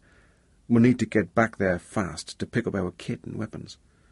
Of course. One moment. He picked up a telephone, pressed a single button, and began to speak, quietly but firmly. I could pick up the gist of it. He was giving orders for an aircraft to be made available. I sat looking at the big map and the ocean of green, denoting jungle that lay in the far south. The general put his hand over the mouthpiece of the phone and asked, "Where are your men now?" "At the Hostel Bonavento." He spoke into the receiver again, then turned back to me and said, "A truck will collect them at 11 o'clock and lift them out to the military airfield. The flight down will take less than an hour. The aircraft can refuel at Santa Rosa, then fly you on to Puerto Pizarro." "Thank you," I replied. "I appreciate your quick response." As soon as I'd said that, I thought it sounded phony, but I didn't want to seem too effusive. To appear a bit warmer, I added, "Bill Edgerton at the embassy asked me to give you his best wishes." For the first time, a slight smile lit up the broad, impassive face. With his right elbow on the desk, he held out his hand, palm down and fingers extended, and in a curious gesture rocked it slightly to the left and right, as if to express that a certain amount of give and take went on between the DAS and the embassy. "Yes," he said, "Bill is a good friend of ours." As I got up to go, he brought out a card, scribbled a number on the back, and handed it to me. "This is my direct line, here or at home. You can call me any time," he said. "I'm glad to help." Back at the embassy, I found Tony talking on the SATCOM telephone. He was giving or checking some coordinates. "Yeah," he said. "It's 7350 west, 0 degrees 50 south, okay." Seeing me come in, he turned and raised a thumb, then said into the mouthpiece, "Call back when you've seen the next one. Fine, thanks." He hung up and said, "We got it." "What?" "The hostage location." "How?" "Satellites. I called my guys in Fort Worth, and they went right through to Langley, Virginia. One satellite or another is passing over here every 20 minutes. They checked their records and found that a new construction site's been growing during the past few weeks on a big bend off the Rio Caqueta." I held up a hand. "Don't think I'm trying to take the piss, Tony, but I know all that already." I told what I'd heard from the general. "Okay," he said, equably. "Anyway, the controllers are going for a high-resolution shot of it on one of the next passes." Brilliant. Our only map was too small scale to be much use, but Tony had marked a dot in the green area just north of the river, about 80 k's east of the settlement. No road of any kind approached the township, or whatever it was. Already it was after 10:30. Time was zipping past. I phoned the hotel to warn the guys to be ready for the off at 11. Then I called Hereford to update the boss on the situation. I said we were planning to set up a forward mounting base at Puerto Pizarro and play it from there. I told him I'd leave Tony Lopez as anchorman in the embassy and report in on our portable SATCOM phone as soon as I got back to it. I was on the point of leaving when Tony's mate in Langley came through again to say that the close-up satellite shot showed details of the new workings of the Caqueta site. There were now 3 buildings, as opposed to 2 a week ago, and the snapshot, taken 20 minutes earlier, showed a twin-engined aircraft sitting on a strip carved out of the jungle alongside the river about 1 k away. "That's got to be the aircraft which took our party in," I said. "That clinches it." Getting up to go, I tried to thank Bill Edgerton for all he'd done. "I'm sorry this was wrecked your weekend." "Not a bit. If I wasn't here, I'd only be sitting in the garden reading the Times weekly edition. This is much more entertaining." Tony came down in the lift with me. "Listen," I said, "I'm really sorry to be leaving you here." "No sweat, Geordie. I'm having a ball. Playing ambassadors is great." "Yeah, but if there's some action, you'll want to be part of it." "Sure, but who knows where the action's going to be. Take care, anyway." A battered Army 3-ton truck clattered up to the hotel a couple of minutes before 11. I checked that all bills were paid and all rooms clear. Then we bundled into the back and rode out to the airfield, a short run of less than 15 minutes. The military field proved to be one side of the El Dorado civilian airport. A Herc, painted drab olive green without markings, stood on the pan. A military truck was parked beside the tail ramp, and guys were loading stores into it like ants. Our driver drew up alongside it, and we piled out. Inside the back of the plane there was already a fair stack of kit, and as we arrived some of the loadies were starting to lash it down. The Colombian head loadie came down from the flight deck for a rapid conference with the boss of the logistic party, ticking items off a list. Then he turned to me with a cheerful grin and said, "Por favor," waving us to go aboard. He followed us in, checking that we'd all belted up into the canvas sling seats along the sides. He said, "Fly 1 hour." Then he spoke to the pilot on the intercom and hit the button to raise the tail ramp. The engines began to turn, and that dreaded whine built up to full strength as the big aircraft lumbered forward.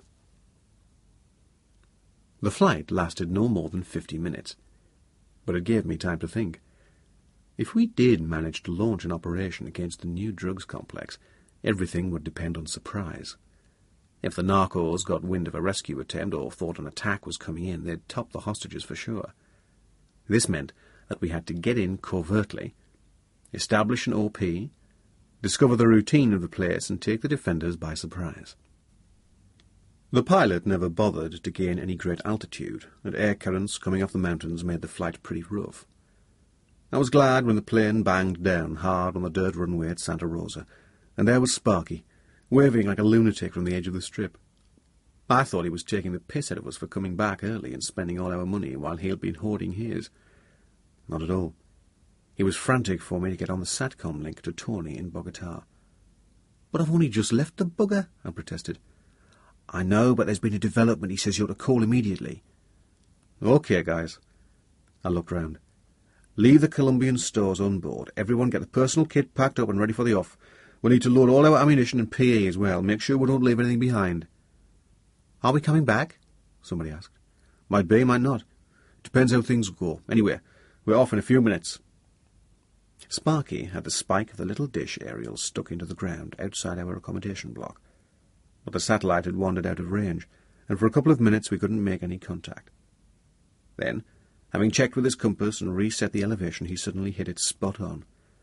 The call went through the line as clear as clear. "Tony, hi, what's on?" "The bastards have split the party. We got 2 separate reports from the Toads within a few minutes of you leaving.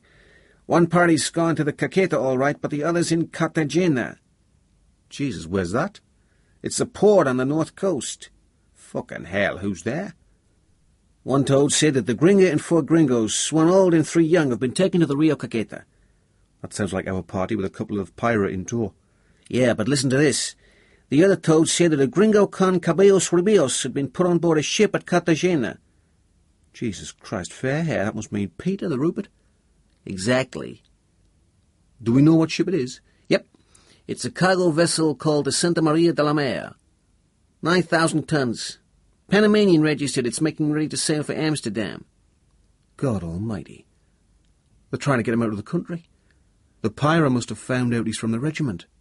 "Right. They'll beat the shit out of him to make him talk." "Maybe they're aiming to get him back to Northern Ireland. Tony, we need to hit that ship. Maybe we'd better turn around and come back." I thought for a moment. Then I realised that what we needed were the special skills of the boat troop. We could undertake more or less any operation on land, and a couple of us had trained for short periods with the boat guys, but if it came to a ship assault, we were neither fully trained nor properly equipped. I said as much to Tony, then added, "We'll carry on with our own operation, but I'm going to call Hereford and get the boat troop put on standby." "Wait a bit, it's not that easy. If we're going to hit the ship, we've got to hit the lab at the same time, and vice versa. We need 2 operations coordinated down to the last few seconds, otherwise the narcos will top the other half of the operation." "Okay, 2 operations, but Christ, when's the ship due to sail?" "Sometime tomorrow. Our information is that she's heading for an offshore island to transship drugs. Our best tactic will be to hit her there when the crew's not expecting anything. But we need to know where she's going. The Toad said Amsterdam. That could be right in the end, but it could be disinformation.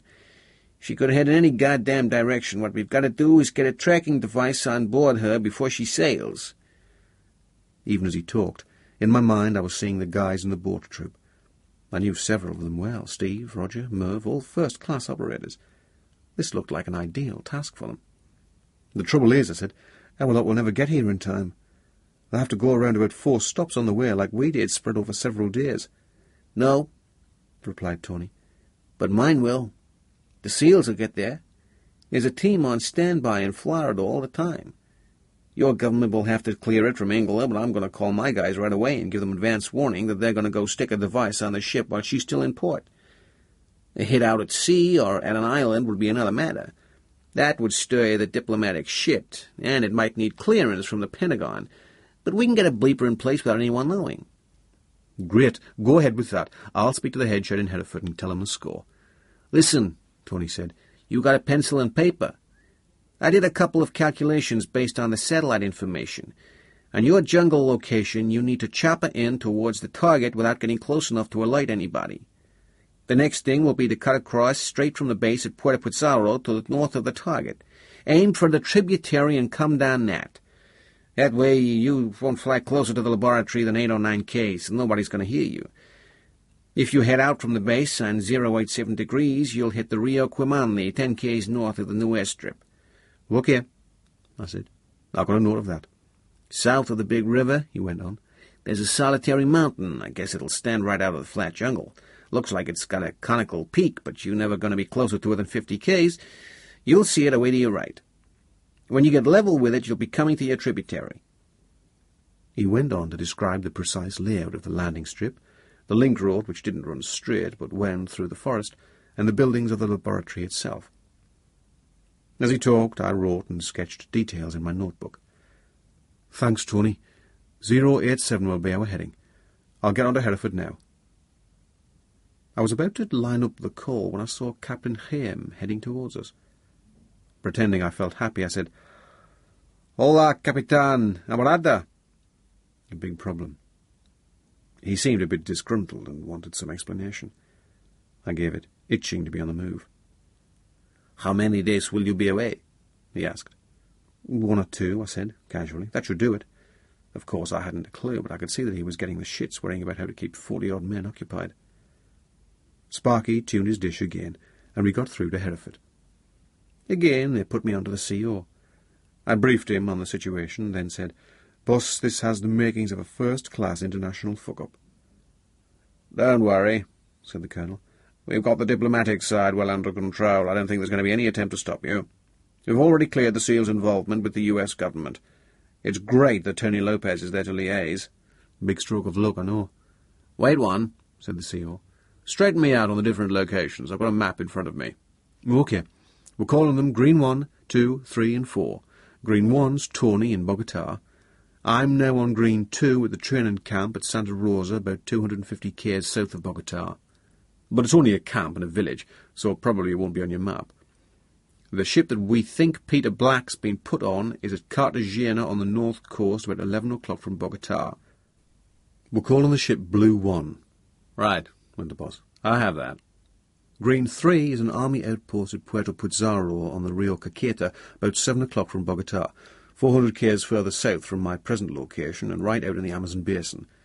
Again, you probably haven't got that marked. It's pretty small. Green 4 is the other hostage location, 50 k's east of Pizarro on the north side of the river, where it swings round at a big bend. Pizarro, can't see that either. What's your plan, anyway? There's a landing strip at the army outpost. DAS have put a herc at our disposal, and we're off down there in a few minutes. We'll be there in a couple of hours. We'll make the camp our forward-mounting base, then we'll chop it out, establish an FOB, and put in an OP on the laboratory to work out a recovery. You're definitely going to need backup. That's right. We're short of all assets, weapons particularly. Apart from pistols, we've only got 2 G3s and 2 203s. The trouble is, it'll take you bloody days to get here. Took us 3 days just to reach Colombia. Don't worry, there's a mountain of war stores sitting in Belize. We can organise some of that down to you in a matter of hours. So, more 203s, more grenades, what else? Basically, jungle gear for 10. Ponchos, mozzie nets, boots, hats. I think DAS have sorted some stuff out for us, but I don't know how good it is. What about rations? We've got a few with us, and DAS have given us some more. Christ knows what they are, but they're on board. Boats? Yep, they've lent us a few rubber dinghies. We haven't unpacked them yet. OK, then we'll try to line up a couple more. Happy landings. Report when you're on your new location. Roger, we'll speak soon. Inside the accommodation block, I threw me stuff into the kit bag and Bergen. By the time I went out again, Captain Haim had already organised the loading of our ammunition. In less than half an hour we had everything squared away on board the Herc. As I looked round the camp with its pool and dusty football field, I felt sorry to be leaving so soon. Adios, Capitan. Although I was hatless, I gave him a stylish salute. I hope we'll be back in a couple of days. Aboard the Herc, I went up onto the flight deck to make sure we all agreed about where we were heading. There was no problem, but I stayed in the upper cabin to soak up a bit of Colombian geography. From down in the back you could see practically nothing unless you stood up with your eye at one of the portholes. From up front there was a great view as the ridges and spurs of the Cordillera Oriental fell away behind us, and an endless vista of dark green spread out ahead, with bright silver veins of rivers running through it towards the east. The vast emptiness of the land was enough to scare the shit out of you. I felt for my little silver medallion on its chain and thought of home. Compared with most hostage rescues, this one looked extremely dicey. For one thing, we were short of assets. We were certain to be outnumbered and outgunned. On the SP team and in Northern Ireland we'd trained daily for house assault and hostage release, but normally we had superior firepower and major reinforcements at our disposal. Besides, the hostages were almost always close at hand. Here the opposite was true. Distances were immense, chances of reinforcement minimal. Our own firepower was strictly limited. We had no case-vac facilities. We were going into the unknown to a destination we hadn't even identified precisely. Basically, 10 guys were attempting to do a job that would have taxed a squadron. Further, we knew from our various briefs how ruthless the enemy were. If any of us got captured, we could expect no mercy. My mind kept returning to Black. Was he still alive? And if he was, how much had he already given away? We'd been trained in the event of capture to try to hold out for 24 hours, and then, if possible, to fall back on controlled release, giving away only low-grade information. But everybody knew that this was easier said than done. What had Black told Farrell? What about the animosity between Black, me, and Tracy? Had he said anything about me? Had he revealed that I had been lifted from above Farrell's farm? I was speculating wildly. I knew, but it was impossible not to. The pilot, a friendly guy, occasionally called out a name and pointed, but I wasn't concentrating too much on the scenery. All I could think about was how stretched we were going to be, how dependent we were on our SATCOM. If that freaked out, we'd have real problems. Then I became aware that the pilot was repeating some word insistently, and when I focused on him, I realized he was saying, "Caqueta, caqueta." There, below us, a vast river was snaking through the jungle, winding on forever in coils through that terrific expanse of trees. For a whole half hour we followed its course, and nothing below us changed. Occasionally, on the bank of a tributary, I saw a tiny, cleared area of lighter green, with what looked like wooden huts along the edge. Obviously, people were living there, and I wondered whether they were Indians. What a life! The isolation was something I could hardly imagine. The surface of the rainforest was never smooth and uniform like that of a cultivated plantation. Rather, it was rough and ragged, with trees of all different heights. There was something alien about the colour of it, too. The green wasn't anything like an English green, but darker and heavier.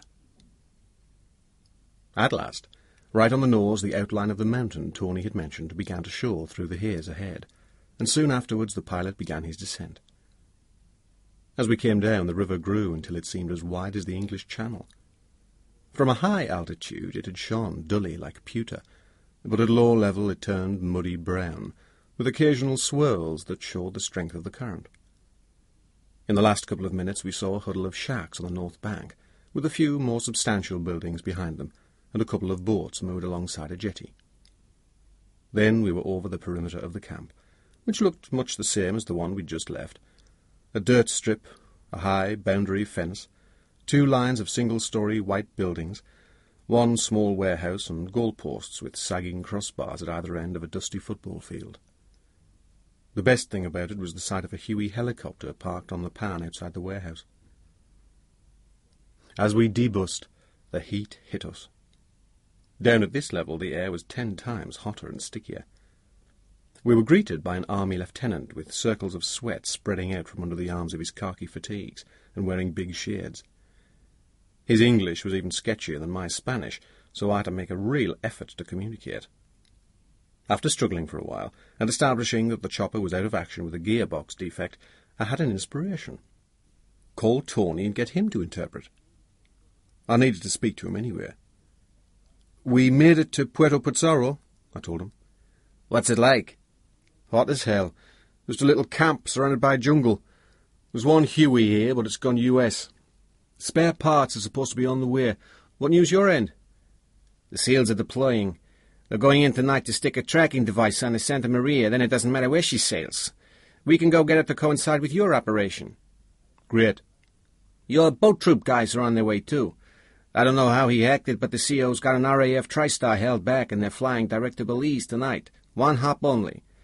They'll be there at 0100 hours local time." He paused, then said, "Hey, I got you some pretty good detail from the satellite station. You have a pencil and paper?" "Where one?" I brought out the little notebook I always carry in the breast pocket of my shirt, with a miniature pencil down the spine. "Okay, fire away." "The new lab complex is near that big end of the river, like we said, but it's 4 Ks north of the Caqueta. The airstrip's confirmed along the bank of the tributary, and some kind of jetty's been built there on the west bank. The buildings are grouped around a small compound 1 K west of the airstrip. There's a road of sorts connecting the two, probably earth. It snakes around through the trees." As he talked, I was drawing a sketch. "Do you have a layout of the building?" "Sure. There's 2 rectangular structures that look finished, each about 50 meters long. They're set out in a line running east-west. The 3rd building, across the end of the compound, is still under construction." "Tony," I said, "I've been thinking the best way to make a covert approach would be to come down the tributary at night in the rubber dinghy, then slide in for a CTR. What about that?" "Sounds good. I confirm. Chopper out of your present location on 087 dead straight for 60 Ks. Then you hit the Quamani, coming down from your left across your front. The alignment of the tributary is very nearly north-south. It's coming from 350, heading to 170. Famous last words, but you really can't miss it. Okay, Geordie? But for Pete's sake, don't try swimming. Those rivers are full of crocs." "Right," I said. "I'm calling this Operation Crocodile up Croc. Listen, the lieutenant here doesn't speak much English. Could you run through the plan with him? Thanks." I handed the receiver over.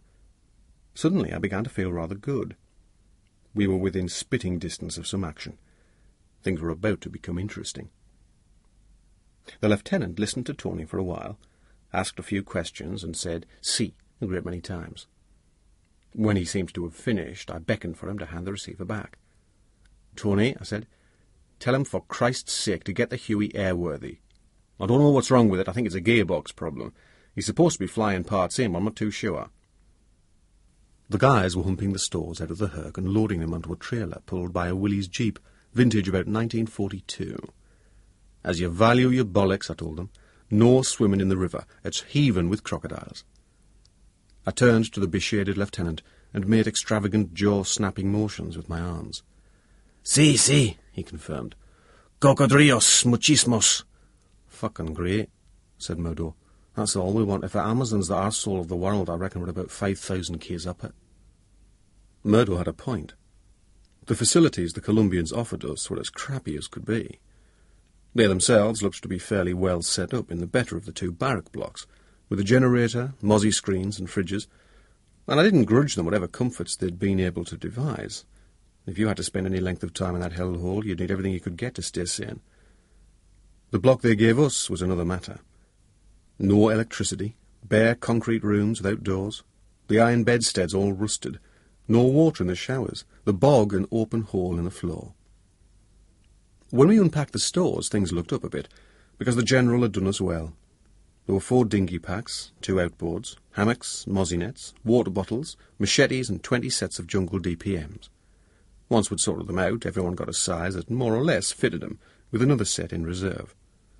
There were also 4 big boxes of MREs, US Forces Standard Issue Meals Ready to Eat, or, as it had been known in the Gulf, meals rejected by Ethiopians. In fact, they were pretty good, especially the things like corned beef hash and chili con carne. The guys soon got brews going with their hexy cookers, and after some sort of a meal, spirits picked up. In the usual way, we planned our tactics at an all group that took the form of a Chinese parliament, with everyone sitting around in a circle on the ground. Obviously, we weren't going anywhere that night, but there was no harm in having a plan ready. The sun was already sinking towards the jungle in a thick haze, and the temperature was dropping slightly. Even so, we were all still sweating like pigs. Even if the Huey became airworthy, its maximum load, besides the pilot and navigator, would be 3 guys plus kit, 1 dinghy kit plus engine, and skeleton equipment and stores. I offered to stay back, but everyone agreed I should lead from the front. That made me one of the 3 to fly. The second had to be Sparky Springer, as he was our radio specialist.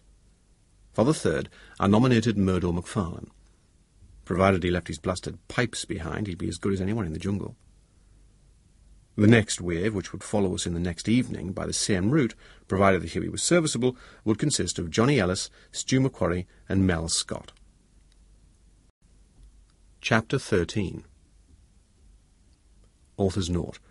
Because I was in the jungle at the time, I could not witness the SEAL's approach to the Santa Maria del Mar, or the boat troops' assault on the island of Desierto. I have therefore built my account of the actions on the reports of men who took part. All were well known either to Tony Lopez or to me, and I'm satisfied that the account is substantially accurate. The SEAL team landed at a military airfield outside the old colonial town and port of Cartagena. The unmarked Herc which brought them from Florida touched down at 1600 local time, leaving them enough daylight for a quick scout round the port. As Tony later emphasized, they would normally have carried out a much more thorough reconnaissance, watching their target for several days to establish the routine on board and looking for weak spots. But this was a fastball, and left no time for niceties. DAS had laid on 2 nondescript vans to transport the team and their gear. They also provided a local liaison officer to brief Master Sergeant Al Layton, the team leader. The Colombian informed him that the ship was lying in berth number 7 on number 1 pier, the western of the 2 main arms of the Terminal Maritimo on Manga Island, at the north side of the bay. The dock gates were guarded by regular police, and there was no chance of gaining access through them, but the ship could be seen from the south side of the bay. Al, therefore, had the team driven to an observation point on the southern shore. Casual clothes did much to disguise the physiques of the 8 team members. Al was 26, and although of only medium height, he was extremely powerful, with particular strength in his upper body. His colleagues were all much the same, built up by years of swimming, running, and work in the gym. Had they all stripped off on the beach, they would have started a riot. The vans parked on the south-east side of the bay, on a stretch of the shore that nobody had yet got around to developing. Other vehicles were already scattered along it, so that the new arrivals attracted no attention, and Al's guys were able to carry out covert observation without hindrance. The old town, out on the point beyond the harbour, did not interest them, nor did the new high-rise blocks in the smart suburb of Boca Grande, away to their left. They wasted no time looking at the tourist boats drifting in and out of the harbour as they plied to the coral reefs offshore. Their attention was focused exclusively on the Santa Maria. The ship was a fair distance across the bay, but through binoculars and a 30-power telescope they were able to make out useful details. She was moored with her bow facing the bay, and her starboard side to the quay, so that they were looking at her port bow. She was second in line on that side of the harbour, with other ships moored close up fore and aft. Her hull was black and her upperworks white, but showing rusty patches, and she was flying the Panamanian flag. She looked scruffy, at least 20 years old. As Al and his men watched, she was still being loaded. 2 tall dock cranes were swinging nets over her deck and lowering them into the forward hold. According to DAS information, her cargo was officially coffee, but almost certainly included cocaine, probably several tons of it. With a street value in the United States of $35,000 a kilo, the illicit element in her holds could well have been worth over $100 million. For the SEAL team, the position of the ship was ideal. From where they were, they could swim straight to her without coming close to any other vessel on the dockside. At their normal average speed of 100 metres in 3 minutes, it would take them just under half an hour to cross the bay. They decided that their best access point was forward of the accommodation and beside the third hold. The hatch cover stood 3 or 4 feet proud of the deck and would help conceal them as they came over the rail. Having sized things up, Al opted for a midnight departure, because she was still loading. It was clear that the Santa Maria wasn't on the point of sailing, and if they reached her well after midnight, there was a good chance that all the crew except the gangplank guard would be in their bunks. During the interval, the team repaired to an empty warehouse, which DAS had taken over. There they had plenty of room to lay their gear out and check it through. As usual, Al split his party into 2 4-man teams, A and B, each of 2 pairs. Team A would do the swim and place the device, with Team B in reserve, keeping a lookout and ready to go after them or stage a diversion should the need arise. By 23:45, both teams were back on the dock side of their launch point, clad in their black spandex wetsuits. Working in pairs, each man checking his buddy, they squeezed out all the excess air and breathed themselves down until the suits were clinging to their bodies. Over the neoprene suits went their ops waistcoats, loaded with weapons and ammunition. Each man had an MP5 and 3 spare magazines, besides a Browning and 2 spare mags for that. The weapons had all been soaked in silver speed and thoroughly oiled. Immersion in water would make no difference to them. For safety's sake, each man clipped his shooters to him with nylon lanyards and small carabiners. Working with his buddy, Gus Ford, Al breathed down all his equipment to clear the air from it, then lashed a hooligan bar, an angled jemmy with a spike on one end, to the middle of Gus's back. Each man checked the other off. MP5? Yep. Magazines? 3. Lanyard? Yep. Hooligan bar? Yep. Respirator? Okay. Al was also carrying the transponder, sealed in polythene and attached by a lanyard to a ring on his waist. Normally, in salt water, he needed 8 kilograms of extra weight to stop him bobbing on the surface. The transponder, together with its magnetic fastener, weighed 1 kilo, so he loaded 1 more kilo weight into a spare pocket. Finally, the men pulled on their Draeger rebreathing kits, cumbersome, heavy outfits incorporating mask, hood, and oxygen bottle that used a sealed circuit so that they let out no bubbles. Again, each buddy checked his partner. Then the supervisor said, "Okay, guys, go on gas." To purge his lungs of extra nitrogen, Al took 3 deep breaths of oxygen, in through the mouth, out through the nose. His mask misted up immediately, and he was uncomfortably aware that he had 30 Ks of equipment slung around his neck. Even though he'd been diving for 10 years, he still hated this moment. If he was going to get an oxygen hit, this was when it would come. He himself had never gone down with oxygen poisoning, but he'd seen other guys go into spasm and then arc back rigid. The cure was plenty of fresh air, quickly, but the experience was one he could do without. Once in the water, everything changed. He felt comfortable and secure in a world with which he was completely familiar.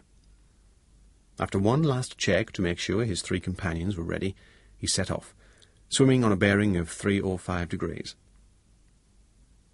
The night was very dark. There was no moon, and hazy cloud was blocking the starlight. The water of the bay lay still as black ink, with the distant lights of the harbour and the town reflected in it. For the first half of the journey, Al judged it safe to remain on the surface. He swam gently, keeping well within his capabilities, and watching the compass, depth gauge, and timer on the swim board held out ahead of him. After 15 minutes, with the party out in the middle of the bay, an offshore breeze started up, putting a ripple on the water. Then Al heard a speedboat approaching from behind his left shoulder. It could have been narcos running a consignment of drugs across from Boca Grande to one of the ships in the harbour. It could have been late-night revellers taking a shortcut home. Whatever, he was taking no chances, so he and the others dived, and the speedboat passed harmlessly above them. Thereafter, he swam at a depth of 4 metres, coming up at the end of every 3 minutes to check his position. At 21 minutes, the harbour lights were much closer, but still it was impossible to tell which ship was which, and he had to rely on the compass bearing to keep him oriented. All the time, Gus was 1 man's length behind him, guided by the phosphorescence which Al's passage through the water was creating.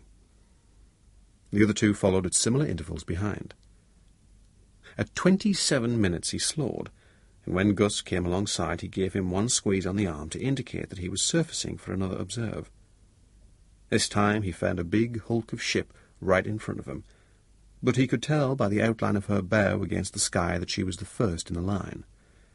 They had drifted slightly to the left of their target. The tide must have been going out faster than they'd expected. Sinking back, he gave Gus 2 squeezes to indicate that they were approaching the target, then swam on, heading right. 3 minutes later he surfaced again. This time he was just off the bow of the Santa Maria. The big white letters of her name stood out boldly from the sweep of the black hull. Diving again, he gave Gus 3 presses to tell him they'd arrived. Gus passed the message back to the other pair. All 4 men surfaced and swam gently to their right, observing from a distance. Apart from one light showing through an open doorway in the accommodation block, and one naked bulb dangling from a cargo derrick, the ship was dark. Satisfied that their plan was good, Al swam in and clamped himself to the side with 2 magnets. Now he was close. A faint hum of generators told him that the ship was alive. There was also the usual background noise of water slapping gently against the hull. 4 presses, passed back through the team, confirmed that they were at the entry point. Al pulled off his rebreathing kit and magneted it onto the side, out of the way, and the others did the same. If anything went wrong while they were on board, they could jump over the rail and recover the sets from this temporary storage. Peering up, Al was glad to see that the curve of the hull put them out of sight and range of anyone looking down. It took Gus only a few seconds to assemble the telescopic pole which had travelled strapped to his back. As he fitted the lengths together, the number 3 swimmer, Jack Ashby, was unrolling the 30-foot Kevlar ladder. Then, with 2 of the others holding him steady on short ropes, Gus swam out a few feet, hoisted the pole and hooked the ladder over the ship's rail. Al was the first up. His jungle boots made only faint, scuffling sounds on the ship's side. When his head reached deck level, he paused, listening. Then, with a quick scramble, he was over the rail and against the hatch cover, Browning in hand. A moment later, he holstered the pistol and brought his MP5 to the ready. A tug on the ladder. 2 up. Another tug. 3 up. The 4th man, Sonny Mitchell, came up and took station to secure their entry point. The other 3 moved cautiously aft, keeping in the deep shadows thrown by the single light high on the derrick. Al was thinking to himself, "Now we've got this far, why don't we go in and rescue the hostage?" The trouble was they didn't know which part of the ship the poor bastard was in. He could have been down in one of the holds, and in any case he was bound to be guarded. The night air was hot and moist. Inside his suit, Al was sweating freely. Creeping aft, he came level with the start of the accommodation block. The first doorway stood open. Beyond it was a porthole, also open. Through it, Al could hear the hiss of water moving through pipes. The John. Just the place, except that he wanted somewhere higher, on an upper deck. There was odds on that all the plumbing systems were stacked on top of each other. A metal companionway led upwards. Leaving Jack to guard the base of it, Al and Gus went up. Another open doorway. Another porthole in a similar position. There was one more deck above them, but there was no more external companionway, and this was the highest they could go without penetrating into the heart of the accommodation. Al pointed to the porthole and stuck up a thumb, meaning, "This will do." Gus stood guard with his MP5 at the ready while he stepped over the sill. The metal door of the John was ajar. He applied pressure very gently in case it squeaked, but the hinges gave silently. With the door open, there was enough light for them to see all he needed. A cistern above the twin urinals on the outside bulkhead. The metal lid was held in place by small bolts with wing nuts on them, one at either end. The threads of the bolts had been painted over, and he couldn't shift the nuts with finger and thumb. Pulling out a pair of pliers, he unclipped them from their lanyard, reached up and got the nuts moving. In a few more seconds he had lifted off the metal lid and laid it carefully on the floor. Then he drew his knife from its sheath, slit the wrappings of the transponder, pulled out the pin to activate the device, and held it firmly to prevent any sudden jerk as its powerful circular plate magnet clamped itself to the underside of the lid. A moment later he had the lid back in position. It was fractionally tilted forward by the aerial wire leading out over the rim and propping the back up, but no Colombian seaman was going to notice that. He screwed the wing nuts back down by hand, leaving the upper threads of the bolts bare of paint. Nothing he could do about that, but again it was highly unlikely that anyone would notice so small a change. Providentially, a metal pipe ran up and down the bulkhead behind the system, giving him an ideal conductor. He wound the naked end of the wire round it and pushed the rest of the coil down out of sight. Out in the open again, he faced in the direction of the rear party, onshore across the bay, and turned on an infrared torch, invisible to the naked eye, but instantly detectable to someone with the correct receiver. Seconds later, a voice in his earpiece said, "Okay, Al, we're just going to check your signal strength with base. Stand by." He waited, thinking of the satellites passing overhead and reflecting on how extraordinary it was that the little device he'd just stuck in the John could communicate with them. Then came the voice from the show again. "Okay, Al, they have you loud and clear. Signal strength 6. That's as good as you're going to get." He doused the torch and raised a thumb to Gus. The two of them checked each other in whispers. "Pliers? Yeah. Knife? Yeah. All screws back in position? 2 screws back."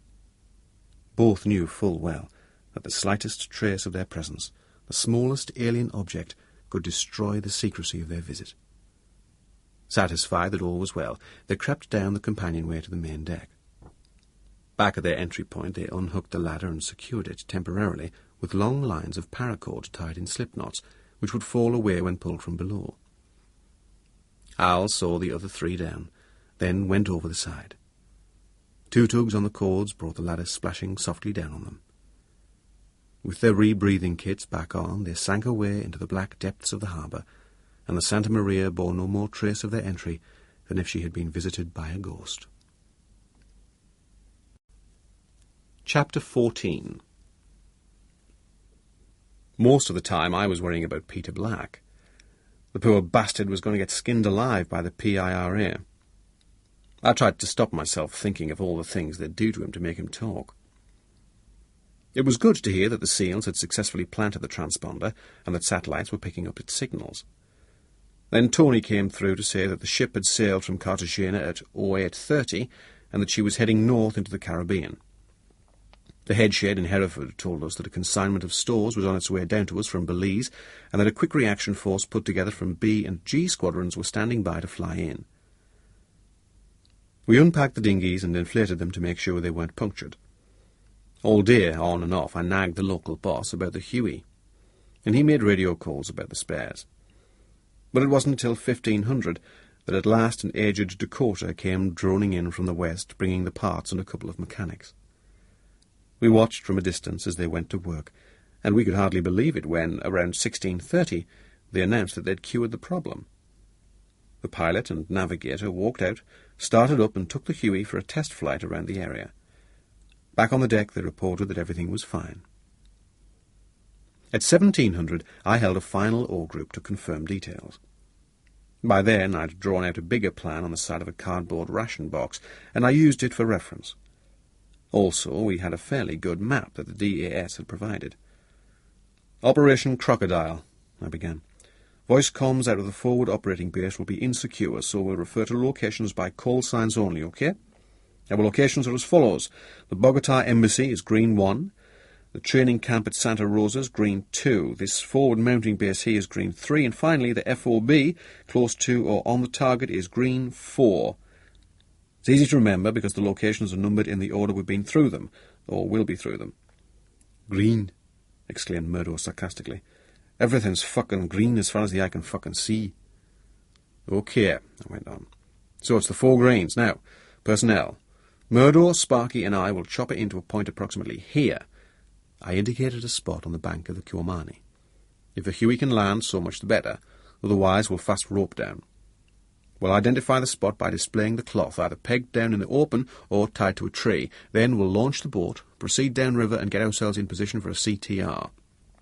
During tomorrow, the second wave of 3 will chop out to the same point and come downriver to join us. After that, we'll have to play things by ear. A few questions and everything was wrapped up. By 17:20 we were hot to trot. We took 1 G3, 2 203s and 3 pistols, plus ammunition and a box of PE. Luckily, I'd thrown an ops waistcoat into my Laken box before leaving the UK, so that accommodated a lot of my personal kit, including the Magellan. The pilot, Pedro, and his navigator were both young fellows with short, spiky black hair. Neither spoke more than a few words of English, so I went through everything several times, making certain they'd got the right bearing, 087, firmly in their heads. I also impressed on the pilot that it was essential he memorised the spot at which he put us down so that he could find it again next day. Also, after he dropped us, he had to swing out to the north and return to base in a wide arc, as though he was searching the jungle for lost persons. He started up and took off without fuss, and in a few seconds we were over the forest sea, skimming through the hot dusk just clear of the highest trees. I caught an occasional flash of emerald, red or yellow, as some brilliantly coloured bird took off in fright, but otherwise our whole world was drab, grey-green. Looking forward over the pilot's shoulder, I watched the needle of the compass sitting steadily on the correct heading. Apprehension crept up on me. Why were we going in on this crazy operation? Because my first loyalty was to the regiment. I'd far rather have been in on the plan to rescue Peter Black. Maybe we should have devoted all our resources to that.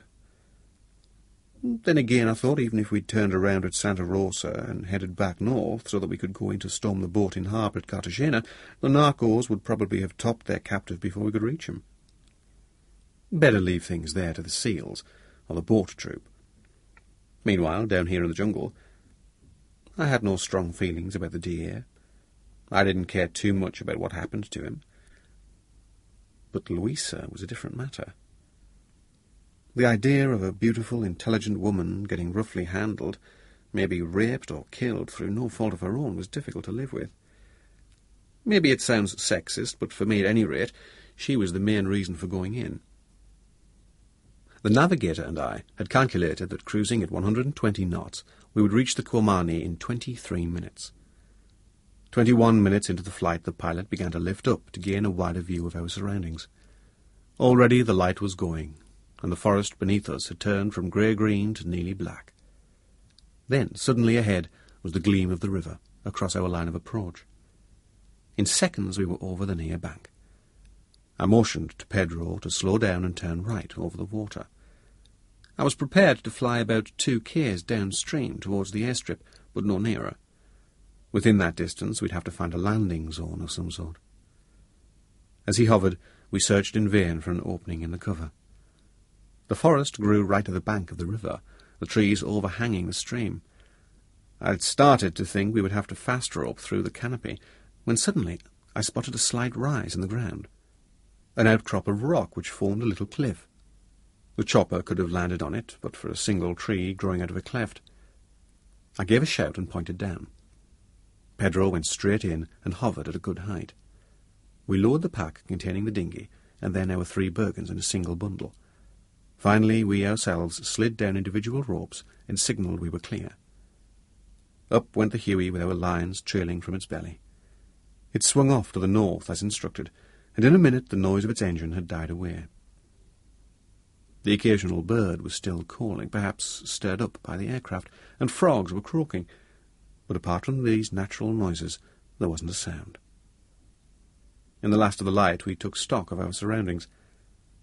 On 3 sides, the jungle stretched away, unbroken. On the 4th, right below us, ran the river.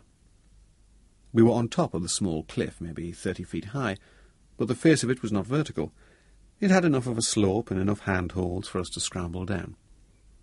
I pulled out the strip of pale-coloured cloth which I'd borrowed from the Colombians, spread it over the rock, and weighted it down with 3 or 4 loose stones. I took out my Magellan, set it up and waited for it to lock on to a passing satellite.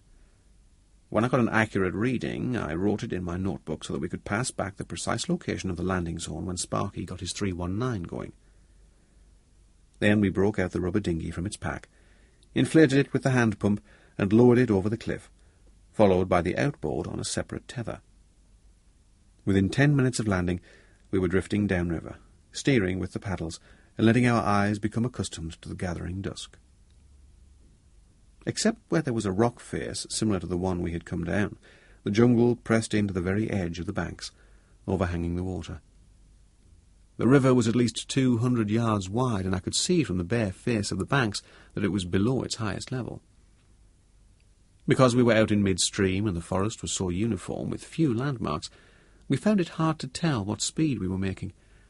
But when we augmented the current by paddling, we reckoned we were doing at least 3 knots, or about 5 kph. At that rate, we'd be at the airstrip within 2 hours.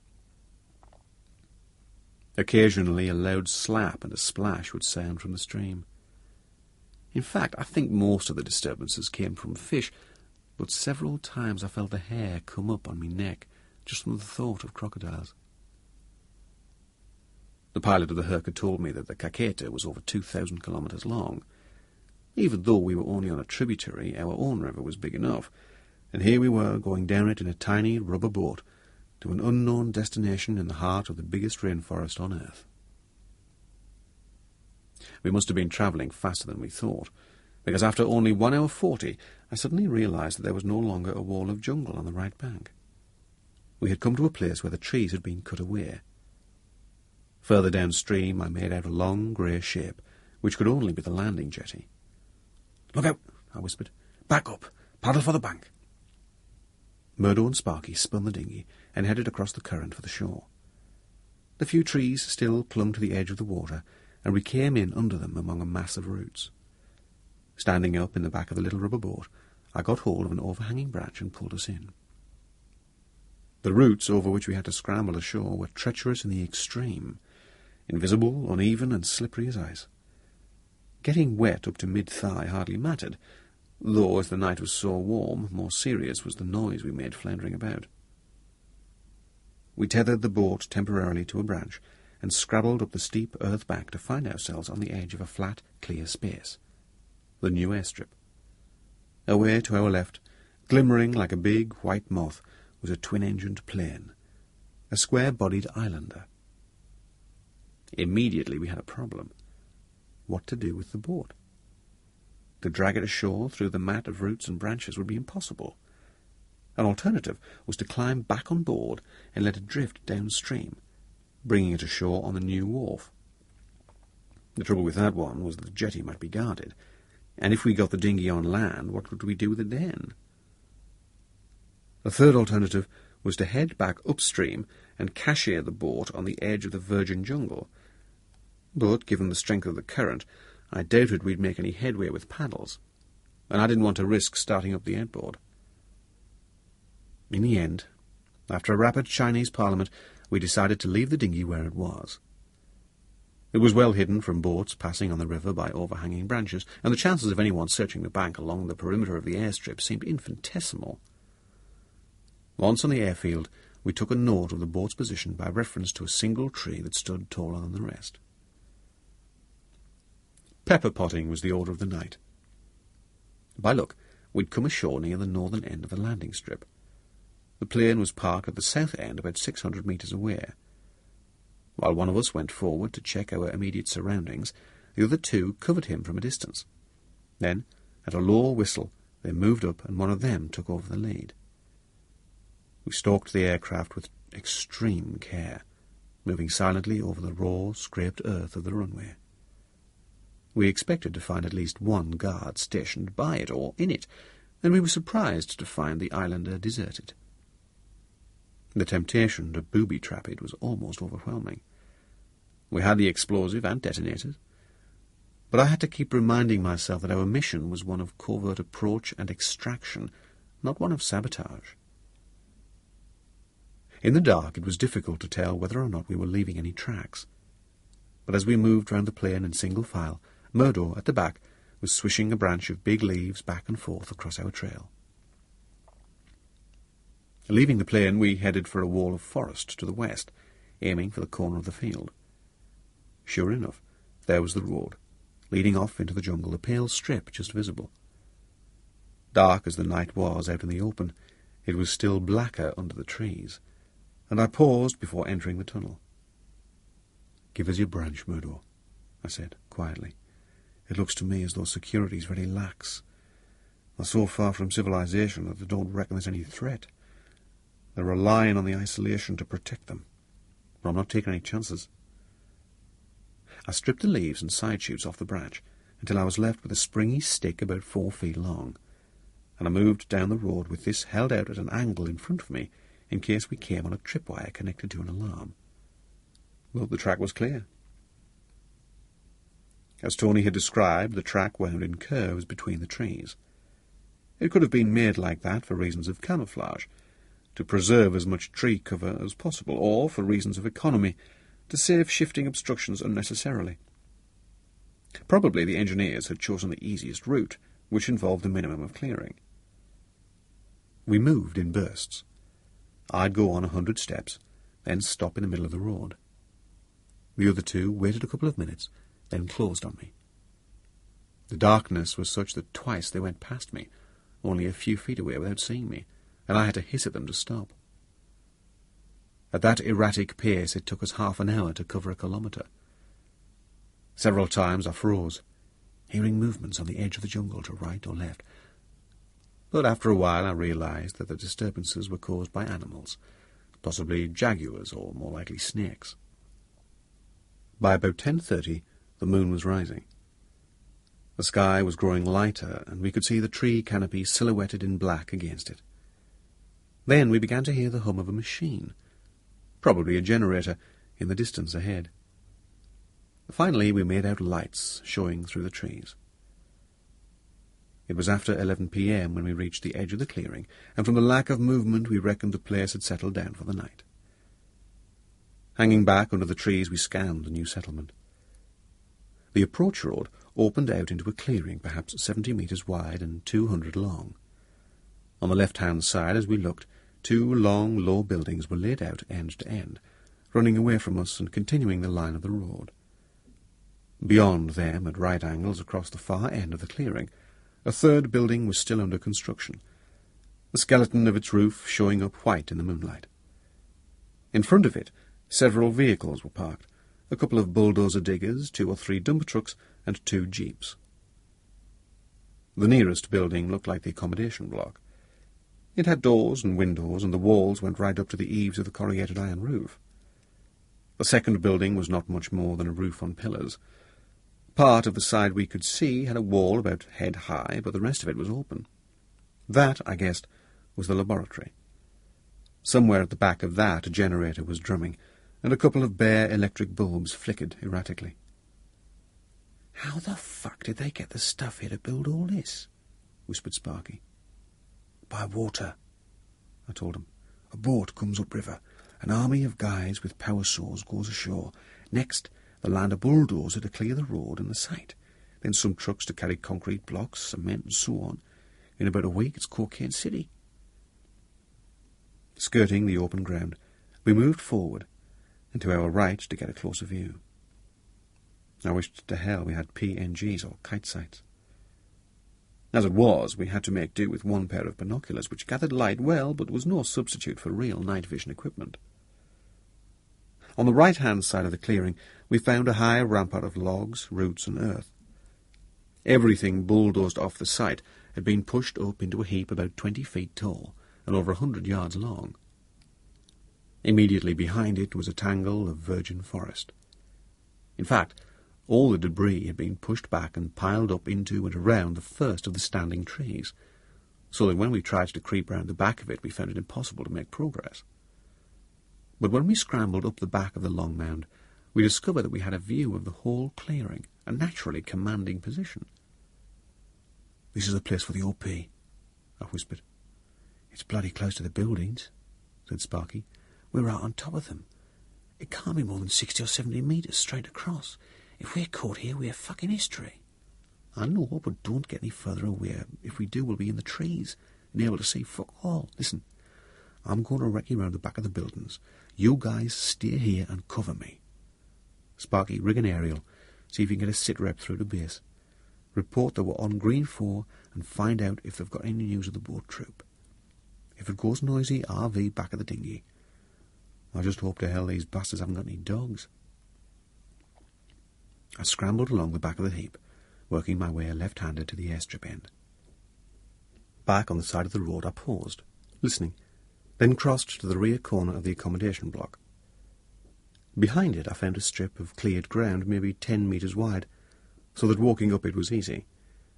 There were no windows in the back of the building, which was made of bare concrete blocks, only narrow ventilation slits high in the walls.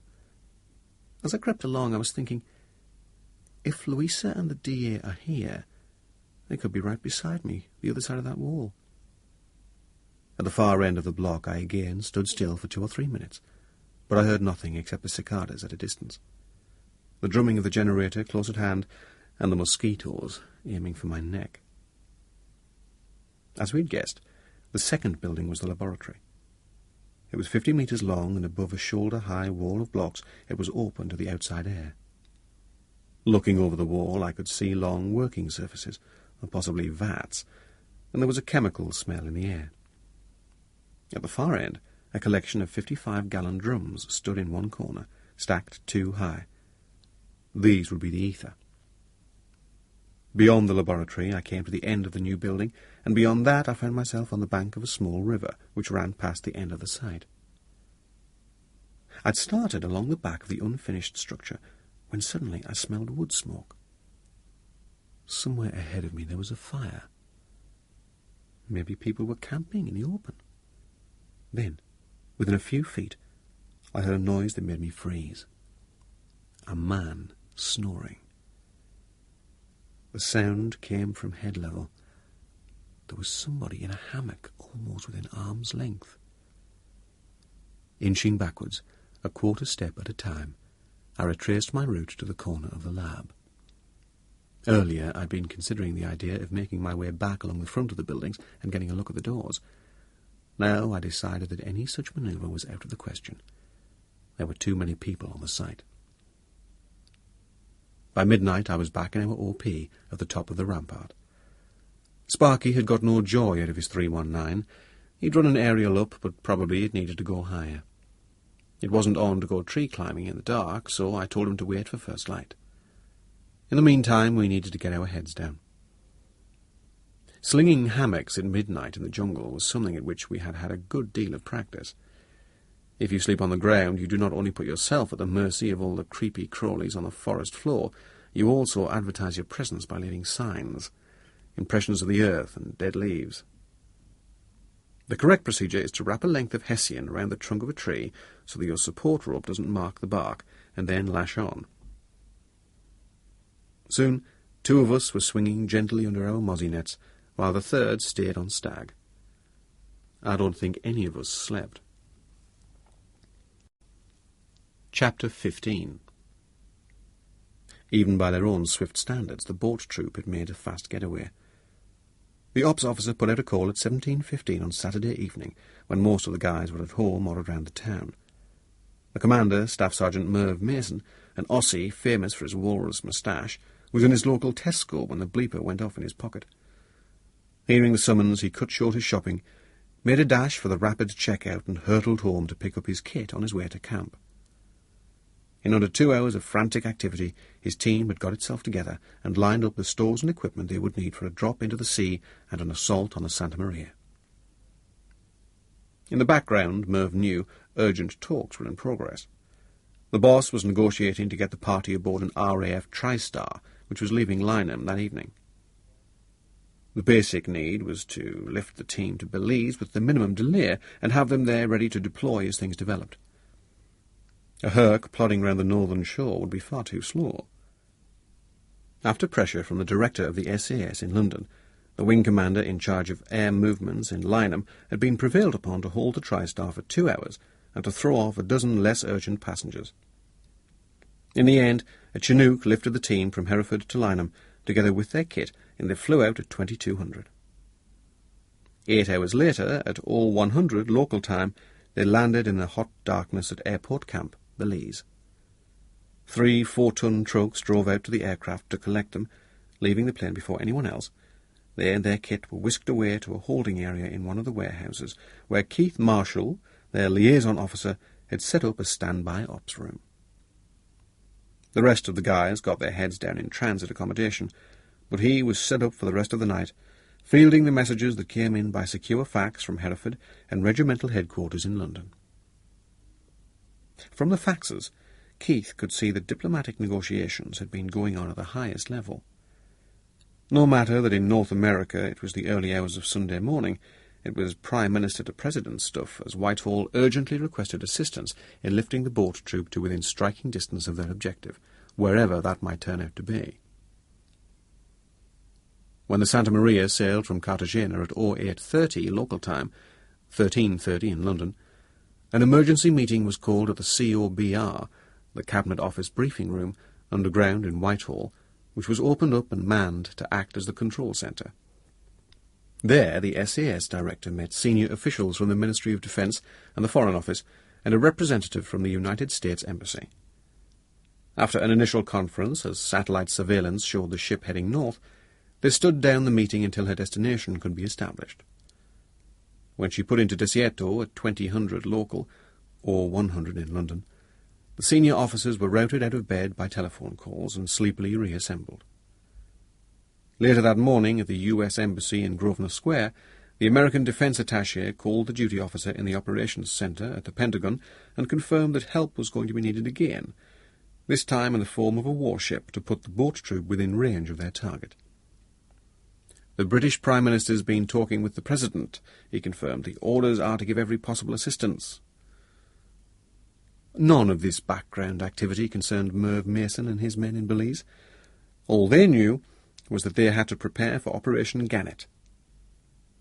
By midday on Sunday, they were ready to parachute into the sea with their 2 25-foot Geminis fully inflated and secured on platforms with all their gear inside them, including the 40-horsepower Marina engines. The stream of secure faxes, which continued all morning, told them that the Pentagon had agreed to divert a nuclear attack submarine, the USS Endeavour, from its exercise in the Caribbean, so that it could pick them up and take them covertly into the target area. The planners assumed that the Santa Maria, although by no means new, must have effective radar, and this meant that the approach of any large surface vessel or unidentified aircraft would warn the narcos of an impending attack. The submarine was therefore by far the safest option. Shortly after 2000 hours on Sunday evening, messages reaching the standby ops room in Belize began to give information about Desierto. The northernmost of a group of small islands, which were the tops of extinct volcanoes, it had never been permanently inhabited. Although the others supported small communities of fishermen, Desierto was deserted because it had no reliable fresh water supply. Intelligence routed from the United States Drug Enforcement Agency revealed that in the 1960s a bauxite mining company had built a quay on the shore of a creek on the western side of the island, but that the venture had gone bankrupt and the port had been abandoned.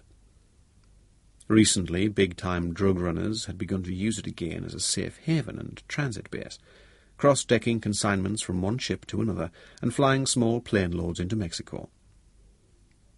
In the old days, the team commander and signaller at Belize would have spent an anxious hour working out latitudes, longitudes, distances, and courses to create a rendezvous between aircraft and submarine in the middle of the Caribbean. Now computers made the calculations in seconds, and then did them again, so that their human operators could feel confident they were right. The upshot was that the boat troop boarded a Hercules at 2100 on Sunday evening, for a flight of 2 hours 40 minutes on a bearing of 112 degrees for a rendezvous with USS Endeavour 30 miles off the west coast of Desierto. As the plane droned through the night, Merv looked round his 9 men. All were asleep, or nearly so, and certainly none looked worried. A night jump into the sea was routine for them. Gannet was exactly the kind of operation they had spent years training for. Far from being scared, they were positively looking forward to some action. Merv, at 32, was the oldest in the party. although with his short, curly fair hair and pock-marked face he didn't look it. He eased a finger inside the collar of his black wetsuit and settled himself into a more comfortable position. Once, at about 22:30, he went up to the flight deck for a chat with the captain and a last check of the coordinates. As everyone seemed happy, he moved back down and concentrated his mind on the task ahead. The rendezvous with the sub should be routine. It was the landing on the island which would demand quick assessment and positive decisions. Maps, faxed across during the day, had given him an idea of the shape of the coast around the creek, but there hadn't been time to send photographs, so a lot would depend on the nature of the shore where they landed. At 2300, the captain began a gentle descent, easing down from 20,000 feet. Merv plugged in one of the headsets hanging along the sides of the hold and listened in. At 23:30, an American voice suddenly came up on the compatible radio channel. Alpha 2 to X-ray 1, how do you read me, over? X-ray 1, loud and clear, running in on 112, estimate 9 minutes to DZ overhead. Roger, we'll give you a white light buoy on your starboard side, your port. X-ray 1, thanks. Alpha 2, happy landings, and please not to drop your goddamn boats on top of us. Merv knew that to have comms with the aircraft, the sub must have her periscope above the surface. By the time they reached her, she would have surfaced. 4 minutes to DZ overhead, the pilot called. Stand by. The head Lordy held up 4 fingers. The Herc had levelled off and was flying steadily at 1,200 feet. All around the hold, guys were adjusting and checking their harnesses. The rest of the hold crew was snapping off the fastenings and removing the nets that had held the boats down. At D-2, the head Lordy hit the bottom to lower the tailgate ramp. Warm, fresh air rushed in as the broad platform descended, and the back of the plane yawned open to reveal black water glittering below. The head Lordy held up 1 finger. Merv counted down the 60 seconds to himself. Then they were into the familiar sequence. Red on, green on, go. First ahead were the boats. One big shove and their platforms slid quickly backwards over the steel rollers in the deck until they toppled clear. The team immediately followed in 2 sticks of 5. As his chute snapped out, Merv saw the brilliant light shining up out of the sea, and beyond it he made out the long, dark shape of the sub's upper hull. Then he steered for the boats, which were hitting the water with a big double splash 300 yards away to the east. 10 minutes later, each team was clustered round its boat, still trussed on the platform. Cutting the tie cords was a dicey business, because if anyone got entangled, he could easily go down deep 6 with the platform fell away. With most of the cords severed, all but 2 men backed off, and they severed the final bonds in unison. With both Geminis fully operational, they motored gently towards the long, low hulk of the sub. The crew had already opened up the main hatch above the forward torpedo room, a huge empty space on the front of the ship, and all the gear went into that. The boats were deflated, rolled up, and packed into valises. The engines sealed inside waterproof bags. The guys changed into dry gear and went down into the heart of the ship. The hatches were sealed, buzzers sounded, and the crew prepared to dive. Merv introduced himself as the commander and met the officer of the watch. He'd been in submarines before, but they had all been small and cramped. This one was mega, with 4 decks, passengers running for 100 feet or more, and a luxurious amount of space. The whole ship was very quiet, and only the faintest hum of air conditioning was detectable. It was also spotlessly clean, with fresh pastel colours on the bulkheads. The temperature was a comfortable 68 degrees, the air fresh, and the crew were in shirt sleeves. The facilities in the enlisted men's mess included a TV screen, a whole library of videos, and a bar at which the visitors were encouraged to make themselves tea and coffee.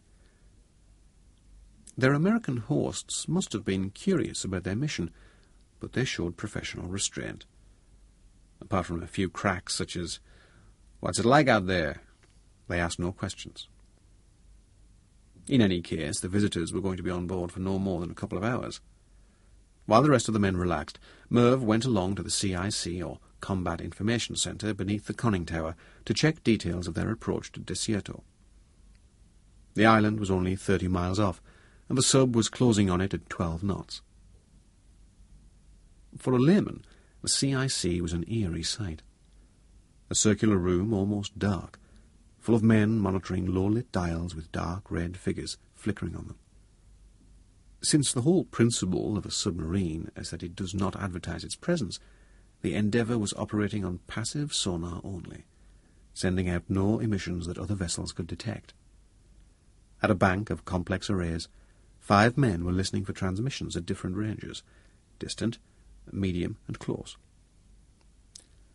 "Don't think me a prick," said Merv to the cheerful first duty officer, "but if you don't use radar, how do you know where you are?" "We have very precise inertial navigation systems," was the answer. "Gyroscopes, yes? Right now I can tell you where we are to within a few feet. If we have to, we can put up an aerial now and then to get a fix off a satellite, but most times we're happy to stay down. We can hear a lot, too. Listen in." The officer handed Merv a pair of headphones, and he found they were full of mysterious, swishing, booming noises. "Hear that?" said his companion. "That's a shoal of barracuda giving us the time of day. When we close on this island of yours, we're going to be hearing the surf on the shore from about 4 miles out. Now, you call the shots, just say where you want to go, and we'll squirt you out." "Can you give us a subsurface release?" "Sure can. In fact, that's all the better for us. If we don't break the surface, we don't break international law. Until we break the surface, we don't become a ship." By 03:45, they could hear the surf ahead of them. The sub came up to periscope depth and sat there, moving gently forward, 5 k's off the coast. In the cavernous forward torpedo room, the team pulled on their full diving kit and checked each other methodically, then went 2 at a time into the escape hatch. Merv always found that an unnerving moment. Once you're sealed in the hatch in total blackness, and the chamber is filling with water, there's no turning back.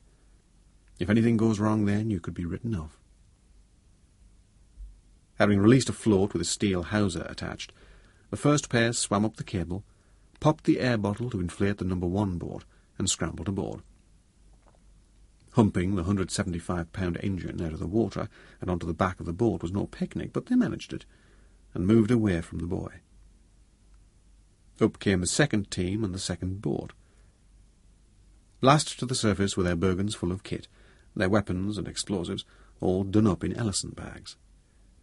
With everyone and everything on board, Merv counted heads, made the total 10, and with a torch flashed a clearing signal to the officer observing them through the periscope.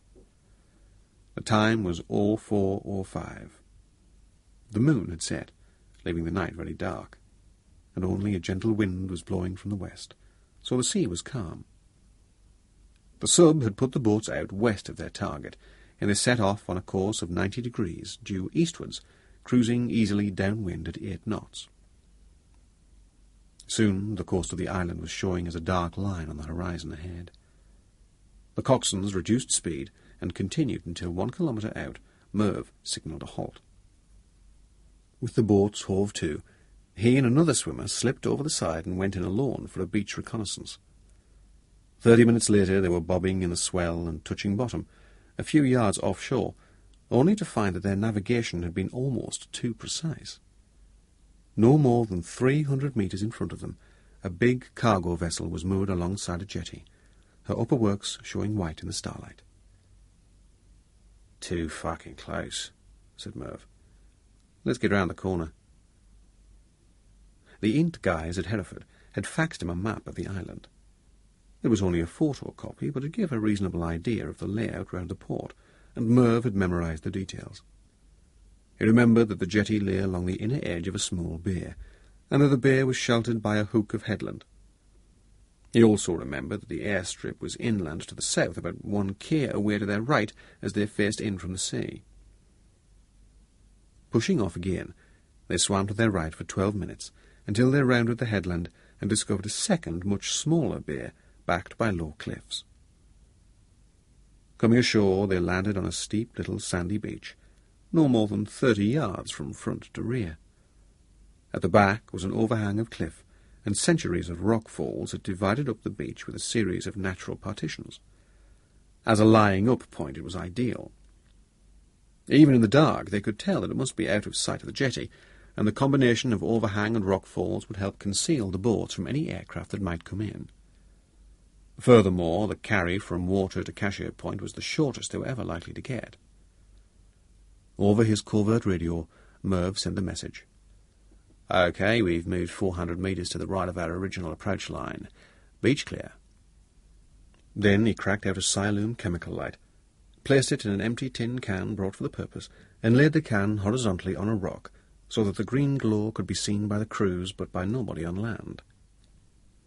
A few minutes later the boats purred in out of the night.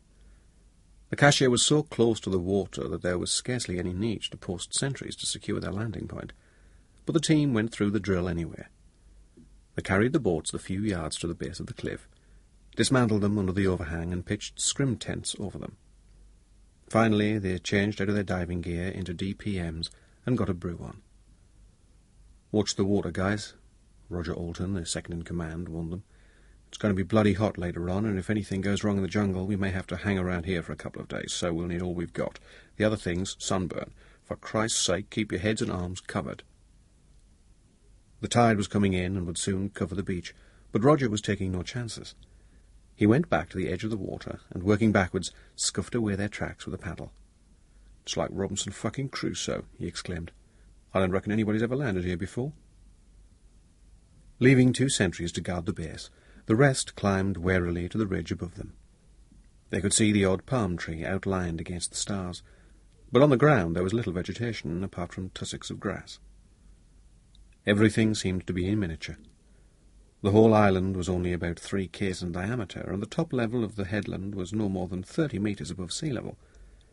It was still dark when they reached it, but against the paling sky they saw the outline of Mount Desierto, rising to a short, blunt peak ahead of them. The upper works of the ship showed white against the land opposite. She was moored with her bows to their right, and 300 or 400 metres ahead of her, on the inland end of the quay, they could make out a huddle of pale-coloured buildings. As they lay on the ridge, Merv checked off features he remembered from the map. "It's a dry creek," he said, pointing down to the right. "Comes to a point just below us here. No river. The airstrip's down there round the corner, and the old bauxite workings are at the back of it. There's a road from the port to the strip, but that's the only one. No other habitation. What we need is cover for an OP." Moving along the ridge to their left, they soon found some.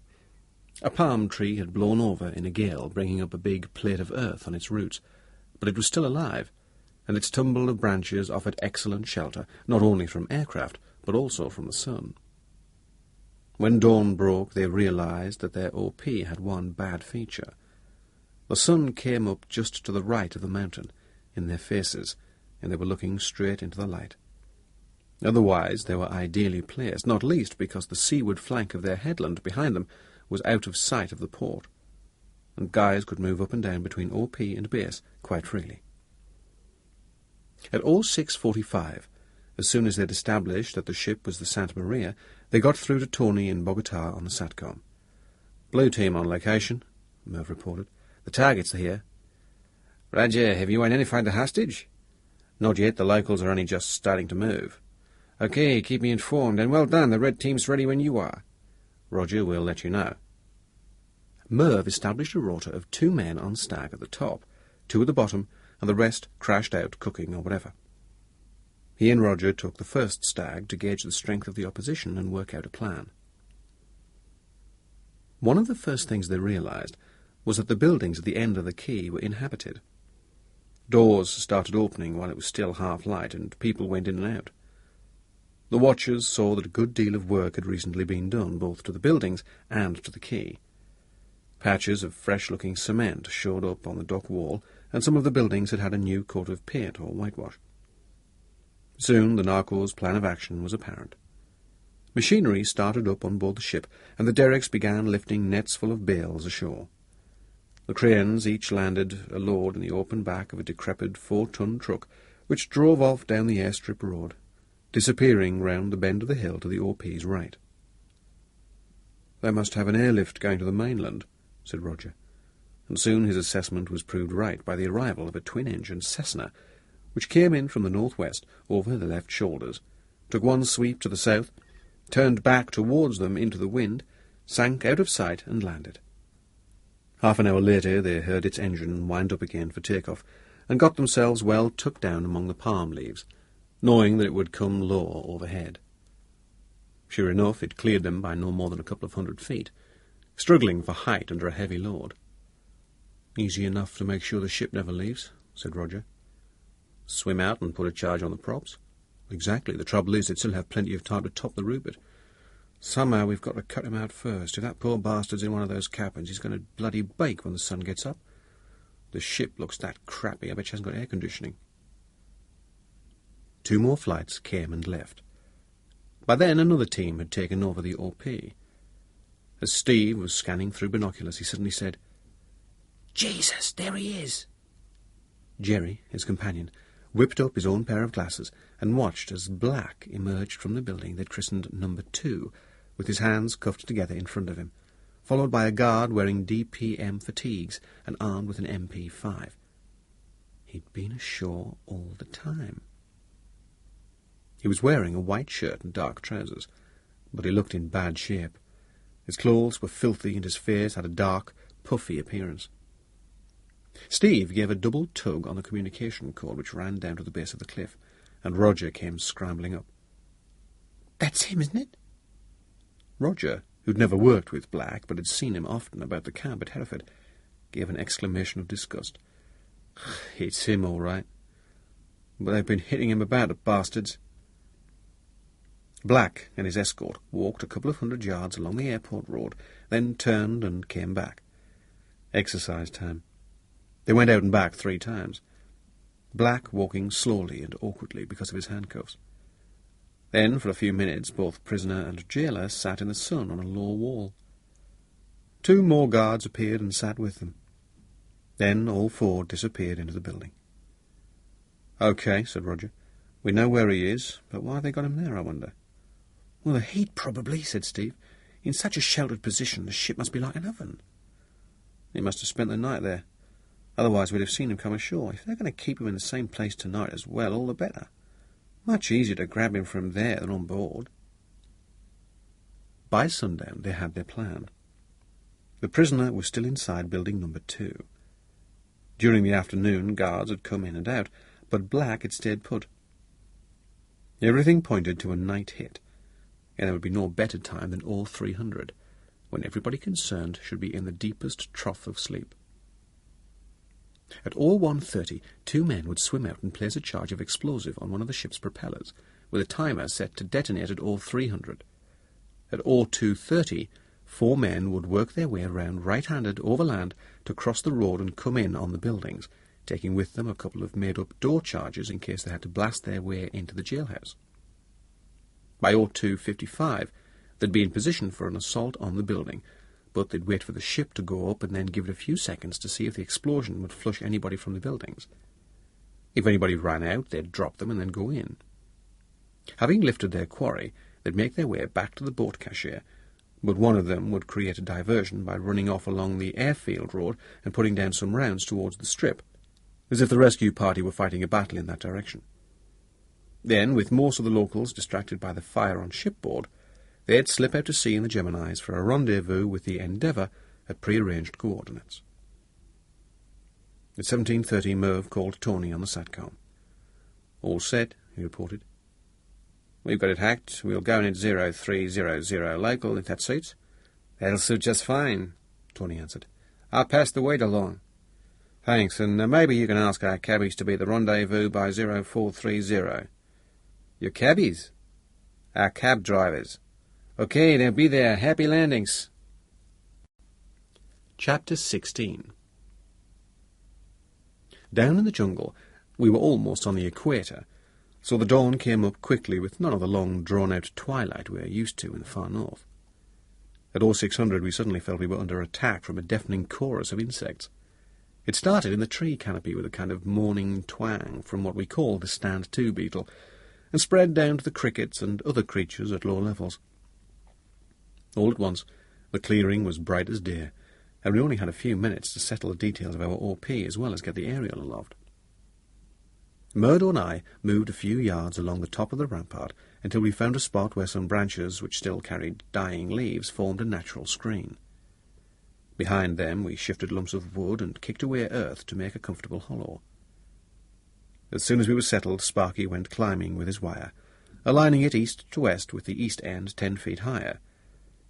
The standing trees gave us overhead cover, and by the time it was full daylight we were well set. Unless somebody came walking along the top of the mound, which seemed highly unlikely because the heap of trees and roots was so rough, we'd be perfectly safe. All the same, I reckoned we were too close to the enemy to risk any cooking, so we had a cold breakfast of corned beef hash and lemonade out of our water bottles. As I expected, the locals were up early. Soon after 6 a.m, people came out of the buildings and began moving about. We arranged the stags so that 2 of us were watching the compound all the time. Most of the earliest activity occurred at the far end. Evidently, the cookhouse had been set up in the right-hand end of the unfinished block. We soon realized that at least some of the people present were native Indians, tiny, grey-skinned people wearing nothing but grass skirts. There were also some Colombian guards in DPM fatigues. We couldn't tell the exact number as they kept disappearing and reappearing, but we guessed there were about 10 in all.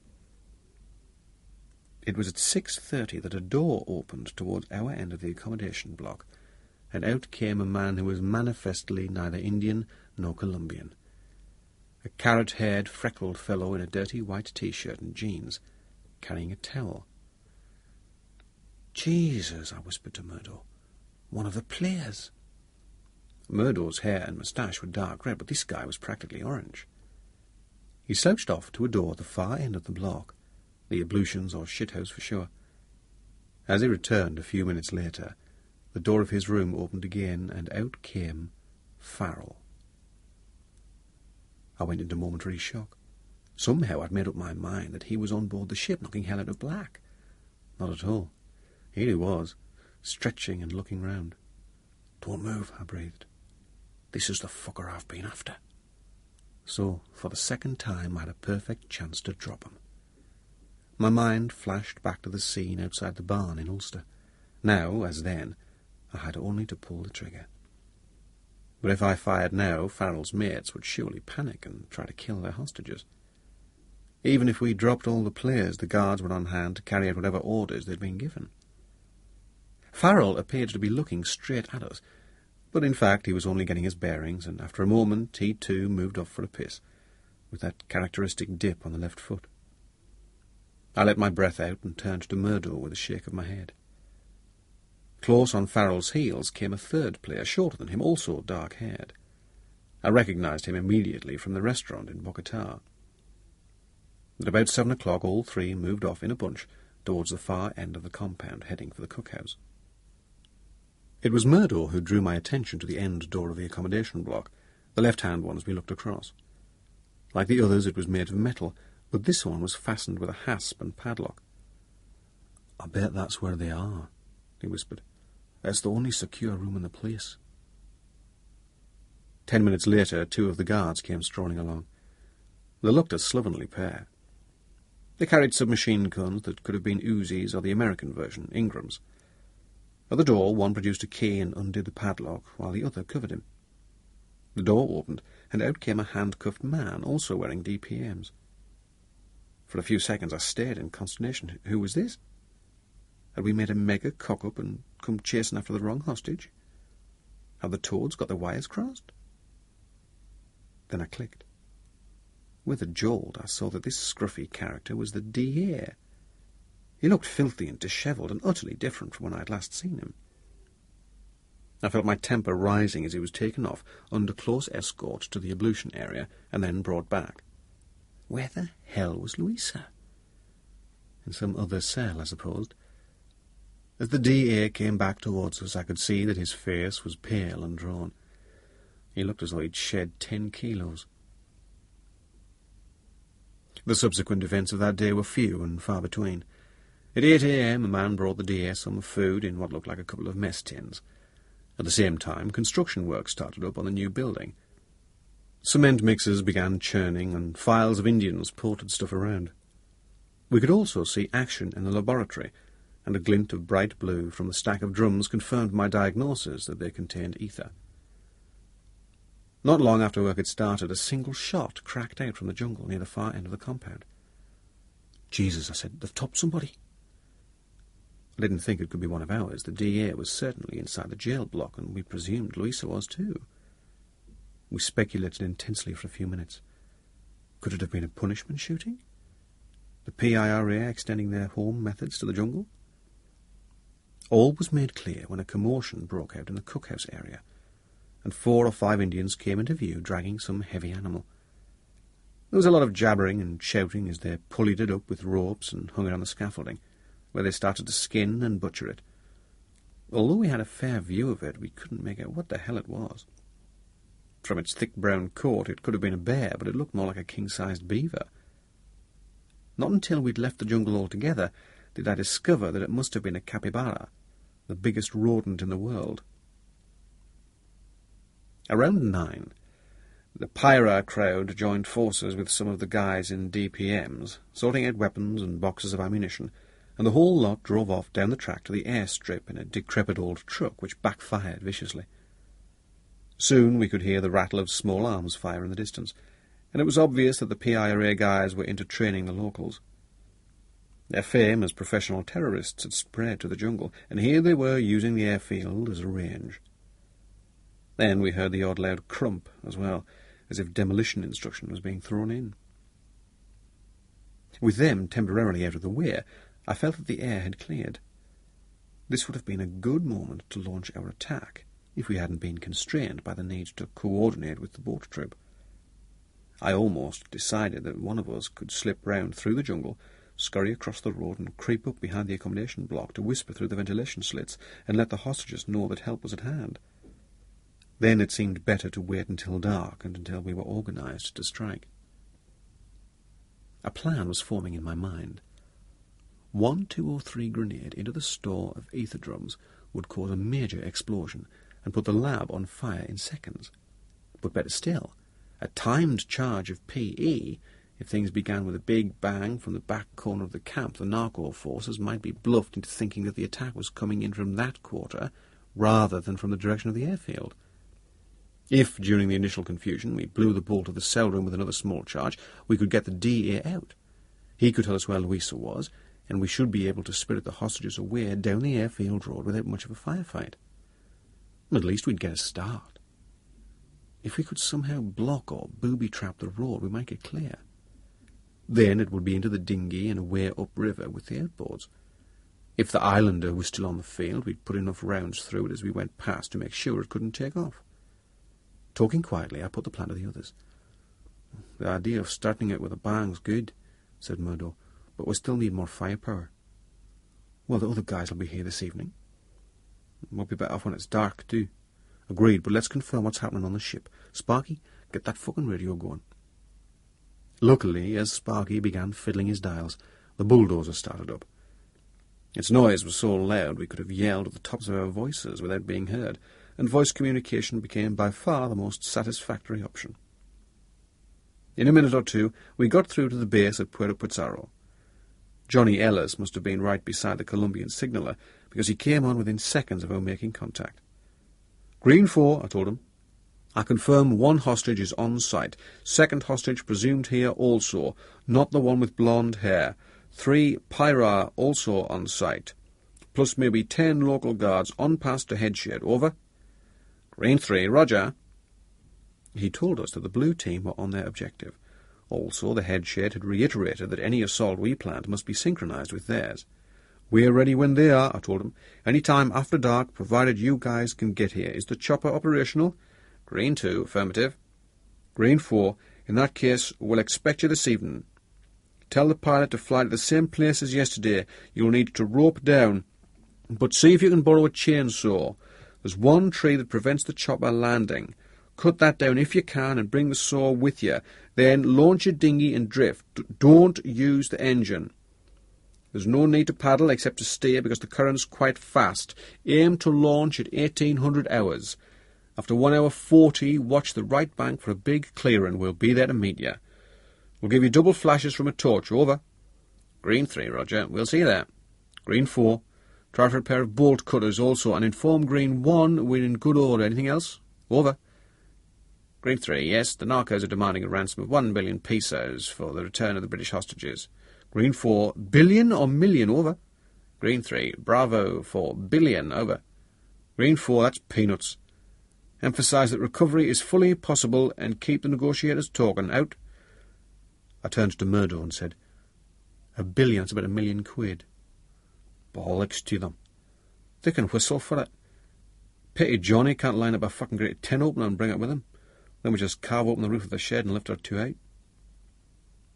The day seemed to last forever. By noon, with the sun dead overhead, the heat was overpowering. Back under the jungle canopy it wasn't quite so bad, but out in the open it hit you like a blow over the head. I kept thinking that under the tin roof of the accommodation block it must be fearsome. We still had to go easy with our water. We'd brought 2 bottles apiece, and could have drunk twice as much. After dark we'd be able to refill them from the river. We had stereotabs to kill the bugs. I wondered what the narcos were doing about their own supply. Getting it from the small river and boiling it, I supposed. The shooting party came back and debussed into the cookhouse area for lunch and, we presumed, a siesta. A man brought food and drink to the DA's cell. Construction work stopped, and silence fell on the compound. What with the heat, the mosquitoes, and processions of inch-long ants marching into our OP, we didn't have that comfortable an afternoon. The highlight was the appearance of a decidedly unwelcome visitor. I was dozing when Murdo suddenly nudged me and said, "Hey, look at this!" I rolled over and peered out through the leaves. Halfway across the open ground was a monstrous snake, slithering towards us from the far side. If I said it was the length of a cricket pitch, I'd be exaggerating, but I'm sure it was 20 feet at least, and a foot in diameter at the thickest point. "Fucking python," Murdo whispered. "No, it's an anaconda." "How do you know?" "No pythons in South America, I read it somewhere." "Well, whatever it is, it could swallow a bloody goat and crush you like an egg. Thin-out snake." As if it had heard me, the huge reptile hung a right turn and headed away down the approach road, leaving a trail as deep as if a heavy log had been dragged through the dust. With the binoculars I could see its tongue flickering in and out. Around 4 o'clock, thunder began to rumble in the distance, and the sky darkened as a big storm built up. Back at Santa Rosa, somebody had mentioned that the dry season was about to end, so maybe this was the beginning of the rain. The forest birds, which had been screeching away merrily all day, went quiet. Then the trees began to stir in a hot wind, and the storm came steadily closer, the noise growing all the time, until at about 5 o'clock it burst over us. Being so close to the enemy, we didn't want to pitch our ponchos, which shine like hell, so we simply had to endure the rain, which came hammering down with such force that in a couple of minutes everything was flooded. Cascades started running down the side of our rampart, and every hollow was full of water. When I looked across the compound, I couldn't see the far end for the sheer volume of rain falling.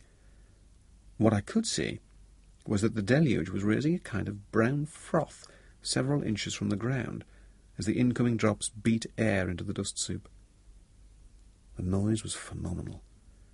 A background roar of rain as loud as a train in a tunnel, and through it sizzling crackles of lightning, instantly followed by earth-shaking thunderclaps. Within half an hour the storm had rolled on. It left us soaked through and miserable, but at least it cooled the air by a few degrees, and enabled us to fill our bottles with fresh water. I'd sent Sparky back into the jungle to spread a poncho and use it as a miniature catchment. As soon as full darkness had fallen, Murdo and I set out to meet the incoming party, leaving Sparky to man the OP. The storm had turned the dust to mud, and we couldn't help leaving tracks, but we kept to the edge of the road to make our trails as inconspicuous as possible. When we reached the airstrip, we stopped for 10 minutes' observation. The islander still sat in the same place, and, except for the insect and the sound of water dripping, everything was quiet. Skirting the edge of the open area, we made our way to the riverbank, identified our cache by the high tree, and came down onto the dinghy first time. From its mooring among the roots, there was no view out over the water, because the outer branches of the trees hung down to the surface, so we cast off and pulled ourselves out until we were in the very fringe, then made fast to the end of a branch to hold ourselves against the current. By then it was 7:30. "What do we do?" asked Murdo. "Start flashing." "Yeah, I reckon so. If there's been heavy rain upstream, the river could be running faster. They could be here any minute." So we sat in the dark and waited, with Murdo giving a double flash upstream every 30 seconds. It was time to think of 100 things that could have gone wrong. The helicopter could have gone US again and never taken off. It could have taken off and been forced to turn back. The pilot could have failed to find the rock outcrop. The dinghy could have got punctured. My mind flew to the propaganda tower in Bogota and Tony cooped up there on the 4th floor. I imagined wretched Peter Black sweating in some oven of a cabin on board the Santa Maria. I saw Tracy and Tim in England. What time was it there? About 2:30. They'd just have had lunch. Maybe they were walking in the spinney behind the cottage. I hoped they'd have no more strange phone calls.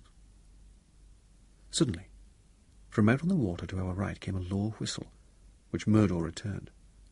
Seconds later, a black lump with heads sticking up out of it bore down at us out of the dark.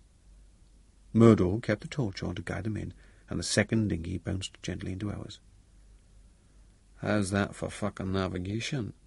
said a Scots voice, which I recognised as Stuart Macquarrie's. "Shit hot," I told him. "Good on you, Stu. Who's with you?" "Me," said Johnny Ellis. "Me," said another voice. "Who's that?" "Mel, who else?" "Great," I said. "Welcome to Shitsville." "Can't be, we just come from there." "This is another." "What's it like?" "Fucking horrible, but you get used to it. Did you bring a power saw?" "Sure did, yeah. We cut down that prick of a tree, too." "Brilliant. What about bolt shears?" "Nothing doing, none to be had." "Too bad. Any news from the north?" "Yeah, the boat troop is still on target. What's the plan then?" "The boat guy's operation's going down at all 300. I told Tony we'd go in then too, unless we tell him different." "Christ, we better shift our answers. What weapons have you got?" "Only the 1-203 and MP5s. There's supposed to be a load of stuff coming down from Belize, but the Colombian aircraft went US somewhere up country." "Carayol, what about ammunition?"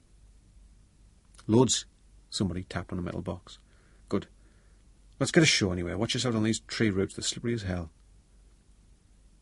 We pulled both dinghies in, secured them deep among the root tangle, and hid the engines about 20 yards along the bank. Up on the edge of the airstrip, I gave a quick briefing to bring the new guys up to speed. It was easier to talk out there in the open, well away from the compound. I had to choose words carefully to give them a good idea of the layout without drawing any diagrams, but they got it well enough. I repeated the outline of my rescue plan. "How many guys are there on the site?" asked Johnny. "Well, there's the 3 Pyra, maybe 10 guards, guerrillas, or whatever they are, and some technicians brewing the cork, plus a few Indians. The bank we've established OP on is a natural strong point, commands the whole open area. From there, I'd say we could drop most of the guys on the spot as they react to the explosions and run out into the compound. Now we've got the saw, we can also fell a tree across the road so they won't be able to follow by vehicle. If we put rounds into the plane as well, they'll be grounded. Then we motor upriver to the LZ and have ourselves chop it out." "What about the comms?" asked Stu. "It would be good to knock them out so they can't report what was happening." "We haven't identified any VHF mast or aerial, so we assume they've got SATCOMs. And the same on the ship. The bastards are probably comparing notes all the time." I paused, then added, "The sooner we get out of here, the better." Back at the ranch, I settled everyone on the rampart, and in whispers explained the layout again, this time pointing to the various locations. Members of the garrison were on the move, but the centre of activity was the cookhouse. After the rain, the mozzies were out in force, and even with liberal smearings of repellent, everybody was swatting and cursing. I decided that Murdo should be the man to hit the stack of ether drums, so when movement in the compound had died down, I took him with me on a recce beyond the buildings. This time, as we crept behind the accommodation block, I looked up at the first ventilation slot, a horizontal slatted opening about 8 feet off the ground. It was only 6 feet from the end of the building, so it must go through into the room where the DA was held. At the far back corner of the lab, I pointed out the stack of drums, and we briefly discussed possible approaches. In fact, only one spot was practicable, where we were. "No problem," Murdo breathed. "This'll do just fine." As we were returning, I said, "Listen, I'm going to make contact with the DA. Give me a platform." Under the ventilation slot, Murdo bent over and braced himself against the wall. With a bit of a jump, I was up on his back, my head level with the opening. The stink that came out was anything but reassuring. "Hey," I hissed. "Major Palmer." For a moment there was no answer, but I heard movement inside. "Major Palmer," I hissed again. "Who is it?" "Geordie Sharp, SAS. We've come to get you out." The DA gave a kind of grunt. "Thank God. When?" 3 o'clock in the morning. Listen, where's Louisa?" I don't know. They took her away. "When was that?" "Can't remember. I heard her screaming." "Oh, shit. Are you tied up?" "Only handcuffs." "Not chained to anything?" "No."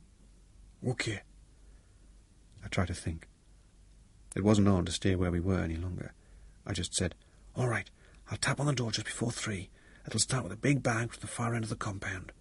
A few seconds after that, we'll blow the lock on your door. When you hear the first explosion, get your hands over your ears and keep them there until your door comes in. But be prepared for takeoff, okay?" "Yes, yes." "Keep away from the door. After I've knocked, keep on the front wall at the far end from the door, okay?" "All right." "Hang in there, then." Back on the mound, we speculated furiously about what had happened to the woman. As far as we could see, there was no other room in which she could be held. Could she have been flown out to some other narco hideaway? There was no way we could do any more recce's. The chances of being compromised were too high. The operation had to go down. I assigned everyone a role. Whilst Murdo would hit the ether, I would see to the door charge and escort the hostages when they came out.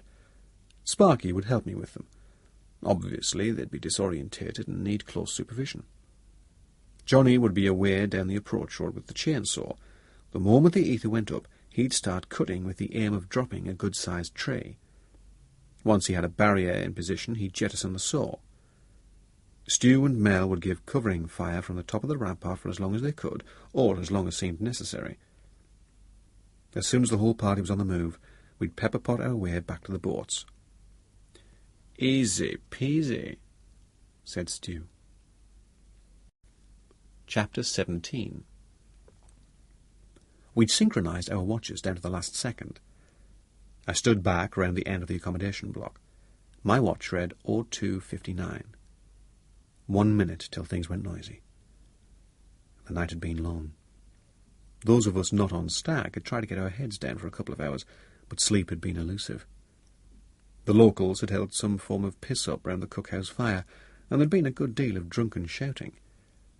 We'd seen the 3 players go into their room at 11:30. At least we knew where they were, but we weren't so certain about the guards. We reckoned that some of them were living in the far end of the accommodation block, but a few must have been sleeping somewhere else. I kept thinking about Farrell, and I kept thinking about Louisa. At midnight, Sparky had sent his last sitrep back to our forward mounting base at Puerto Pizarro, confirming that our operation would go down at 0300, and that after it we'd make our way out to the airstrip, then upriver to the LZ. 02:59, and everyone in position.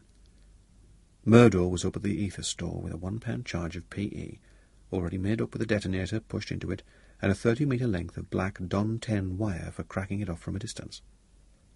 I'd already crept along the front of the building and placed a tiny charge, no bigger than my little fingernail, on the padlock of the DA's door. I'd also given a couple of gentle warning taps. Now I held the clacker in my left hand, MP5 in my right. Sparky was with me to give covering fire and help propel the hostages in the right direction. Johnny was away down the road to a tree that he'd selected in a midnight recce, and the other 2 were on the rampart, ready to put rounds down if the defenders started to come forward. They'd done useful work up there, clearing out a second position about 10 metres along from our OP, so that they could open the firing from there and then move along if anyone started to shoot back. Another storm was brewing. Big bangs of thunder were rolling gradually closer, and the darkness was intense. The usual 2 bulbs were burning in the lab area, and in their glow I saw Murdo slinking up the side of the building. He was moving carefully, with his MP5 slung over his back and the made-up charge in his hand. Then I caught my breath. In a sudden flurry of movement, a figure rushed out at Murdo from the right. Murdo obviously had his mind on planting the explosive and was taken by surprise. But the assailant had picked the wrong man. Before he could even grapple, Murdo had let go his charge and dropped the attacker with a kick in the groin. Next second he was on top of him, arms around his neck. The man didn't have time to scream. One of those big tattooed hands had clamped over his mouth, and with a violent jerk his neck was broken. The whole incident was over so quickly that our timing remained as planned. I saw Murdo pick up the charge, go forward, place it and move back out of sight. 15 seconds to go. If we'd been properly kitted up with covert comms, I'd have been giving a countdown into the guy's earpieces. In the absence of radios, I was counting to myself. 7, 6, 5, 4. I closed my eyes. Stand by. Stand by. Go! Boom! I'd been expecting a good bang, but this was mega. It was nuclear. The whole compound twitched and juddered under the shockwave. As I opened my eyes again, a fireball 50 feet wide exploded into the air and continued up in a searing pillar of fire. Suddenly the jungle all round was lit by a ruddy glare. Pieces of debris rained down all over the place. My heart was pounding, but I forced myself to wait. Wait for doors to open, wait for the locals to run away from me towards the fire. There they went. The guards first, then the pyro. 3 guys out of the pyro room in a flurry of movement. In the dark it was hard to see if they were carrying weapons. They were just ragged silhouettes against the leaping flames. One more shout wouldn't matter now. "Block your ears," I yelled. Then I closed the clacker. Boof went the lock charge. I ran forwards. The door was swinging outwards. I leapt into the room and found the DA standing dazed right inside. "Come on," I yelled. I knew he'd be deafened and disorientated, so I grabbed hold of his arm and started dragging him. "Run!" I roared. "Run, run, come on!" In the glare of the fire at the far end of the compound, men were racing all ways. One started to run in our direction, but a burst ripped out from the top of the rampart, stopping him in his tracks and swivelling him round. As he went down, he tried to bring his Uzi to bear, but another short burst nailed him to the floor of the compound, and he lay still.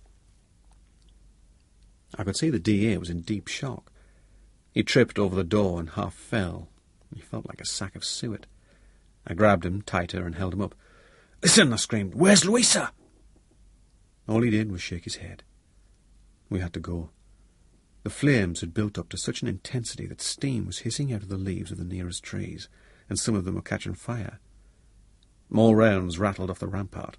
Then came another explosion, and another. First I thought that isolated drums of ether were going up. Then I realised that either Stu or Mel or both were putting 2 or 3 grenades into the transport. In a few seconds we were on the road and under the trees. Sparky was at our heels, turning to put down the odd burst from his MP5. Murdo appeared from behind the accommodation block, running fast. "I found her," he yelled. "She's dead. Go for it." He started to run with us. The other 2 were still on the rampart. Ahead of us I heard the chainsaws screaming, then a crash as Johnny dropped his tree. Light from the fire penetrated only a short way down the road. Further under the trees the night was intensely black. Now we'd have to be bloody careful not to score own goals by shooting each other. "You okay?" I shouted to the DA. He was still so shattered he didn't answer. From the smell I knew he'd shot himself. "We haven't far to go," I told him. "Only to the airstrip." We came to Johnny's barrier. He'd seen us approaching, silhouetted against the fire. "Descend," he called softly. "It's easier here." Our own covering fire had died down. Looking back, we saw Stu and Mel running like hares to join us. I rapped out a warning so that they didn't go arse over tip into the felled tree. Just as they reached us, rounds began to crack past and smash their way into the jungle farther down the road. Our guys hit the deck, but the DA just stood there. "Down!" I snapped. "For fuck's sake, get down!" I grappled him to the ground. More rounds cracked past overhead. "Don't fire back," I called. By shooting back, we'd give away our position, and in any case, for the moment, no targets were visible. The compound was a fantastic sight. Flames leaping and smoke billowing in a framework of primeval jungle. "So much for your billion fucking pesos," Murdo cried. "We're not out of it yet," I told him. "Stu, you and Mel hang on here while we go ahead. If you see anyone coming, drop them, but don't fire without a good target. I'll be at the dinghies as soon as we can." "Fair enough." I turned to the DA and said, "Right, we're off." We started down a road at a fast walk. The darkness was such that at the first bend we walked straight off the track and into a patch of undergrowth without seeing it. Suddenly I found myself caught up in those bloody awful thorns known as wait a while, which dig into you like barbed fish hooks and rip you to shreds if you try to pull away. I was struggling to disentangle myself when a sudden rushing roar ripped past us, instantly followed by a flash and an explosion in the tree canopy behind. I dropped to the ground, oblivious of the thorns tearing at my arms. "Fucking hell!" shouted Murdo. "They've got an RPG!" I got up again and shouted, "Keep going!" No harm to use a torch now. I switched mine on, taking care not to flash it backwards. On we went, more quickly. Small arms fire rattled out behind us. Our own guys were keeping the enemy pinned in the compound. Then we got some incoming rounds cracking past us into the trees. Then another rocket, but this time we weren't so lucky. The missile must have hit a tree trunk right beside us. All at once I was on the deck, knocked down by the blast and temporarily blinded by the flash. I got up, my ears ringing, and I knew straight away that I wasn't hurt. "Everyone okay, Murdo?" "Yeah." "Johnny? Okay." "Sparky?" I waited. "Sparky?" I shone the torch towards where I'd last seen him. He was still on the deck, stretched straight out, face down. I ran across. A pool of blood glistened darkly beside his head. I moved the torch closer and saw more blood welling from a hole at the base of his right ear. Instinctively I started struggling out of my Birkin to get at the med pack, but before I'd even slipped the straps, I knew it was too late. Sparky's eyes were shut. His face was dead white.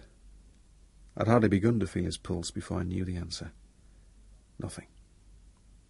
A piece of shrapnel had driven deep into his head, severing the jugular. Gently I turned his head over. It moved without any resistance in the neck, and I knew the top of the spinal column had been smashed. "He's gone," I said. "We'll have to take him with us."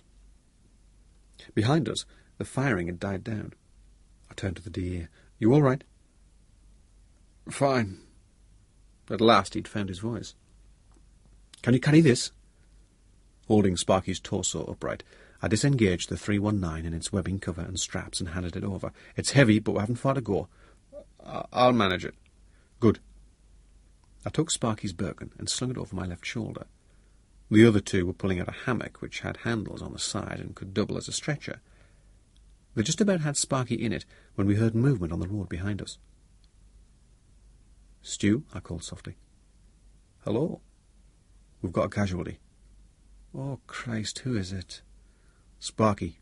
He copped it from the RPG." "Dead?" "Yep. We've got to get him to the boats." "Shit." "What's happening back there?" "We dropped at least 6 of them. Couldn't tell which. The 203s may have done for more. Ditto the Big Bang. The survivors are thinking things over. The lab's destroyed anyway." "Come on, then." We went on as fast as we could, weaving along the road with 4 guys lugging Sparky's body. We reached the airstrip without further harassment. It was a tremendous relief to come out of the claustrophobic blackness of the forest and into the open. Thunder still rumbled in the distance, but the clouds seemed to have lifted and the night was slightly less dark. The plane was still in the same position. It offered a tempting target, but I didn't feel like making more noise by firing at it. We had enough trouble already. "Wait one while I whip over and slash its tyres," I said. "At least, no, you lot carry on and I'll meet you above the cashier." The others picked up their limp burden and continued diagonally along the open strip, heading for the tall single tree. On my own, I ran to the plane, not bothering about the tracks I was making. By the time anybody followed up in daylight, we'd be well away upriver. It took all of 10 seconds to drive the point of my commando knife into the side of each tyre, and as I made away, the air was still hissing out. I caught up with the others as Murdo scrambled down to check the dinghies. Then from below came a curse and an exclamation. "What's the matter?" "The boats have gone." "Don't be stupid." "They fucking have." In a flash, I was down on the edge of the roots beside him. I shone the torch at the bank. There were the blue painters, still tied to branches. "It's okay," I said. "They haven't gone, they've swamped, that's all." I pulled on one of the ropes and got a soggy response. When the dinghy at last came to the surface, we were shattered. The rubber skin had been slashed all over, ripped to shreds. "Fucking crocodiles!" exclaimed Murdo. "Can you believe it?" The other dinghy was the same. We had repair kits, but this damage was far beyond anything they could cover. God only knew why the Croc had taken exception to the rubber crafts, but he'd told them to kingdom come. We didn't look for the engines, there was no point. Back on top of the bank we held a little oar group. "There's basically two alternatives," I said. "Either we make our way to the LZ overland, or we call in help and lie up somewhere close." "How far to the LZ?" asked Mel. "Maybe 9 k's. We'll never make it through the jungle." It didn't need to be said that without the extra burden of the hostage and the dead man, we could have done it. "Let's get on the radio then. No. You're our signaller now." "Where's the 319? "The DA's got it. Here." I moved across, took the radio pack off him and handed it over. Murdo began to open it up, but a moment later he said, "We'll not get many messages out with this thing." "Why not?" "It's fucked." He held the setup, shining his torch on it to show that a piece of shrapnel had blown its guts out. By 0200, a fresh westerly breeze had sprung up round the island of Desierto.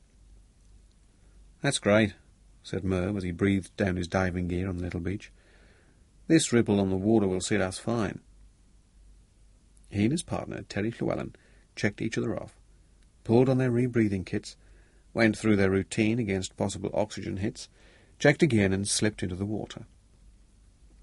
Besides his usual gear, Merv was carrying 2 5-pound charges of plastic explosive in waterproof bags, already made up with detonators embedded in them. In another bag he had det cord and timers.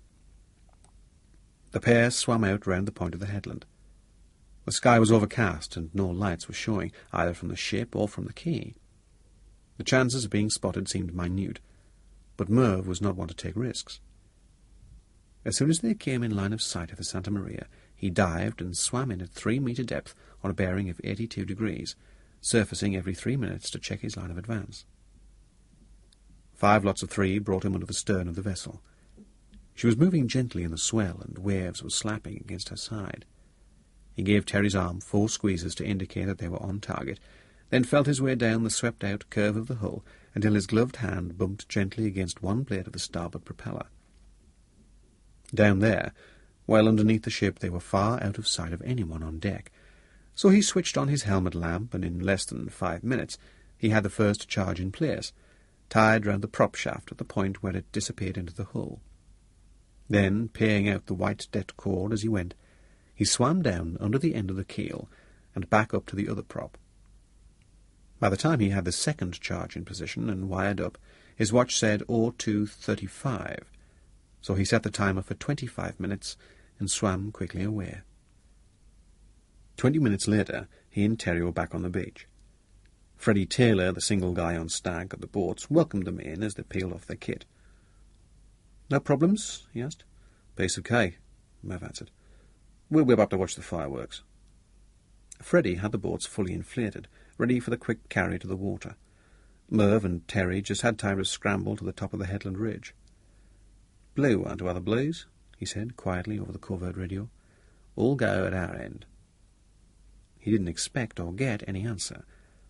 By then the assault party was at close quarters, and nobody would want to speak.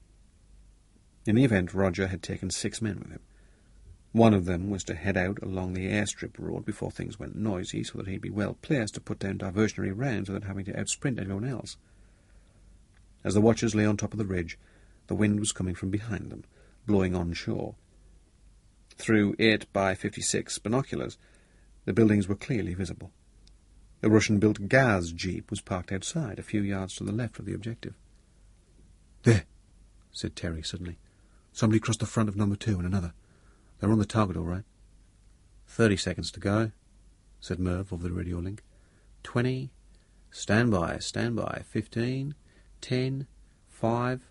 4, 3, 2... Before he could finish, a heavy, dull thump sounded from across the water. A fountain of water and spray flew into the air at the Santa Maria's stern, and the whole ship gave a heave, a kind of slow flip from stern to bow. Then she settled back onto her normal attitude as if nothing had happened. Lights went on in the ship's accommodation. Men began shouting. Merv and Terry saw people running aft along the cargo decks, but they didn't care too much about what was happening on board. Their attention was focused on house number 2. Now 2 men were visible outside, backed up against the wall, 5 or 6 yards apart, either side of the entrance. "They're going to blow the door," said Merv tersely. "There she goes." A flash sparked out from the front of the house, and seconds later the boom of an explosion reached them. White smoke and dust billowed out in a ragged cloud. The assaulters disappeared. Then came 2 short bursts of automatic fire, the first and loudest in the watchers' earpieces, the second more muffled and through the air. Suddenly they heard Roger call, "Bolt cutters!" A moment later they picked up a snap, followed by clinking noises. At that instant Merv saw a dark figure running up the road from the left. "Blue one," he snapped. "Watch out, 1 X-ray approaching from direction ship." Roger must have had a man outside on stag, because 2 more bursts rattled out, and the running figure dropped. Immediately afterwards they heard Roger say, "Let's go, run." Men poured out of the doorway. 1, 2, 3, 4, 5. A 6th sprinted from the left to join them. 4 ran to the right, while 2 temporarily vanished, having gone down to give covering fire. Then the 2 were on their feet and running. Hardly had they passed out of sight to the watcher's right, when a far louder explosion, the loudest of the night, took house number 2 apart. In a few seconds the structure was on fire, flames pouring from the roof. More men appeared, running from the ship, but the sight of the blazing house brought them to a halt. The last radio call Merv heard was Roger telling Charlie, his man down the airstrip road, not to stage any diversion, because none was necessary, but to head for base.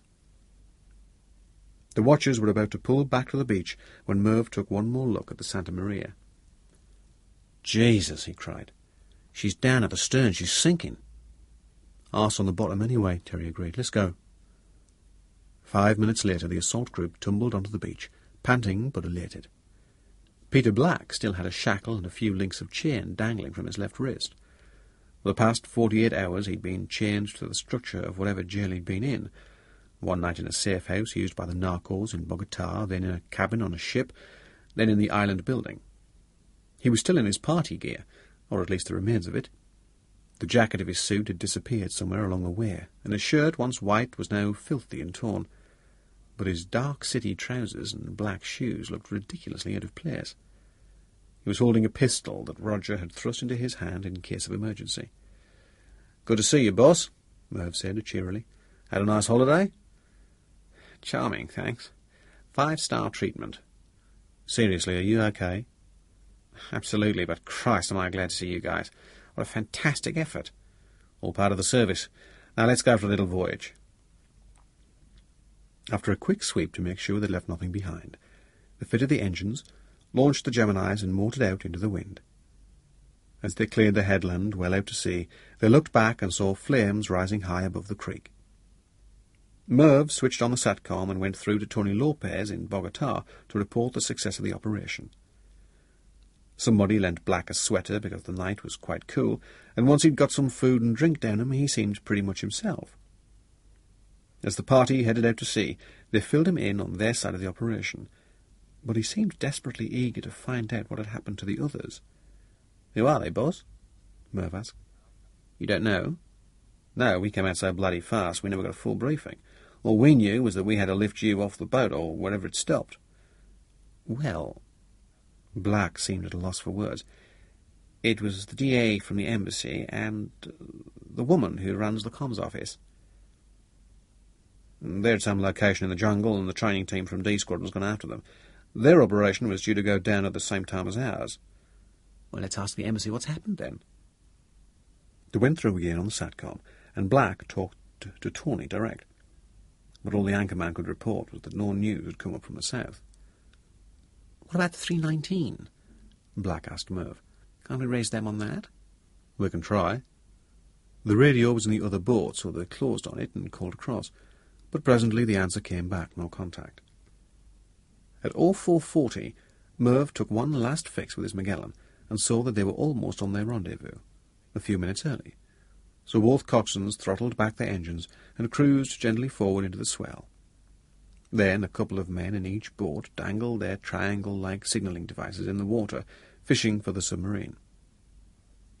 In fact, the Endeavour had been listening to their engines for the past half-hour and had been shadowing them. By the time they began to signal, she was almost underneath them.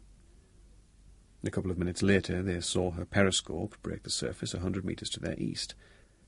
Next, the conning tower hove into view, and finally the long, gleaming, whale-like upper body. Within quarter of an hour, they, together with all their kit, were safe in the belly of the Leviathan. It can't have been long after that we at last managed to separate the DA's handcuffs. All we had to sever a link of the chain between them was a hacksaw blade. I'd been carrying in my ops waistcoat. Taking turns, concentrating so as not to break the blade by exerting too much pressure, we gradually cut through the link. At the time, that seemed a bit of an achievement. Certainly it was better that he could use his hands independently. Apart from having chewed-up wrists, he didn't seem much the worse, but he was exhausted and in shock. At any rate, he was very quiet, and it was only when I asked how he'd been lifted that he became at last articulate. My fault entirely, he said.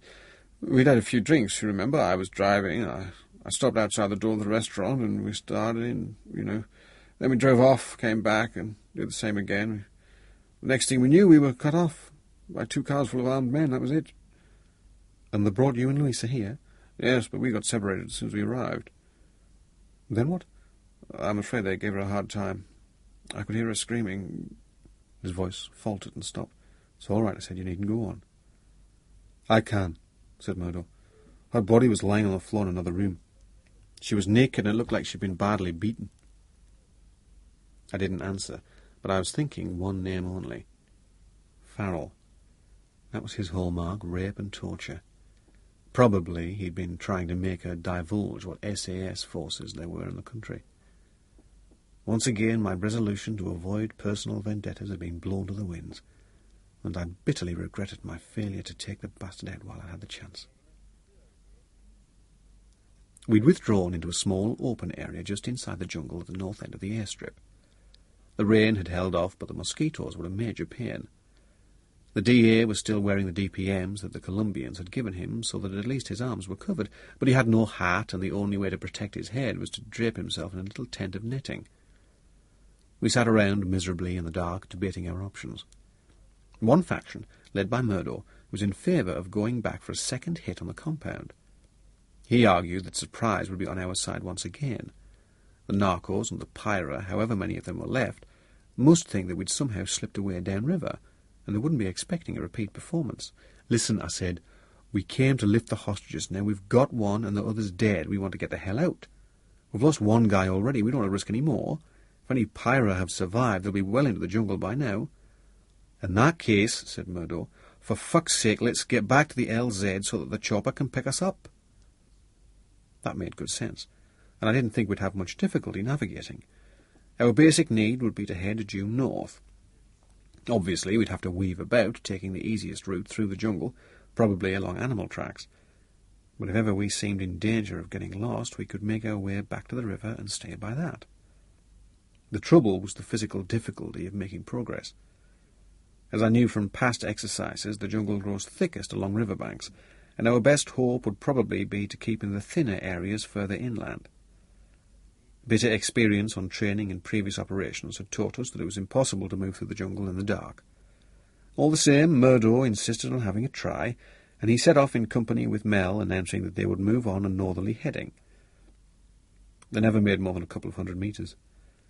For the next 20 minutes we could hear them cursing quite close to us as they tried to push their way through the undergrowth, and in half an hour they were back with skin and DPMs ripped into shreds by the weight of wild thorns. We agreed that we'd start trying to blaze a trail north as soon as it was light. In the meantime, at 0500, we pulled out the pin from one of our TACBE beacons, hoping that the international distress call it put out would be picked up at Puerto Pizarro and alert our rear party to the fact that we were in the shit. Thereafter, all we could do was sit and wait for the light. As we were in thick cover, we got a brew on, and that cheered things a bit, but time seemed to be moving at the pace of a constipated snail. I kept looking at the wretched bundle in the hammocks, all that was left of Sparky. You poor bugger, I was thinking. All your money saving didn't do you much good in the end. Also on my mind was Louisa's naked body, lying on the floor with flies and ants getting at it. "Let's hope the boat troop have had better luck," I said, and everyone grunted assent.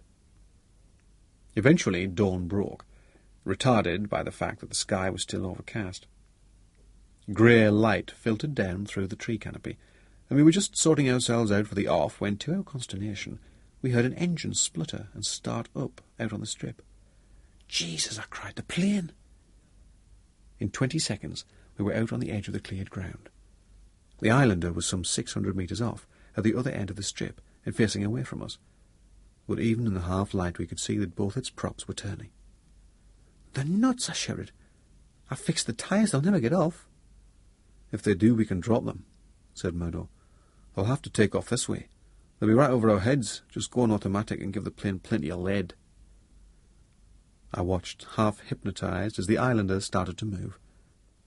Was it possible that someone had come down to the field and changed the wheels during the past couple of hours?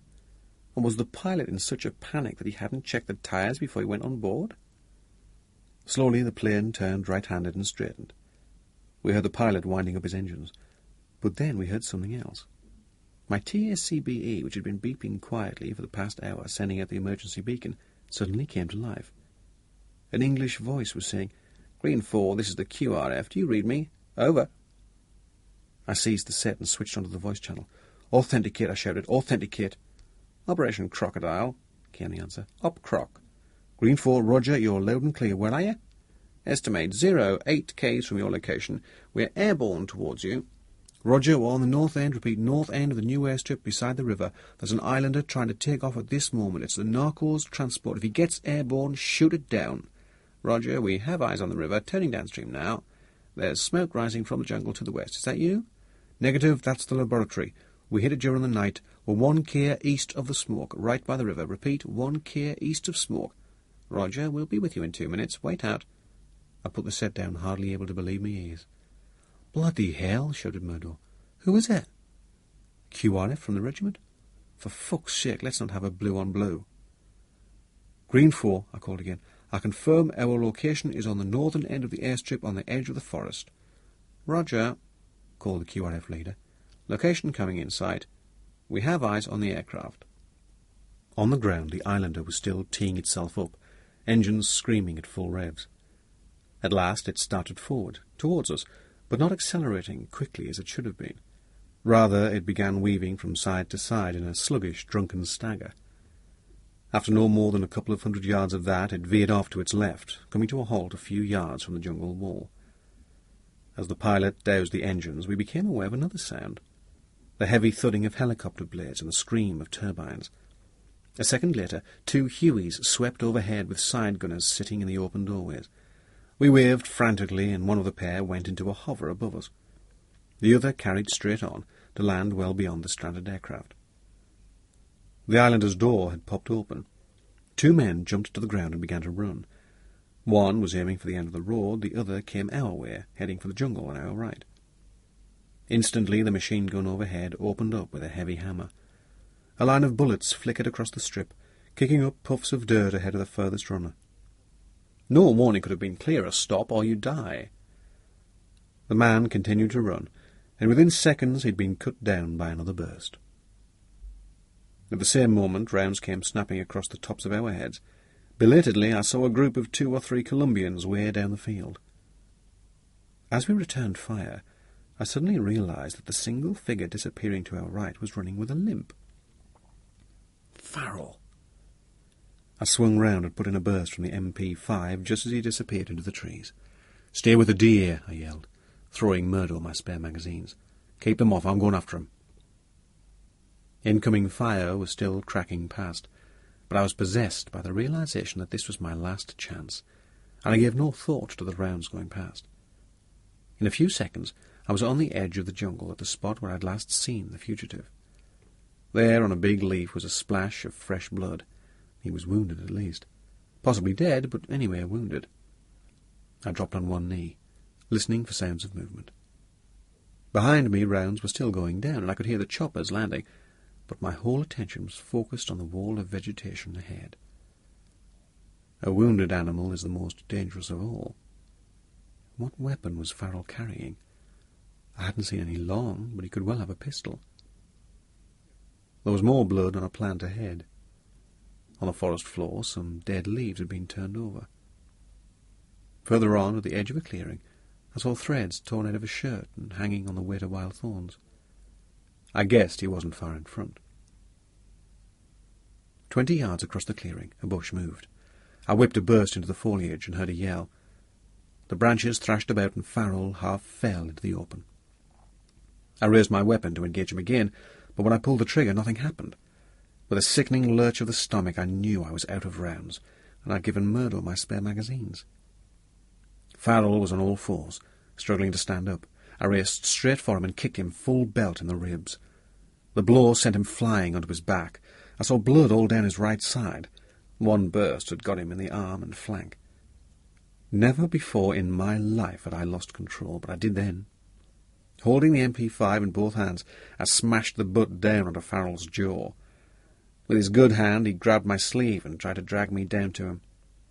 Caught off balance, I toppled and landed with all my weight on my left forearm, right on the old break. A stab of pain shot through me, like a shot from my recurring nightmare. I gave a yell, drew back, kneed him in the bollocks, ripped free and stood up, panting. Blood had started to trickle from his mouth. I kicked him again in the side of the head and knocked him flat sideways, but still he was trying to get up.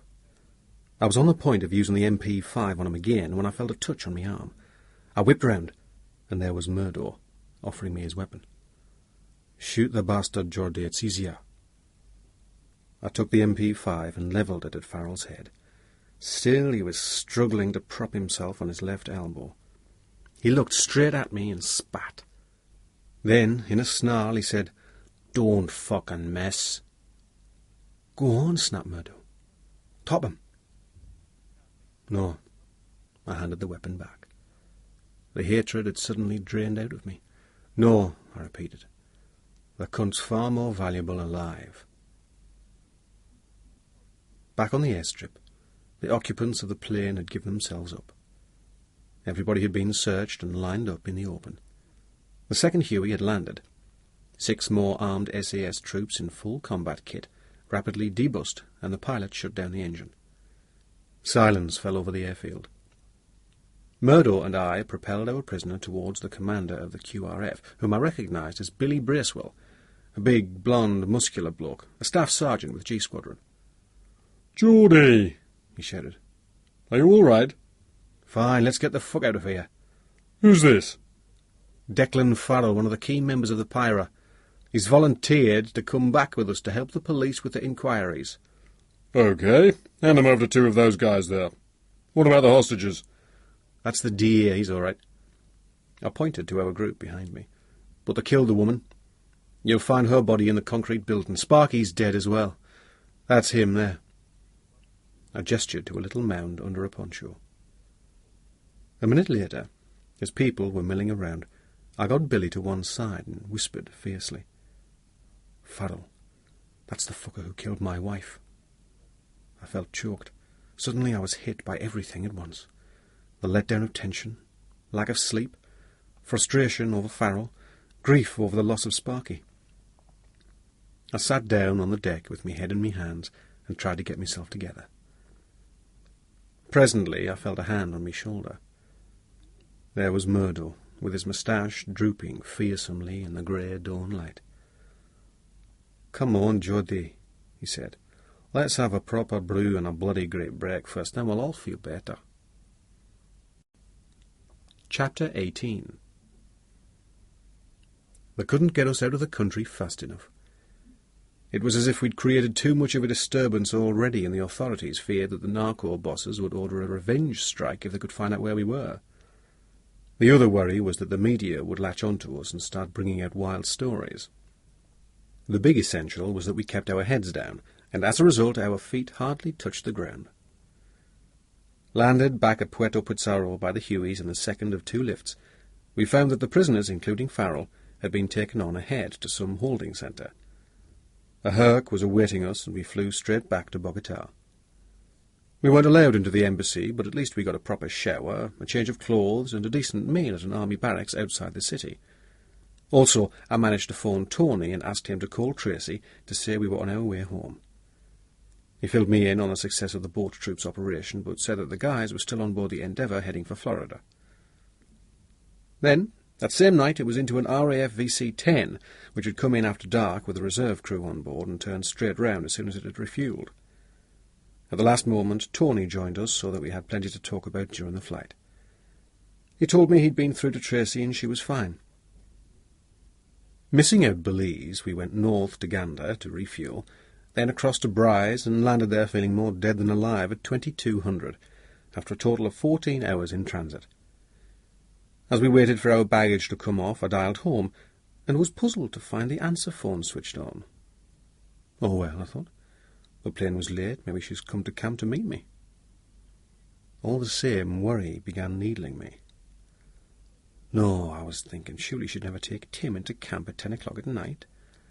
There was something going on. Because the operation had turned out a big success, the camp helicopter came up to meet us, and we had an immediate debrief on the aircraft as we flew down. When we reached Hereford, we found everything set for a big celebration. The ops officer was there, the CEO, even the director who'd come down from London in the middle of the night. They cracked open bottles of champagne, and it was all congratulations and backslapping until 1 o'clock in the morning. I tried to enter into the spirit, but I was too wound up to get the party feeling, especially after I'd slipped out and rung home again and once more got the answer phone. At last, around 01:45, the duty driver took me out to Keeper's cottage. To someone fresh in from the jungle, the April night air seemed very cold, and I shuddered as I got out of the car outside our door. As far as I could see in the dark, everything was neat and shipshape. The Cavalier was parked on the gravel, and Tim's miniature mountain bike was leaning against the wall. But why were all the windows dark? Why hadn't she left the hall light on for me? I didn't have a key, and was about to press the door buzzer when I thought, no, she's expecting me, so she'll have left it open. Sure enough, the door gave when I turned the handle. I switched on the light and looked round. Everything seemed normal. I put down my Bergen and hold-all and called up the stairs. Trace? Hi, it's me. No answer. One must be fast asleep, I thought. But a loud alarm was clanging in my head. I ran up the stairs, 3 at a time, and switched on the landing light. Our bedroom door stood open. I flipped on the light in there. The bed was made up, unslept in. I rushed into Tim's room, the same. Back downstairs, I tried the kitchen. There, too, everything was immaculate, neatly squared away. Panic threatened to choke me. I stood holding the handle of the kitchen door, rooted by fright. Then I shook myself free and went into the living room. As the light flicked on, my eye went straight to an alien object on the rug in front of the wood-burning stove. I dived and picked it up. A Polaroid colour print 5x3. It showed Tracy holding Tim on her hip in front of the fireplace, and on either side of her a man in a black balaclava armed with a pistol. They were standing in the mock-heroic attitudes always shown in the IRA murals in Belfast. I sat down hard on the arm of a chair, breathless with shock. How did they know? I thought desperately. How did they connect her with me? And then, in a flash, I remembered. That man I'd chatted to so innocently about fishing in the Spanish galleon, the pub on the coast of County Antrim. The man who'd come round to the cottage next morning. That one contact had been enough. My hand was shaking. I stared at the photograph and the expression on Tracy's face. A stranger might have thought she was smiling, but I could see how scared she'd been when the flash went off.